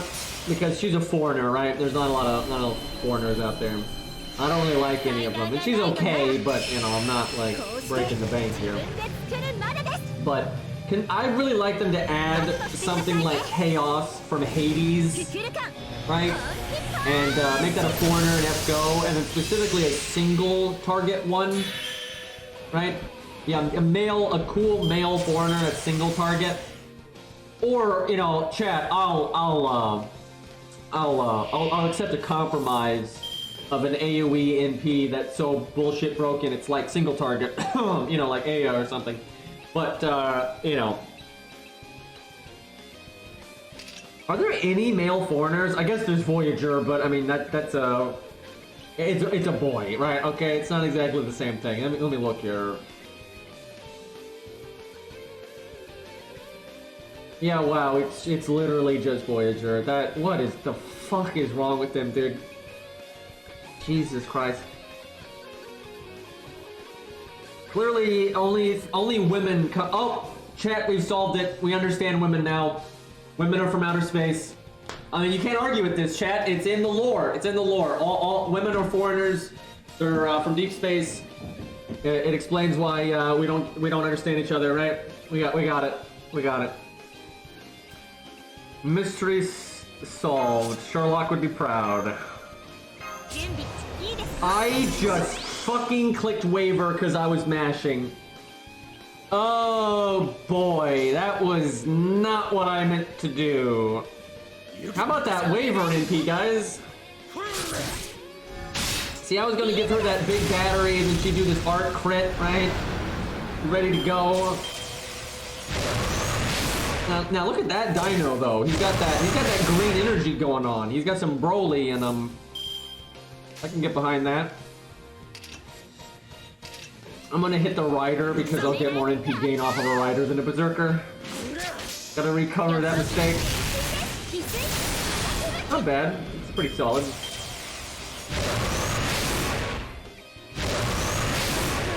One damage. Very good. Alright, we'll get it here. That dino does have better animations than day 1 characters. Not that his animations are 10 out of 10, but they are better.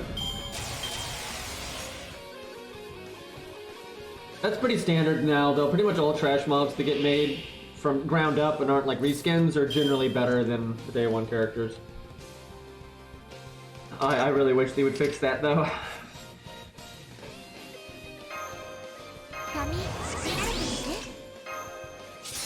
Alright, get that Buster up.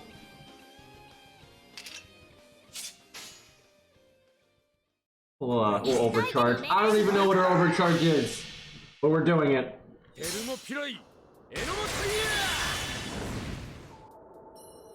And then we see Leonidas' amazing NP animation there, which is his skill animation. Fantastic.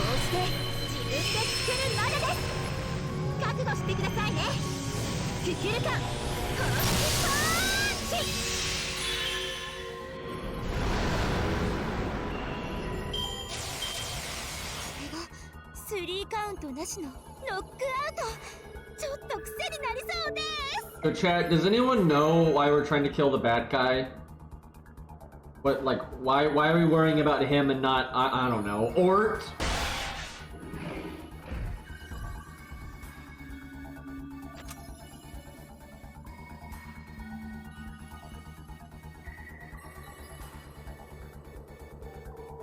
It's simple, we kill the Batman, yep.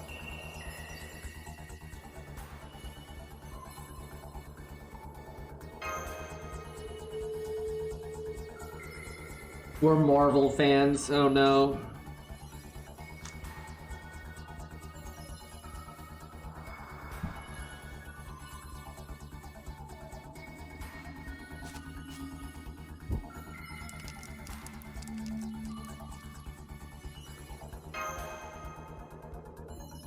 It's our Joker phase.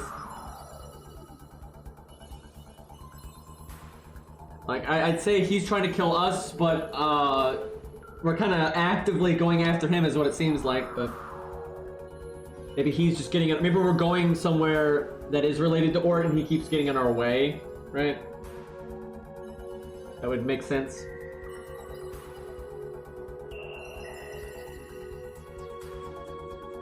Neither Chris never died. She just got foobarred and she was in the hospital in the storm border that whole time. And then she got better. Don't question it. She took her medicine, chat, it's fine. I think the game just crashed.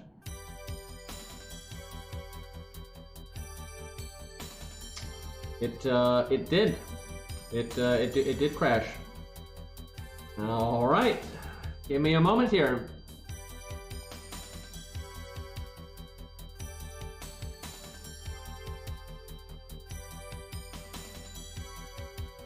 Yeah, I mean, they've still done a lot of, like, beating up old characters to show off new characters. I mean, we just bodied a Reshigal with Cuckoo for Cocoa Puffs. So, you know, there's still a degree of Tristaning going on here. It's just not as extreme, because, you know, Tristan fucking died. Where Reshigal's still alive, and Protea's still alive.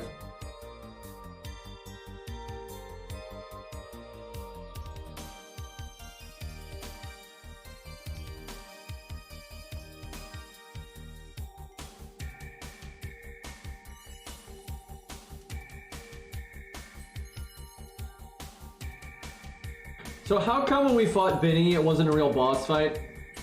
And when we fought a Reshigal, it wasn't a real boss fight? Like, I don't get why those couldn't be, like, real boss fights, like how Gwaine and Tristan and Lancelot are real boss fights in Camelot. And you don't have to make them, like, crazy hard, but, you know, you could put some meat on their bones, right? You could beef it up a bit, make you try. And I oftentimes find those medium difficulty fights can be really fun because you have some freedom to use the characters you really like and try out some setups. Because the thing is, like, you can't, let's say you wanted to show off Cuckoo for Cocoa Puffs value right now. See how much damage you can do, if you can loop, if you can set up crits and stuff. You can't do that if the enemy just falls over dead, right? You need the enemy to be tough enough that you have some time to actually see the value. And even if you, like, body the stage, and you know almost anyone can body that stage, you can still, like, you can still kind of see, like, how that value could work somewhere else, right? If the stage is hard enough.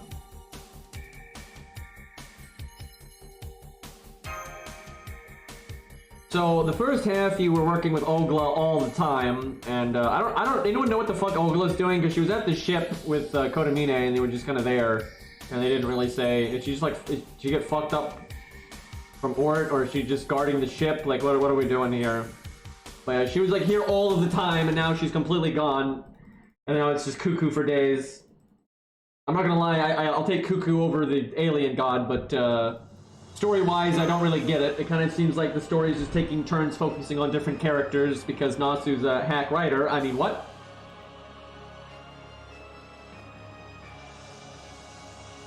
She's depressed? Why is she depressed?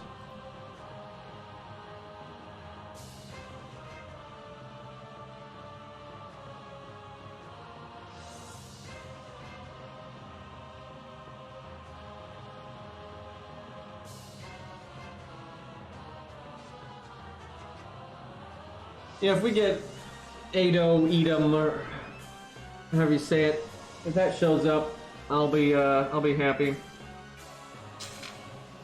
Chat, you know what would be a real plot twist? I'm just spitballing some stupid ideas, but if this, by the way, if this happens, I want a medal here.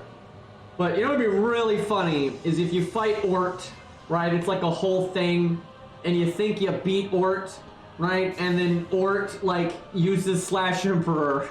Just, cause fuck it, right? Just straight up, Ort has Slash Emperor. Like, he's Ado Edom now. It make no fucking sense. But that definitely be a Natsu thing. Like, he does the pose, right, with the stick.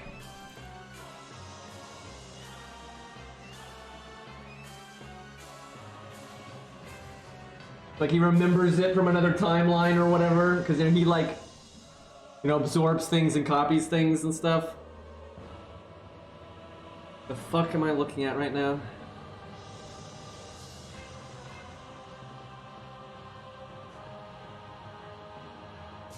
Big long neck thing, okay.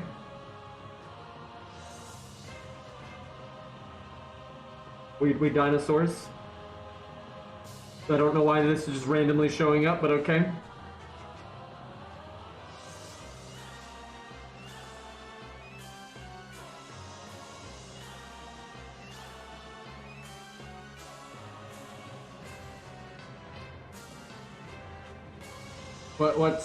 What's the name?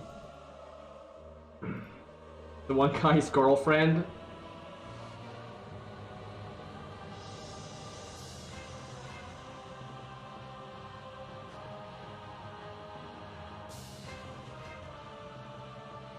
Is it actually named Arkawade? Is it actually named Arkawade?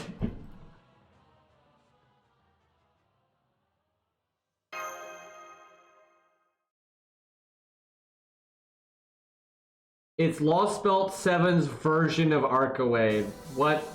Wait, so is this Lostbelt? Okay, is this Lostbelt 7's version of like Archetype Earth, like their failed type? Right? Because that's Arkawade's thing. Is like she's like almost a type, but not really, right? Yes. Are you fucking kidding me? Oh my god. What are they even gonna do with this lore? Oh my god. Like, is this gonna help us fight Ort? I don't like. Oh my god. So this. Does she, like, inherit the will of the planet and all that stuff, right? Does she get, like, buffed by the planet because she's, like, almost a type? Oh my god, where's Faust when you need him, dude? So it's not Arkawade as a dinosaur, but it's a dinosaur that's taking the spot of what Arkawade is. That's what... Which, I mean, that actually makes sense, to be honest, but I don't know why that'd even be around in the Lostbelt, but whatever.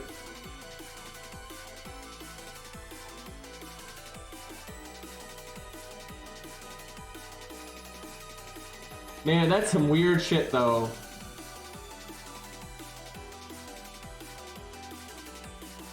Oh my god. I see what you're saying. He's the male Shiki, right? He's got the glasses and everything. I get it. Hallucinating? Oh, that's fucked. Oh, that's so fucked. I like him better, though. I'm gonna be honest. I'll take this one over Because his name's not actually Shiki, but I see what they did there. Kind of easy to not notice that, but yeah, I get it. But he's not named Shiki, though, obviously. But he's like the love interest to the, you know, almost type Earth. Archetype Earth or whatever. But yeah, I like him better. Fucking male Shiki is so lame, dude. I'm not a fan. This fucking chair. Wait, does he have Mystic Eyes of Death perception? Does he seriously? Also, why hasn't he used him this entire fucking time? And what's he cut him with? His, like, claw? Are you kidding me? Does he actually have Eyes of Death? Oh my god. Oh lord, Nasu is such a shitter, dude. Oh, fuck me. Oh god. What am I even gonna say about this? This is such a meme. This is such a meme, dude.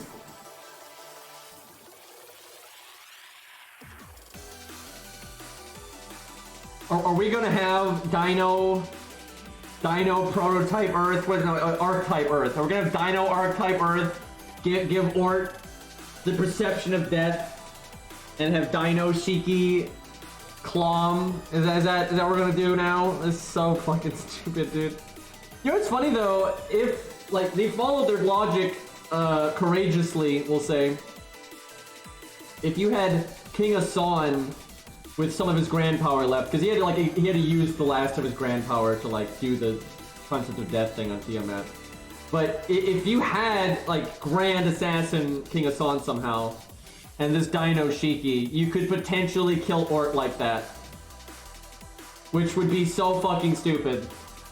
But, like, following their logic, that should really work. Now, honestly, it'd be very difficult for this guy to actually hit Ort, even with, like, a single claw smack like that, just because Ort can kill you with the thought pretty easily. Like, spawning, exploding vines, or what, balls, or whatever the fuck he was doing. But still, it's theoretically possible. Just, you know, sneak up on him if you're distracting him or some nonsense. Dino King Asan, let's go. Oh my, I don't think they would go that far. I don't, because as stupid as this is, okay, he makes no sense. It's not like Shiki is some fundamental part of like anything, but you know, the Earth picking, attempting to make a type is something it always tries to do, right? It's always trying to do that. That's like the whole thing with Arcoade, is it's trying to do that. So, and if if there's no humans around, it probably would pick a dinosaur. So, like, I actually believe that, right? But the Shiki bit is kind of just stupid. But man, I think Adam would have been Type Earth if it had finished, because it was only in stage 1 out of 3, and it already, the Earth was blessing it anyway. So I think it would have been powerful enough. But that's like a thing. For some reason, Earth can just never make a proper type. It's like a shtick. Maybe they'll explain it someday. But it's like an ongoing thing that it never is able to make a proper ultimate one. Earth is a loser, yeah, apparently.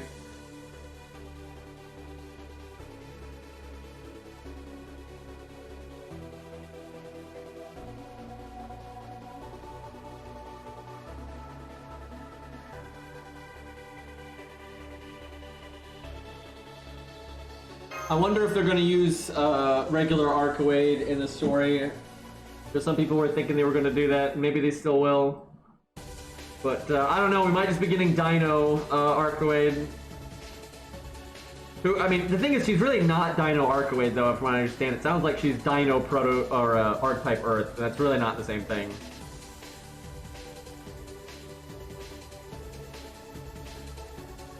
You know, chat. You know what would make me like FGO a lot more story-wise? If you just replace MASH with K and K Shiki, right? That's way better. So much fucking better. MASH is so crap, dude. No, you don't replace MASH. No, you replace MASH with Shiki. You replace the player character with Kadok, right? See, this now we're cooking, chat. We're getting somewhere. I can't believe, though, I like Kadok now, but he actually has had a character arc. Imagine that, chat. Honestly, I like Kadok so much more than the player character now. It's not even close. Right, at first I didn't like him at all, like in the prologue and all that.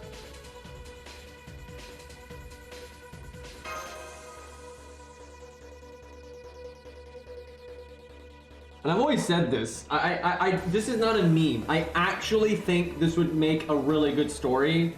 If like the main servant, if you do 3.0 or whatever, if the main companion servant is Hans, I'm not Cairo, right? I'm not like a ginormous Hans fan, but that would just be amazing because he's got so much to offer in all these different circumstances, all these highs and lows, and all these wacky characters you run into with his, you know, observation skill, right? That would be fucking gold. Like that would just be absolute gold. That would be so enjoyable, but nope. We get eggplant. I see that Ort text.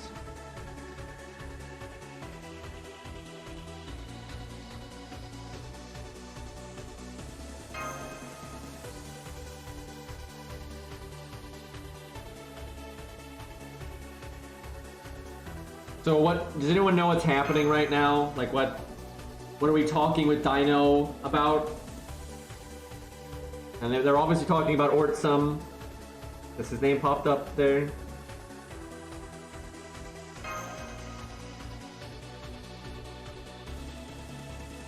Hello.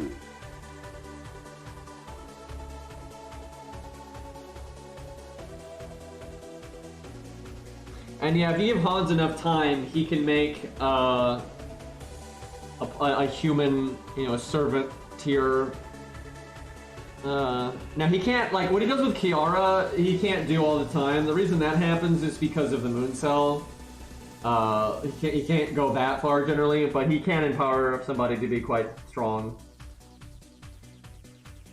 He said Ort is cool and they're joining him. I mean, sign me up.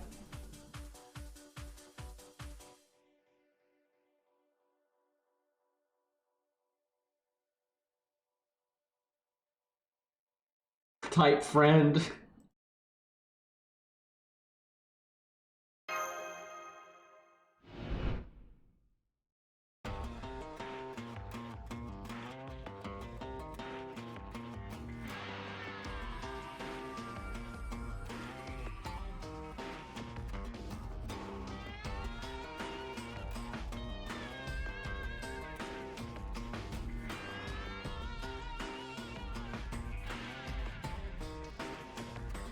Kirby would probably be an ultimate one. It's not even a meme. Like, he's so fucking overpowered, dude. But it's not even a joke, dude. Like, if you actually look at his canonical stuff, he is so busted. He's also an idiot, but, you know, that's never stopped anyone before.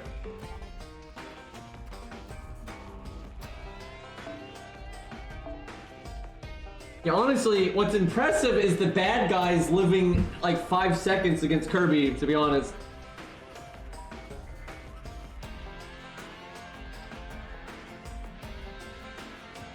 Okay, still not at the bat yet, but we're getting close. Oh, let's bust out Bazette again. I don't get the chance to use her much, so I'll have to log in again.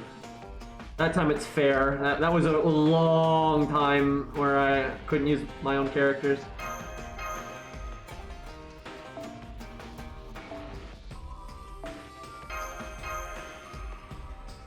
So I've said this before, but a lot of real life stuff is way stronger than anything in the Nasuverse, like up to this point. I'm not like the destructive force of, you know, chaos.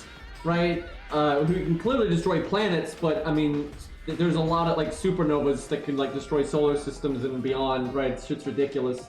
You got black holes and all that, like, and you got like Ogla can make a black hole, but it's a baby one. It's like the super baby one. It's nothing compared to like actual black holes, let alone like super black holes and all that nonsense.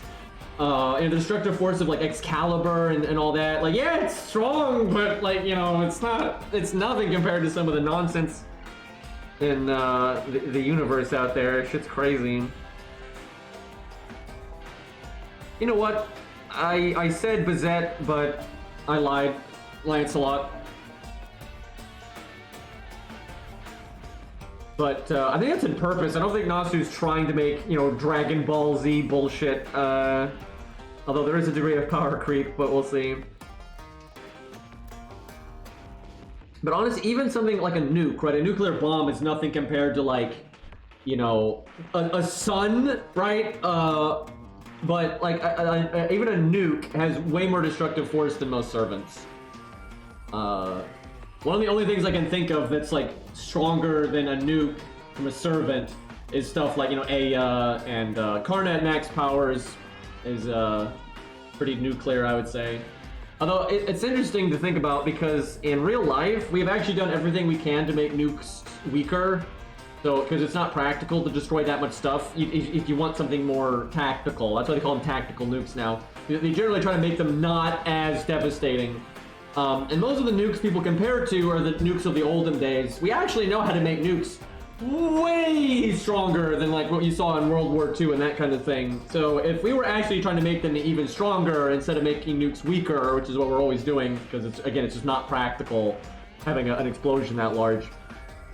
But anyway, you would, you know, be way ahead of a lot of the shit servants do. But yeah, Gil is pretty ridiculous, but again, that's still not as busted some of the crazy shit out there. Okay, Mozart, I think. I know we could do Hans. Hans Lancelot's a classic. And then we'll do Mozart. By the way, I'm really sad I didn't use Jufu for the Bat Boss, and I almost did. And on a team with stronger units, like if you weren't being super budgety, she definitely has a place. And there might be another route to go where you could use her. Because on paper, she seems really good there. Because a lot of the art DPS are good, right? Like 100 Face is extremely good there. And Jufu has art support.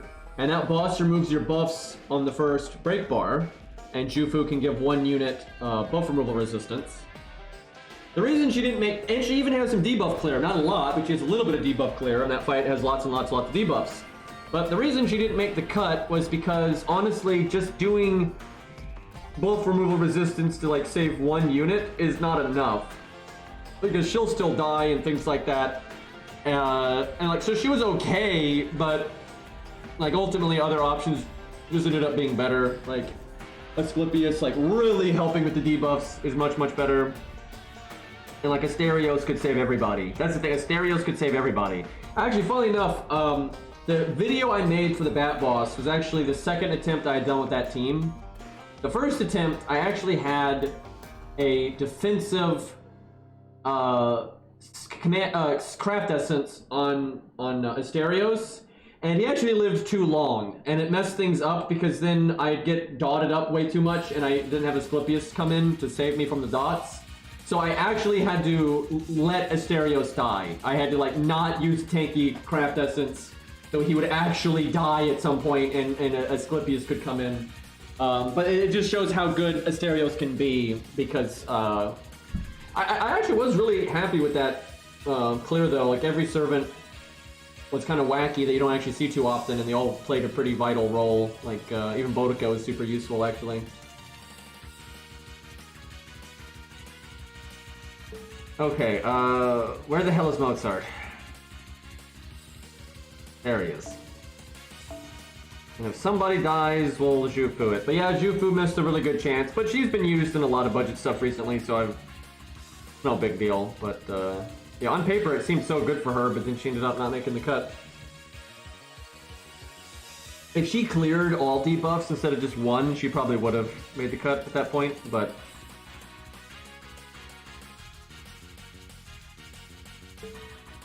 yeah, Asterios is always good though in fights like that, where like buffing is limited, or the boss removes your buffs because they don't remove their debuffs, and stuff like that, so that's why he was good for Beach.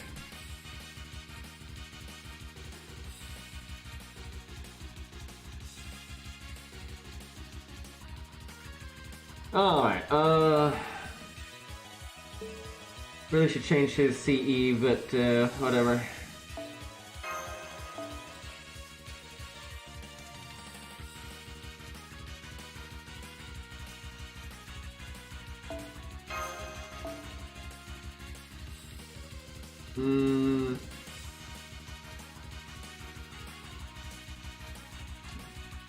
What is Star Bomb?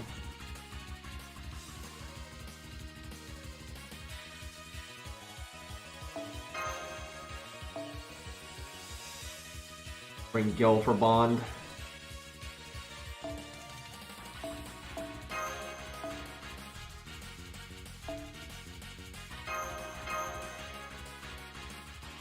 I will say though, even though Jufu didn't get used there, I am still so glad Jufu's in the game. She's actually super good for free to play. Just a nice option. And they found this like perfect. And this is easy to do because there's so many niches just unfilled for free to play right now. But he was able to fill in a role that's helpful and useful that we didn't have filled, but she's not replacing like Mozart and stuff. Right, you still have many reasons to use the other staples. She didn't power creep anything. But it's actually really easy to not power creep slow stars because they're just lacking so many basic stuff. Let alone those basic things, but then one in art, one in buster, one in quick, and so on and so forth. So there is just so much room for more free-to-play stuff, and it's just annoying that they don't really give us most of it. Rip Pearson vulnerability.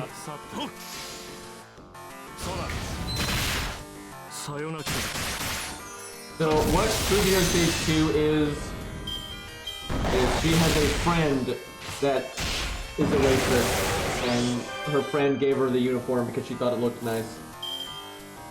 But that's the whole lore there.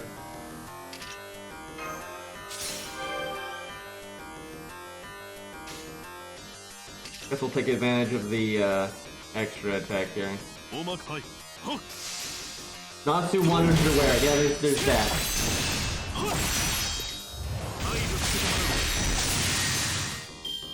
Actually, I'm pretty sure Natsu is like a huge Fujino fan. That goes under the radar really easily, but that is definitely a thing.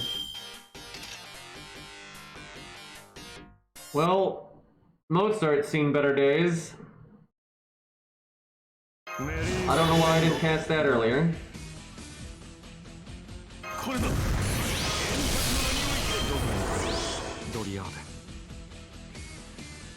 This might look really stupid, but I'm going to NP just so I get to the next wave so my crits don't go to waste. As I've always said, Fujino is a better written Sakura, and by a lot. And like she's the direct inspiration for Sakura, but I think Fujino is just written so much better. It's just not even close. I'm honestly convinced that like K&K was an accident, or it's just before Natsu learned bad habits. Because like K&K is just written so much better than Fate Stay Night and like Babylonia and its stuff. It's so much better. And I'm like, how is this written by Natsu? I don't even understand.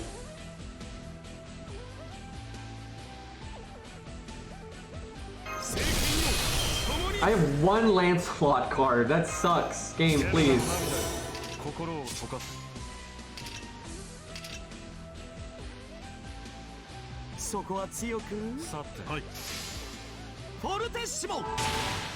However, even though K&K I think is a much better written story than like everything else that Natsu has written, I don't like its premise as much. Not that I dislike it. I actually like K&K a lot.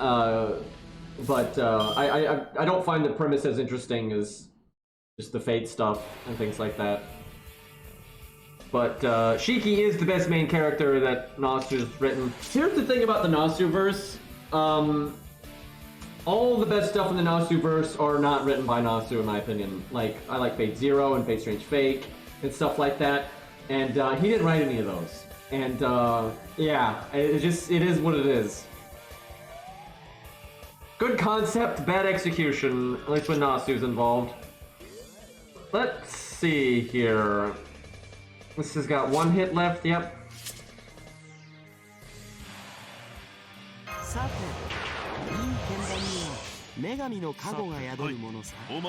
Let's see if we can kill this thing. Man, not having Pierce invulnerability is kind of rough here. Not quite, damn it.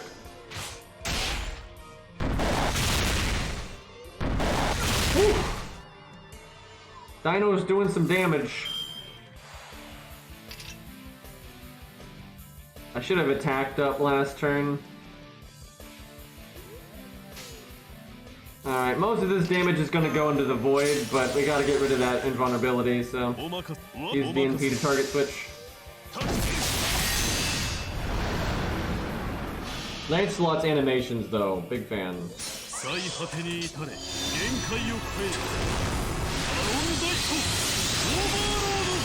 The thing is, CCC's got some cool moments and stuff, but it's not really a good story. I mean, it's got some pretty daft stuff going on.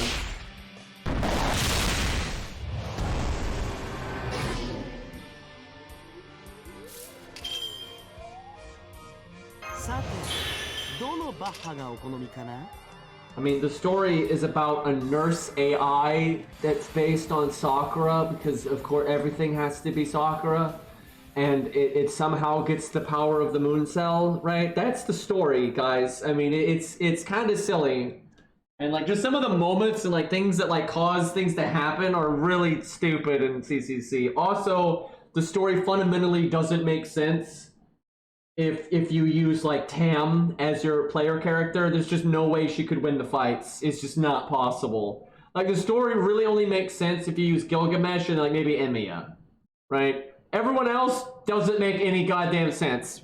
And even the first game's like that too, where like Tam and Nero would never be able to beat some of the things that you fight. And like with Buddha, they explain that with Buddha's like intentionally losing. And that's actually the shtick. Like Buddha actually wants to lose, so he's like throwing. But like Gwen and stuff, there's just no fucking way Tam or Nero is beating Gwen.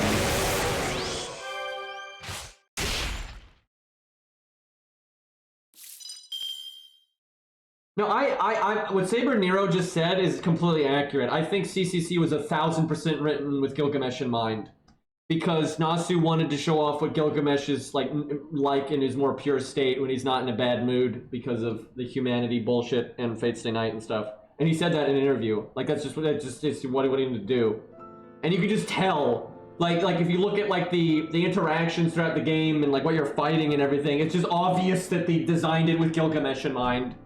And it works well enough with Emiya still, but everyone else, it just don't make no fucking sense.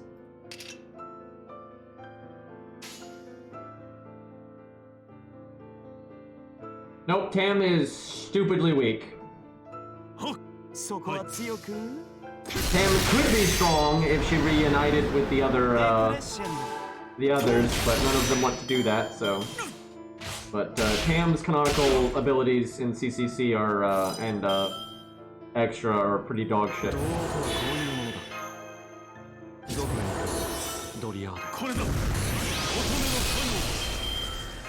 Somehow Mozart didn't die during any of this.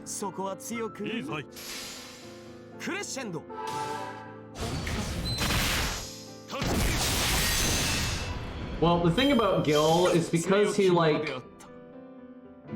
you know, he really takes his job seriously. Like him or hate him, he does. And when humanity, and this is like a core thing about Gil's character, and that's what part of what Nasu was trying to show off in CCC, is that like if humanity is in this like shitty state where most humans have no purpose and are aimless and are like sheep, Gil not in a good way. It affects his like mindset a lot, and you know, he's very unimpressed with humanity in Fates Denied, I'll put it that way. And then he is corrupted by Angra a little bit. So those things combined, you know, make him kind of extra evil, put it that way. Where CCC is showing him when he's not pissed the fuck off, and he's basically just Cancer Gilgamesh. And then Nasu just did the same thing. Like Cancer Gilgamesh in Babylonia is literally just CCC Gilgamesh. It's almost exactly the same.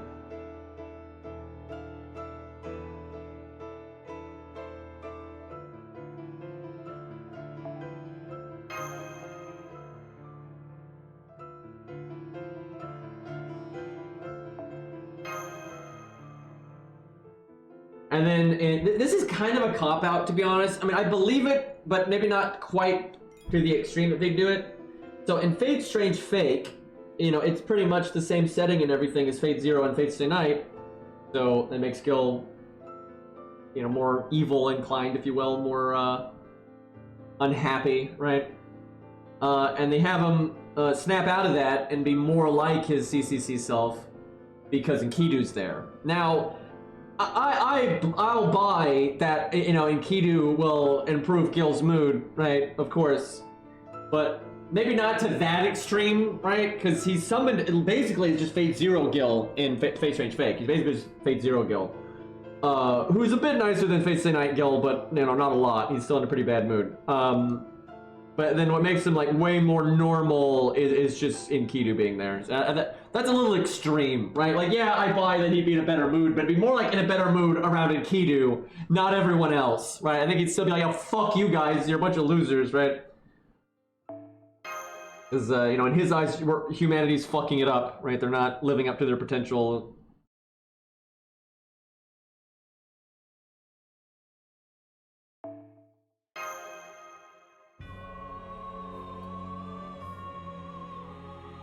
But, you know, everybody likes Enkidu. Although I'm sure somebody does. I mean, I guess Ishtar doesn't like Enkidu. She's a bitch.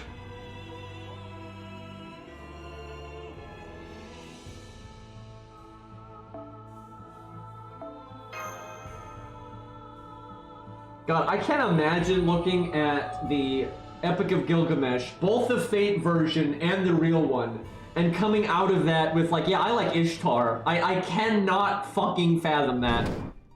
Like, again, it's not like the Nasuverse makes it any more flattering. It's not. She's the same thing. She wants Gil to bang her. He doesn't want to because she's stupid. And she's mad, so she goes running to Daddy to kill everyone. And then they defend themselves from Daddy's bull. So then Ishtar's even more mad, because, I mean, how dare they defend themselves from divine retribution, right? So then she wants Daddy to kill Enkidu, because Gil likes Enkidu more than her. And that's her fucking story. I'm not exaggerating, that's her fucking story, in Fate. That's literally her story in Fate. And somehow people have come out of that with, yeah, the character I like in this is Ishtar. I'm like, what? And like, she's not even like capable enough to do it herself. She has to get Daddy to do it, right? It's pretty fucking fail through and through. Like, she's just a jealous, spiteful little troglodyte. You look like a fucking idiot. God damn it. I was just talking about how lame Ishtar is. Imagine everything I just described about Ishtar, and then you show up looking like that, and I'm over here thinking, is he actually better than Ishtar, though? Like, I don't know, man. It's pretty bad. That's some of the worst fashion I've seen in the game. Like, Jesus Christ, that's dumb looking. Get this Black Panther ripoff out of here. God damn. I know that's like what everyone calls him, but like, fuck.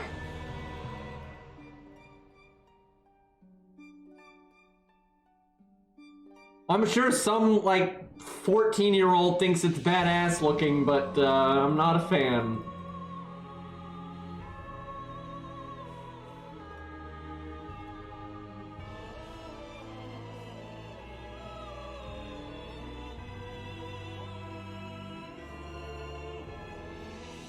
Whoa, this dude looks awesome. Honestly, though, he's been pretty universally disliked from what I've seen. I've seen a lot of people be pretty about him, but I'm sure somebody likes him, and I mean, good for them. You know, I hope they, you know, get 10 copies of him in 3SQ, but not gonna make me like the character any. Also, I've seen all the translations for his scenes, although not that one, obviously, but he's pretty lame. He's a very unlikable character.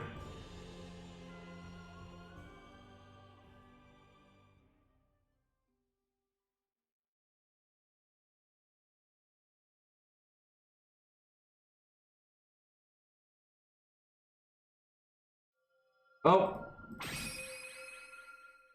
Back with them. Faust, we just saw the archetype Earth, that's a dinosaur. So that's a thing. Hanging out with a dinosaur that has mystic eyes of death perception. So, yep. Like I said, honestly, it makes sense that Earth would still try to make a, archetype Earth, try to make a, ultimate one for Earth, regardless of if it's human or dinosaur, right? The dinosaur having mystic eyes of death perception, no, that's a little dumb, but, that's kind of, forced.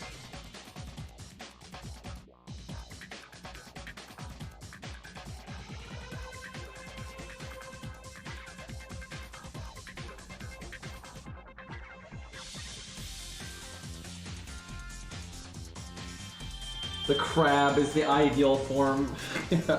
That's why we never got a full-on type Earth, because we never had a crab that's strong enough. That's what Earth's been missing, guys.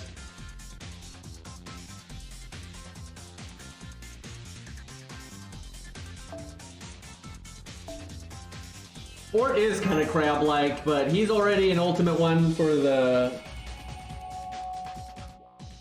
Orc Cloud, so... Man, I wonder what the fuck Nasu's vision of the Orc Cloud is, right? Also, why the hell did...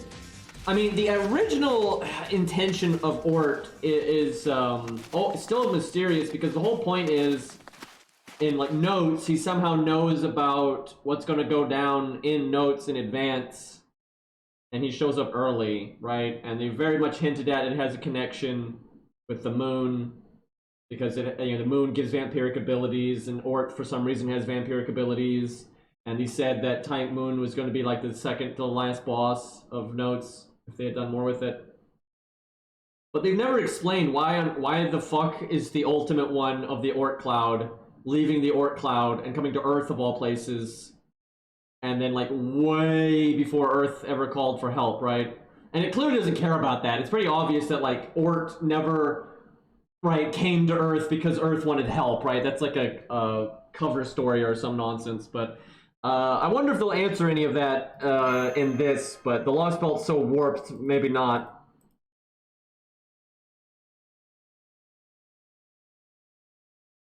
You heard Earth talking shit. But yeah, because like, it makes sense that like the other planets, because the Orc Cloud's pretty, out there, literally, right? Where the other planets you can kind of see being more on the same wavelength as Earth, and they clearly do show up to Earth, because of Earth's distress call, right? Where Ort didn't, so it's kind of curious why he even came here.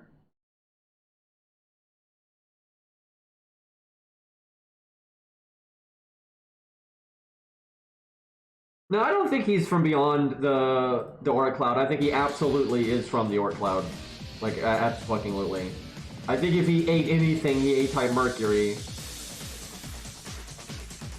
But there doesn't seem to be... Now, again, maybe something's happened in this Lostbelt that changes this, but there doesn't really seem to be anything pointing at that he didn't come from the Orc Cloud. But, we'll see. We might learn more, but...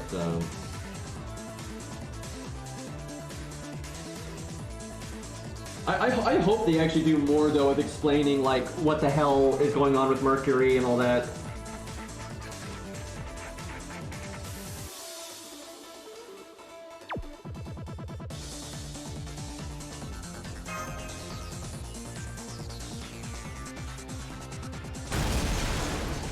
I mean, types are literally the backbone, though, of, like, the whole... Like, here's the thing. The Nasuverse is literally based around...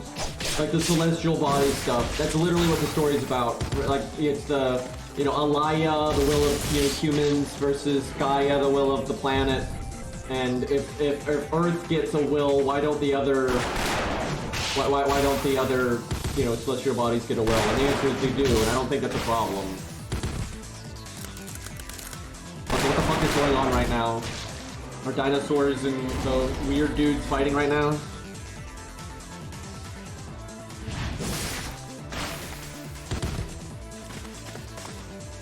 That does seem to be the case. And the poor dinosaurs, man.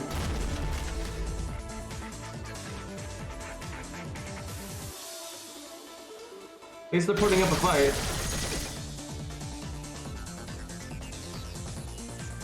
The thing is, it doesn't matter where you started, it matters where it started, right? Because it didn't start with Fate, that's the thing. And even Fate is influenced a lot by, you know, like the whole summoning system and all that stuff is directly influenced by like what they're doing with Alaya and Gaia, and all that stuff. And like, I don't think it's really that weird. Like, one of the most basic things in, like, okay, let me put this in perspective, right? How are you gonna be like, you know what, I believe in, it's okay for a story to have fairies and unicorns and magical swords, laser blasts and demons and all this stuff, but aliens on other planets? No, you can't do that. Those Martians from Mars? No. That's too fucking weird. But the laser beam swords, that's fine, right? Like, I don't think any of the like Fate fantasy stuff and all that is any weirder than like just, you know, aliens from Mars, which, you know, they make it a little bit more believable than that. Now, I will say, it'd be good to have more grounded stories, right? We don't need every story getting into cosmic horror, right? I think though cosmic horror and that kind of stuff has always been the backbone though of the Natsuverse. I mean, clearly, if you look at Tsukihime and Notes, which both predate Fate, that's very much what's going on, right? That's the whole shtick. Now that doesn't mean you can't have side stories to have more grounded, normal stuff. You know, you don't have to make everything weird. Not everything has to be giant robots in Greece and fucking, you know, aliens for Aztec gods and all that. And like, I get that, right? But I don't think there's anything wrong with having, you know, cosmic horror backdrop and that kind of stuff. And like the Orc Cloud having life, I don't think is any weirder than fucking what's War of the Worlds? That's the one, right? Like it's actually less weird, I would say, if you already set the premise of like, you know, Gaia having a will and all that. And like we wouldn't have Fate if it wasn't for like Alaya and Gaia and all that. But yeah, there's a thing in Fate or Natsuverse that celestial bodies have a will, and I don't think that's too weird or anything. It's actually pretty tame if you think about it. Now, I think Natsu can get really weird with it, but you know.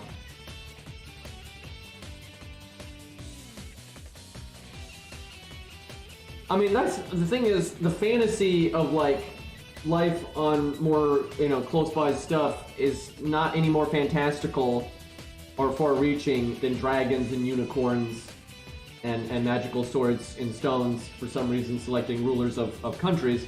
Actually, that's weirder, to be honest, and especially because it's very likely that Mars did have life on it at some point. It probably still has water under the surface and stuff like that.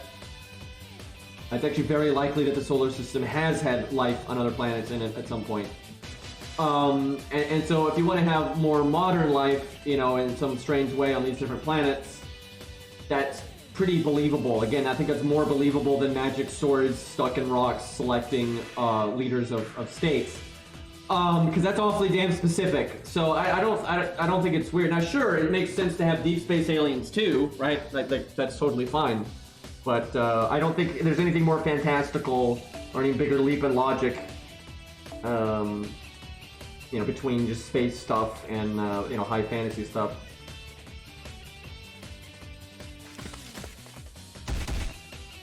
I would have to disagree with that. There's still plenty of mystery on Earth, sure, but I wouldn't say it has more mystery. We know fuck all about Mars and like what's below the surface of Mars. It looks like there's water below the surface and that kind of shit, but we don't know the details. I mean, fuck, there might be life on Mars right now in the water and we wouldn't fucking know it.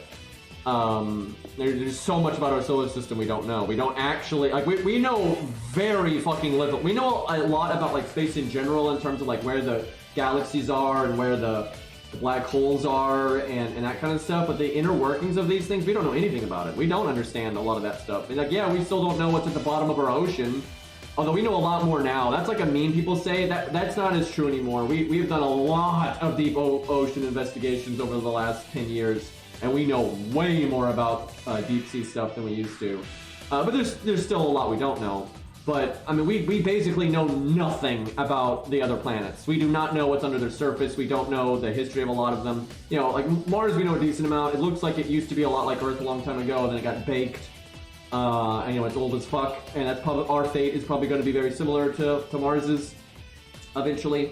but that doesn't mean that like there's more mystery on Earth than in space. It's again that's like exaggerated. People saying we know more about space than the deep sea. That's not really accurate.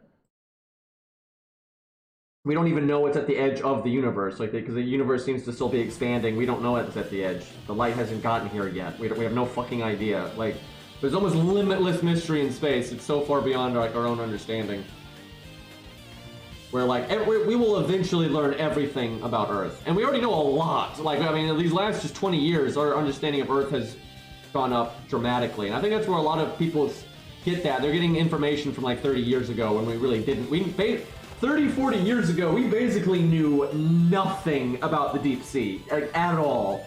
Where that's just so far from the truth now. Now we know, a lot about the deep sea. But the deep sea is absolutely still the most mysterious thing on the planet.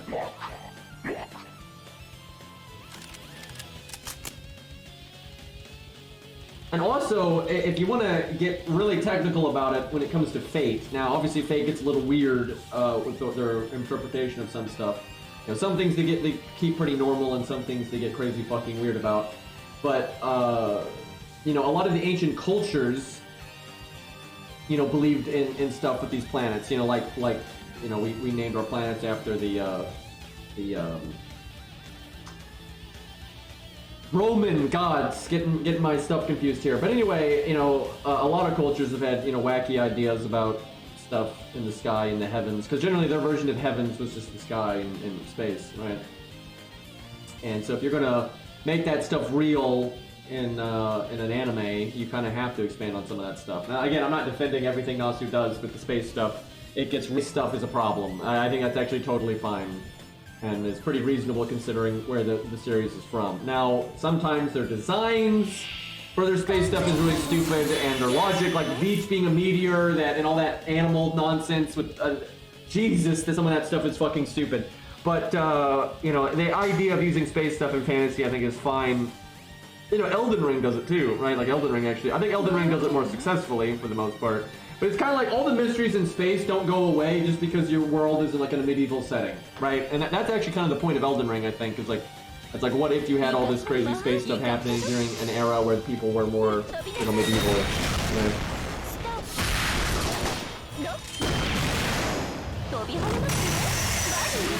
I mean, I don't see why you would need human beliefs to make types, because it's pretty selfish. Like humans are the only thing that matters, right? And that's kind of why I like some of the stuff in the Naziverse, because humans aren't the only thing that matters. What's kind of implied is humans are what are really important on Earth, with like Alaya and stuff, but they're not that important to everything outside of that, right? And the other things out there in the universe have their own systems and things in play, and that's a perfectly interesting concept. And I don't think that's any. You can subjectively not like it, and that's fine, but I don't think it's any wackier than again actual fantasy. Dragons and unicorns and magical swords and the like. I think I should have batteried on turn 1 there and just killed all these guys. I wasn't really paying attention, and holy fuck, they did a lot of damage to me. Honestly, I think we just reset. I think we're gonna lose because of that. I think we just got really unlucky there. I think we got crit or something. That's crazy that we got that fucked up on turn 1.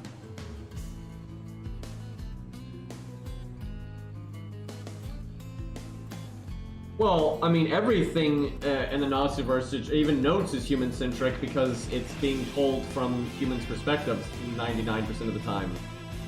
But that doesn't mean humans have to always be the most important thing, or that they're the center of the universe. There's a huge difference between telling your story from a human perspective versus making your universe always revolve around humans. I actually think one of the most interesting stories is stuff that, it's from a human perspective and yada yada, but humans aren't the most important thing, because we're not. Like, we're just fact. Like, humans are fucking a speck in the greater scheme of it. Like, we're not. I think it's so egotistical to think we're like what's important and we're what brings action to the whole fucking universe. It's just insane.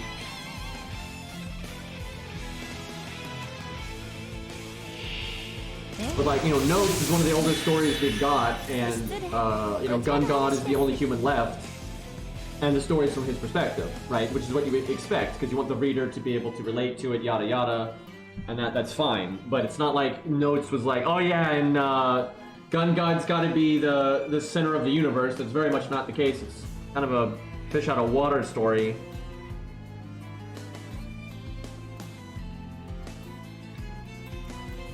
Okay, are you fucking kidding me? Her skill's not ranked 10. That is so fucking stupid. That is so... Why the fuck is her skill not ranked? What is...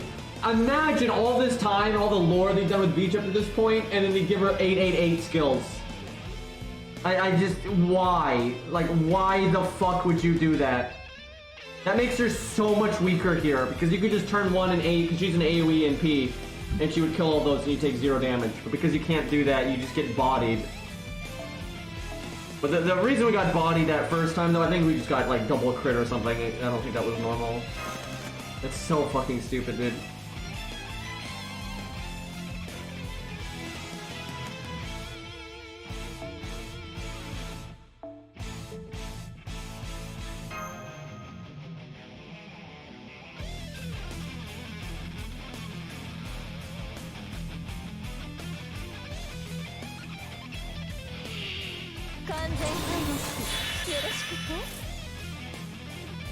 Yeah, if I remember correctly, Gun God dies at the end.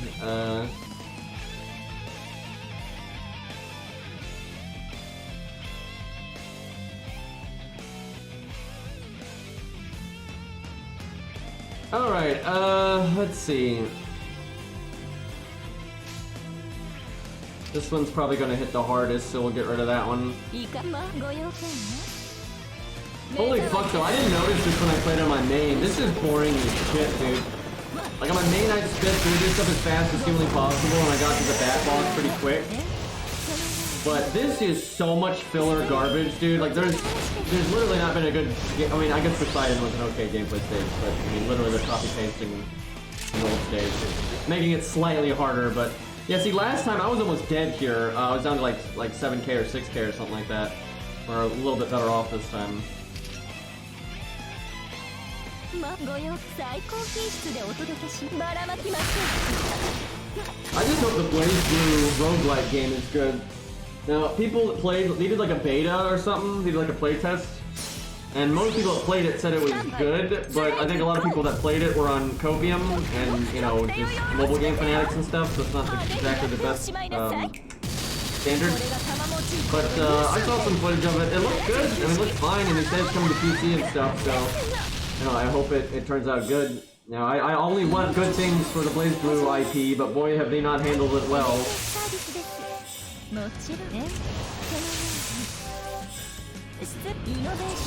Okay, why? Oh, I see. She heals off of kills or something. That's how they're trying to ensure you don't lose. Kind of dumb though, because I'm sure you could beat this without that.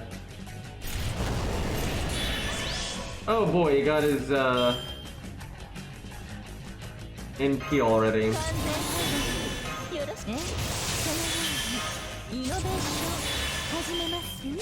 Okay, it's a one-turn evade. I wonder if it's RNG, because they both have it. Well, this could be a problem.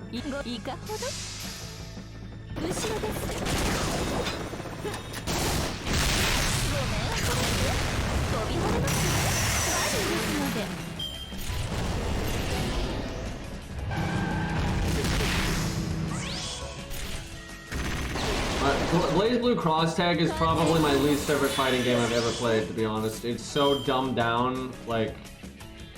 They literally was like, hey, let's make Blaze Blue, but then make it so morons that don't like fighting games can play it, because boy, that'll be fun for people that do like fighting games. It is like the dumbest control scheme on the planet, and it's just designed so it's like super simplistic. And the thing is, you can make a fighting game that's simplistic, that's still good, and that's fine, right? Like some fighting games have like unnecessary levels of complexity that add a barrier of entry that's not needed. But Cross Tag literally does the opposite, where they dumb it down so much that it loses the depth, and it's also frustrating to control if you're used to regular fighting games. Yeah, I know they made it less bad, but it's still pretty bad. And like, why would I play that instead of a regular fighting game? Like, there's nothing mechanical there. It's not like, oh man, look at these new options you have. Like, they didn't do anything like that. It's bread and butter fighting game stuff, right? It actually it's more bare bones than a lot of fighting games. It doesn't have a lot of the defensive mechanics that are in BlazBlue and stuff. It's just bare bone fighting game mechanics with really whack controls that just hold you back like a motherfucker. And like fucking assist combos is nothing new, like Jesus Christ.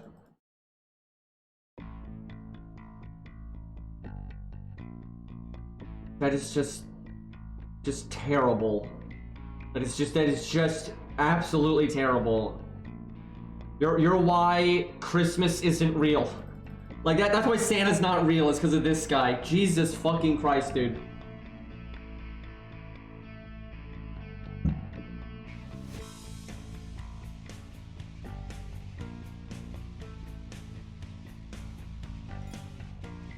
So I have to say, Lostbelt 7 is going to be pretty painful if you come back and play it without the time gate, because it's not technically 7-1 and 7-2, it's just Lostbelt 7. Because the very first boss is the alien god, good boss fight, it's fine. And then pretty quickly you fight Protea, which is not a total full-on boss fight, but it's alright, it's decent. And then there's a couple other good fights. Like, honestly, the first part was pretty good. But, oh my god, this is just nothing and nothing and nothing and nothing. And I know because I've already fought the Bat boss. The Bat boss is good. Now, the UI surrounding it just ruins it in a lot of ways. It's very frustrating to set up your team and stuff. But it is a pretty good boss fight. Why do we have this much filler? Why couldn't a Reshigal have been a boss fight as good as the Bat boss? Maybe a little bit easier if you don't want to go that crazy, but like, if these like major bosses we've seen along the way were actual bosses, this pacing wouldn't be so bad. But this is just so much nothing, right? And like they're honestly, and they're stalling the main story too. Like we're now getting somewhere. I can see now, like now we're starting to get somewhere. But like the main story, they were stalling like crazy for so long there. Okay, I think I'm gonna I was gonna try to get to the Bat boss, but I think I'm gonna take a break now. I'm gonna eat dinner, and then we'll come back and we'll try to at least do the Bat boss. For the love of God. But I will be back in probably 10-20 minutes. Gonna chill for a bit. Although I'm gonna make some food that I have to actually like cook, so it might take a little bit longer than that. But I'll be back relatively shortly, and we will continue on and try to actually get past the Bat boss. I kind of suspect the Bat boss is kind of when the...